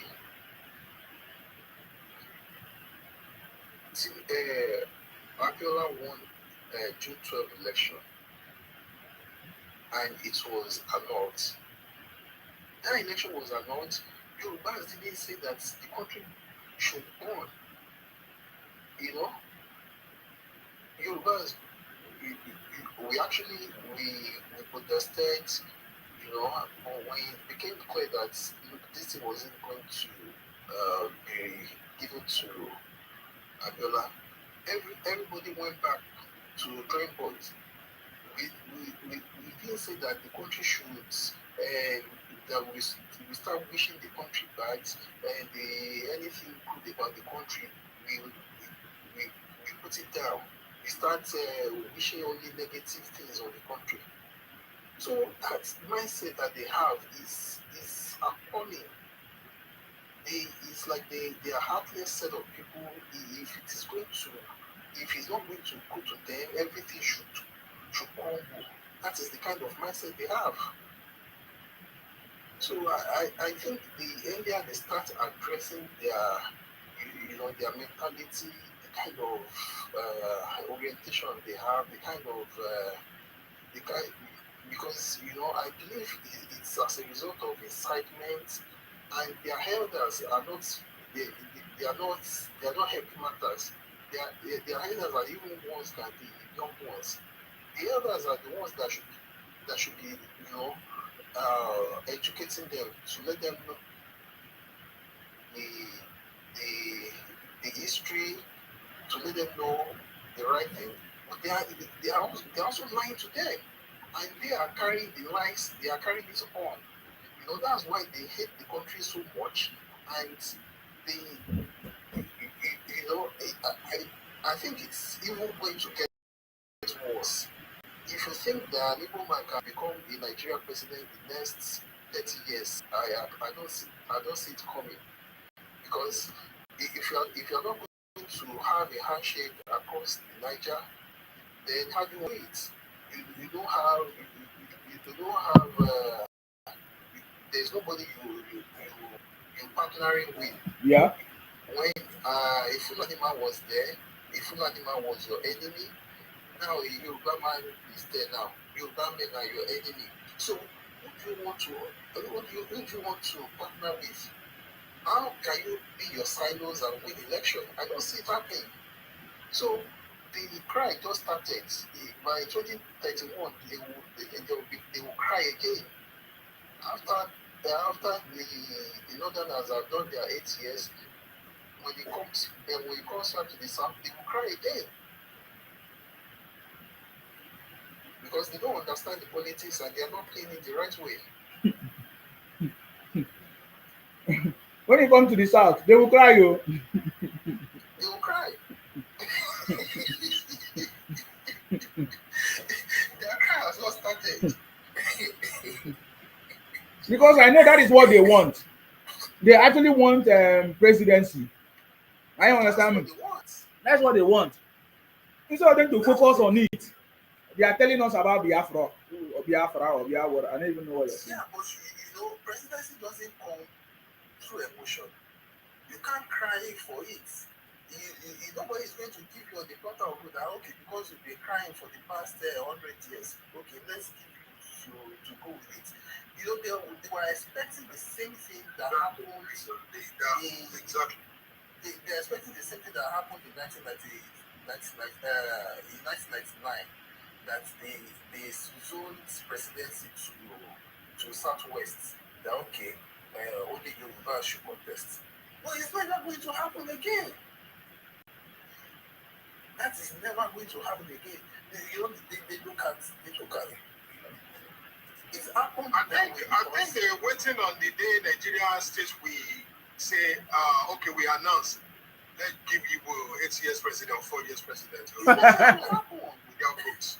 It's never going to happen. It's happened to Southwest. If they ever try that, they knew that it was an open. It was an open robbery. These people were just cheated, they were so treated unfairly. This man won this election fair and square, and we allowed it. That was why it happened that way in 1999. So in your own case, it's not as if anything like that happened to you, that they will say, okay, they cheated you out. It's just that you are not playing the right politics. You are not playing the right politics. When you should align with people and let them align with you, it is the people that will help you. Those are the people you want to attack. It's those people that you want to fight. How are you going to win? So they see it that now that's the way this thing is, the way it is looking now, it's as if this thing, anytime it comes to the south, it's just going to be between southwest and south. That's why they are crying. Now they see it is clear to them now that look, this thing has eluded us and it doesn't look like it's going to come to us any time soon. Yeah, that's correct. Tony. It's not coming. No. It's not coming to the Igbo anytime soon. I'm sorry, there might be good Igbos, but the activities of their brothers is affecting the good Igbos. Have you? Absolutely. Mhm.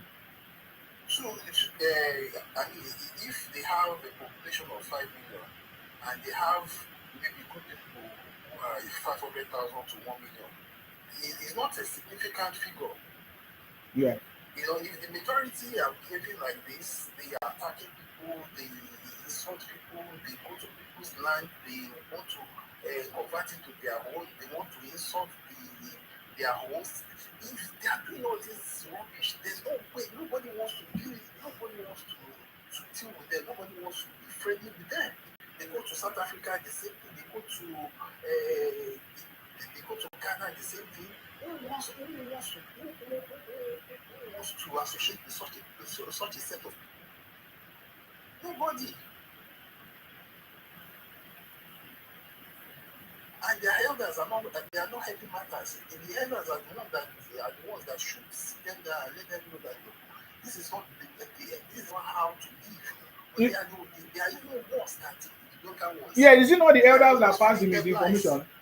Is it not the elders that pass the misinformation to the younger ones? Exactly. So how do you expect them to be different? Yes. They are the ones feeding them the lies. Mm-hmm. They are the ones that will tell them they had to start with 20 pounds. Mm-hmm. And they had to it was they buy 3 million. Betrayed mm-hmm. Who betrayed Nnamdi? Yeah, it was Nnamdi. It was Nnamdi Azikiwe that released Awolowo. It was all manner of garbage that they feed into these young ones. And those ones are carrying it on. So that's why I'm saying that I don't see them, even in the next 50 years, becoming president in that country, because they will keep on, they will maintain that lane, they will keep insulting people, they don't want to align with any group. And as long as they keep doing that, they will keep losing the election. Let them keep crying that they want to go. If you say they should go now, you see they can turn around that no, they pushed us out of that country, or they want to kill us, or they want someone to occupy us. That is what they will say. They will say it's one Nigeria, that the constitution allows them to be everywhere.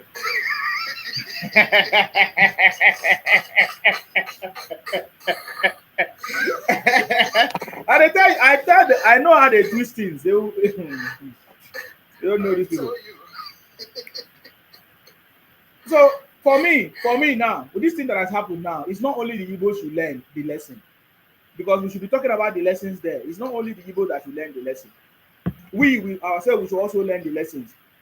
Absolutely. For the fact that for the past 10 years, we have allowed Igbos, especially Igbo propaganda, IPON criminals to run propaganda for so long that there was no interference. Nobody stopped them. Nobody tried to counter it. So they grow wings. Social media exploded. Many of us that was still young as a child joined them, thinking that we were doing the right thing until when we discovered it by ourselves.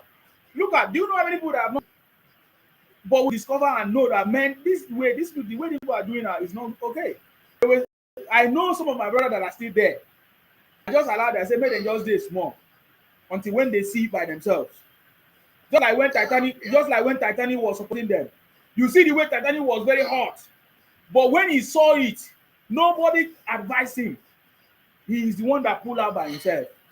That is the way. You know, like they say, uh, character is just like it's just like smoke. There's no way you can hide it; it will come out. So, the Yorubas will say a finiwa. You know, when I was in the university, I also schooled with these people. I didn't know this is the way they were. To be candid, it is not until after this election that I saw their true picture. You know, the 2023 election. That's when I see, okay, wait, the way they mean it is like these people, they have an agenda. So if you don't really mix with them, if you don't mingle with them, you don't know the kind of people they are. That is the truth. You will not know the kind of people. You will think that, okay, maybe we are one, one Nigeria. That's why when you are saying that, why are you still buying from them? No, once most people don't know the kind of people they are. So they don't see it, they don't see from that angle, they don't see from that light until they encounter them. Like I tell you, Wole Soyinka went to jail because of these people. He went to jail for them. See the way they rubbish the man, and they were just using, they were insulting him, the way they denigrated that man. Yeah, please, can I say something? Yeah. I'll round up now. Give me 1 minute. Give me 1 minute. I'll round up now, then you can come in.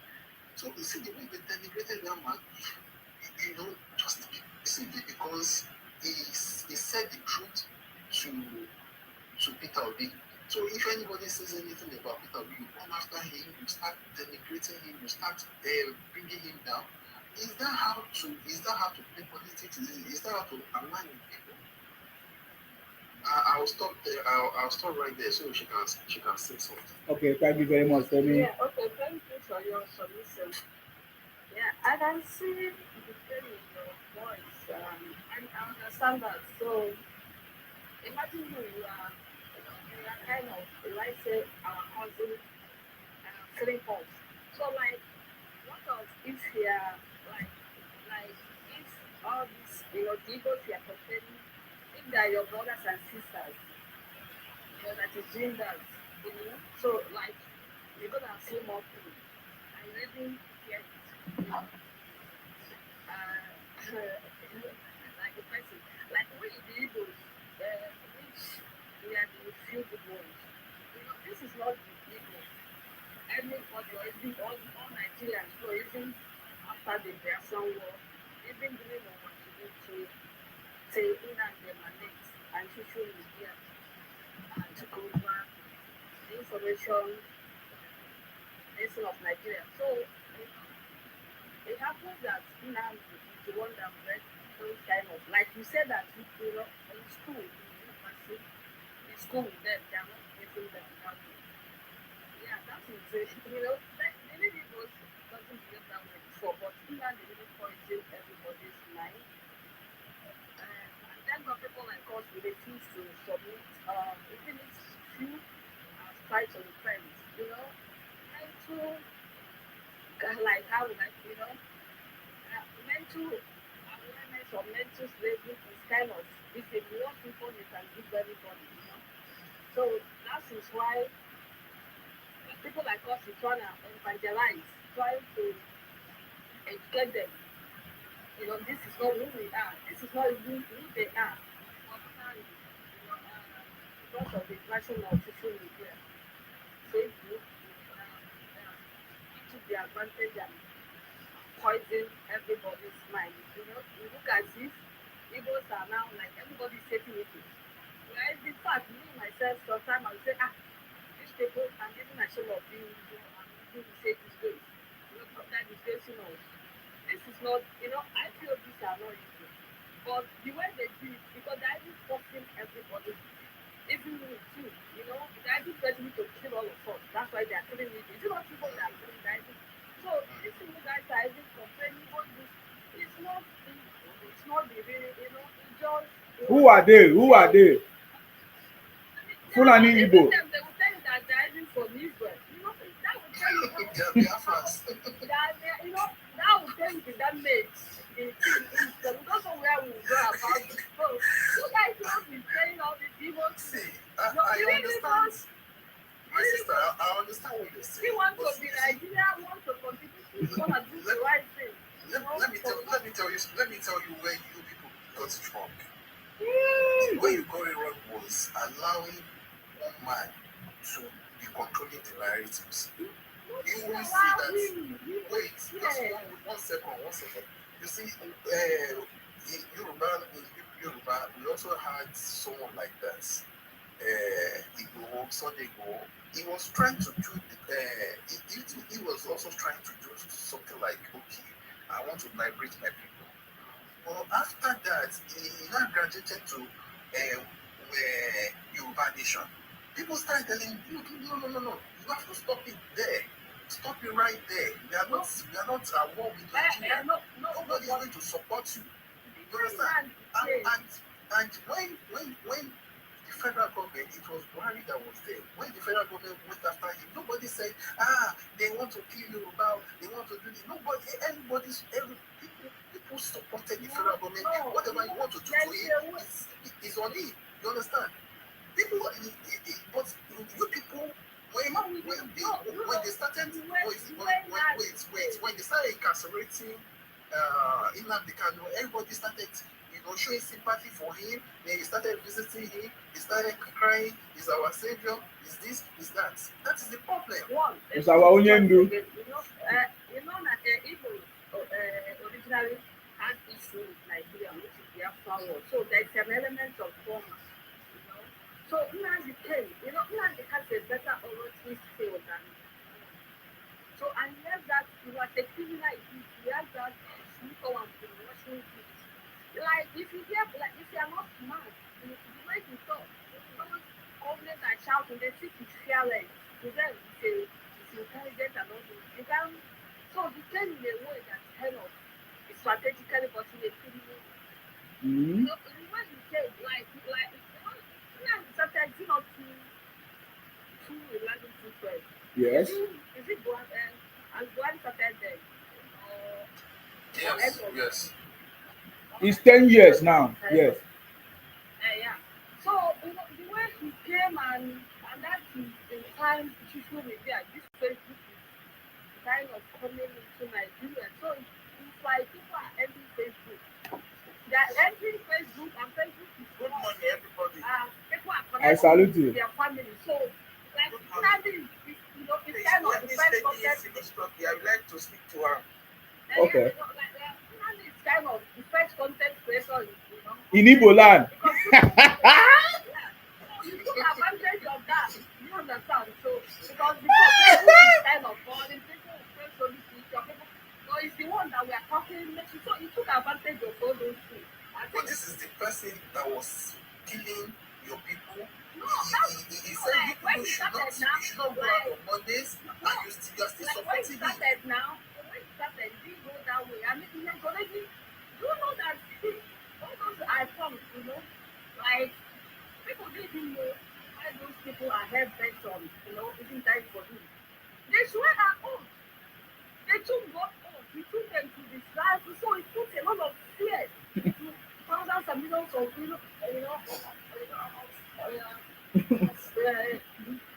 people. And even the ones in abroad. I can only laugh. So the ones in abroad also took the blood one. Yeah, some of them took the blood one. That's what they say. So the thing is, so that's why they are so scared. And some took I think the ones in abroad now they leave the paper one. So even now that they have taken him to Sokoto prison, are they still scared? That's why I don't know what they say. Whether they say if you slay the people, you're gonna die. That kind of stuff. So you have to obey. And these people, every day this man would be on radio shouting. It's like kind of hatred, violence they had, even if, like, it's like people going to school from secondary school and, get to university to PhD. They consulted, it's like, they consume a lot of hatred, a lot of bad energy and all that. So it's too much of them to be the hold on. Keeping up with you now. Hold on. Let me tell you something. Do you know that Ikenga came out? Ikenga was part of it. I know Ikenga. Yeah, I know Ikenga. Why did you think he came out? I noticed. I don't know this particular reason. I haven't listened. I tried to ask him, but he didn't give me an excuse that he was the one. But I noticed it's because of ESL buying and buying. Something When like you that. find out the truth, you will know by yourself. I'm telling you. Yeah. Adeglo, go ahead. Yeah. Please, can I say something quickly to this? Yes, say it. She's here. Yes. Yeah, I want to talk to you like a woman to woman. All these things going on with the people, I cannot blame. Even Africano, I cannot blame them. You know who I'm going to blame? The elders that witnessed the first war that Ojukwu started. When you want to look at this war, history of this war critically, you will know that there is no any way you will blame Nigeria for this. Ojukwu started the war, Ojukwu finished the war, and he ran away. But instead for the Igbo elders to say the truth to their children, they keep lying to them that Nigeria. Okay. Let her finish. That is where I'm blaming. Let her finish. You cannot blame Nigeria. Let her finish. Let's stop this one game. You yourself that ran away, you're supposed to come back. Even when they give you the opportunity to come back, they treat you like a woman being. The elders that witness all those things, they need to say the truth to their offspring, to their children. So how can a 31-year-old Igbo boy telling me that because they gave them 20 pounds, so because of that, they have to destroy everywhere? Who told them that story of 20 pounds? The story of 20 pounds, if they give them the real facts, why that 20 pounds was issued to them is because Ojukwu took their money and gave them the paper money. And Nigerian government being magnanimous to give them that 20 pounds to start all over again. They will not be saying all this thing around. The elders, they hide things from them. They are giving them wrong story, wrong narrative. They are selling lies to them. So they start all their children to victim children. They grow up and started looking for something that doesn't concern them. That is why we have the problem with the Igbos. If all the women, all the elderly ones can start changing the narrative, be open and be honest to their children, tell them where things are, this thing will change. If you have to keep blaming Nigerian government, blaming this, it's not and in the next couple of months, I'm we are going to see another African. We are going to see another. Have a history. They're supposed to put it in a history. Other countries, they have a history class. They have to. Let me tell you about it. So that people understand, because, like I should say now, most people have different narrative about this. But I think there is a history, like about history in Nigeria. Keeping on with Fina. Keeping on with Fina. Excuse me. I think that is the problem with you. You have come here before. Usually when you talk and the host is asking you to wait, you wait. You understand me? Keeping it with Fina. You need to listen when we say wait, you wait. It's very important. Okay. Now, it was not only Igbos that fought this war, right? How come Igbos are the ones that are traumatized more than other people that was even a victim? Igbos were the one that was fighting other group, other people like Akwa Ibom, Ijos, Ikweres, and other ones. How come we don't have that kind of mindset? So I totally disagree. Yes, and there's no history anywhere. Exactly. So I totally disagree with what you are saying. I totally disagree. Yeah, I totally disagree because the way our parents told us the war was the truth, and we never even hated the Igbos. We never. Exactly. We never at all. But we know what happened. You understand me? So, and the true picture of it. So, and this conversation like, oh, it was history, this and that, it's beyond history. It's beyond, because even when people were telling them the truth, they still continue to do it. The thing is that there was no opposition voice, there was no other voice in Igbo land that countered Nnamdi Kanu. Everybody followed like ants. You know ants? Like Mumu. Even their governor Yes. was useless human being. Yes. How can the governor allow Nnamdi Kanu to function to issue the directives if that's their government? And the governor that is collecting allocation to look after people. Then one lunatic comes out to tell those people not to go out on Monday, and the governor sits back. He cannot do anything. As crazy as Sunday Igboho is, he will never open his mouth to say that kind of nonsense that you should not come out on one day. One arm. Good morning. I salute you unapologetic. It's not about blaming just the blame Nigerian government. Something is wrong somewhere. Until you people need to start telling the narrative the way it is. Be honest with your people. Tell them to be open. The elders be open to the young ones. This is where we gone wrong. This is what we did wrong. Then they will know how to put things in perspective. We will not be blaming government. Yes, there is no history. Yes, government did not do what they're supposed to do. What about their elders? Who are the government? Government are the people of the people by the Please, let's run away. Let's not run with this narrative of there is no history. Please, let's not run with that narrative. There is history. Please, let's not run with that narrative. They stopped history in Nigerian schools because of this very thing, this same issue. Because Igbos, they were are you people Nigerian history that there is no history? Because if the truth is out, the history, they were teaching their children a different thing, you know, and other parts were teaching a different thing. That was one of the reasons why history was scrapped in the first place. Not that there was no history, because they were conflicting. The truth is this, guys. Let's step back a bit, right? Keeping up appearance or whatever. I can only say keep here. I was sleeping, but consciously listening, and that was why I woke up. When you came up, I felt you are genuine. But I wanted you to understand the position of every Nigerian, every human being, everywhere in the world where the Igbos are. Let's do a little bit of analysis collectively, innocently. Ojukwu did this 1967 to 1973. I am a child of 1970s. So I'm a child of that era, right? The story we were told was no victor, no vanquish story. The story an average Igbo man was, the boy of my age was told, was we were the victim. Right? In my parents' house is called a mini Nigeria within Ajawa State. Every tribe lived in my parents' house, rent free.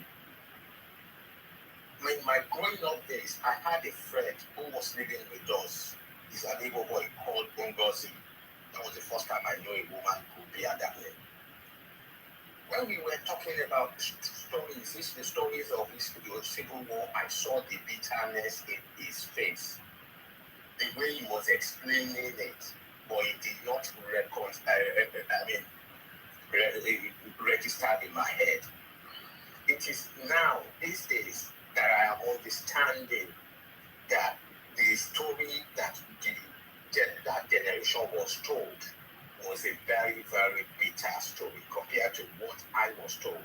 Now, fast forward, 1997, 3 months into a new democratic government, rose Wazurike. Obasanjo took government in May 29. By September that year, there was an Wazurike.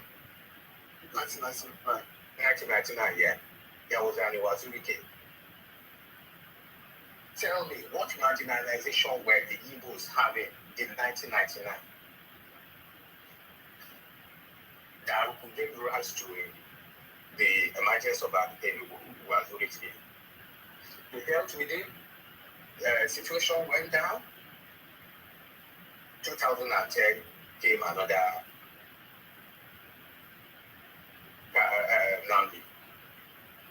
And also this time, from Ojuku to Nnamdi Kanu. Tell me what the elders of the Igbos, the traditional rulers, the religious leaders, the political leaders, there was no one voice of condemnation. See, absolutely. Those were the leaders of thought. That's Obionisha. The leaders of thought. They shape the society, the environment. They are the political leaders, the religious leaders, and the traditional leaders. Exactly.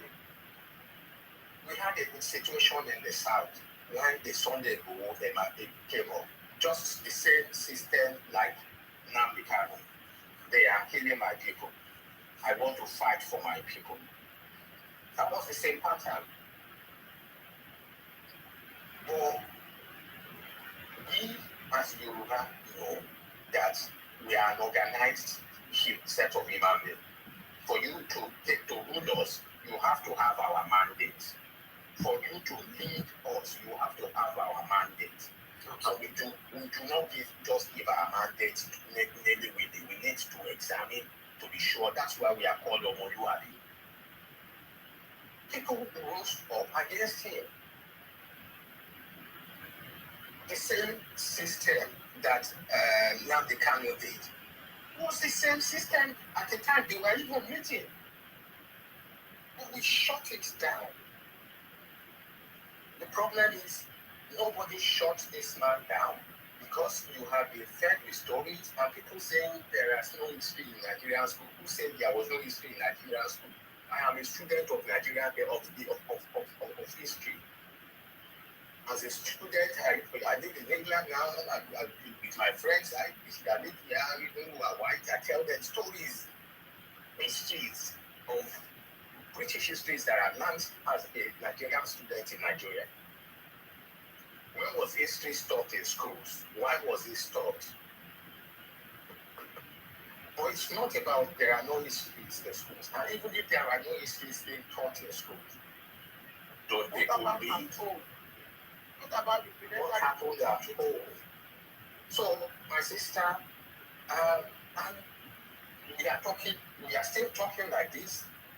A House of Red member from the eastern part of this country is sponsoring a bill now that says when you live in an environment as a Igbo man,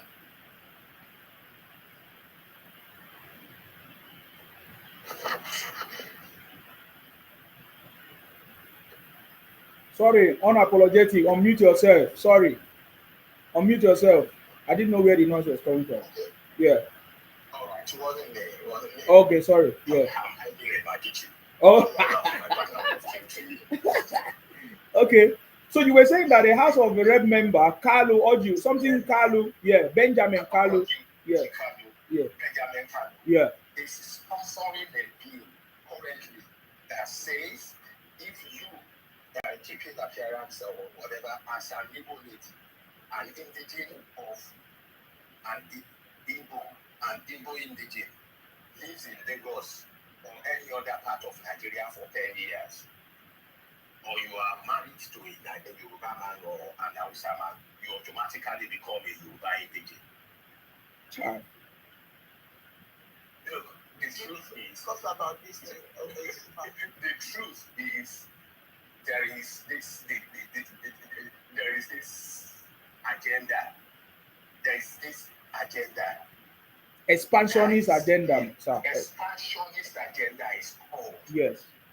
Have you not heard one of your leaders saying Yoruba language, Yoruba as a language is an adulterated of is a pidgin of Igbo.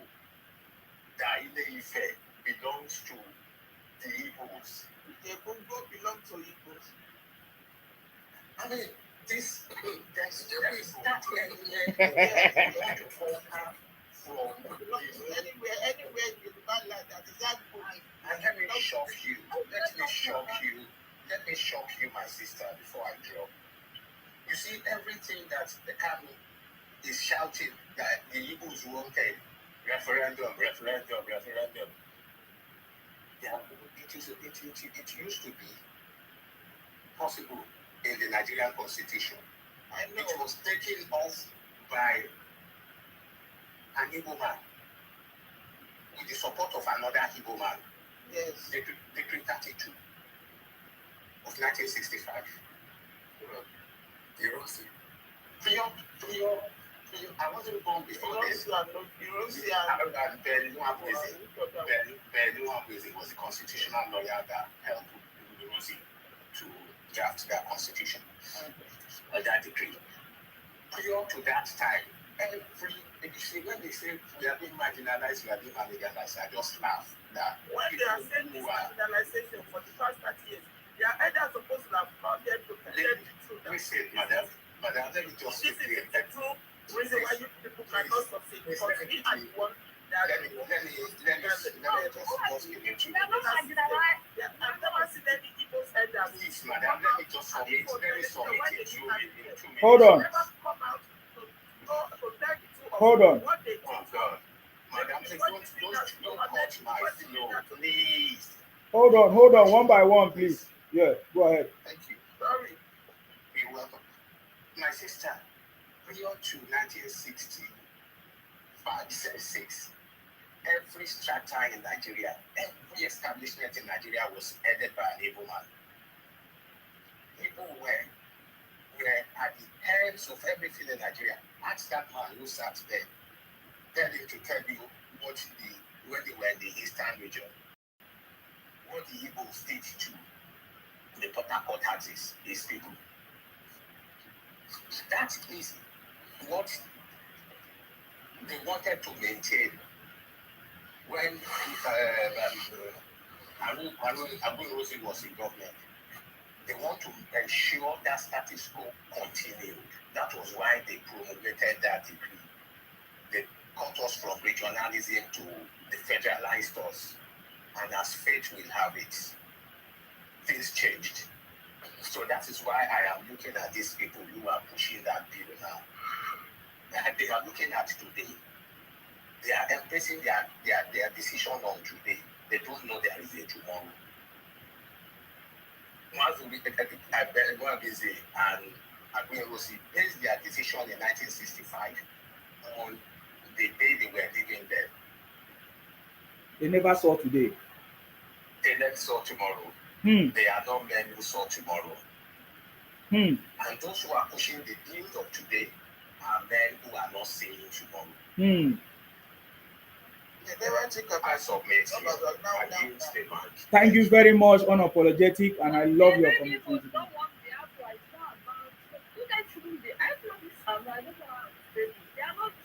Oh God, what you, madam, that is a lie. What you are saying now is a lie.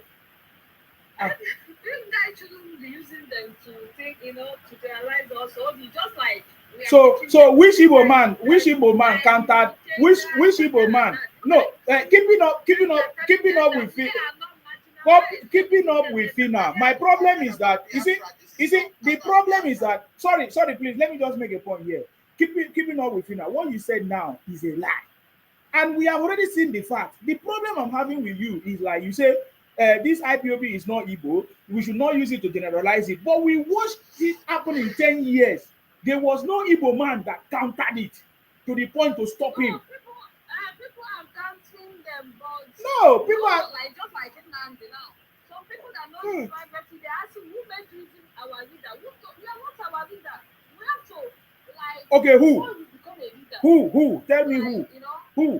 People are counting them. The whole governor went to Sokoto to visit this man. A governor has gone to visit Nnamdi Kanu. And is the governor that went to visit Nnamdi Kanu, is it Igbo man?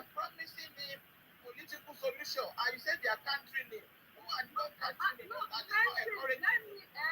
know what happened? This Biafran stuff is kind of politicians are the one using these people.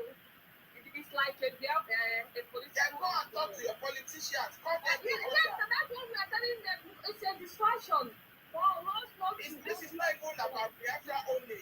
Generally, you people lie to yourself enough. Yeah. It is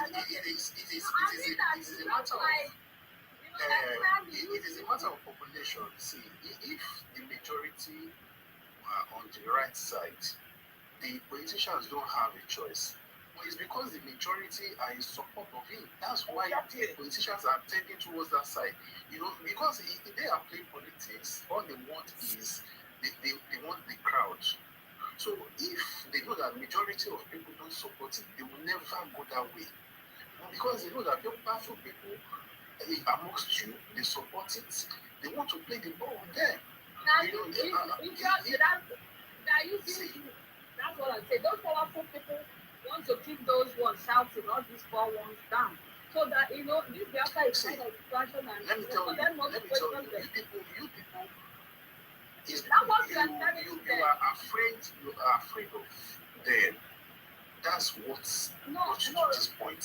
And I say when Sunday Igboho tried it in Southwest, he started as okay, they were buying my people, I want to liberate them, I want to fight for them. That was fine. Everybody was okay with it. But when it got to a point where he started saying Yoruba nation, they must. No.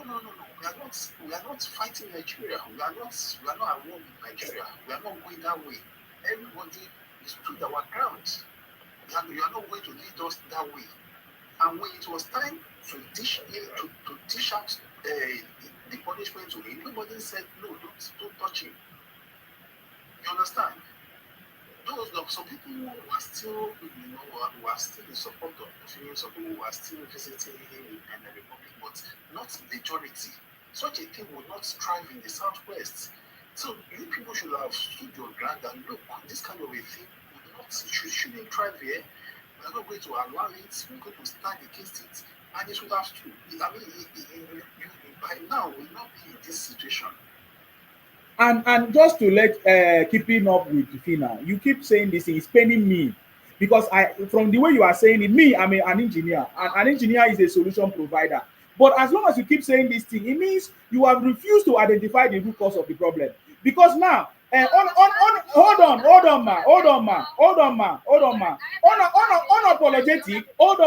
unapologetic gave you a very rundown of what happened. This is not the first time. Ojukwu did it. Ojukwu did it and he was pardoned. Rav Wasilike did it and he was pardoned. And you are telling us that history was not taught? That's why we say, thank God, that's because that was people like us, few of us, so that another man will not rise again to deceive our people. So what are you guys doing? What are you guys doing so that another Nandi will not rise again? Do you think that Ojukwu was not pardoned? I don't think Wazirike will rise.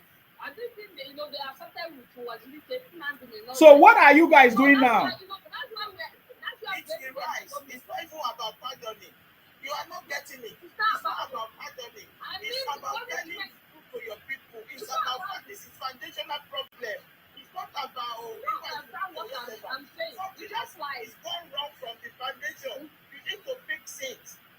It's the right. Like all of them, we just come and they use it to make money. Okay, madam, let me ask you. Let us don't be talking based on assumptions and things because that is where I have a problem. Okay, let me ask you. What do you think about a sitting governor, Alex Uti, the governor of Abia State, going to visit Nnamdi Kanu? You say you're against it. How are you against it? I've never seen any Igbo man speak against it. I've never seen any organization. And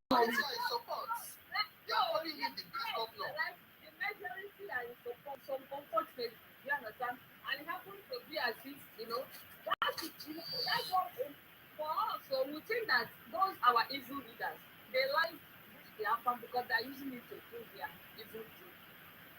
So, but the few good ones, it looks as if the few good ones are the ones that don't have that much voice, for instance. That not, it's so unfortunate.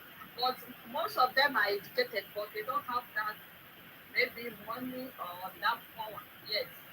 So, but it doesn't mean that the good ones are not among us. That the truth. So, so with what you are saying now, we should be expecting another Nnamdi Kanu now. But they don't want things to this right, because no, no, ma. From what you are saying now, we should be expecting another Nnamdi Kanu maybe in the next 10 years, right? No, we are not going to expect because now, like some people are saying, even till now, some people, few good ones, I think I'm forgetting for that sentence. So that another person rising, depend.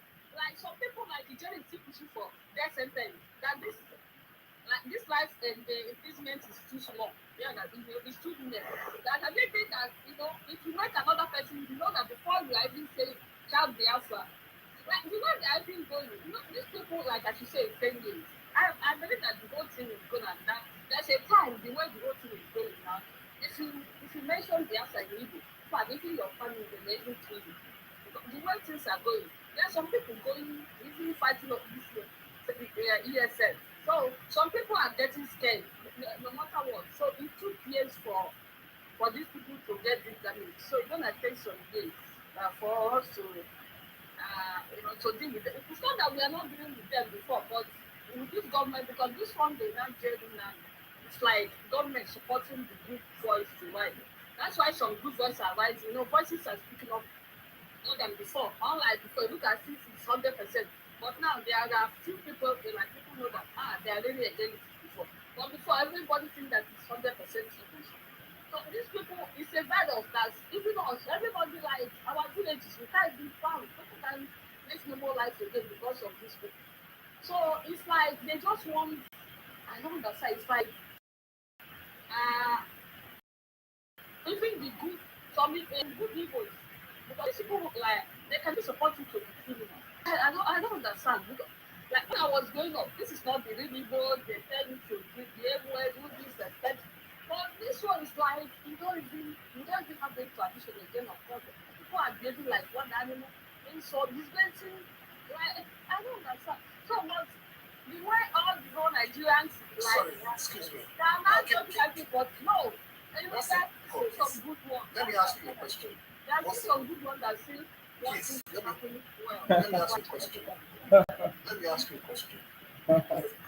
From the way you're talking, I can see that you are not living in the East. Am I right?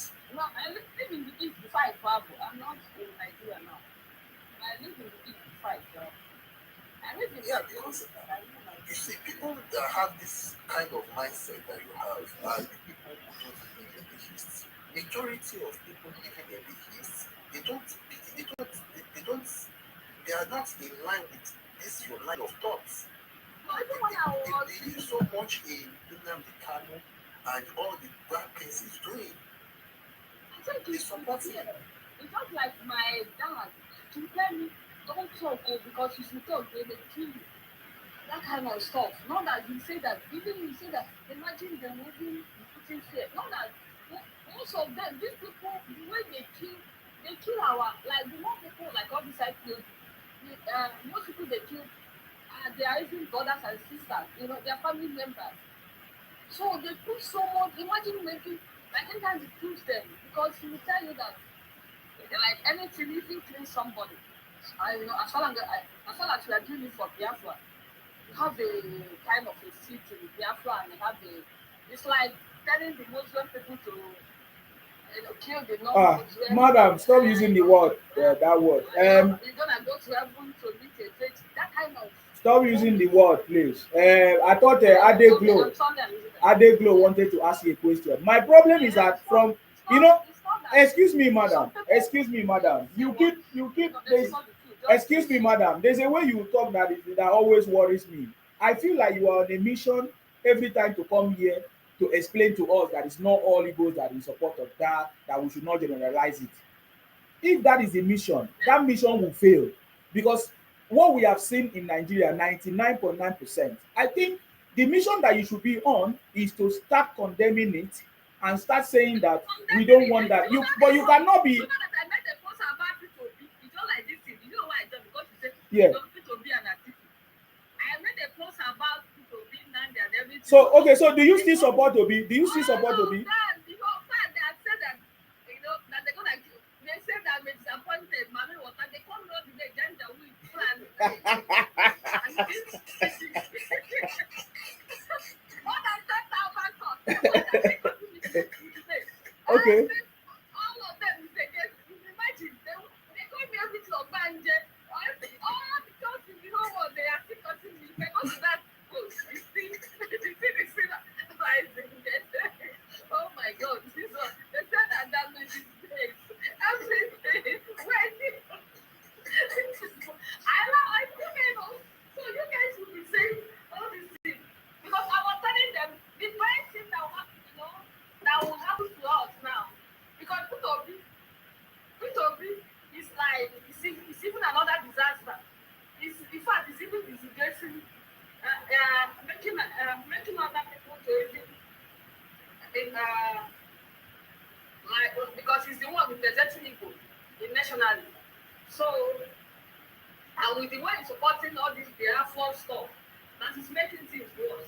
Because even if I'm a Nigerian government, I will not support anybody that is supporting division. It's like you handing the country over to be divided. You're right. That's really okay. Even if you even have that agenda, as a smart guy, don't even supposed to. But he's doing it like, is it okay? You're right. You know, I say It's people like Peter Obi who should have spoken up that look, this thing is not good. But because of politics, he's also aligning with them. So he's even doing that. I said, in fact, that's why I'm even, you know, I was telling them that Peter Obi is not this smart. Because without Igbo votes, Nigerian, you know, everybody coming out with Yoruba, like other South and North, like the person can be president, you know. So even vote is not that so important. Like that, you know, that what Peter Obi does, people happen to love the bit before. You just destroy the little, you know, the smart ones now. So I was telling them he can start building it by being VP to Atiku a bit. At least let him maybe start, like all those things he said, maybe he start telling them, I said it on that bullet to calm the fear, you know. Start telling them, no, we are one, you know, saying good about Nigeria because you're supposed to promote the people you want to represent. You're supposed to be for one Nigeria, not to even kill tribalism, you know, not you. If I want to be a leader, you want to, what kind of leader? If I was living even tell us, supporting to support, even though my own might demand. So, all of them cursing me, I said, I don't know, you guys are not helping the city. They said that people don't need Nigerian presidents. I said, but you guys now, tomorrow night, you said, yeah, Nigeria does not want keeping up appearances. So, me and them were, you still want to talk. I don't understand. You are not the only person. Sorry. No grace, my sister. Let me just ask you one or two questions and make some clarifications here. Has Nigerian ever been ruled by the Igbos? To democratic regime, you know. Do you remember a name called Nnamdi Azikiwe? No, I said since democracy. Yeah, I know, of course. Of course, he ruled in the democratic dispensation. The very first head of state of Nigeria was an Igbo man. The second head of state of Nigeria was an Igbo man. So the Igbos have never been marginalized politically. Then secondly, my sister, put what you said, what's his name, Peter Obi is doing now. Put it side by side with what Nnamdi Kanu did. And see that there is no difference between them. If Peter Obi have a similar microphone like Nnamdi had, Nigeria will be on fire. Look at his election campaign. 2023. It was divisive. He ran his campaign on a dividing line of Nigeria. He used ethnics. I am an Igbo man, Jingo. They use religion. So yes, that the truth is there is something fundamentally wrong. That's not the fundamental wrong is we are choosing the wrong leaders that cannot critically think well. If you understand, because most of our leaders they do everything based on sentiment, emotion. So they do emotional politics. But we leaders are strategic. They will be like I'll tell people, they say you are sporting corrupt government. I say, no, but I like, if you want to, this life, there's never right or wrong, stuff in this life. Everything is all about timing. Do you understand? And and the people involved. So it's not the way maybe the way you talk to, like now in Nigeria now, it's multi-tribal nation. So the way we are talking to Igbo brothers at home, or the whole Anambra Igbo people, it's not the way you can come and convince the people that have the same background orientation about life. Then that is why we have to, you have to talk based on humanity value. Something that will be on fair ground. We don't just do it all those like Peter Obi is doing based on morality. Like Peter Obi is my brother, he's seeking family friend. People are telling me that's why they are telling me that they sell out. Your brother is your society. That's all of them. Just out of interest, my sister, where do you reside? Yeah, I'm in the US now. Oh, you live in the US. Fine, thank you. Now, the US, in Ghana, in South Africa, we're not talking about Nigeria now. We're talking about Igbos outside Nigeria. Do you notice a trend similar to what is happening back home, even when your brothers and sisters are outside the shore of Nigeria? It's common in other Africa. It's not common in America because of the system. All right. I noticed it's not common, but I noticed the trend too. Thank you. So that simply tells you there is a fundamental. Yeah, they still have that Biafran thought. That's like the fundamental part. Oh, it is that Biafran thought that made someone who resides in Ghana wanting to have a kingdom in Ghana. They still have all those, because all they feel that they don't belong to Nigeria, all those kind of mentality. The average Igbo person think that Nigeria is not for them. All those, but I say, okay, after saying, you guys will not complain. Look at if you stay one place, I don't understand. So they always feel that Nigeria is not for them. Because this life, like I was preaching before. I am sorry. You see, I was born, bred, a very, very liberal Yoruba man. Like I said earlier on, in my father's house, every tribe in Nigeria had lived at one time or the other rent-free in my father's house. I grew up as a liberal Yoruba man. But I am sorry to tell you now, I am a highly, highly conservative Yoruba man. Call me bigot, call me tribalistic, I will take it. You see, people like me are now saying, let the Igbos go to their 5 states. I want that Nigerian constitution to be refined to include the element of let's the Igbo go. Maybe go and try a self-governing of the Southeast for 5 years or 10 years, and let us revisit this after that. That is when people like you will understand. I know you are trying to understand, but you are still not understanding the fact that there is a fundamental problem, some issue wrong with the Igbo nation. Sorry. That most of us say that if they bring Biafra, that is the time they will fight.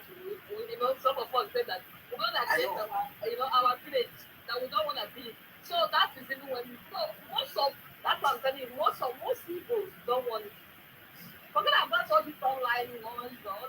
He said, let me, you know what I noticed? They are usually just like all these our governors, politicians, they are not doing, their job. So they are just enjoying their money, the people's money and their allocation money.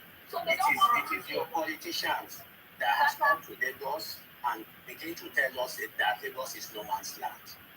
No, it's not your politician. No, I don't know. I think it's what Land is teaching them, those kind of things. Because Land said a lot of stuff on that radio that and all this.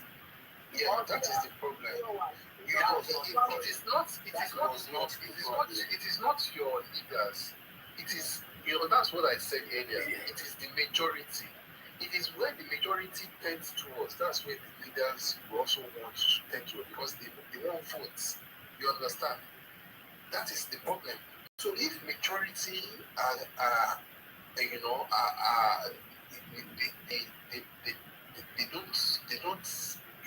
don't align with the country, they insult people. The leaders they don't have a choice than to tend towards that side. They're threatening the leaders. Do you know how many ways that oppose them they kill? So most of the leaders that oppose them they kill. That's what I'm saying. Madam, don't use that word again. I will mute you. You understand? Because majority cannot be supporting evil if there is no fundamental problem. That's why I said the elders are not telling the truth to the young ones. So the majority of the generation that are growing up, they are growing up with that bitterness and the lies that they I'm telling you that this is started because of what Nandi was poisoned. Was wicked during his own time. It wasn't like this. Even if that doing the alpha, but look at it, it's only those like his few supporters and the Igbos in other parts of Nigeria and the world wasn't behaving this way. Nah, they just spoils because this youth young. So can you explain to me how Nnamdi Kanu have the excuse me, ma? Can you explain to me how Nnamdi Kanu have the power to convince or confuse adults? Yes, adults. What about those adults that came to Finland? Were they children? Was it Nnamdi Kanu that convinced them? Did you see the video of the adults that traveled to Finland? Governors, they grow into that system. So this is more of a foundational problem, not Nnamdi problem. This thing is deep rooted. It's even beyond Nnamdi. Nnamdi told them that he's the Messiah. Coming to save them. Look at them. So that means that person's mindset is already corrupt. The fact they can follow what Nnamdi is telling them. That is what you need to realize. Let me mindset is already corrupt. They just need somebody to validate it for them. Yes, thank you very much. We are kind of enlightening them. Like few of them are like some. If you come to us and say, you see some will tell you, I used to be last month. Now I have, I'm coming on this program. Now I'm getting more because it's the information. That's what I'm saying. They consume a lot of hatred and the wrong information. So and they believe that it become part of them, kind of manipulating their own. Because most of them, I said, now they call them young. So they go. I said, and those youths, I noticed that the one that even poisoning their parents because some of them, like I know some elders in their 50s, 60s, 70s, they tell that is their youth. That is why the problem is, sister. If the youth are the one poisoning the parents are the one that's supposed to feed the youth the truth. That is what they are not getting right.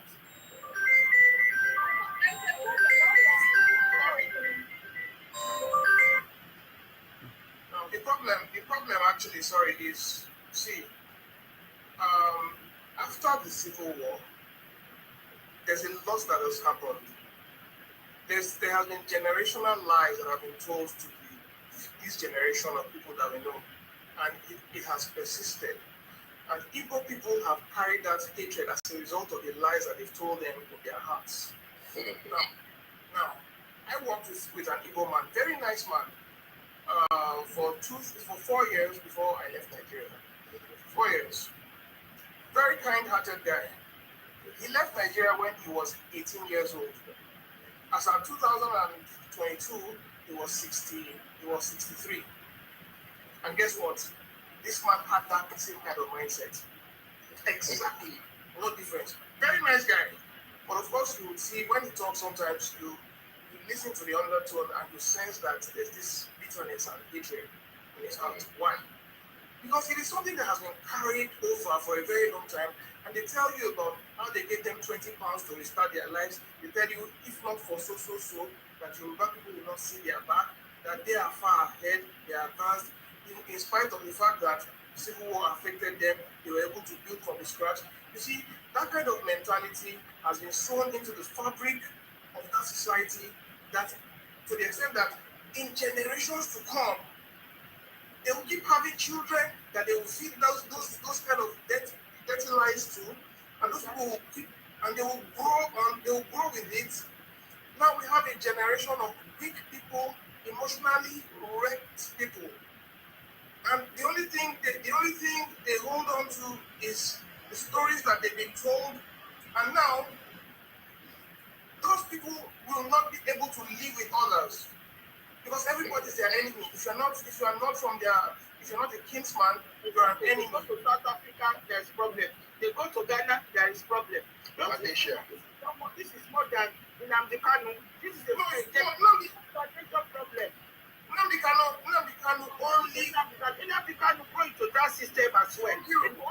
He capitalized on it. Yeah. So Nnamdi Kanu only, let me use the word for lack of better word. Is a beneficiary of the hate that has been preached over time.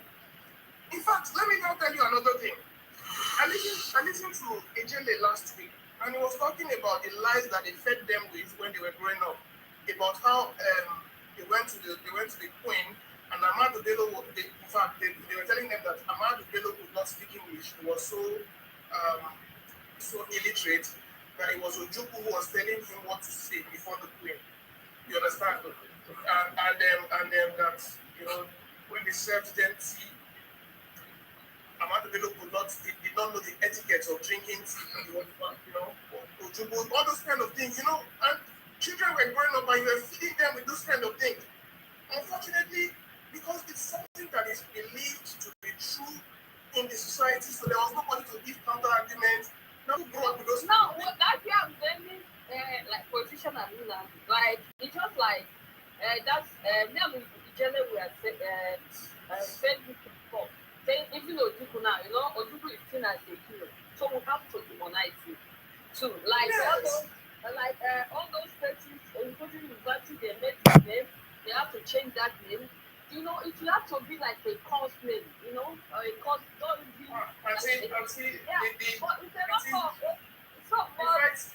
The fight you want to take on is beyond you. Yeah, that's why. Yeah, I know it. No, that's why we are saying that. That's why we need, people in power. But those people don't want people to know the truth because that's benefiting from the bad system. They brainwashed. They gave our people. Yeah.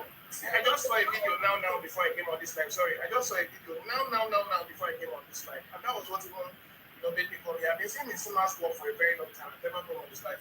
This is the first time I'm coming here. I just saw a video now.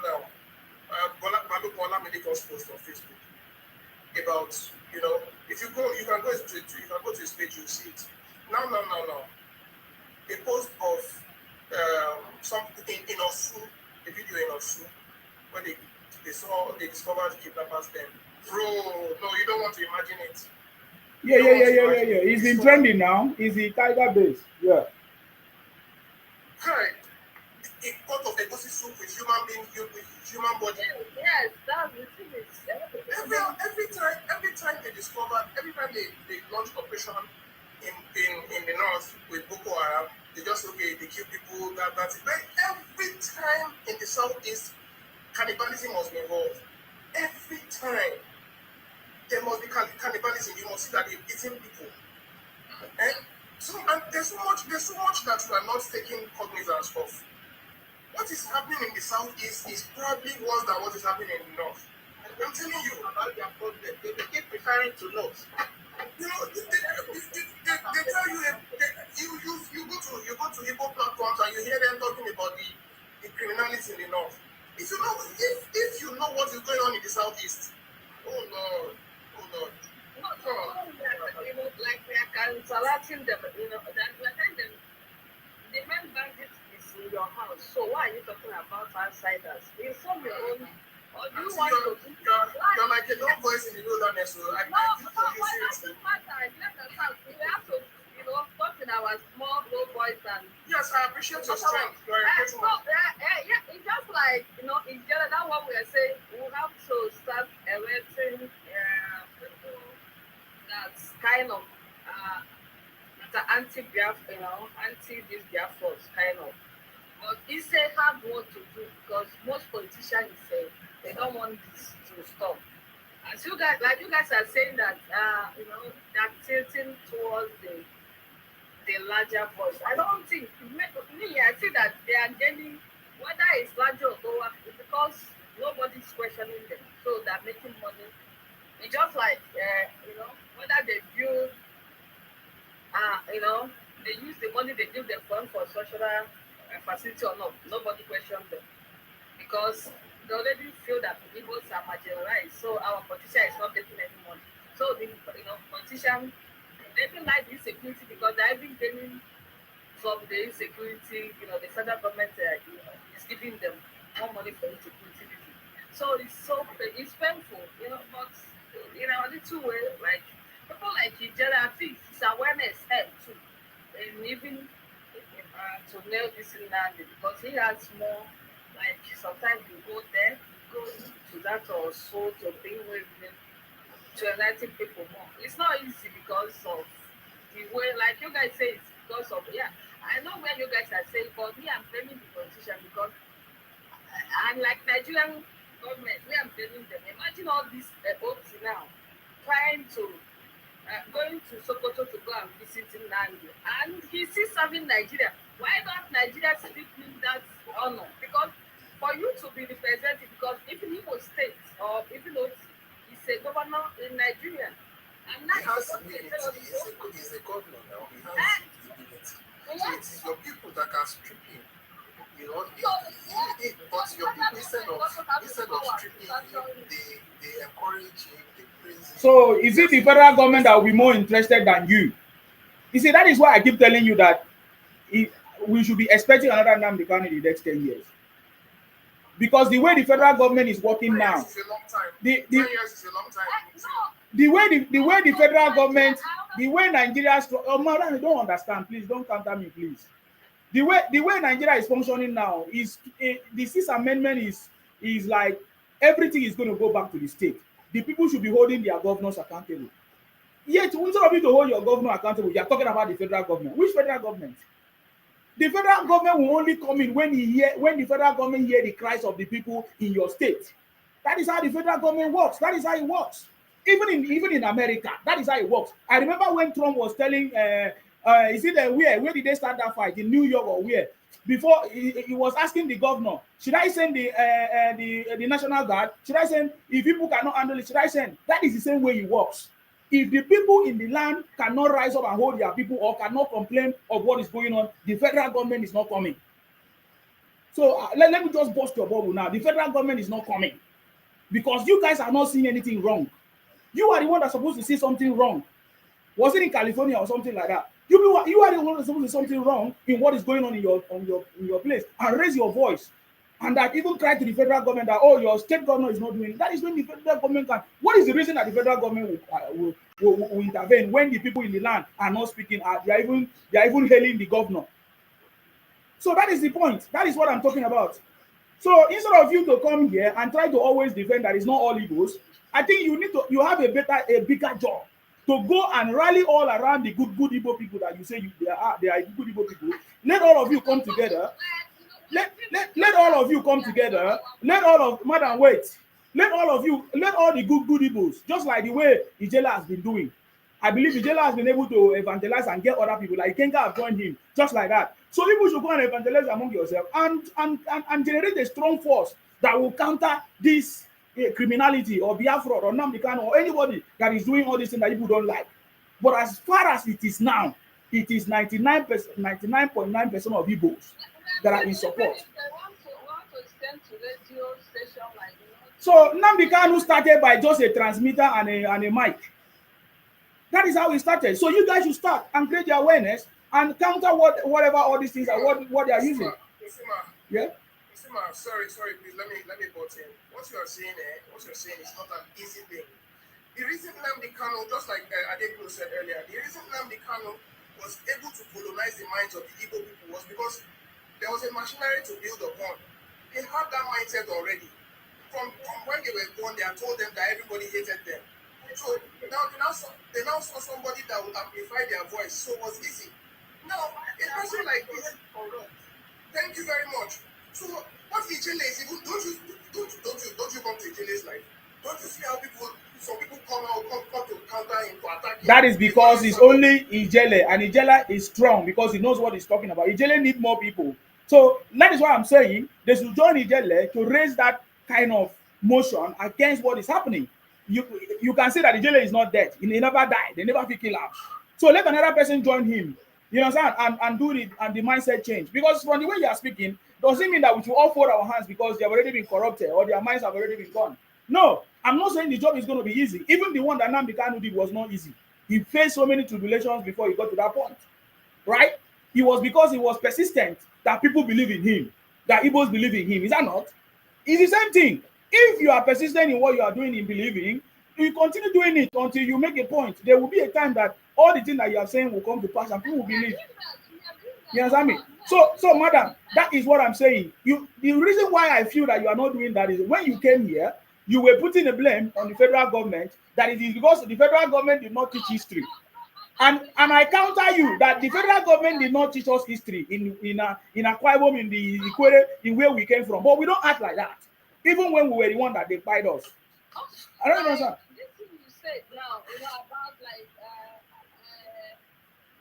using California, when things were happening, how Trump couldn't interfere? Because so are you saying that because this is a terrorism case, when it comes to so are you saying like if you like governor of California, if he's supporting a terrorist, the president of America will not come and interfere? No, you don't get it. There was a time, I think some months ago, when is it in California? Yeah, it was in California. Where there was an issue. I think I forgot what the issue was, and Trump was asking. It took 2 days before Trump eventually deployed the state services to counter the situation and everybody started complaining. And Trump said he would not stand and watch his country being taken over by criminality. Now the situation in Nigeria is quite different. Look at it like this, sister. Consider when in the north, Boko Haram was ravaging everywhere during Jonathan's time, and when Jonathan invited those mercenaries, Gumi came out. What's his name? Issa Pantami came out. Even Buhari, they came out and started crying that what's his name? Jonathan was killing their people. Their people. You understand? So we have this problem of whenever there's a problem with our people and the federal government intervenes, it is all, we try to blackmail the system. Just as the Igbos have been complaining that their land has been militarized. Yeah. Everywhere you see checkpoints. Yeah. If there was peace, there would be no checkpoints in your land like that. Yeah. Do you understand? Yeah. The reason there was checkpoints in your land was because there was no peace. Yeah. There was criminality all over the place. In fact, somebody as influential as Kanayo came out, I think some months ago, was driving and I was making a video that he was driving from Ibadan to Lagos and there was no checkpoint. But you cannot drive 2 kilometers in the southeast without encountering a checkpoint. You cannot compare things like that. Compare carrots with carrots. In the southwest, do you have such kind of criminalities? I know the east very well. I know every nook and cranny of the east. But look, if remove those checkpoints and see what will be happening. Also, as we speak today, almost nobody lives in Osu again. Almost nobody lives in Osu again. And we are looking at the north, we are looking at Chibok and all those other places. But we're not giving the same attention to the southeast. That was comparing. You know what is going on in the east. You know, you really check what was there, but dismiss all that. So give you people the wrong narrative. And the young one will jump at that and they start crying marginalization. They hate us, they hate us. That's what I'm saying. The elders are the problem. People, no matter what you do, this is keeping it straight. Thank you for what you are doing. But no matter what you do and doing, if the elders, the parents, do not comprehend what you are doing, it's not going to work. The only governor that is coming out to speak this is you guys are saying, you know, because of my stance, it's just like in my whole family, everybody's against. So it's not easy, I know. So it's like you were telling them the truth. God bless you. I praise you. But this, but that. So, but in our little way, but we still believe that with time, you know, that's what I'm trying to say. Like, you know, guys, like someone mentioned that Nigeria, Igbo person cannot. No, yeah, the few ones that are speaking of can. One of them or one of us can make one day and show example that people, say one good for everybody and one is not. Everybody, because like these people have, I don't know, I'm saying in my little way, in my little circle, the people I'm meeting in America every week, if I go to African stuff, even if I will tell them something, they will like me. Even if I think that all of them, wow, what are you saying? Now, wow, this one they talk like this. Even I say your money, you're a bad person. I mean, they just back from money. I will come back. I don't know. You see from what she's saying, it tells you that the matter is very deep. Yeah, can we hear from this other person that is here? Nwa, do you have a different opinion in what we are saying? Unmute yourself, please. Thank you, my brother. Thank everybody this morning. You are welcome. You guys are bang on it. Mr. Host, I don't know how you know all these things. You're bang on it. I've been saying these things for many years. It's just we have a problem. Igbos are people. Everybody from one general area of the state. We have a problem. But we don't want to shout the problem too much because we don't want it to be like see if we are talking against our brothers, but some of our brothers are being corrupted. There's a lot of bad things going on. But we don't want to talk about it because if we say it, people will now know how bad it is and then problems that go on.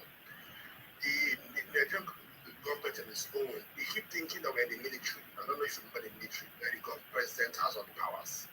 But we forget somebody has really educated us on democracy, that the state governors are more accountable than the president itself. But we're still thinking that we're in that military regime because most of us, I don't know how old you guys are, but most of us that are old enough or know what happened in the military still believe that the president is Alpha and Omega. It's not. The governors is more even in control. And if by God's grace, if we get the government to work, the government should be non-controlled by the government. So that is the problem we have there. So we are hoping the president should just come and sort our problem out. No, the governor should. We should hold our governor's account. We should be making rallies, supporting the government or not. If we're not, telling the government what is really wrong so that they can. No governor wants to see their state bad. But if you guys are acting as if the governors don't matter, then the governors will now be acting as if they don't really matter to you. They'll be collecting what they're collecting and be laughing. Like one of our sisters said, they're collecting their facts and enjoying their facts and telling you, the president, if the president not give any money and you're already hating the center or you have a problem with the center. So that's where the issue is. But you guys are all on the right track. What you guys said about a lot of people are doing content.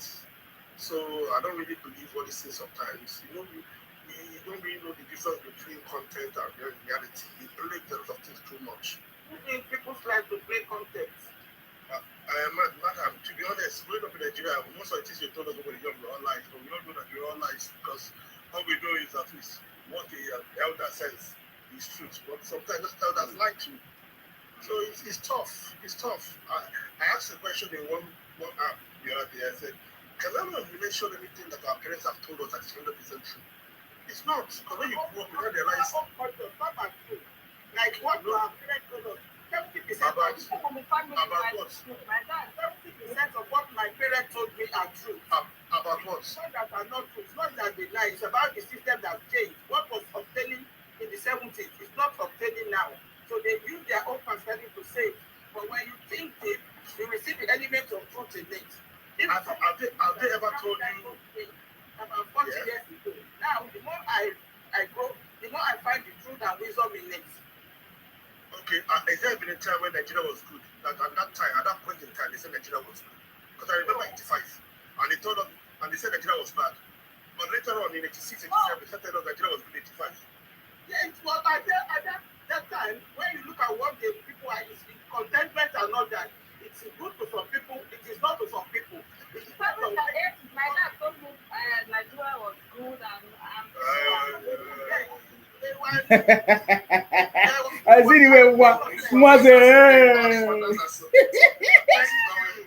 this is subjective. All these things are subjective. my dad said that, children in the 70s and 80s, they respect their elders, they behave normal, they don't like that. Leave those kind of things. Those are subjective matters. See, let's talk. Let's finish. You were going somewhere. Are you done? Yeah.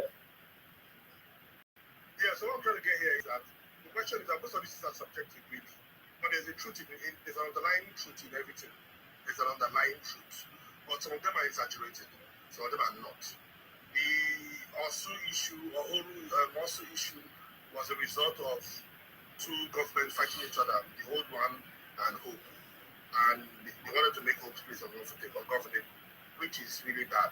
I'm not a Hope fan before, but if Hope has won, Hope has won. If Hope is doing the right thing, let's support him.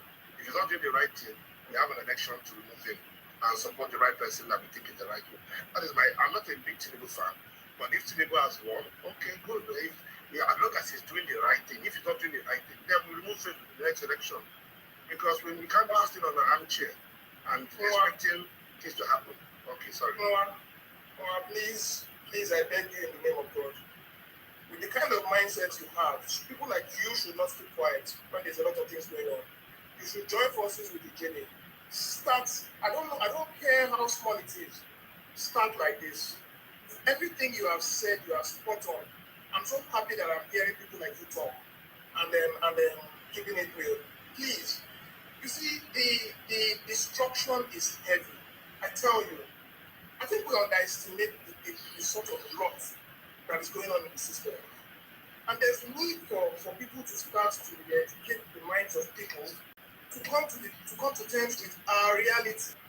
There's a whole lot. Look, when we sit down, you see, we idolize our parents and our elders too much. But if our elders were that good, we would not be living in the shambles that we live in today. That is it. Yeah. Yes. If our elders were that good, that's why we are parents now. So we are trying to be the best examples to our children. Look, I was watching a movie yesterday. I don't watch movies. I just like to sit with my wife to watch the movie. I think it was one of the other Stevens movie where somebody had an accident or I think something happened to him. There was no record, nothing. And beyond the movie, I was just thinking, this is our reality in Nigeria. When something happens, there's no CCTV camera to capture anything. There is no social security number so that you can identify the person, and there is no healthcare insurance, so that you don't need to ask that person for his earning or money before you treat him.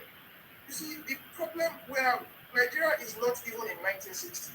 We're in the Stone Age. We're very, very, very, very backward. Perhaps if you have not lived out in Nigeria, you will not understand. We have a president for the first time who's trying to fix all these things to ensure that we come to terms, even if we are not living in the present, we are close to it. You see, I'm just talking generally now. You see the tax reform bill, see the way the North opposed it.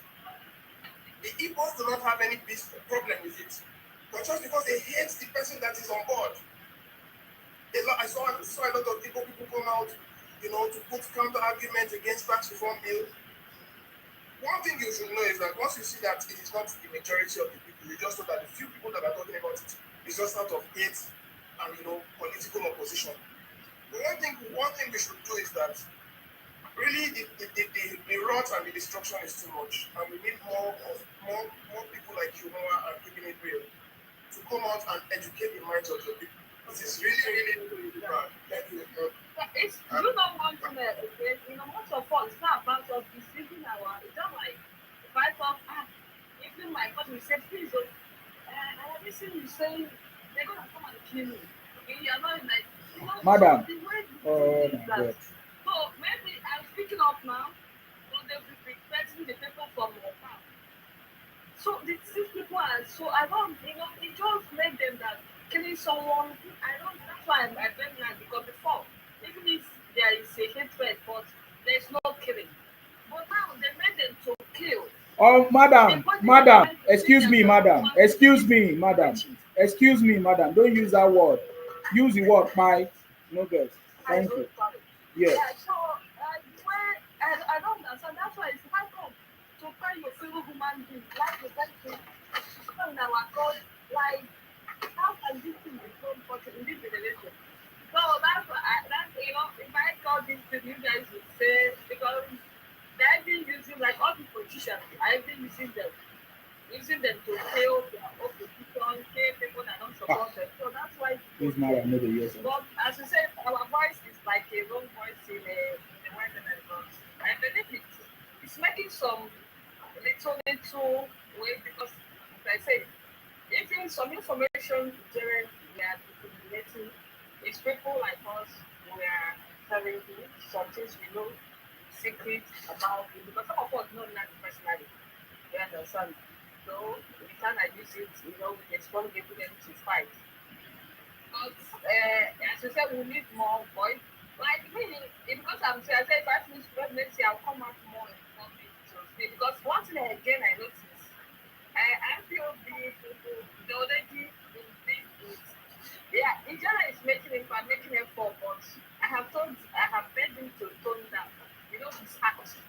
Yeah, with people like that, I think we have to talk with them with a kind of in a calm voice, in a calm way, laugh at all those stories because they already, if you find them with that bitterness way they are bitter, there will be less compassion. Or less change of Madam, mind. sorry, Ah, let me disagree with this you. this our madam, man. I'm a Even like Muslim, say but you dey play for I'm you. a Muslim, but let me borrow this Bible quote. The kingdom of God suffereth violence, so I'm going to take it. Yeah. I don't always do that. There is no joke on this matter. This is what the North did that made it become what it is today. Let me give you a simple story. Between 1996 to 2000, between 1996 to the year 2000, the OPC, Old People's Congress in Lagos, they rose their ugly heads and they did a lot of damage. In fact, I was in secondary school that time.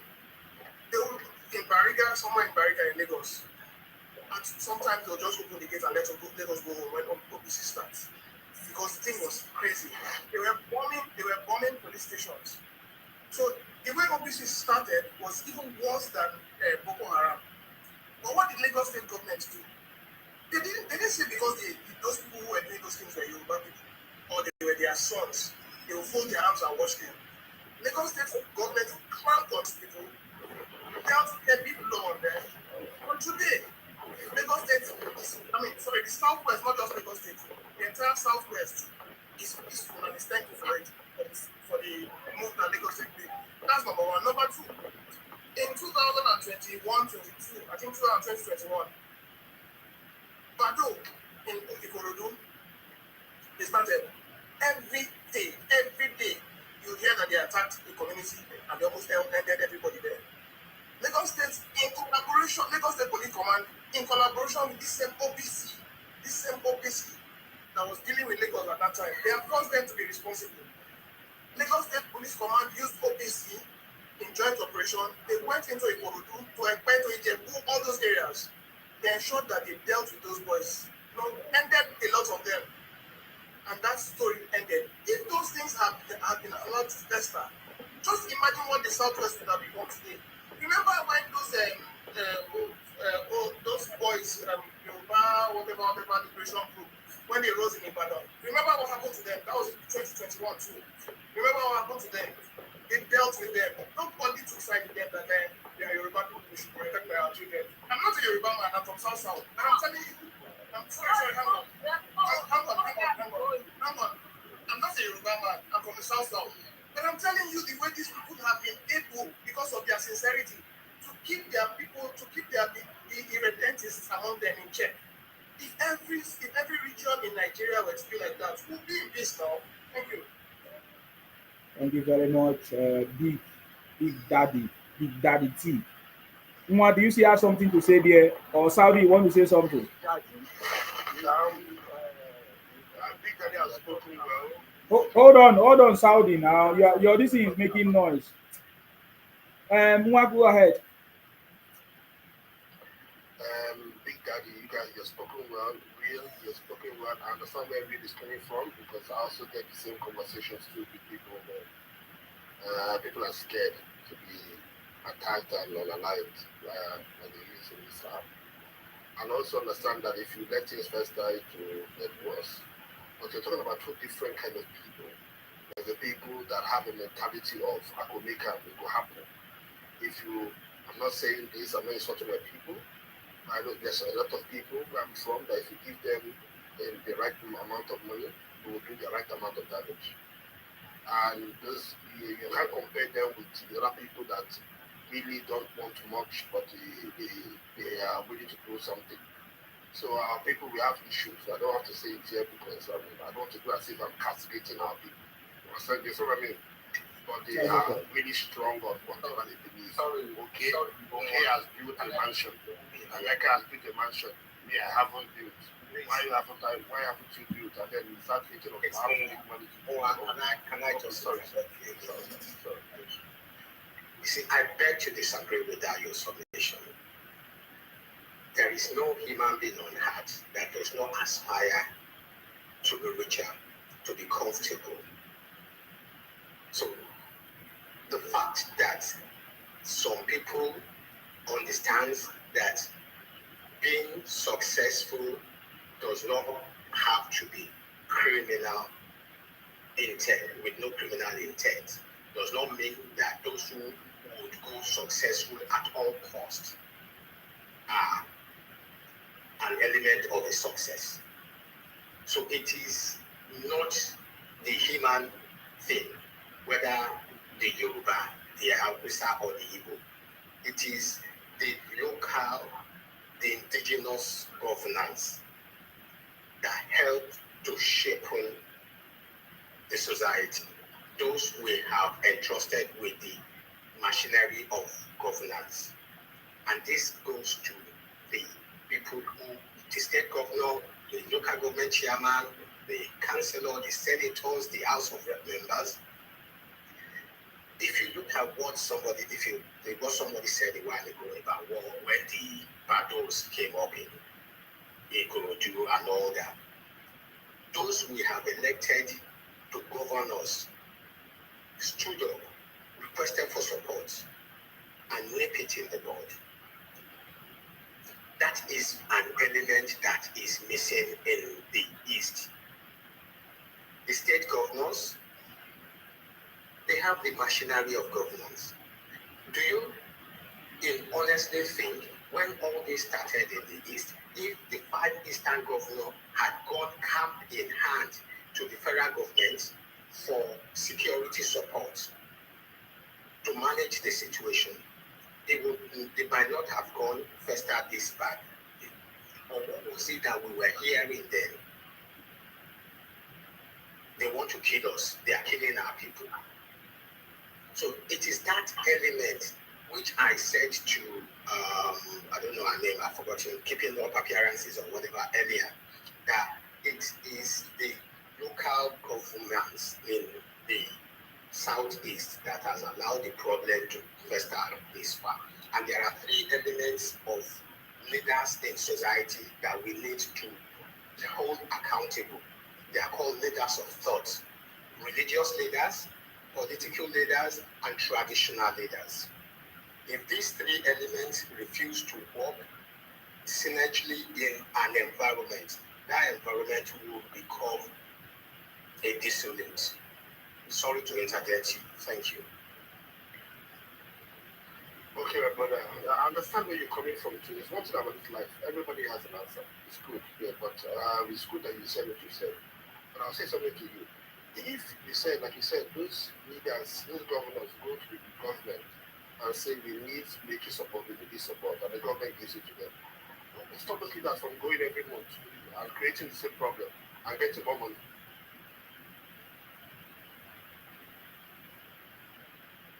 Want to stop those governors from thinking, oh wait, small fire where I come from. So, no, I'm just saying. It's rhetorical. It's rhetorical. That's fine. Yeah. So, want to stop the governor thinking, small fire will happen for Kibbe, and they give him 2 billion. So, if every 3 months I can get 2 billion in 1 year, that's 8-10 billion. Okay, let's continue. Malu boys or Kibbe boys, go and fire that place. And then we go back to government, see, okay, suka. Yeah. So that's the problem we have. You see, you're limiting it to. I'm sorry. You see, this is the bit. Support is not usually limited to finances. It could be drafting a garrison security details to that environment. It's not always, all right, we increase your security vote. And I'm sure that will be the last result. And even if that was the case, do you think if the governor is coming to me as the president this month, give him money, next month we give him money, the third month is coming, will we not now begin to question that government? We will do, won't we? Okay, can I ask a question? What do you think has been happening since? What has been? What says? You just said it that Kanayo said. Yeah. That precisely was what I was coming into. Okay. Yeah, that precisely was what I was coming into when you asked that question. Because I know everything about that. You see, What like your case now? Okay. the IPO people started this criminality in the East. Malami told what you see a place so pass or something. The governor after Peter Obi. He said it's not big military that it's just 6 people that was spied that they are going to sort it out. You understand? If it is that time they agree, they would have caught all those boys and there would be nobody in the bushes like them. You understand? But because of the people and their governor there supported it because they want to use it for their political thing, that was why people went haywire. And that's why they are like, the Kano started to and he started going. Say now that you cannot come there anymore. Like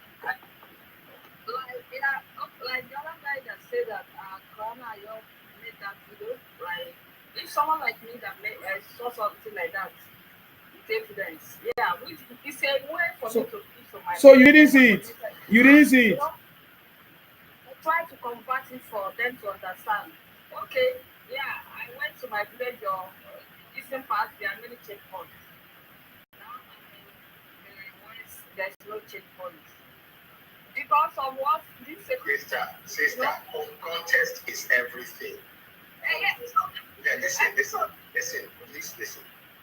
Kanayo did not make that video to preach to the people in the East that look, it is our criminality that is making our environment. That's what I'm trying to say. You want to mention it. You're supposed to. That was not what he did. Because he's doing that because that's what I'm telling them. If anybody that follow me, my little media will say that I always tell them my fellow Eagles, most of all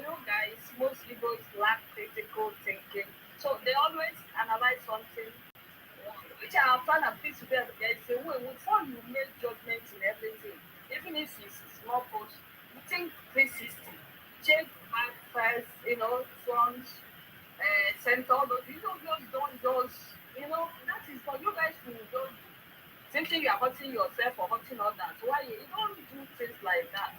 That's why you guys are having problems people. You know, it's more to just have a balanced judgment in everything. You may not be 100%, but you may be almost close to 90%. That's how women think. I don't know why.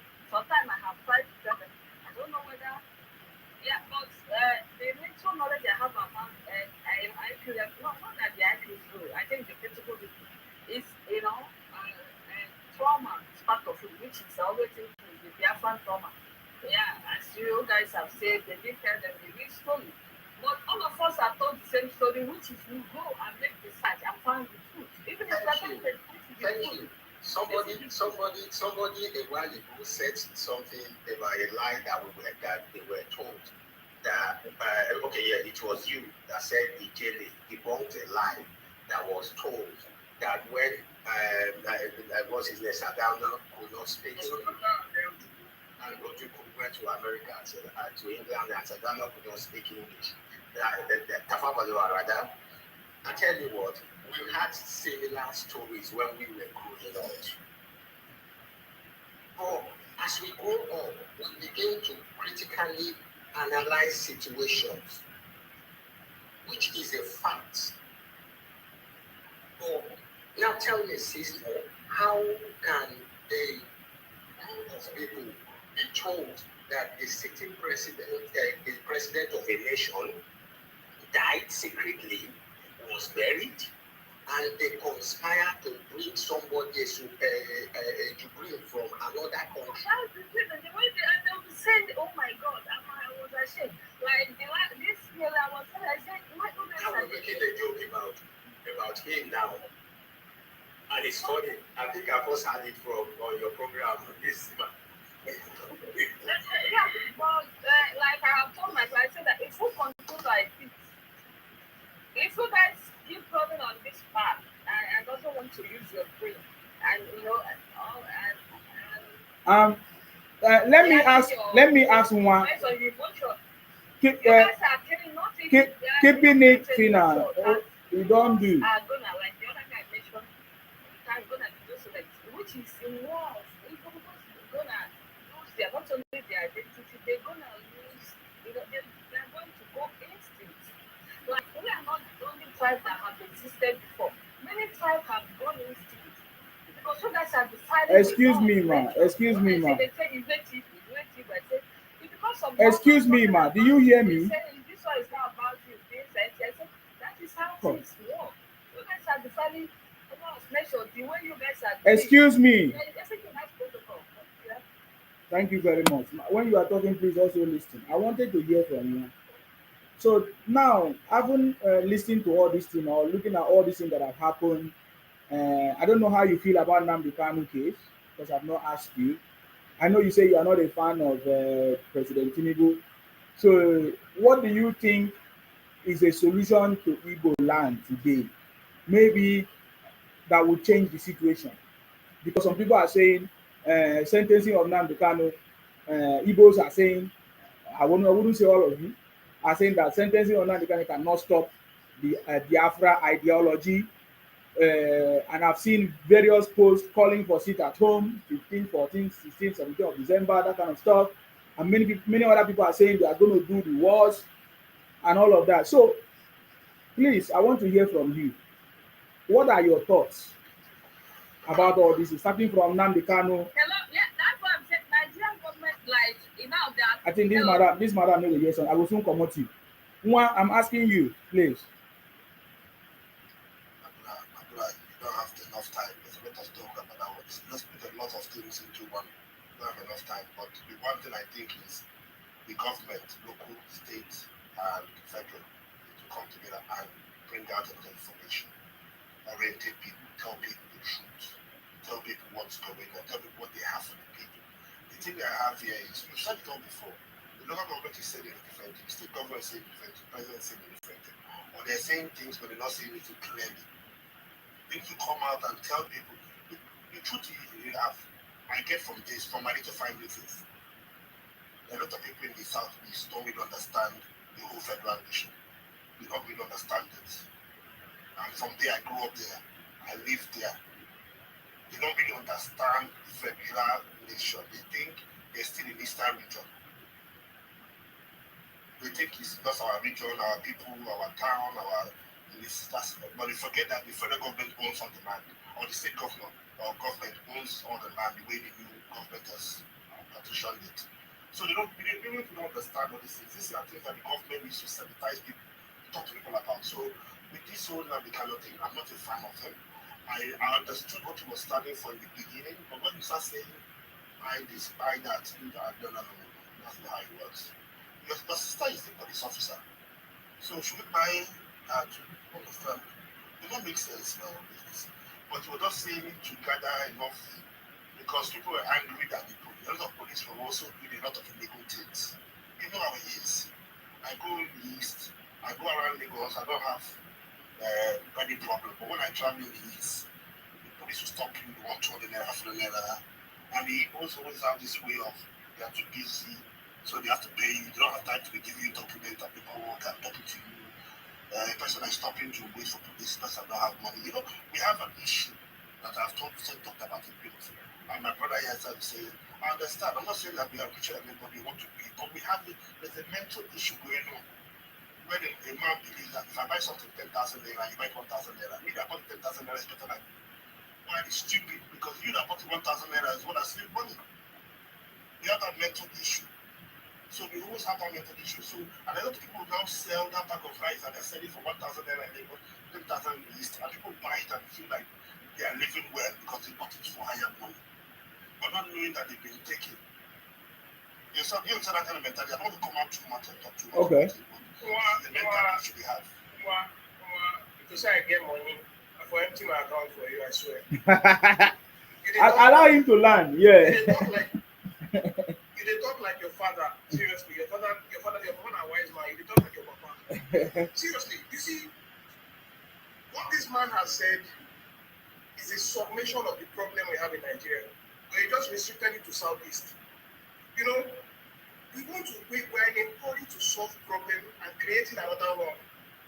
You understand? That problem we think we are solving, we are ending up creating another one because we are a people of the moment. Some police stop you instead of give her your paper, you won't give her money so that you don't all this time. And that will encourage you not to do the right thing so that later you enter a bigger problem. Now look at the situation. I was telling my wife in 2016, no, I said, you see this kidnapping, and mind you, I was a kidnapped victim in 2014 who escaped. In 2016, I was telling my wife when this whole kidnapping thing really got serious. I told her, I said, you see this thing that is going on, if the Southeast starts it will go out of the line. To go haywire. Because I know the Southeast very well. I lived in Aba. From Aba to where I go all those places very well. I said, if the Southeast start this wahala, it will have to end. And the governors of the Southeast sat down, opened their eyes, knowing the nature of the people, they allowed this thing to start. And you saw how, you know how interesting it is. You saw how the North has messed its own region up. You sat down and watched and allowed one man colonize the minds of people and started this thing. Now see where we are today, see the kind of things we are discussing. Had it been knit in the bud from the very beginning. Now mind you, let me refresh your minds for those people who know. Nnamdi Kanu was a staunch supporter of Jonathan. When Jonathan lost the election, because I think the Igbo people felt some sort of affinity towards Jonathan to the extent that they gave him a name, Ibele. I don't know how Ijo is related to Igbo because me, I'm half Ijo. My mother is an Ijo woman from Bayelsa. We are not related to Igbo. But you know, for the mere fact that Jonathan gave a lot of appointments to the Igbo people, And I think that's created some sort of affinity. Now, they gave him a name, they started celebrating him.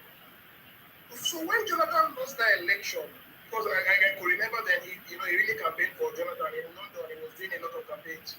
When Jonathan lost that election, he felt betrayed, that Nigeria had betrayed him. That was when Nnamdi Kanu's campaign for Biafra started. He felt that the Fulani people should change Nigeria. And he started this thing, this crusade, small. He started going to America to seek for support to procure arms and all that. And the southeastern governors watched him. You watched him. You could not do anything. Instead of those people, I'm talking in retrospect now. Instead of those people to come together, look at Adeyinka grandson. He's roasted in jail. You understand? Instead of those people to come together, sit down, talk among themselves, how to stop that menace, they allowed it fester to the extent that it has brought the entire Southeast to its knees. If they had been proactive at that time, look at the Southwest. Insecurity has not come into the Southwest. The Southwest governors has held several meetings. That has forced the entire South to align with them. Why is it that these are the people who are always taking the initiative? Why is it that the Southwest are the people who are always taking the initiative? Are they the only ones who are Nigerians? Are they the only ones who care? Because this was how the North started this nonsense that they are suffering today. Exactly the same way the North started their progression into destruction is the same way the Southeast is looking at it. And we know the end result is destruction. Later now they start saying they left like that stupid woman will come out and say they left them unattended. That's why they became lost. They became what they are. You understand? So now the same thing is happening. Oti is going to visit a criminal who has caused the death of thousands of people. Going to visit him in jail. You see the same pattern, exactly the same thing. The North is not different. The Northeast is not different from the Southeast. In the pattern and way they conduct their things. Thank you. My brother, you said you saw it. Please, when is possible to visit the family of those to their early? When is it also going to visit their family? When is it going to compensate the family? Because nobody talk about the victims. They always concentrate on Nnamdi Kanu, how to get him out, how to give him a political appointment. Okay, I'm sorry, my brother. You said you saw it in 2016. Yeah, I saw it in 2008. As soon as I heard that they were going to give amnesty to their daughter, I said Nigeria is a copycat syndrome. Thank you for taking it that far. As soon as I heard that they were going to give some people money, I knew that another faction will start. Because it's natural. You cannot give my brother money and not give him money. And he's fighting because he's a fight. He said, I will learn how to fight. Nigeria, that's how we enter football. When we have some players playing well, I said great abroad, everybody joined football. And football was a game team. And then it became politics. And all of a sudden, all these criminals. In the beginning, it wasn't criminals, they were good people. But people do not believe in the politics. And then criminals entered, and that's it. So anything that we do in Nigeria, copycat syndrome comes in. If one man is selling shoe, and is very successful, in the next 3 years, that area that he's staying, everyone starts selling shoe. That's how we are. If one person is selling rice and is successful in that corner,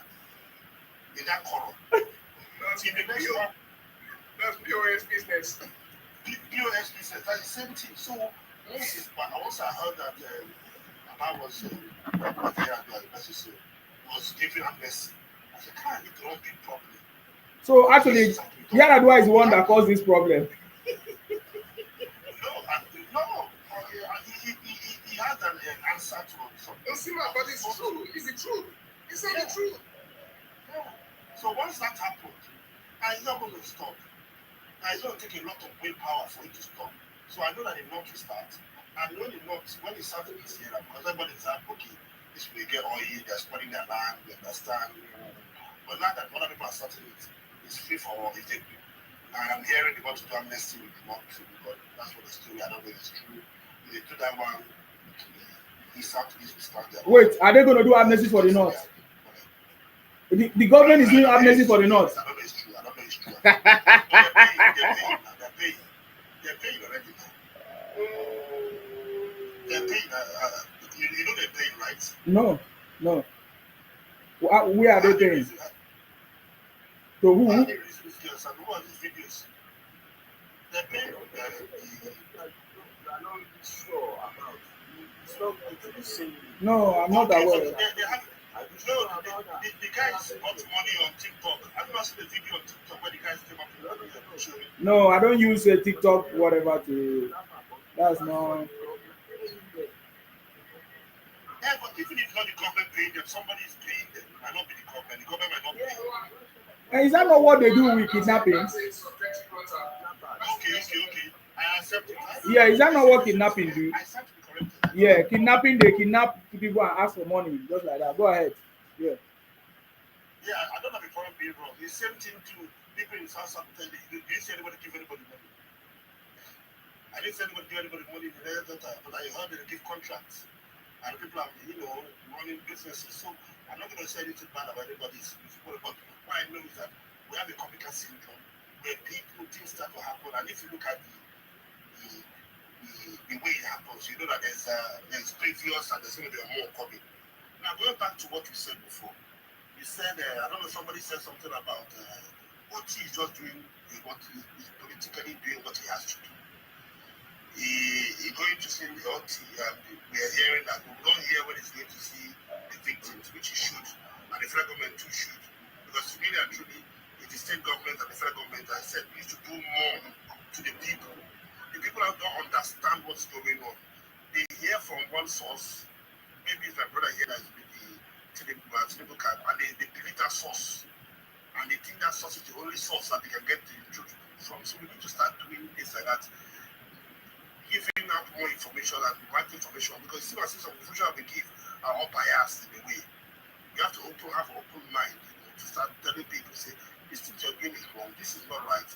How can you want to mess up your I keep telling people, like I call home too, like my sister said, you tell people home, say, you guys are spoiling your land. Don't you want but these people are doing it now. They always have every other answer apart from taking accountability, and they're messing up where they come from, and to make people not want to take them serious. But nobody has really come out and spoken to them and say, this is how we lost the war, this is how the war was fought. I keep telling people, the man that fought the war later became senator in the same country that he fought against. But I don't get sense. No, the same man, and he collected all his land too, and all his property. But all of them are going to fight to lose property for about with the Port Harcourt. And nobody really wanted to give you your lands back. But these are the things that, when, like I said, I've said before, the East has some issue that needs to be looked into more. It has to be looked into. Yeah, but the East don't have solution. I understand that you keep saying that there are issues. Well, yes, obviously there are issues. What is the solution? I've never seen any Southeast person suggest solution. Yeah. Leaders, I said before, the Eastern leaders and the federal government, because everybody still thinks that the federal government does not say it. It doesn't work. You know how, like I said to you before, we still have a military style leadership where everybody thinks the center is the one that says everything. But the Eastern leaders and the federal government need to come speak with one voice. Now, understand what BAT is doing. He's trying to get everybody to one political party, which is kind of not fair. To get so they can speak in one voice. No, you need to make it even if you are Abga, Labour. What do you say BAT is doing? What is he doing? It's a lot of people are now moving to camping. So is he going to stop them? Is he going to reject them? No. So it's not because I'm here. That's why I'm saying this one so that my voice will be recorded. You say you understand what BAT is doing. He's trying to move people into one party. That is wrong. People are the one decamping to him, and he accepts them. You're picking up. I didn't say that is wrong. I'm saying the way it's going about is like if you're not in my party. Yeah. When did he say that? When did he say that? When did he say that? I think that premise is wrong. When did he say that? When did he say that? Let me ask that. Okay, finish up. premise is wrong. Ah. If you check, Oti is in Labour Party. Yeah. Soludo is in APGA.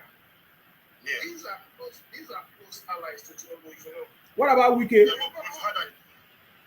No, we've heard that he's trying to get them into APC. He's not trying to get them. They are the one coming to him. How is he trying to get them? He doesn't need to try to get Soludo and Oti. How is he trying to get them? Soludo is Tinubu's friend. If you don't know. So okay, continue. No, listen. No, your assertion is not making sense. There's a perception. Do you know, Oga, wait, do you know I asked you? Do you know I noticed I asked you what is the solution? You say that the state government should come together with the federal government. Yet the state government don't have a solution. So what are you meeting the federal government to do? When you people from your state don't have a solution to your problem.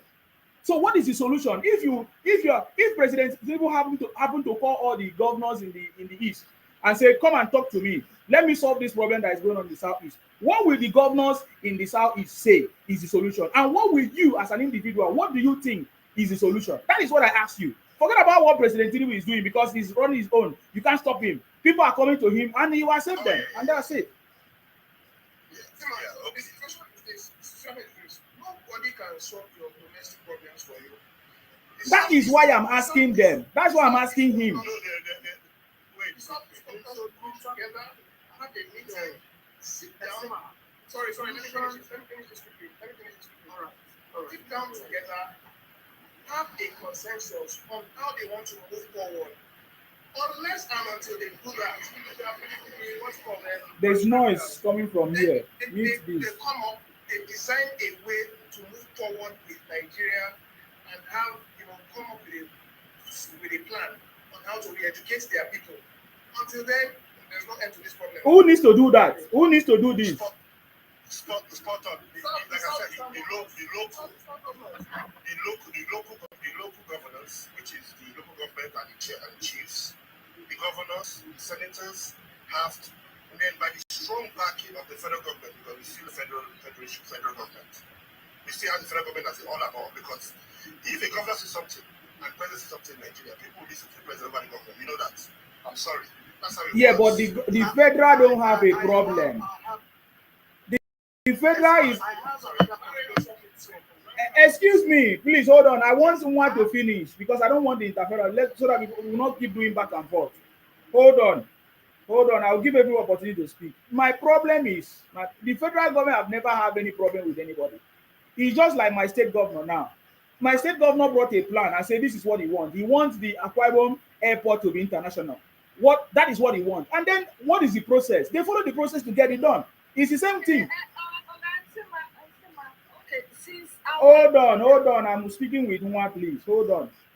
I'm trying to get Nwa to say something or to maybe I agree with him. We disagree to agree. I'm saying that does the South not have a solution to this problem? And does individuals, me and you, because most of us are also professionals, we can also contribute our own. What do you think is this solution? Because the federal government will always be there to make sure that there's peace. I've never seen anywhere they say the federal government rejected anything that will bring peace or growth to any state. That is what I'm talking about. I don't know if you understand me, man. No, listen, what you're saying is actually the main problem. We do not know if the governors are really want peace. Okay. We do not know that. You see, that's what the problem. Okay, I like your point there. Yeah. Okay. If I go to the federal government and tell the federal government there's a problem in my village and they give me 5 million, what will stop me from not coming every 3 months? Saying that the same roof as that roof, I told you, it's just okay. Money. So that's the same problem. So everybody needs to be part of it. Like the other person said, most spot on. The local government, the chiefs, the governors to come together and say, this is what we want. But they keep acting as if they don't want it. It's not their own. If they chase criminal to another village, it's not the other village's problem. They chase me, but they forget that man that runs to that village cannot come back to your village to make tomorrow money because they're not there anymore. If you will, you're going from there. So this is a lot of stuff going on. But I don't know if the state governors really want this because they need to start pushing for it. Mm-hmm. Because like you guys have said before, I said, well said. You guys have said we keep talking to the federal government, stop talking to the government. And that is the truth. The state governor should be the one that knows how the hook and cranny of his state. The local government chairman should be the one that knows who and cranny of his local government. Like I will tell you that I know my area very well. Yeah, better than I know my state very well. Better than I know my country very well. So if you tell me that to go one place, there's more money in the central. So everybody wants to go to the central and get all that money. So if this Sixth Amendment works, perfect. Listen, I like the way Tinubu is going about it. I'm not a Tinubu fan, but I'm not going to say kick him out because of what I understand it. But I would like a free and fair whatever going on, so that everybody is accountable, equity and justice and whatever all. But I know that sometimes in our country it's not going to be easy, because a lot of people have preconceived notions of whoever anybody is. As you are an ethic or a BBO man, I'm not thinking I'm an ethic man. All of a sudden, if you see me now, an Igbo man, I just as an Igbo man, naturally, we don't really think objective. We think like, okay, first of all, you're going to look like this tribe. And it's tough not to think like that. You know, it's tough not to the opposite way. You said the right thing. Your governor wants an international airport. He's going around finding out how to get about it. So he must say governor wants international airport. Since I don't think they're going for it, because I can ask the question, why are you not going to get international airport? Why are you, they don't want to give us? That bullshit. We've heard this so many times. They don't want to give us. If they do it, it's in the federal government want it. Have you asked, what is the rules? What is the plan? What's the plan? How do you get it? How do you go about it? We heard when we're growing up, we heard Port does not want Igbo land to have international airport. We said how? And then we heard Enugu, we say that, sorry, I am here, you can let me digest you. You see all these things we're talking about, airport. It's all the time, we try to take the Southeast to have only one airport, and because they're closer to themselves, like the Southwest now, there's going to be airports in Lagos, people in the state want to have another airport. That's madness. Anything in your state want to have you can make a train or anything like that from the whole Southeast to connect themselves, and they can do things together instead of going to I want airport in Ogun, I want airport in Lagos State, I want international airport. How many people are traveling with all those things like that? People should just I hear what you said, but did you hear what I said in the beginning? What I said in the beginning, that we like quick fix. So it's cheap, it's easier to build airports than to go and build train that will just to meet up all these places to talk about. Yes, on the longer run, it's good to have a train station or train stations in all these states and all these towns, so that it will be easier to go land in one place and everybody can enter train and go around. But we like quick fix. And the quick fix is that if you have airport, plan the land, and when plane land, your bigger boy, private jets will land in. You know, that's the kind of, like I said to you before, some police will stop you. Instead of you bring out your document, you just bring out 200 or 500 as your document. That is a good document for them to see. And when they see it, they probably say, oh, you have another document to bring 1K. And if they like that 1K, they leave you to move instead of collecting your IDs or whatever. So, like I said, we said that before. So this is the issue, like I said, we have, especially in the South. You said it's in Nigeria. I won't accept. But if I say Nigeria, people will say, oh, no, it's not your area. So I rather limit my area that I know very well of. I know Lagos very well, but I would rather limit everything to one area or Igbo State that I know very well of. Now, like you said, my brother, it's a holistic measure. The whole, from the local government chief, is also in the villages needs to be part of it, because if you go and do meeting with the government of the house and those things say, and also are not part of it, they are the ones that will rally the small boys to give them finance naira, to cause problem. So we need a lot of people involved in it. But like I said, everybody believes in the federal government that they are big grandfather, the big daddy. Yeah?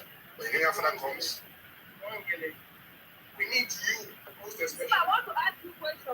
Sorry, let me finish. We need you, people like you, to come out and start talking.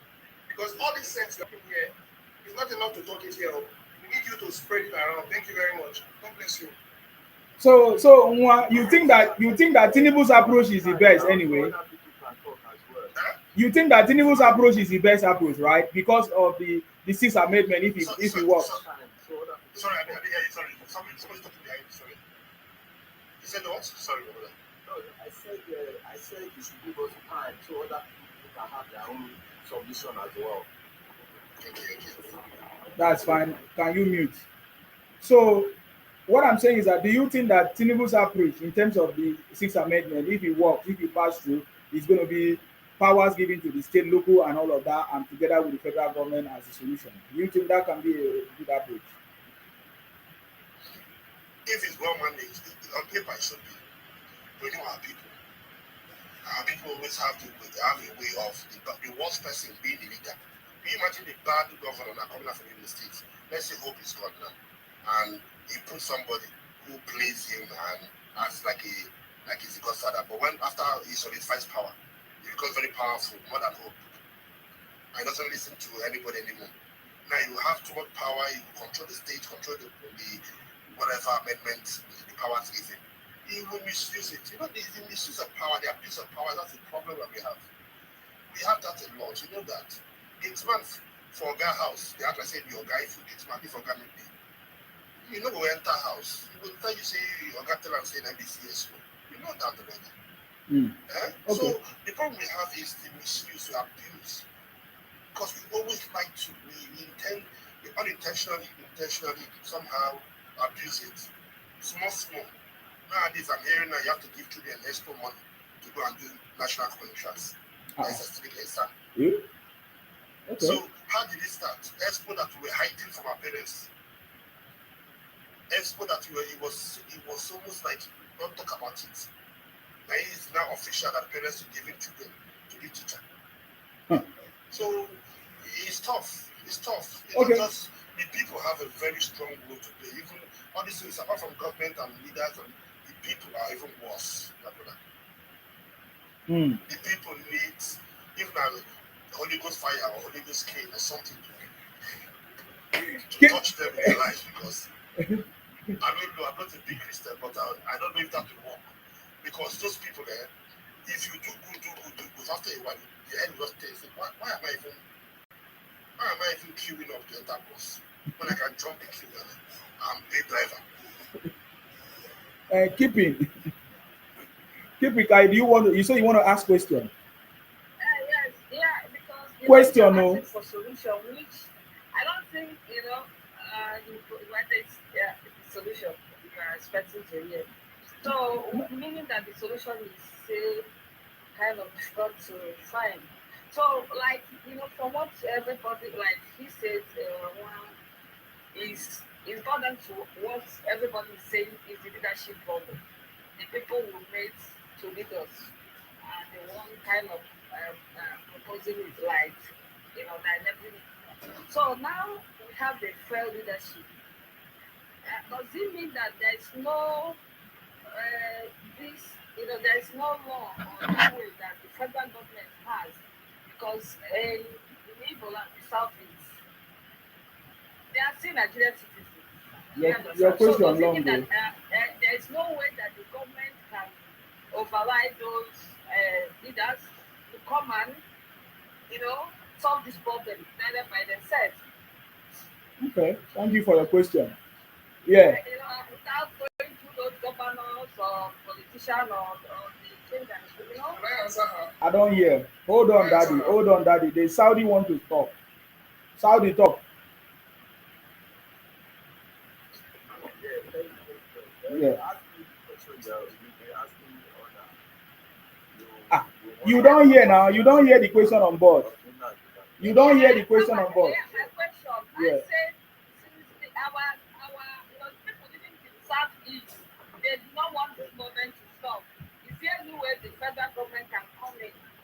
The federal government have just done one thing now already. Nnamdi Kanu has been prosecuted and convicted, now in prison. That is one of the interference of the federal government. Convicting Nnamdi is not the only solution. Let's have the answer. But I'm telling you, you are telling me it's not only the solution. I'm giving you one solution. It's from there now. The government is now tackling all the followers and all the people committing the crime. And now the federal government also wants to amend the laws. And now the federal government is also working with the Southeast governors together, having a security meeting. Are you not aware of the security network meeting that they held? All the southern governors were involved. Saudi, go ahead. Just respond. Because I don't know where the noise is coming from. I need to meet somebody. You see, my own solution is a very different one. You understand? Yeah, go ahead. The southern part of Nigeria, the southeast of Nigeria, honestly, they need to come together and make their own decision. There's nothing wrong in Port Harcourt being a family or the equivalent in Calabar being a family to the southeast because they live together for a very long time. But because of their attitude and the way they relate with people, and it's really causing them problem. For example, which are the Yorubas, they are really their and they can say they don't want to be the Yoruba because they are central, not central. But because of the relationship we have together, it's still making us to think they are the same. You see, the southern people, the southeast people, they need to talk to themselves and forget all these criminality and all these we are better than this that they always have in their mind because what they are doing, Nnamdi Azikiwe has already caused this mental situation to the southeast to make them believe they are superior than other people in their own southeast. You understand? Because it's from southeast you know that for people are one people, they are not many people. All these things are very bad. That's great. If you don't cure all this nonsense behavior, you will still be having this same problem every time. And you see, by the time you can see when Peter Obi came out to be representative, every part of Nigeria, he make sure he put people to be the chairman of the party everywhere. And these things is very bad. People should forget about these things. That's the way now they are seeking did. The all government has scatter when they want to be president. They put all people. This thing is going to fall back on you. It's going to fall back on you. You need to stop all the people. No, or do this thing with your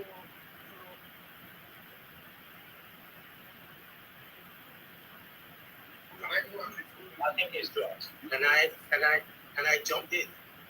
I don't like. Yeah, you can jump in. Thank you. Onwa, I want to ask you a question. I mean, it's not a question. It's your position. I know you a while ago you said something about the Sixth Amendment, the Sixth Amendment. Oh no, not interjecting. Not interjecting. All right, do your submission. And because you went away, I think that's why I brought you. Go ahead, please. No, because I'm in the train, you understand that. There's a lot of distraction coming. Okay, let's continue. Let's talk. Yeah, I'll Can I answer keeping Israel's question before an apology goes quickly? Yeah, that's fine. Thank you, sir. Keeping it real. The answer to your question, asking it about can the federal government not come to help on this matter? The answer is simple. Look at it like this. If people have to decide first what the solution to their problem is and how they want to tackle it before an outsider will come. Now, the southeast is a very homogeneous region, so it makes it even easier for them. Once the governors and the traditional leaders and leaders of thoughts come together and take a stance, then that forms the basis on which you can now work on to provide solution. Without that, even Trump cannot give you solution. Jesus Christ cannot give you solution. It is every politics is local. Solution to every problem is local before you can now start to handle money. Thank you. You will get problem. You no get solution. I say something before we go. My brother, I understand that you said something about sick people everywhere. Let's say something. Let's read. I just googled it now. Sick, not put it. It was a government. We came together and formed the unity government. Yeah, on that one, there was no clear majority. So Zeke and all the people put Igbos and Londoners everywhere. Now, at that time, Awolowo lost because Awolowo party did not win because he didn't have a clear majority. They could have done a deal, but they didn't do a deal together. They did a deal only with Zeke and Amado Bello. So, if you look at the government, the Minister of Defense was not Igbo. The Minister of Works was not Igbo. The Minister of Economic and Development Education, Anna, was not Igbo. We were all NC, and the Northern Nigeria Alliance. So, let's stop reading out this. If somebody gives us all these facts, all these fake facts, let's Google it and find out. Yeah, I know every time everybody says. Please let's not be going into history. We're talking about solution. Thank you. No, sorry. Yeah. But he said something about that. That's said that's fine. That's taken. The question I was going to ask Kunwa, you might as well jump in as well. What do you guys think about the indigenous bill? What's your take on the indigenous bill? Thank you, guys. Host, he asked you, and I can answer, but you're the host. When you talk about So it's for you, Omar. It's for you. Okay. Listen, like I said, Jews are the they're always good to have indigenous bill. This bill, that bill. It's what is the implementation. We're not just having it. Now, a lot of people will tell you, the people man has a figurehead. You need people controlling the flag. You hear those stories. Because people are not well synthesized, you don't really understand. The people that you're putting there are not telling us the truth. You put an Igbo man there, maybe one there as the head of the bill, but then I come back home and started like, anything I said, anything I said outside, it's a lie. Sorry. Do you understand what the indigenous bill is all about? Please. No, I'm not ready for that. Okay. But I'm not saying generally, what happens in Nigeria? That's what I'm not saying. Okay, let me happens in Nigeria. You should allow him to give context so that you understand where it's going. Let me give you an idea of the indigenous bill so that you can understand what. The deputy leader out of race is pushing a bill that says if you live in any part of Nigeria as a Nigerian for 10 years, you automatically become an indigene of that part of the country. Yeah, can I say something about that? I think it's a good development.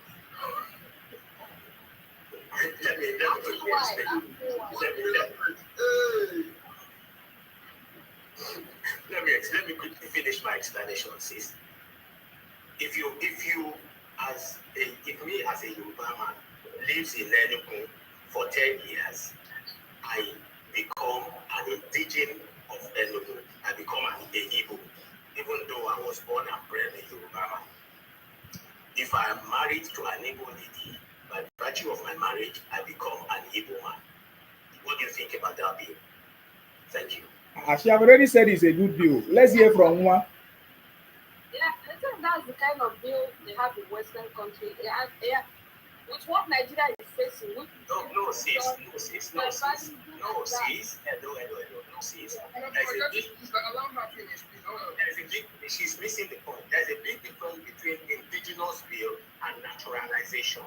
It's not like that. No, like it means that, let me tell you, because it means that imagine if I move to, like I should say, Lagos from Onitsha, after 10 years, yes. So that means after 10 years, if I move to Abuja, I become, I will no more be a negotiator. I will become yeah.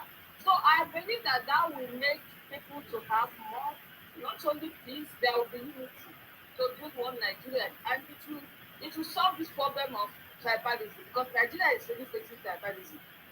This tribe, so like people will feel sense of belonging anywhere they are. They feel at home, like they feel that we are one. So I think it's not a bad, it's not a bad. And just like you told us before, that Igbos are feeling like they don't feel belong, right? So that bill will now enable the Igbos now to feel belong, right? Not only about people, as Who else is crying for? Who else is crying? Who else is crying? Who else is crying to feel belong? So let us hear from one now. We want to hear from one. One, tell us now. You have been so quiet in this one. This one, now one catch me.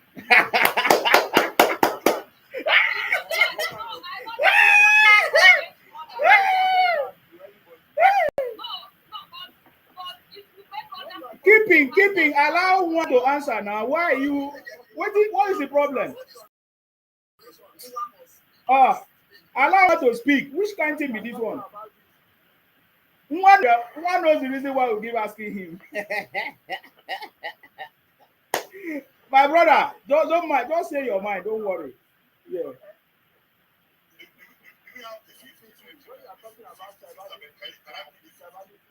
Do you want what? We want to bleed the feet.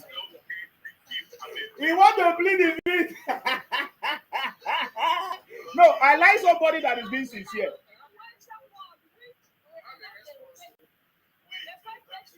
Keeping it wait. Or keeping it wait now. There are many people that want to speak.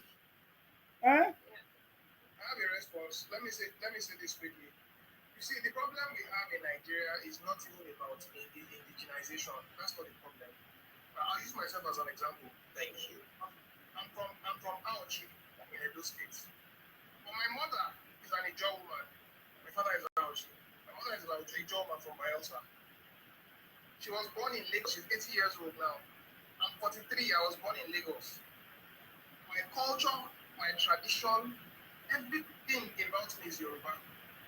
The only thing I don't just say is that I'm a Yoruba man. I say I'm an Aochi man. But everything, the culture I practice, the wife I married, even my children have Yoruba names.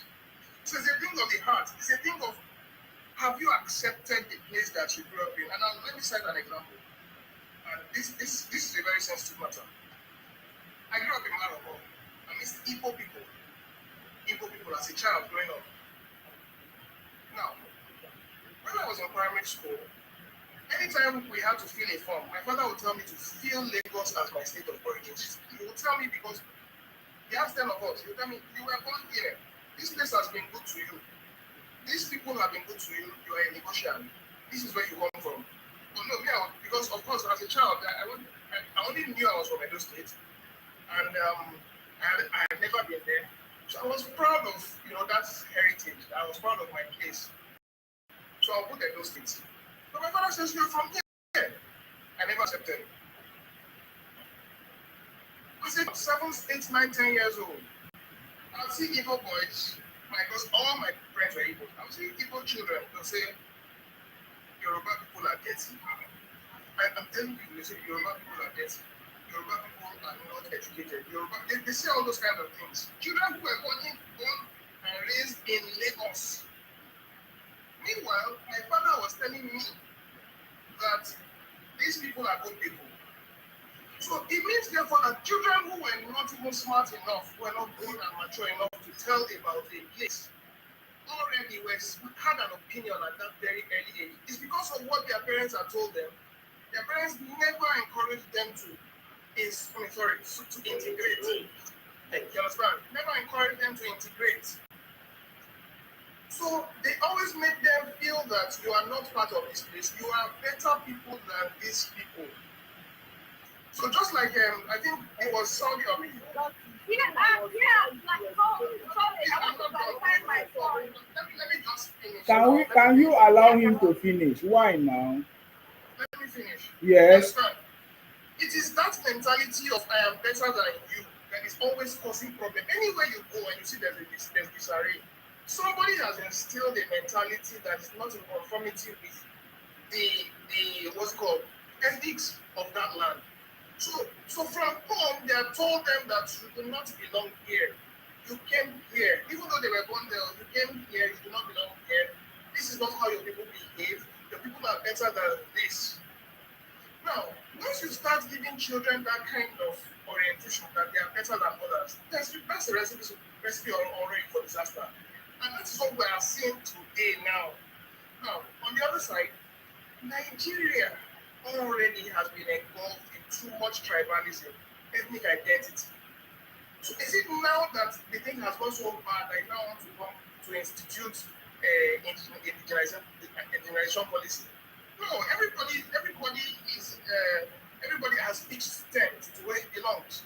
You understand? The Hausa people believe, the Hausa Fulani people believe that they own Nigeria, and that in itself is enough reason for you to want to identify with Fulani or Hausa. You understand? The Igbo people believe that they are smarter than other people. That the Yoruba people believe that they are more educated than others. You understand? Until and unless we have a unifying front in terms of mentality, before we can now start talking about international. But right now, Nigeria is not mature for that, and it will never be mature. That's the truth. Thank you. Hello, my brother. That was exactly what I was saying. But maybe because I was in the train, you didn't hear me properly. I said the only problem Nigeria is having now is Igbo problem. They need to let them know that everybody is equal. Not because People has made it clear to you that you are superior than everybody. Can you stop mentioning Namtia discrepancy, please? Let's not go back there. No. Why shouldn't I mention that name? That was the cause. If you want to start that thing, you have to start on the cause. We're not going back there. Allow him to finish his point, please. Yes. You need to start on the cause. That's the cause of it. Because they have to believe they are better than everybody. And look, okay, why the Wele and the Otako people don't want to accept their Igbo? It's only because of this their mentality that they. Yeah, but they are not Igbos. They are not Igbos. Why should they accept? They are not Igbos. They are not Igbos. They are not Igbos. Yeah, I know they are not Igbo because you see, when some people, when both of us live together, like my brother Biggie said, he said he was born at Lagos State, he lived in Lagos State, he had to believe of Lagos State. So anytime he would never say Lagos is friendly, he won't say that. He believes he's a Yoruba. I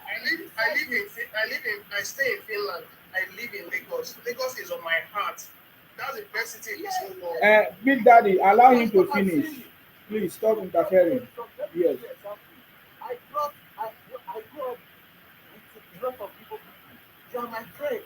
When there's time, when I came to London, when I decided to bring people to London, I brought two people, brother and two brothers. I brought them to London myself because I believe we are one. But now, thanks to 2023 election, it's that I know like what these people have this in mind and we grow up together. Oh my God. You see, when you're talking about tribalism, people should not mention that word again to any part of Nigeria. They are the king of tribalism. They are the king. Sorry, You know what? can I jump? I want to express Saudi, can I please, please. Oh. my shit now. Thank you. Keeping up appearance or whatever. Let's not lose sight of the discussion. The discussion is the indigenous bill. The indigenous bill has been peddled by a member of the House of Rep. Is it ideal? Is it good for Nigeria? Will it benefit Nigeria and Nigerians? That's what I want us to look at. We're looking at the immediate and solution. Please, guys. That's why, that's why I want to explain to them because they do not understand what it means. You can never do that right now, never. Because people like this, they brought this thing out. Because of that. So I can never do it. Thank you.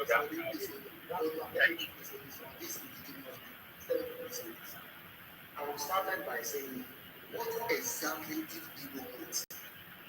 Some part were talking about indigenous people. Some part are talking about Biafra. Some part are talking about you can stay anywhere. their own Nigeria. Which one are we going to stay by? Thank you. Because Thank you. you see, because this thing is giving you a lot of headache. When you tell me your problem, this is when we're in the first solution to the problem. We never know exactly what your problem is. This group will come up with this. This group will come up with this. This group will come up with this. And whenever you come up with this, let me say, attitude, you will have your own followers. It becomes confusing. Confusing, a lot of confusing. You see, when we talk about this, peace in the Southeast, you have to start from the mindset. Because before you commit any evil, it started from your heart. And whatever they tell you, you have to eat.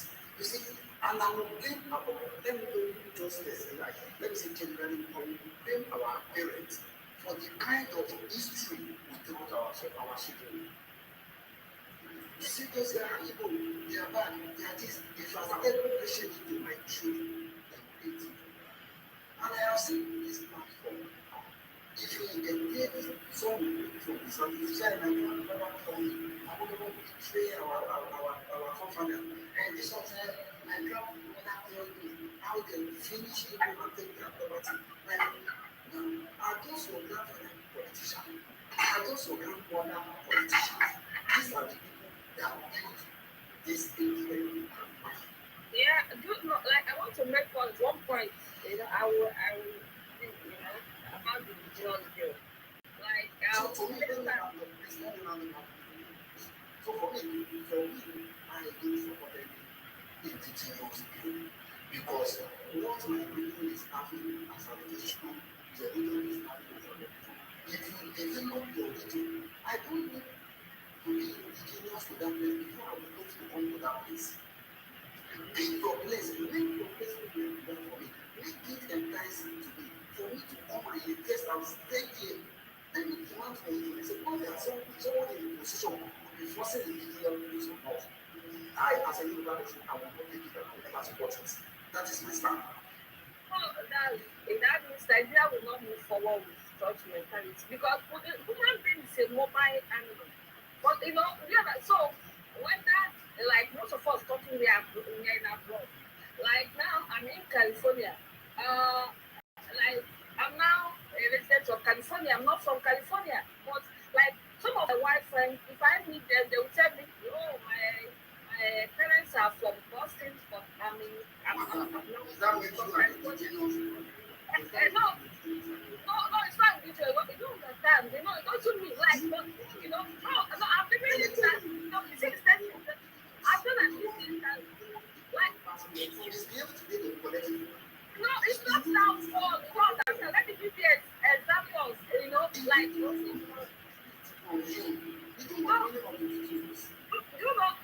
I mean, it's like this still here. But it's not for what? No, it's not that. You don't understand where I'm going. Let me make a point. AK White, keeping it real, 2 minutes. It's where you stay. If you stay in a state in America more than 2 years, you are qualified. Like now, if you are going to school, you have the benefit of like those people that are from that state. Like, if you move to meaning that you can even contest for an election. If you move to another state and stay 2 years without breaking a law, you became part of the state. So if all these things has killed this problem, they have it if you in their history before. This is, you are not from this state, you are not. Like those people, as I'm giving an example, these are people, their parents, their forefathers came to America in 17th, 16th century. They are from American. I'm not saying that they are, they are foreigners, but they are like all that nation. No, they are not. But they will tell you that my grandparents is from Mississippi. My father is from, I was born in Boston, Massachusetts. I stayed there until 18 years. Then I moved to California. Now I'm from California. So they are children. So this made them easy to move around and live their life without being discriminated. In Nigeria, what is stopping you from moving around? I'm giving an example using Nigeria. Like now, me an Igbo girl, I'm living in Lagos. 10 years, I become a Yoruba man. Imagine if I had another Igbo, start saying,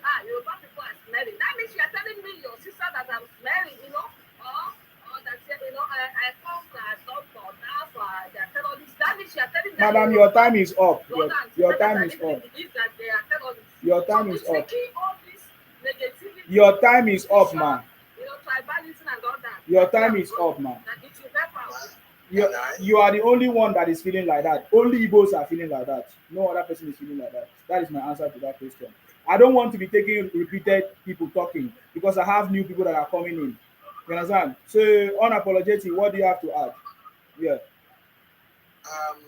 I just want everybody to know that indigenization is a natural thing. Even in America, where you live, my sister, there are indigenous America. That you live in America, you are an American citizen, does not make you an indigenous American. So it is a natural thing. It cannot be acquired by virtue of residency or marriage. Thank you. Thank you very much. Political update. See, good morning, my brother. I salute you. See, you see, when people cry about tribalism and all those things, I just believe that some people are just not proud of who they are. You understand me? Exactly. Now, let me give you an example. I always like our people from down south to always look at themselves first and practice what they preach. You understand me? If you look at every other region in this country, I believe that every other region has been more accommodating than the southeast. And you know why I say so? If you go to the north central, where I'm from, they dominate Kwara State, Niger, Kogi, look at the shops and everywhere. Nobody's feeling any problem. Go to the south, the same thing, Port Harcourt. I live in Port Harcourt for 9 years. Go to Abaru, go to OMB Market, go to the southwest. How many can you get to a community southwest and you not see a supermarket or a shop owned by you? Can you see of the same thing, the same way Hausa and Fulani, Ibira, Okun, Yokun, TV, Ibiro, are trooping to the south the way they are trooping to the other regions? The question is, why are there other tribes in the country not moving the way you are moving to other regions? Why are they not moving to your region like that? What exactly is the problem in that region that you cannot account for the level, the percentage of your own people in other regions? You cannot account for the same percentage of other Nigerians in region too. And this thing, let's not even look at the issue of moving. Look at the issue of what is going on in this country today. Let me just give you what just happened now. I just read the comments and I was ashamed. Somebody like Savi is one of our brothers who is posting the road network that who is constructing in the country today. And anytime he posts the one going in Enugu, almost like 10 of them going in the southeast, you know what the southeast people are doing? They are going there and saying, thank you to David Umahi. And I asked one of them, I said, is it David Umahi that is constructing this road? Or Bola Ahmed Tinubu for the first time is giving attention to the southeast more than any other president that has come in this country? And they said, yes, it's because it's from an Igbo man. That it is not an Igbo man, they would not have done it. Not yet. They would not have done it. You understand? Mm-hmm. And I asked them, why didn't Sela Odua make sure that these international airports in the southeast are working as the finance minister? What about Jonathan? Why didn't Pius Ayin, who is the secretary to the government at that time, make sure that the southeast second Niger bridge was started and completed under Jonathan because it's the engine room of their government? Why didn't Okojo Iweland make sure that the southeast had a seaport and all those things? And today, when Ahmed Tinubu gave Adepepo an approval and permission to build a seaport in Port Harcourt and its operation today, Ipeto, seaport and terminal. Did you hear the news? Are you seeing them appreciating Tinubu everywhere? Go and check it. Ipeto, seaport and terminal. They were crying that it was the Yoruba people that not allowed them to have that cement company, twisting the narrative that That cement company, what happened? You are importing and repackaging and they tell you to reproduce in Nigeria and you refuse. Your license is with you. But they sold a narrative to themselves. What I just mean is that these guys, they just enjoy this bitterness. They don't look at themselves and look at what I've done wrong. Let's look at what happened in the past too. You said you want to leave the country, but Ojukwu and Agboirosi arrested Ezigbo. Arrest and convicted him. Because you said it is illegal. Now you want to do the same thing today. Now you said, if you say you want to go, allow us to go. But the referendum that you needed, a Yoruba man said the referendum should be put in the constitution. Your leader said no. It is a treasonable offense. And you executed that treasonable offense against Isaac. Today, you want to do the same thing. So that's why I said, see, when you accuse other people, because people are this, because people are that, outside people are this, the question you have to look at yourself what you are also doing wrong, and also and try to correct it. Today, with the same thing who is more or less working full capacity, you can import anything to that place. But they will still complain it's only because the question is, have people tried? Freighting and forwarding companies are moving to Port Harcourt, they are working in Port Harcourt. I know many of them are doing content about people who should come to Port Harcourt. It is easier because there's no traffic. You can clear easily and move out. But they'll come out, it is expensive. But I just mean that in as much as I believe other tribes to see this something to correct, but let's just look at what you do. You are doing to yourself, and you have been changing narratives. The Southwest does not have the road construction that is happening in the Southeast as of today. Go and check service page. And you will see, okay, now, when you want to appreciate Obi, you say Obi make education more important in Anambra. He did this, he moved from this. We don't know the commissioner for education in Anambra today, other Obi. But today, Tinubu is doing wonderfully well in terms of road construction in the East. All we are hearing from our people is thank you, the mind now, not thank you, Tinubu. So, look at it. When it favors you, you keep quiet. But when it does not favor you, you find a way to twist things. I just believe that if you want to live together, let me say this. To our sister who's talking about tribalism and people who get into tribalism and like one Nigeria, people can live anywhere. No, let me tell you this. The problem of this country is this forced relationship that we are talking, forced one another that we're talking. The one thing that reform can move forward in this country, let's realize that we are not one. We can never be one.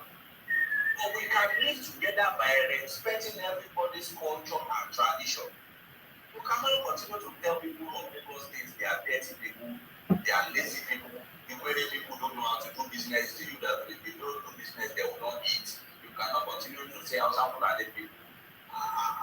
this and that, and you expect people to accommodate you, even though they are not even giving you problem, but you cannot go to them anywhere. You don't sell out to people, you say it's ancestral land, you go to people's land, they sell out to you, and you tell them, you say, you bought their land, you go and use it to grow and there. You don't even say this to people. Just look at them and just keep quiet, go for the land, keep quiet. But when you are trying to be you try to put it to people's face, they will tell you, they'll this fight back. It's not that whether anybody hit our brother from this, no. Look at the candidates of Tinubu in Lagos as the governor of Lagos. It's the only state in Nigeria that has allowed the Igbos to get involved in governing a state that they are not indigenous to. And it's the most hated person by the same people. So I believe that when you think you cannot get something there, you believe everybody, if you want to get something and you did not get it, everyone must fall. An election matter is as a result of a population numbers. Minority will always have their way, they say. Majority will already have their way. Before you can win an election in this country, you have to have a handshake across the Nigeria. It's just like the way we did not Central now, we are getting ready for the North in 2027 election. Because why? The RLWA's leaders has continued to keep quiet this conspiracy of silence, how Fulani people are buying us in the North Central. And when the election is getting there now, they are calling for the 19 North security meeting. Yeah. No, now we want to know that we because we are part of you, but we allow your Fulani people to be buying us. And we are getting ready for them. And this is it. If you don't know how to play the politics, if you don't know how to play politics of inclusion, there always a problem of you being left out. So thank you, my brother. Thank you very much. Political update. I appreciate that contribution. Thank you very much. That was powerful. Me, I need to argue with all these things. Me, I'm happy to be a BBO man. I don't want to be Yoruba man. I don't want to be Igbo man. I don't want to be anything. I'm happy to be BBO man. You understand me? And in Nigeria today, you can travel anywhere, do business, do anything you want to do. Nobody stops you. So anybody that is talking about indigenous bill is a thief. That's all I can tell you. No too much of talking. It means you are not even appreciating who you are. You want to go and be Let another. me say something. In nights, can anybody hear me? Okay, go ahead. I've heard a lot, and so I don't need to answer the indigenous bill. The answer, you get to answer it. People don't like it, I don't know what it really But I wanted to know really which one you stand for. Go ahead. Yeah. But like what I stand for. I don't understand this indigenous people because it doesn't make sense. The naming itself, indigenous, doesn't really, I don't know how somebody from Toronto would be indigenous to Lagos. It doesn't make sense. So I didn't really understand. I think it was a naturalization bill. Like I don't like the state of origin thing and this where you're from in our system. Okay. But you have to put somewhere where the place where you guys are from, where you guys are local, yeah.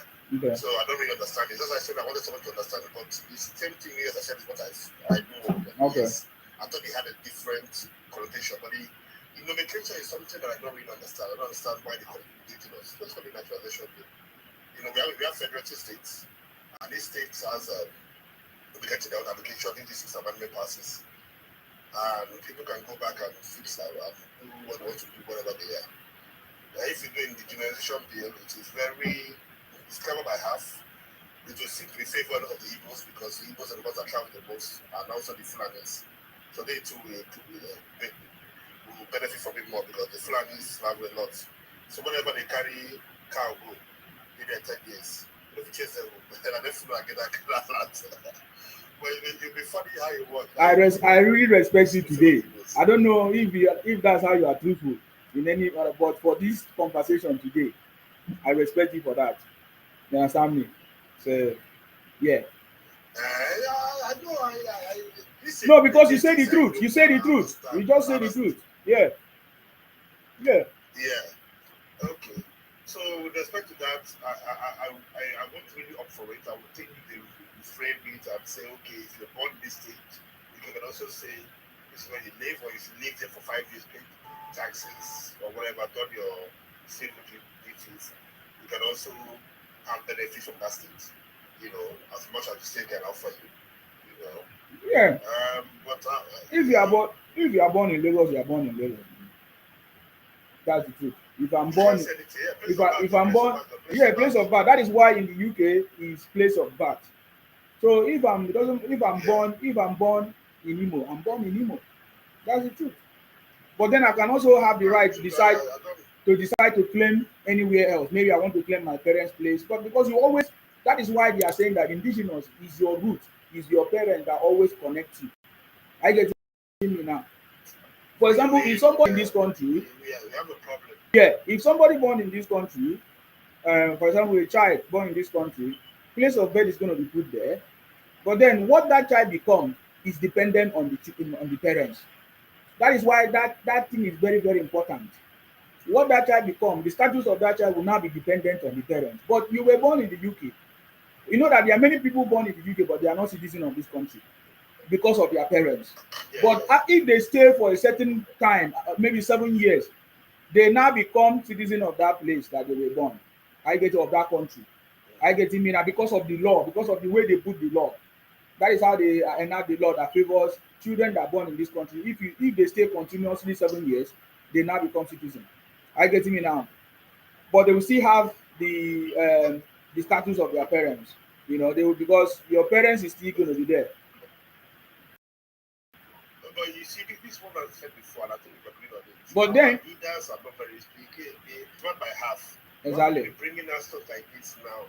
You see that are you following American style or are you following British style? If you're following British style, let's follow British style. If you're following American style, one second. Okay, sorry, what's it called? Yes, I just want to quickly submit to this before I go away. In 1965, a certain degree was propagated by a certain leader who never saw tomorrow. The same thing is what is repeating itself now with this bill.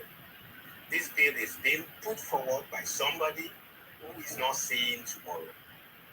In 1965, they promulgated the Decree 32, which established regionalism and began to create states, because federalism, because some people want their tribe to be perpetually in government, but they never saw tomorrow. Things changed, and we are where we are today. So if this bill sees the light of day, because some people think it will benefit them, they did not see tomorrow. And in another 20, 30, 40, 50 years' time, when the pendulum swings, we will start hearing another cry.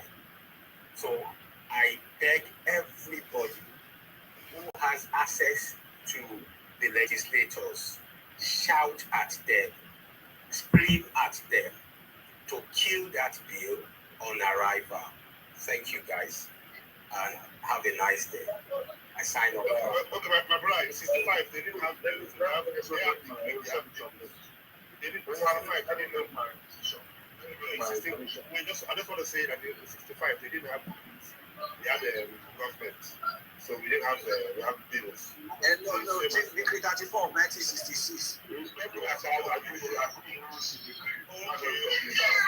said 65. 66, that was a mistake. Sorry. My brother's green and yellow shirt is covering. I mean, now in shirt, I just love the dachiki. The dachiki, they mesmerize me. I can't see what they wrote down. So continue. Thank you so much. So, let's do this has been a better problem that we have been facing. I said on this platform, I said we say because she not come back to this again. So therefore she want to be far from Lagos. But what people do about the identity? Because people are saying about identity. You think that one now means about identity. I don't want to say this to yourself, and that is the problem. People are not generationally getting. So that's not saying the person human being will not be credit your identity. Please don't ever see that again. Because if you go back to see where you join the class, seriously, you have been on it. That was before. That was before too. Yeah.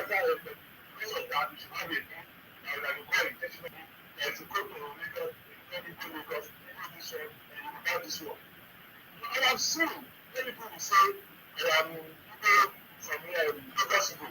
I have seen people say I am Peter Obi. I have not seen anybody that say I am Sokoto Igbo. I have not seen Governor Igbo. So it's becoming that you just want the good things that you are seeing today. You just want it. You do it to yourself. And as somebody has said earlier, you don't say belong today. And that is the grief that made Abu was to stop that thing that, okay, now look at what we are fighting for today now. We are not fighting for the same resource control that we have before the time. And they were telling us that was our problem. Because the resources are scattered. Let us put it to one course and let us be sharing with another good country so all of us can develop. Once the people have not become perpetually lazy and they are doing nothing, that is why they will sit down comfortably and be using the money that is made in Southwest to be organizing terrorism. Because they know because they are not even working for it. When you see free money, you need to do whatever. That's why you can go home and you carry 10 pairs, 15 pairs, 1 pair, and you carry it for 1 million, 3 million, 10 million, 1 seat. If you know you work for it, you will sweat. You will not do it. Look at what Dr. said. He said, why would people be buying Rolls-Royce and private jets? He said, going to be using that money to create companies. Then you cannot have the 4 years of making free money. You cannot tell that person not to enjoy life, not to buy private jet as well, because it's free money, he's not working for it. This is the problem we are facing now. Everything in the north, the south is everybody is working and they are paying their tax, they are doing everything. You know you got your tax money that you are sweating to pay to be sponsoring all these things. And now the problem one man from south is as close us is where other people are now enjoying. Now we are crying. They are sitting on our own JJ now. Not to bring another problem for everybody. Like the children that are coming in the next 15, 20 years now. We'll be crying and we're causing everybody again. And when we go accept this kind of thing, everybody wants to scatter around. See, don't deceive yourself. We are not the same people. We can stand in our own nation and be one and be United Nation. When we United Nigeria before, we make it one Nigeria. We don't need to be one Nigeria. We can be United Nigeria and we stand together, we fight as a people. Any Arsenal fan that wants to come and meet us. And I'm sure we are saying we want to become indigenous region of Ireland. You still have to identify as Igbo too. So you want to become yourself. Igbo Igbo. Why are you still carrying that Igbo something? Why don't you just leave it and call yourself that from Obi and Atiku Abubakar? You have nothing to do with Igbo. And you still want to carry that identity with it. Igbo Igbo. I don't understand. Igbo Igbo. Does it make sense? Please. The apple to identity. Let us ask you the apple with identity. Let an apple of a man be an apple of a man. Let the man be the man. Let the man be the man. Let the man be the man. Let the family be the man. Because these are people who cannot go away. You cannot go away. You just need to create problem that all of us will not be able to solve again. And the people that will not be enjoying it now, I'm sure you think that we will not be able to solve the beneficiary because trouble has come, you will not put one. Exactly. No, you will not be crying again. Somebody will call him to know that you are marginalized. Let us check this way so that you should put your own person so that you will not be marginalized again. Am I telling you that I'm enjoying like this? All of us as a citizen and know that is suffering this problem. No group should say that is being marginalized. Let us talk to our government to put the right people. All of us. In the United Kingdom, they have English. These are the people, these are the Indians. They have Scottish. These are the people from Scotland. They have Wales, people from Wales, Ireland, and they are not ashamed of it. Now you become a United Kingdom. Why don't you be United Nigeria, United Nation? Why don't they call themselves one kingdom? But it is united. They come together and become one. And become a force. That's what we're putting everybody in the problem, and somebody is thinking that there's food of fail because we not call somebody against the game. What kind of excuse is that? What kind of rhetoric is that? What kind of thinking is that? Because we not call Igbo terrorists again. If you still continue the terrorism, people will not do so. Don't deceive yourself. And I'm sure you don't even like anything that is called Fulani until you begin to have Fulani going, Fulani Mangra, Fulani this one. You now begin to cry again. You have everything to yourself to say, when the people are blessed, we lost everything. Now you are proposing another thing because you feel that, well, this our religion is too small, this our land is too small. We want a bigger nation, we want a bigger nation. You should have small one again, we'll be taking away from you forever. They will sneak you in. They will sneak you in. We will start, then they will no problem. Continue. Yes. You see, like what this my brother just said. Yeah. Our brothers are not always sensitive to issues on ground before they move motions and bring their bills that have future consequences. Now, In the country today, as of today, one of the major reasons we have in the southeast, I can tell you, it's not even actually about this issue of development. It's as a result of this, they said Fulani encroachment into their society, isn't it? Yeah. And they form, I'll call it a terror group. Because if you don't have license under the Constitution of the Federal Republic of Nigeria, you cannot organize a security network without a constitutional backing, without registration. Now you created a security outfit, and you are showing videos online. That's the funniest part. You are showing video online where we are buying their cows and even their people, and you are chasing them out because you don't want them. You don't want them. And a representative from your own region again want to create indigenous bill. The National Assembly moving a bill for an indigenization bill. Yeah. By now, I expected every Igbo man on social media to be bashing that the senator. Because they don't understand. Conspiracy of silence, everybody will be silent. But if it's a Fulani man that moved this bill, they will still be discussing it today. And this is my own, and this is the greatest problem I have with them. Let's give an example. Simon Epa. Let's even start from Nnamdi Kanu. Nnamdi Kanu started. Okay, he may have the reason, but is it genuine enough? Now he was arrested. He cannot be arrested. He's a British. He was arrested. Now Simon Epa came in. When Simon Epa came in, set the seat that these people always do to themselves. They are going on Twitter to contribute money every week. And know when they contribute money, they contribute nothing less than 30,000 pounds. When these guys come on TikTok, they will tell you it is federal government that is sponsoring Simon Epa. When federal government said they want to arrest Simon Epa and send a notice to Finland, they said Finland is not like Nigeria, that he can never be arrested. He's a Finnish citizen. Yes. Now, which one did you stand for? You said it is federal government that is sponsoring this guy. You are contributing money on Twitter every day to this guy. And at the same time, you will come, you say this guy cannot be arrested. And the same guy is organizing a declaration. He sold passport to you, he sold ID card to you, he sold ticket to you, and you bought. This the same guy is conducting a fraudulent referendum online. All of you were participating. The question is, why do you lie to yourself? You will say this, you will say this. Later you say it is SS that is doing all the things that's going on in their bushes. But every day, we are seeing Liberation Army posting reports of what they do, they attack the people they are fighting.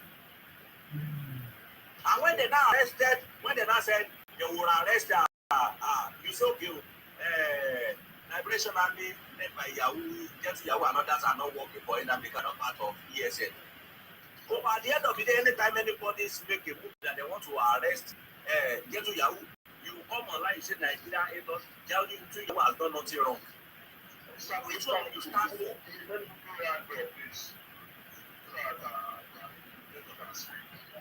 Because now, this thing now, if we say, this thing,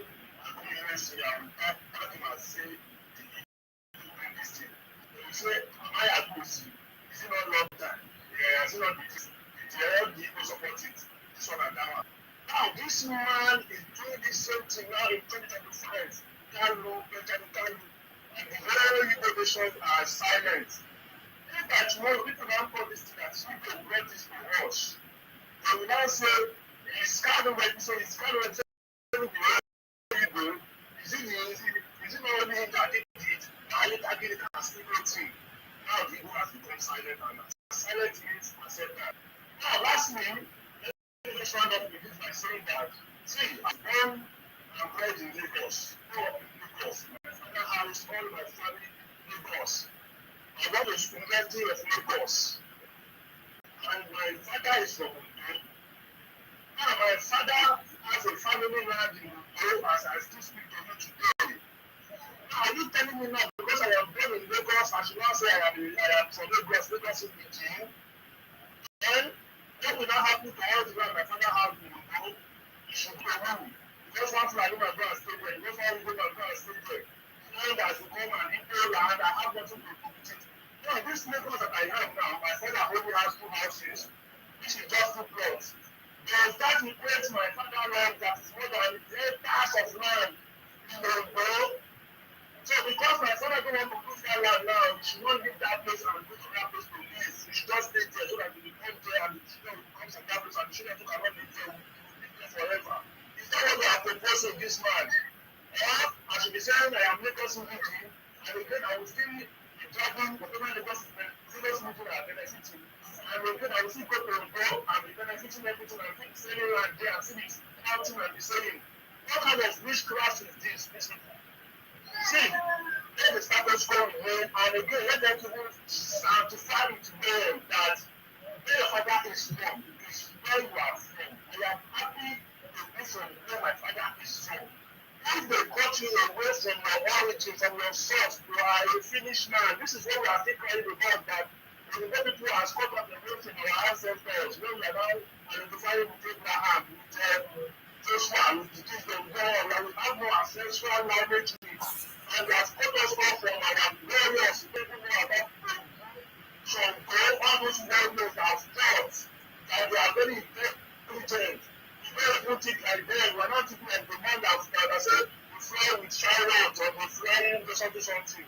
One man is carrying the is flying with it. That's the people we are identifying with now. Please, we are trying to trace back our roots from where we are from. Don't come and spell it for us. If Nigeria, if you are tired of Nigeria, don't smash this country into one place that's want to smash it. I beg you, I don't want anybody to take me away and my children away from our roots. Thank you so very much, Mr. Rose. Thank you. Thank you very much for coming, and your points are well understood. Thank you. Mr. Host, I think everyone has spoken, so the answer to that one is a not big. I don't know, but what I need to let's let the guys let's talk. Let's talk. It's something that sounds very maybe just me. But if one man does something, doesn't mean equal. Because I don't understand how one man is doing something for his own selfish reasons. Because he's doing it to get it. Like I said to you before, if one bad governor starts doing bad things, all of a sudden it become, and that is, you see what I'm saying here? People don't understand that it's that man that is doing it to go charge for doing it from his pocket, or for his pocket, or for his good, or for his bad, or for his political gain, or it was a Benjamin Kanu, he did this for his political gain. Everybody now mentioned the whole tribe of 25 to 40 million people, or 25 million people, I think, 25 million people, or 50 million people, as one man. It doesn't make sense. And there are a lot of people also don't really take those things serious when those people talk, because we know that this guy is, we know that it shouldn't even come out. Oh, let's change the bill and change national anthem to another anthem, and they changed it. You know, I didn't really hear when national anthem was being changed. I don't just wait, it's not my rights to compatriot.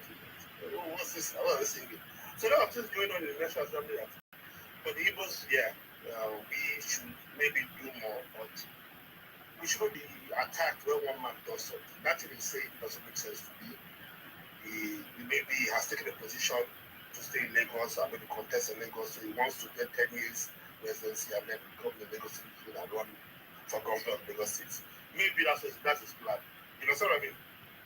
I don't know what his plan is, but we shouldn't be attributing one man's fault, you know, to which are not coming out with one. Why don't you open a platform for it? And when you open a platform for necessary, it is your silence which will accept it. Don't just say that this is conditional amendment. And this is a conditional amendment. Condemn it. If you condemn it, then we know it is by himself. But now you are saying nothing. That's what we are saying. When I am talking here, I'm showing my concern that I don't want this thing. If I'm silent, I like what I'm saying, but I don't like when you're calling the whole thing as one because of one man's fault, or one man's appeal. So what you said now, you did not understand. That man probably people in his village. What you said now, so you don't understand the reason why people say Igbos are the one doing it. You don't understand? because he just No, explained why? it. Because He just explained it. I don't think In what my brother, Donald Trump does. let me. I don't think what Donald Trump does what America is doing. Yes, it's what America is doing. If Donald Trump do something, they say America. Yes, that's the truth. Are you not aware? So, but let me tell you something. Let me tell you now. Since you don't understand the power of the one man, Ojukwu was not Ojukwu that caused the problem in Nigeria. No, there was an issue with Aburi Accord, right? You don't start again. That's why everybody say Igbos are the same. No, I hear you. Listen. That's why they say Igbos are the same. There was a Bori Accord, there was a disagreement, and then Ojukwu now took arms and started buying people, and so they say call for Biafra, say want to leave Nigeria. That's not true. I've listened to many parts of it. If you hear this is just one side you're taking now. I've listened to many sides. There was an accord, an agreement to go back and do this. And then wait. That is the end of the matter. Let me help on why. Let me No, allow him to talk, sir. There is something we want to find out. Let me talk. Please. Like I said earlier, 1965. Yeah.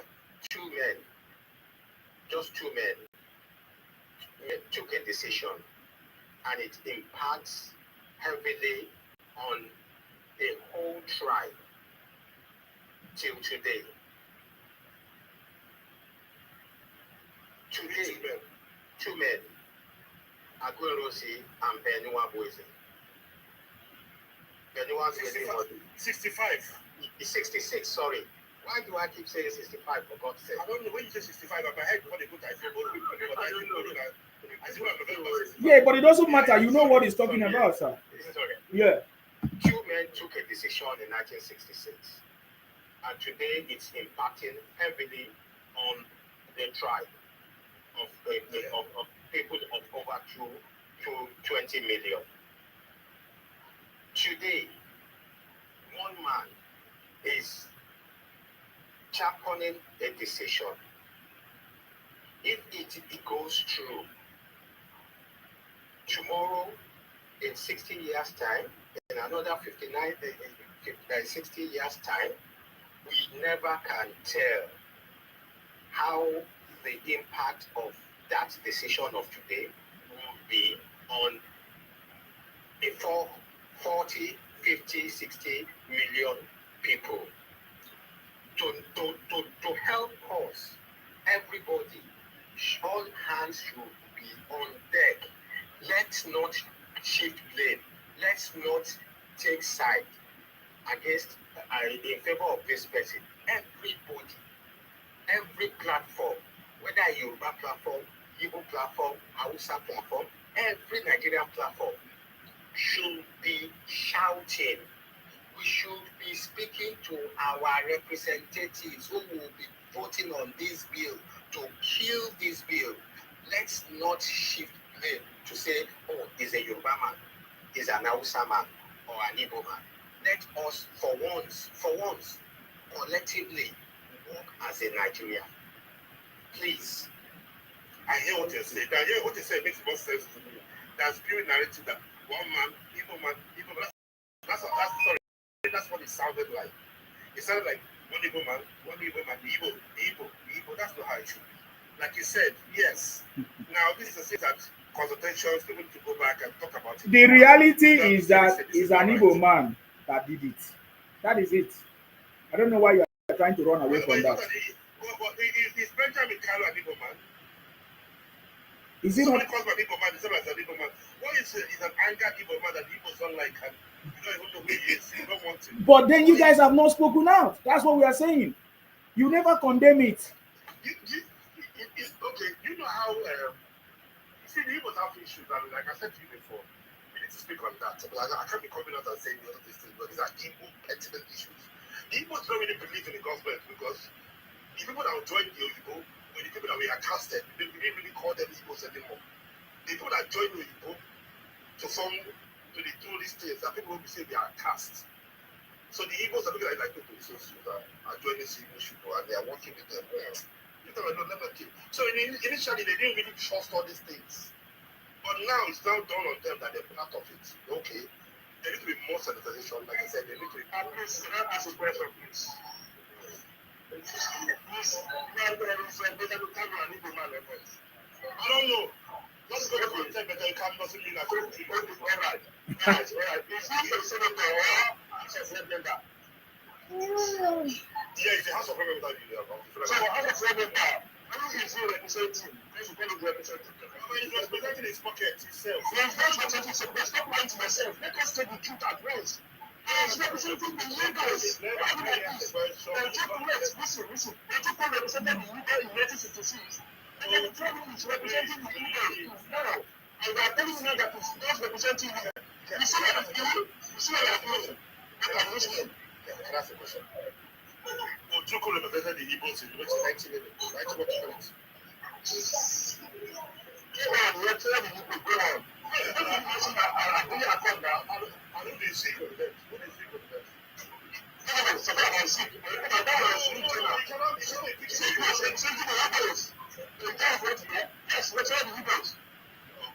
So today, who have you asked me who I pick? I didn't see cannot. Because was elected.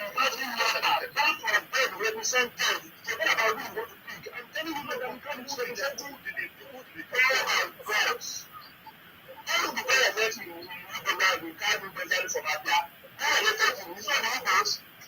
No, listen. I'm saying to the house.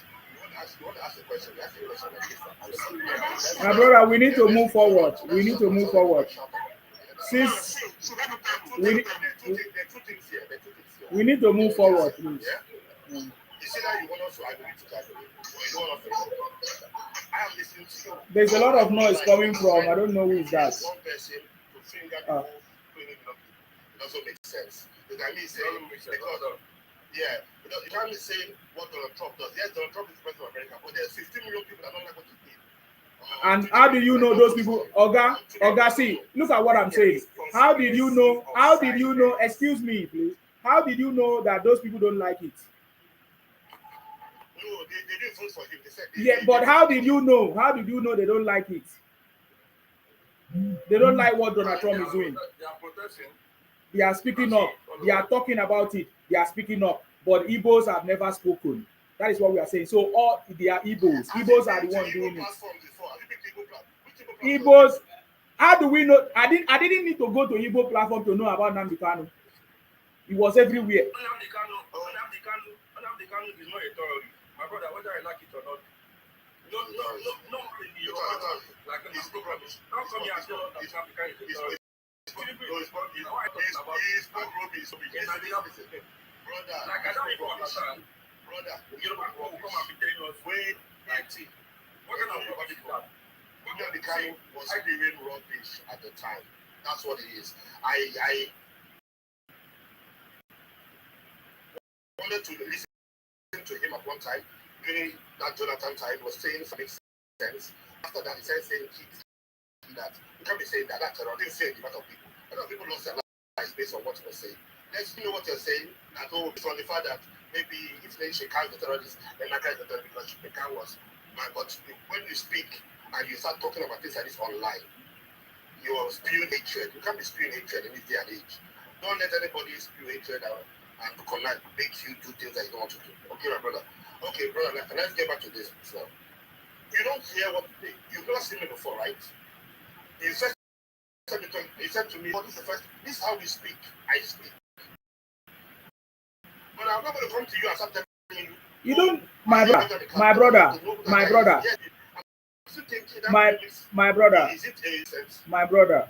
There are different Igbo organizations, different representing the Igbos and all of that and what they stand for. There are many of them. I don't even need to call them. It's not just about you individually or that kind of stuff. But when something is happening and people oppose it, you will hear. You will know that these people don't like it or they oppose this thing. Half of these people. Okay, can I ask a question? In the case of Igbo, my brother, see, I don't know. I will allow you to speak. We can argue, but I'm telling you, in face of all these things that has happened in Nnamdi Kanu, there was no opposition. There was no opposing voice at all. It happened for so many years. It happened 10 years. Nnamdi Kanu ranting and everything from 2011-12 up till now, count it, how many years? How can you say that not only will fit over 25 or whatever you call? So that is a big problem.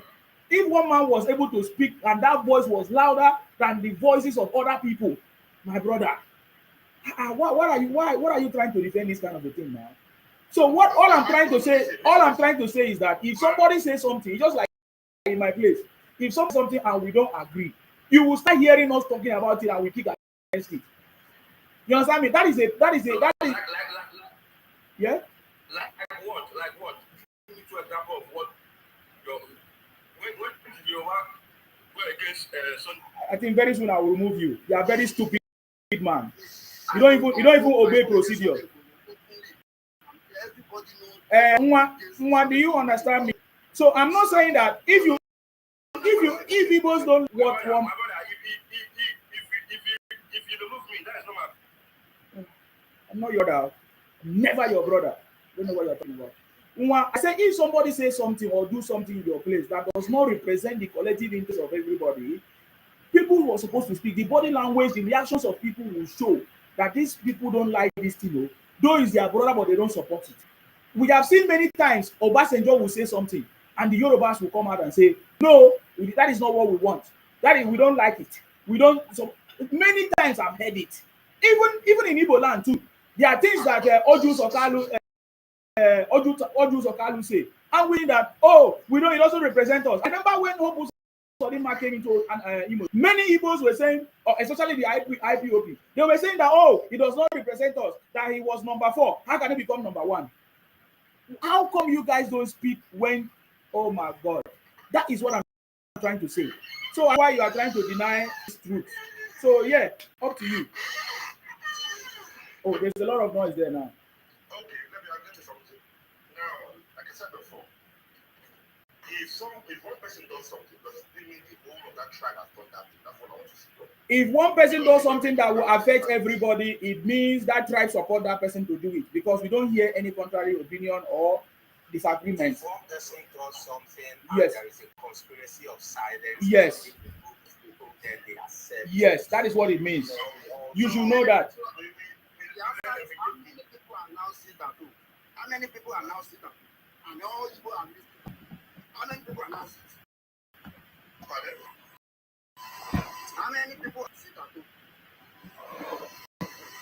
How many people are now? How many people are now sitting at home? How many people can the other? Yeah.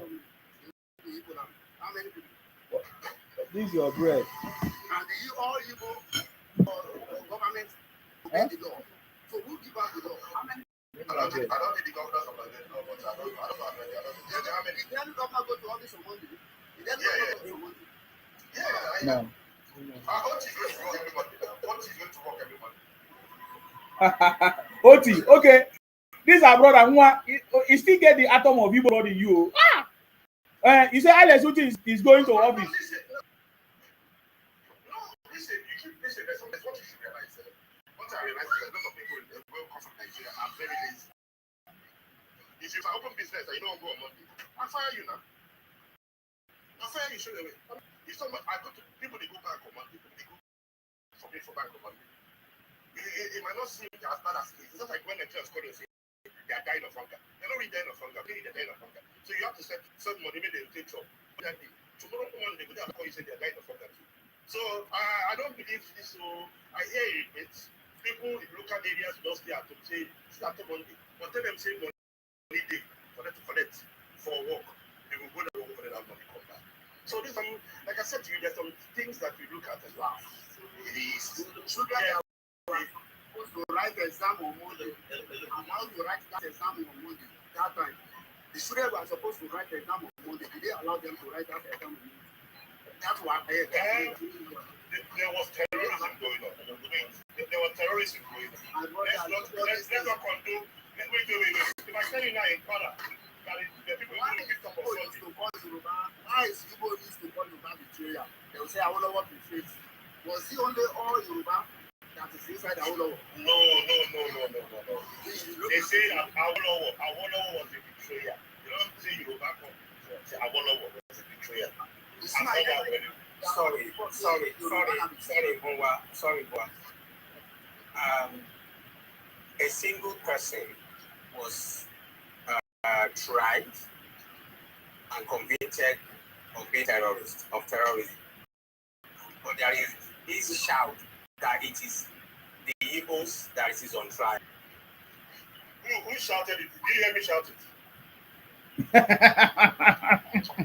A single person like me did not shout, and nobody told you that people did not shout. You are funny. When Monday, so this welcome to Just making a statement. Let's hear from Major. Is it Measure? Please go ahead, sir. Measure. I know you have been patient enough. Oh, thank you. Good morning. Yeah, go ahead. Good morning, sir. Yeah, go ahead. I salute you. My name is Mansour Bello from Sokoto State. Ah, have you seen Nnamdi Kanu? Here in this very important gathering. So, what I think Nnamdi Kanu doing, my brother, how is he doing his station is that Marcelo, I think Nnamdi Kanu, sir, because hello, are you hearing me? We can hear you. Go ahead, sir. Don't be distracted. Go ahead. Sorry. Fine, sir. Mm-hmm. So you are talking about. I heard that first. You are talking about the issue of mineral resources in the northern part of Nigeria, especially where I come from. We have a lot of mineral resources which are not expectations. Okay. Gold, uranium, really a lot of things that all over the development countries are used as a raw materials. But why in our locations every day we are in the bandit attack and whatever you need. Even crude oil we have it in the northern part of Nigeria. But why not some other part of this country, especially they are seeing northern Nigeria, they are just some people like we are HWS, we are not given any contribution to the development of this country. And if you can remember in the history when having the crude oil in the northern and the southern part in the southern part of this country, we have used with the resources of the northern to dig it to provide this crude oil. So many people forget about this history. So what I would like people to understand is that we from the northern, we are very expectation. There is something on ground that are almost not allowed the people to understand. Because why our resources that this world need, why the federal government has not given attention on it. It's not allowed for us to benefit it. We are native origin of the location, and the government have not done anything about it. Now, if you look at the road from Sokoto to Gusau, from Gusau to Kano to other places, we are very far behind. And if you look at the companies that we have in Kano before, now all these companies, majority of them now, they have relocated to Lagos. And don't forget, the Kano International Airport, Lagos, it is the best airport in Nigeria, not only in Nigeria, in the West Africa. So now all the things that help the place to be developed, it was relocated to Lagos or something like that. We are Nigerians. We are after for the unity of this country. We are after the progress of this country. But I don't know why the federal government especially is not more considered about the northern part of this country. And not only Tinubu, I'm not blaming Tinubu. Even Buhari era. Buhari, I'm the same zone with him because in Katsina, I'm so all from the north west. So he did not try his best as much as he can.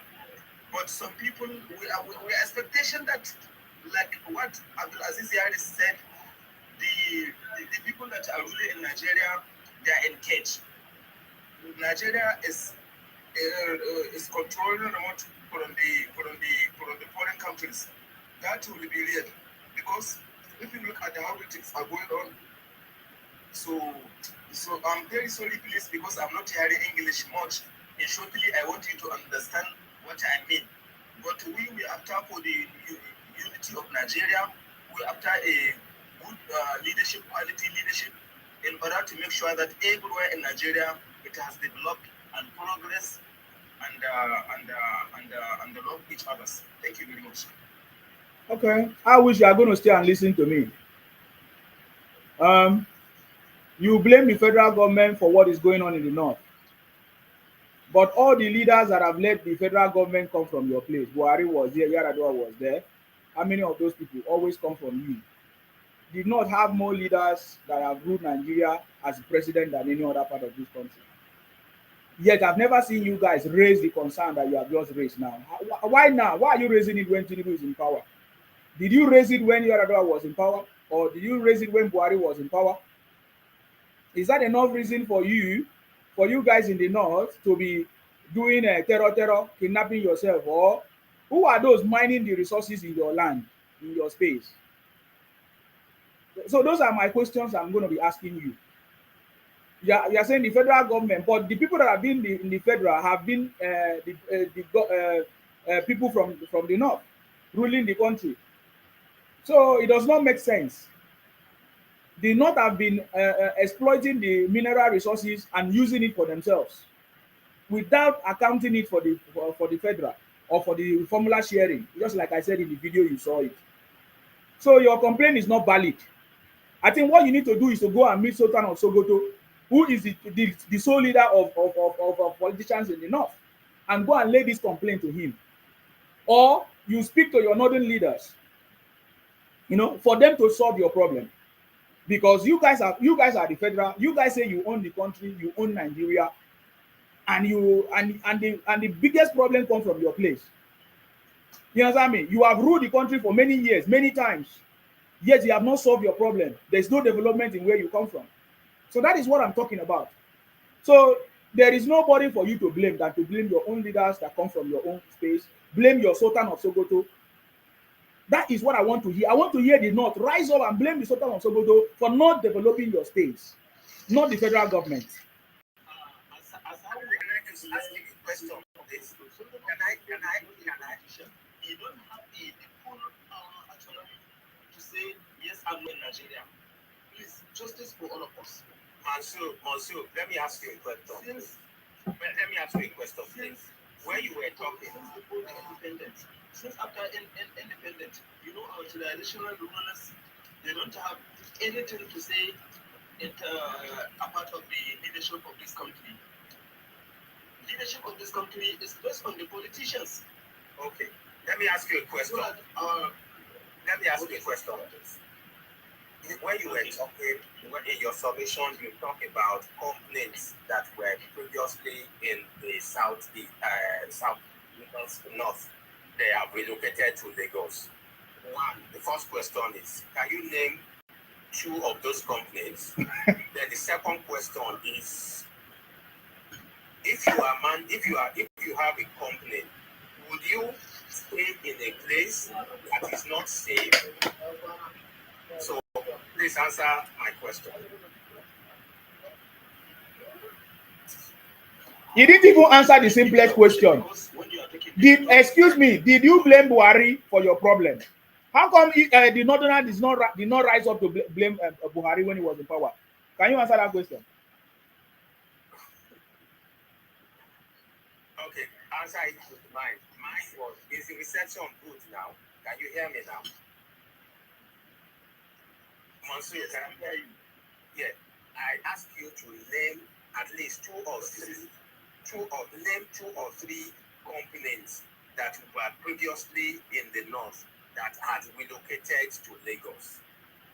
And the second question is, if they are aware, would you, if you have a complaint and it is in an environment where there is no security, where your staffs are being kidnapped, where ransoms are being demanded of you, would you still still have your complaint there, or you will move it to a place where there is safety? That's my question. Okay, so before I answer of your question, since before the issue of insecurity, because just recent, if you are here, the social media and the media station, the Kano have been start public attack just recent. So since before the North is fine in terms of the degree of insecurity, like 2 to 3 years ago, Northwest. So the, the, the issue of poor of electricity, the poor insufficient of electricity is the first problem. And if you look at the electricity megawatts that are generated in Lagos by the federal government, is more cheaper than what we are consuming in the Northwest. Is that clear? You are not answering our question. Excuse me. You did not answer the question. Yes, I'm coming to the question. Go straight to the question. We don't have time for the story. Go straight to the question. Why did you not? Did you blame Buhari when Buhari was in power? Why didn't you ask all these questions when he was in power? When Buhari is in power, did I come to this your discussion program? No. You don't need to come to my discussion program. Where were you? You don't need to come to my discussion program. I should mention the names of how many companies that have been relocated from Kano to Lagos. That's their questions. So me, I must tell you all what I will say. I must tell truth. I'm after for truth. So the companies, I cannot mention the full of their names specifically and the reality, but truly there are so many, a lot of companies that have been relocated to Lagos from Kano due to the insufficient of electricity. First, sorry, I hope you understand. Sorry, my brother. Okay. You see, there is a problem that we all have as a nation. We listen to propaganda. We listen to people who lie to us. You see, just like companies are closing in Sokoto, in Kano, in Kaduna, so are companies folding up in Lagos. When I was growing up in Lagos, I know I can mention a lot of companies that were operating, but today most of those companies had folded up. They are. I am not saying R3 Briscoe had relocated to Kaduna. Nobody's going to tell me that flour mills had gone to Sokoto. Those companies had folded up. That's the truth. And you talking about electricity. My brother, I am sorry, it is not true.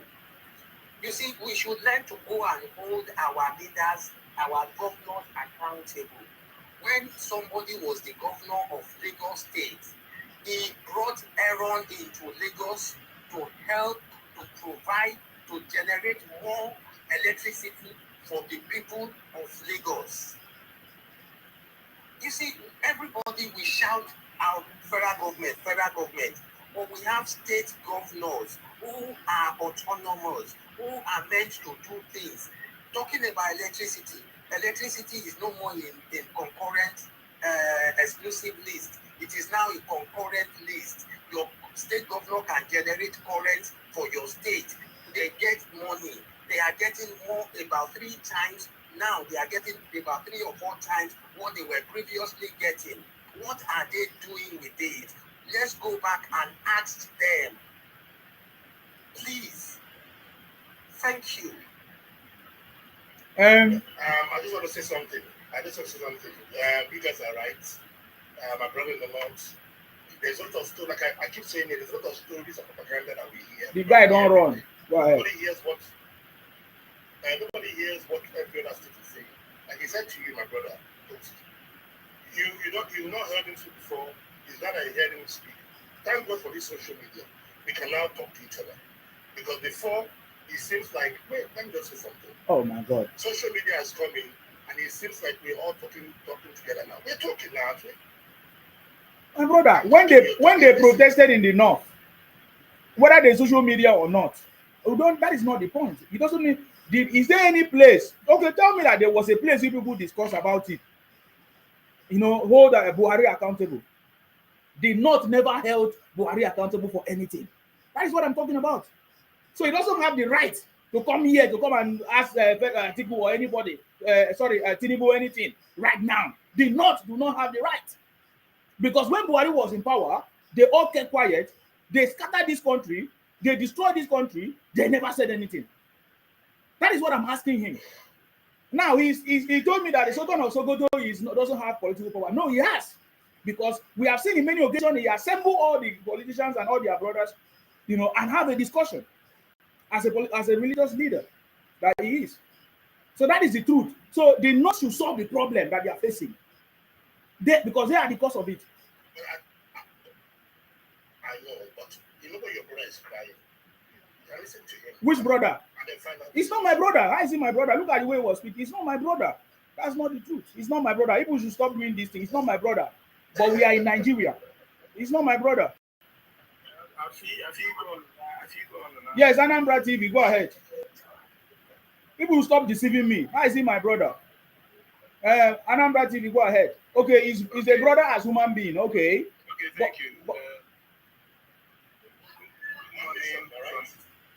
He don't come again. One nation. Anambra, go ahead. Okay, I get you guys from here. Brother for Sokoto. I want to hold on the kind of way. Make sure I give you. But that was 3 days. Don't give them beef and song. 3 days, let me say, when it watch. So you get what you don't do for this Saturday. So make sure that everything is going well. Look after him. May not get free at all because he did not give us free in Southeast. Every month they make sure they sit one place. May not go toilet. May not go bath. May sit one place. May not get me more. Sit out to every Monday. Because if you talk now, nobody will understand. Anyways, the topic says that Obi and Atiku. Do you still support? Atiku before Obi because before now I used to be obedient. I used to be obedient, strong one. Okay. We fought. We started everywhere because of Obi. But when you want to choose a leader, you have to choose somebody who cares about you. That when you're in trouble, this will call for you. We have been crying for over years now about the menace of Nnamdi Kanu in Southeast. When it was time for me to speak for the victims of this guy, we opened his mouth and said that he was not supposed to be in the prison in the first place, or he was not supposed to be arrested in the first place. That is so painful to me as an obedient. I felt left alone to die. I felt that my own leader sympathizes with someone who is killing me than me, who has been killing. Fine. I felt left alone, left behind. I felt abandoned by Obi's words. He did not say that thing once. He said it twice, as far as I'm concerned. Then, under the same obedient umbrella, we voted in Alex Oti. Alex Oti did not visit Nnamdi Kanu when he was in DSS dungeon. He waited after conviction. Nnamdi Kanu, as today, is a convicted international terrorist. Alex Oti left his state. He did not tell us where he was going. He went to Sokoto to go and meet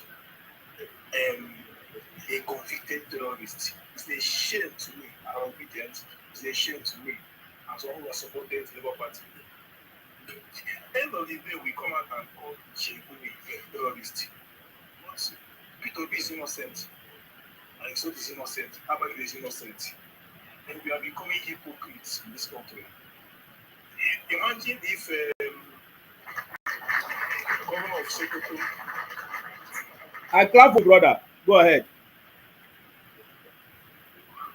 So imagine if governor of Sokoto leaves his state today and come to Anambra State now, or go to Imo State, the maximum prison, to go and visit one Fulani terrorist, like you just said, Boko Haram terrorist, and say, my brother, want to come and see him. How are we going to view that governor. Sitting governor. Sitting governor. You left your state to go and visit a criminal. Somebody who ordered killing of Ndigo. Why of Ndigo? You left your state. And this man, this other state, for you, they don't have airport. For you to go to airport, you have to pass through Imo State. I use Imo State airport. How by state to Imo State, it's not more than 45 minutes. He passed through those villages that are deserted. He passed through that place. We must say people were killed. He did not even say, let me can sympathize with these victims before leaving for Sokoto. He left them. He entered there. With your own money, state money. And you went to that place to go and receive the it's painful. It's painful. As a Nigeria, it's painful. I don't think this thing will happen in other place except in any world. I don't think. I don't think it will happen in other place except in an Igbo that we share it so much. You can see videos. You can see me. You can see Osuro. People are coming back and they are rejoicing that we have defeated the terrorists. And it's what you don't see all those wars. You know, they see those wars. Now, people also say that what, even during the war, we did not lose up to the people that we've lost for this period of the campus pandemic in the Southeast. And you left your state, the most important thing in your life is to go and see terrorists. It's painful. End of the day, if you want me to come and fight for you, please do not fight for me. If you want me to come and bring out my money, vote you as Obi.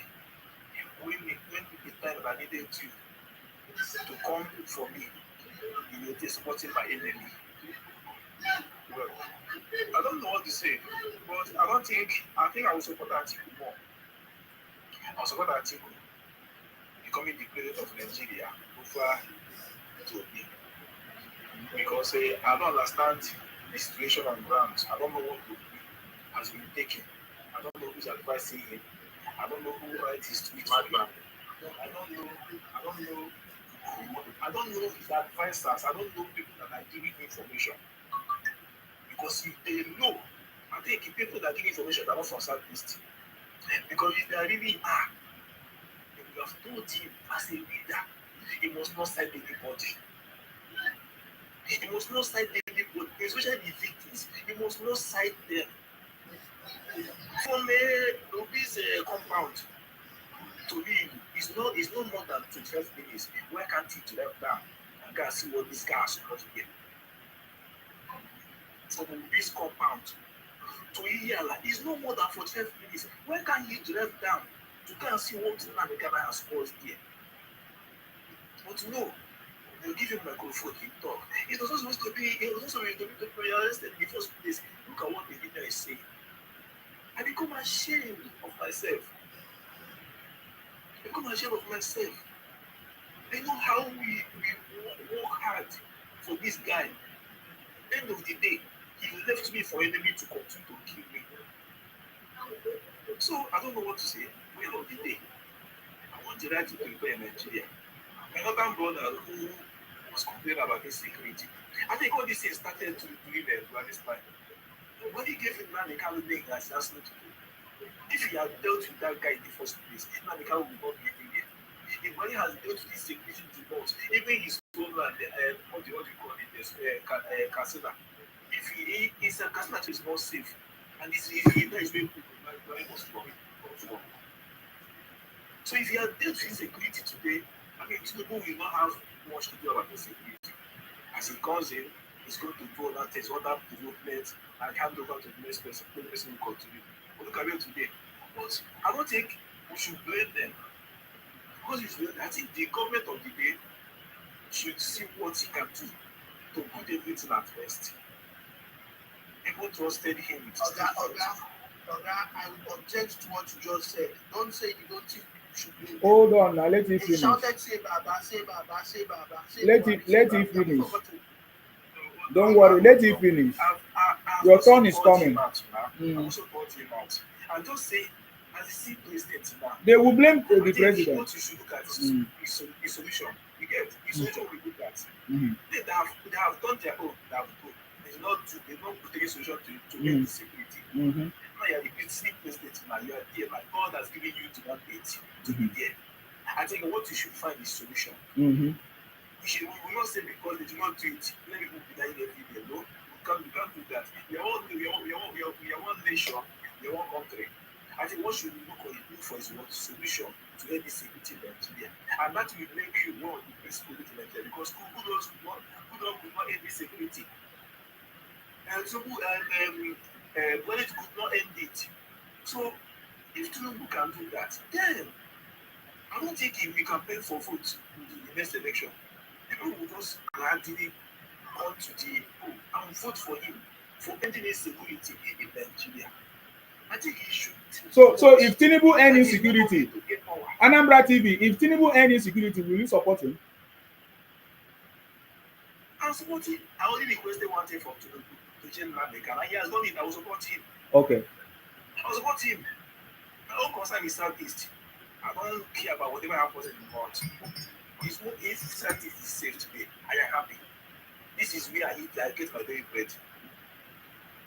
But if Tinubu had given Nnamdi Kanu pardon, and he could that about that they attack him till today. But as he has done something for me to change Nnamdi Kanu, that is the first thing I requested for him because if it was for him to this mouth, Nnamdi Kanu would have been a free agent today, working every year. But no, he did not do that. He did not even listen to all this emotional talk that they were giving him. That if you listen to Nnamdi, he still says he did not listen to them because he knew all that Tinubu. Sabodeba was jailed under Tinubu. Nnamdi Kanu was jailed under Tinubu. And the many of the council, he was caught under Tinubu. All those generals in the service, they were all dismantled. They were dismantled under Tinubu. So why can't I support him?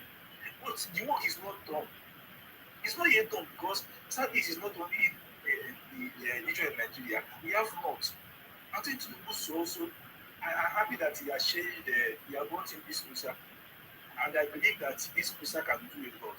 If you can just do one thing for us, then this security and people that are sponsoring it, arrest all of them and make sure that they don't see the end of the day. Then what are we talking about? What are we talking about? Even many governors are even joining him to support him because they see what the guy is doing. So if you can end this security, that is the whole problem that everybody is facing. Like, you are scared of these people. If you can win down, we get it. Yeah. Sorry, thank you. Thank you. Zima, please. Sorry? Thank you, Anambra TV.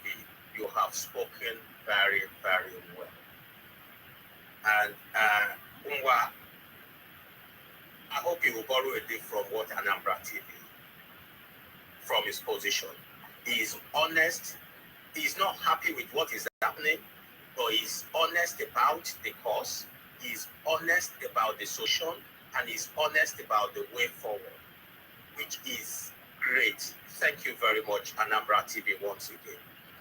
Now, I want to ask you a question, Anambra TV. What is your take on the indigenization bill that is being sponsored by the Deputy Speaker of the Federal House of Reps, Ben, what's his second name? I can't remember now. Carlo. What's your take on it? Well, if I tell you that I know what that man is doing, I don't even know his plan.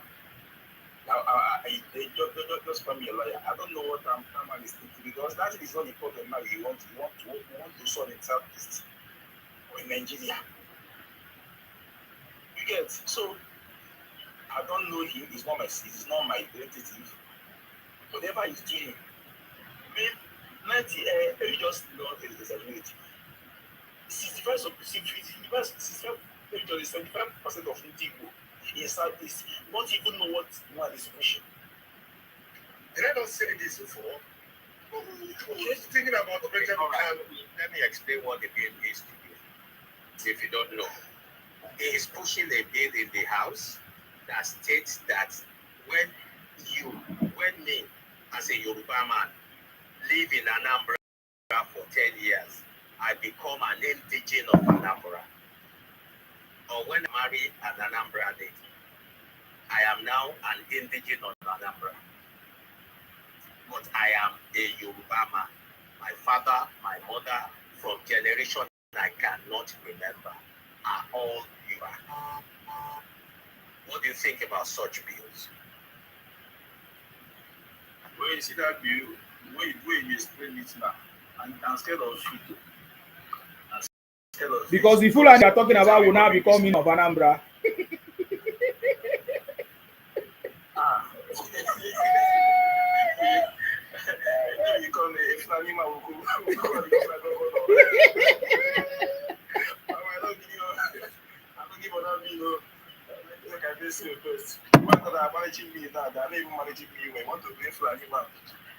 Because he has stayed for some time in my state, he can now have the indigenous right now become my governor. So let us pay. The one we have now, we've not even been in it. We want to take another one. Stoner. It's not important. It's not important. Can I speak, my brother? Is that Stoner? I'm sorry. Before that goes, Anambra, I'll connect with you so that we'll talk more about this because it seems like the Igbos are not talking more about this enough. And it's good to find people like you that talk more of shouting it at 8 p.m. Nobody hears this one. Nobody knows this one is talking about. We are there to be thinking about security in Southeast. We're talking about digitalization. I never even, I thought it was just a joke bill, maybe, I don't know, like crazy or something. I mean, my brother Anambra, I'll connect with you, yeah? So talk more about this. And we say to the world that we are not part of this thing. This thing is just what he wants. Maybe he has the position he wants to take in the future. And maybe he wants to go from Lagos State. Who knows? Since Lagos is the target. He has 10 years residency in Lagos. They got buy 4. And it's APC. And Tinubu make you governor of Lagos State. You never know. Because they cannot, they're trying to convict them, take OG to APC. And OG said no, and he said to himself, I know my 6 man cannot be governor in my state, and governor not APC. Oh, it was the same man that was fighting OT. Okay. Yeah, no, I've been Googling now. You know, since you guys talked about it, who is this guy? Do we really know who this guy is? Everybody just comes out and say they are looking for his pocket. He said he's looking for his pocket. They're all looking for their pocket. We know them. So, Anambra, thank you. Sorry, guys. No worries. That was needed. It's okay. We are also doing connection here and all of that, which is good. Stoner, please, it's your turn. Yeah. First of all, for me, I would open advice to Baba.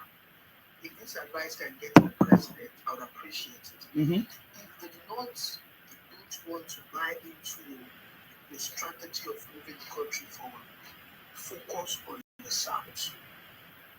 You know that mistake Jonathan did of trying to reach the North. It's that mistake at all. Yeah. Don't even look their face. Invest as much as you can in the South. Make road, make facilities, put the security in the southern part. If they want to do what they want to do over there, and they don't want to call themselves out, they don't want to point their fingers at the people that are causing this mayhem in the north, that should be their problem. You know, the fact is, Southerners will always forget things too easy. They forget things quickly. When Buhari was destroying the economy, nobody from the north came up to criticize. Nobody said anything. You know what they said? Namune, it's our own. Namune. He's old. Let's just let him. You know the confusion and destruction why the government did to Nigeria. It is so much that people don't understand, and that's what we're facing today. When you put people that don't know what they're supposed to do, you carry a carpenter, for example, to go and fly a plane, carry a carpenter to go and ride a car. Carpenter that doesn't know any of this thing. Destroy the system. But many people will also Tinubu for putting Buhari. Personally blame about it. Yes, as well. So, but you know me on my own. I mean, I blame Tinubu for supporting somebody that initially I told somebody else, this man come one day, don't know what he wants to do. He just wants to come and hold on to power because somebody from the south, remember OBJ was once a military of state and became a civilian president. So they wanted a balance in terms of from the north. Somebody that has once been a military of state that was also a civilian president to create a balance. People do not understand the dynamics of what is being in Nigeria. It is the north against the south. If they don't want to buy into the strategy of moving the country forward, focus on the south. Focus on the Focus paper. on the south. Put your energy and resources on the south. So that at the end of the day, even if you don't stay there for long, you don't have a place to come back to, and the people will not coming in the south. That was the mistake Jonathan made. I'm just saying, anytime you see a northerner trying to criticize, ask them, did you not shout, say Baba, say Buhari? So what is it now? Okay, go and sleep. Thank you. Thank you very much. I think your point is straightforward, and that's what I've said already.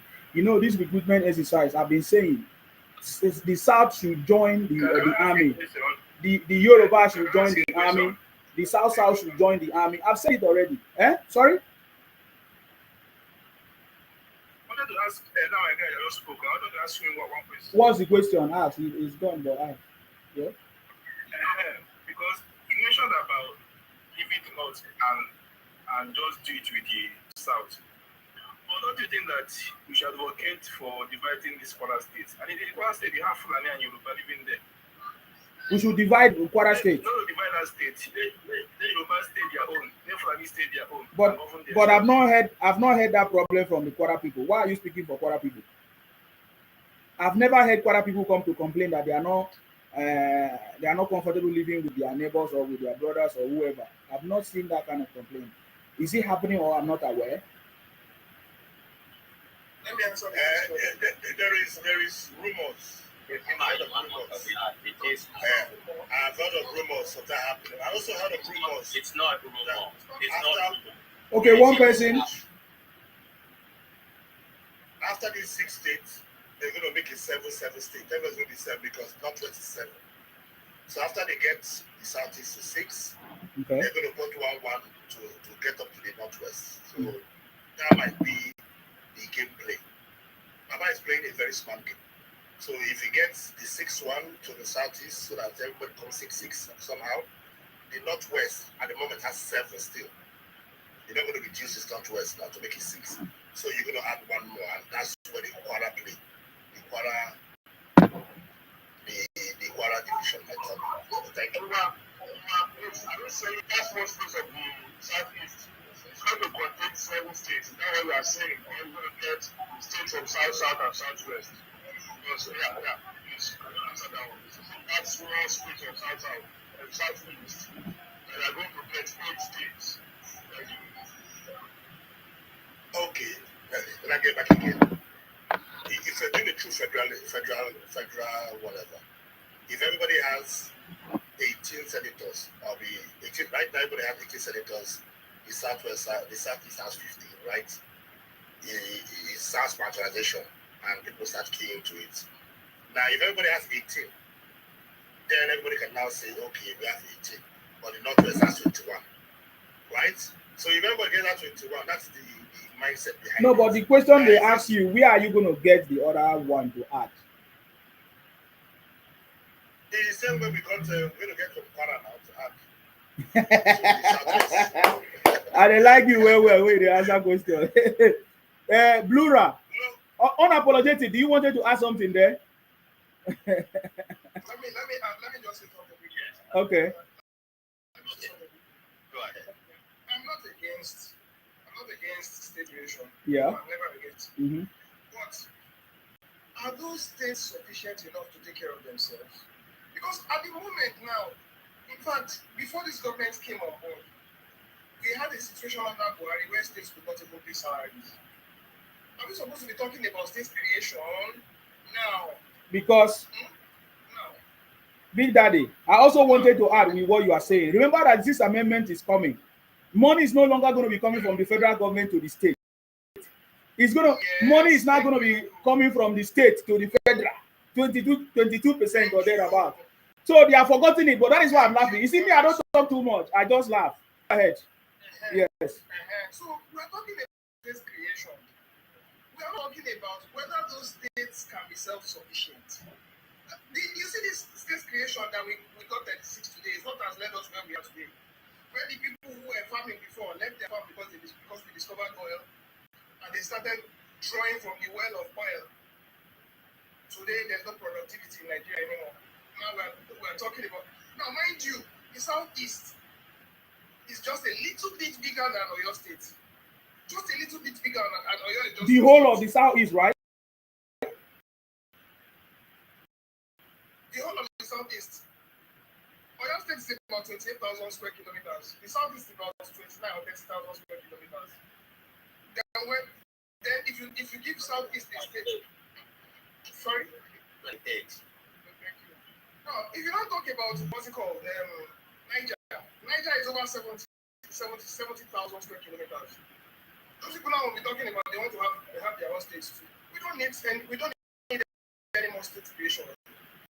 Unless those states, if you want to create your own state, okay, come with your strategy. We can take care of ourselves. Yeah. We can create like 2 million states. In fact, Nigeria should not even be 50 states. It should be like 100. But can you take care of yourself? Are you self-sufficient? I'm okay with that. That's it. Okay. Thank you very much. Can I jump in now? Yeah, go ahead. All right. Two things. If every ward in Nigeria want to become a state, let them become a state. Exactly. Not even local government here. If every ward in Nigeria want to become a state, let it become a state. The sixth amendment is coming, where you would generate your resources, exactly, manage it, and pay a certain percentage to the federal.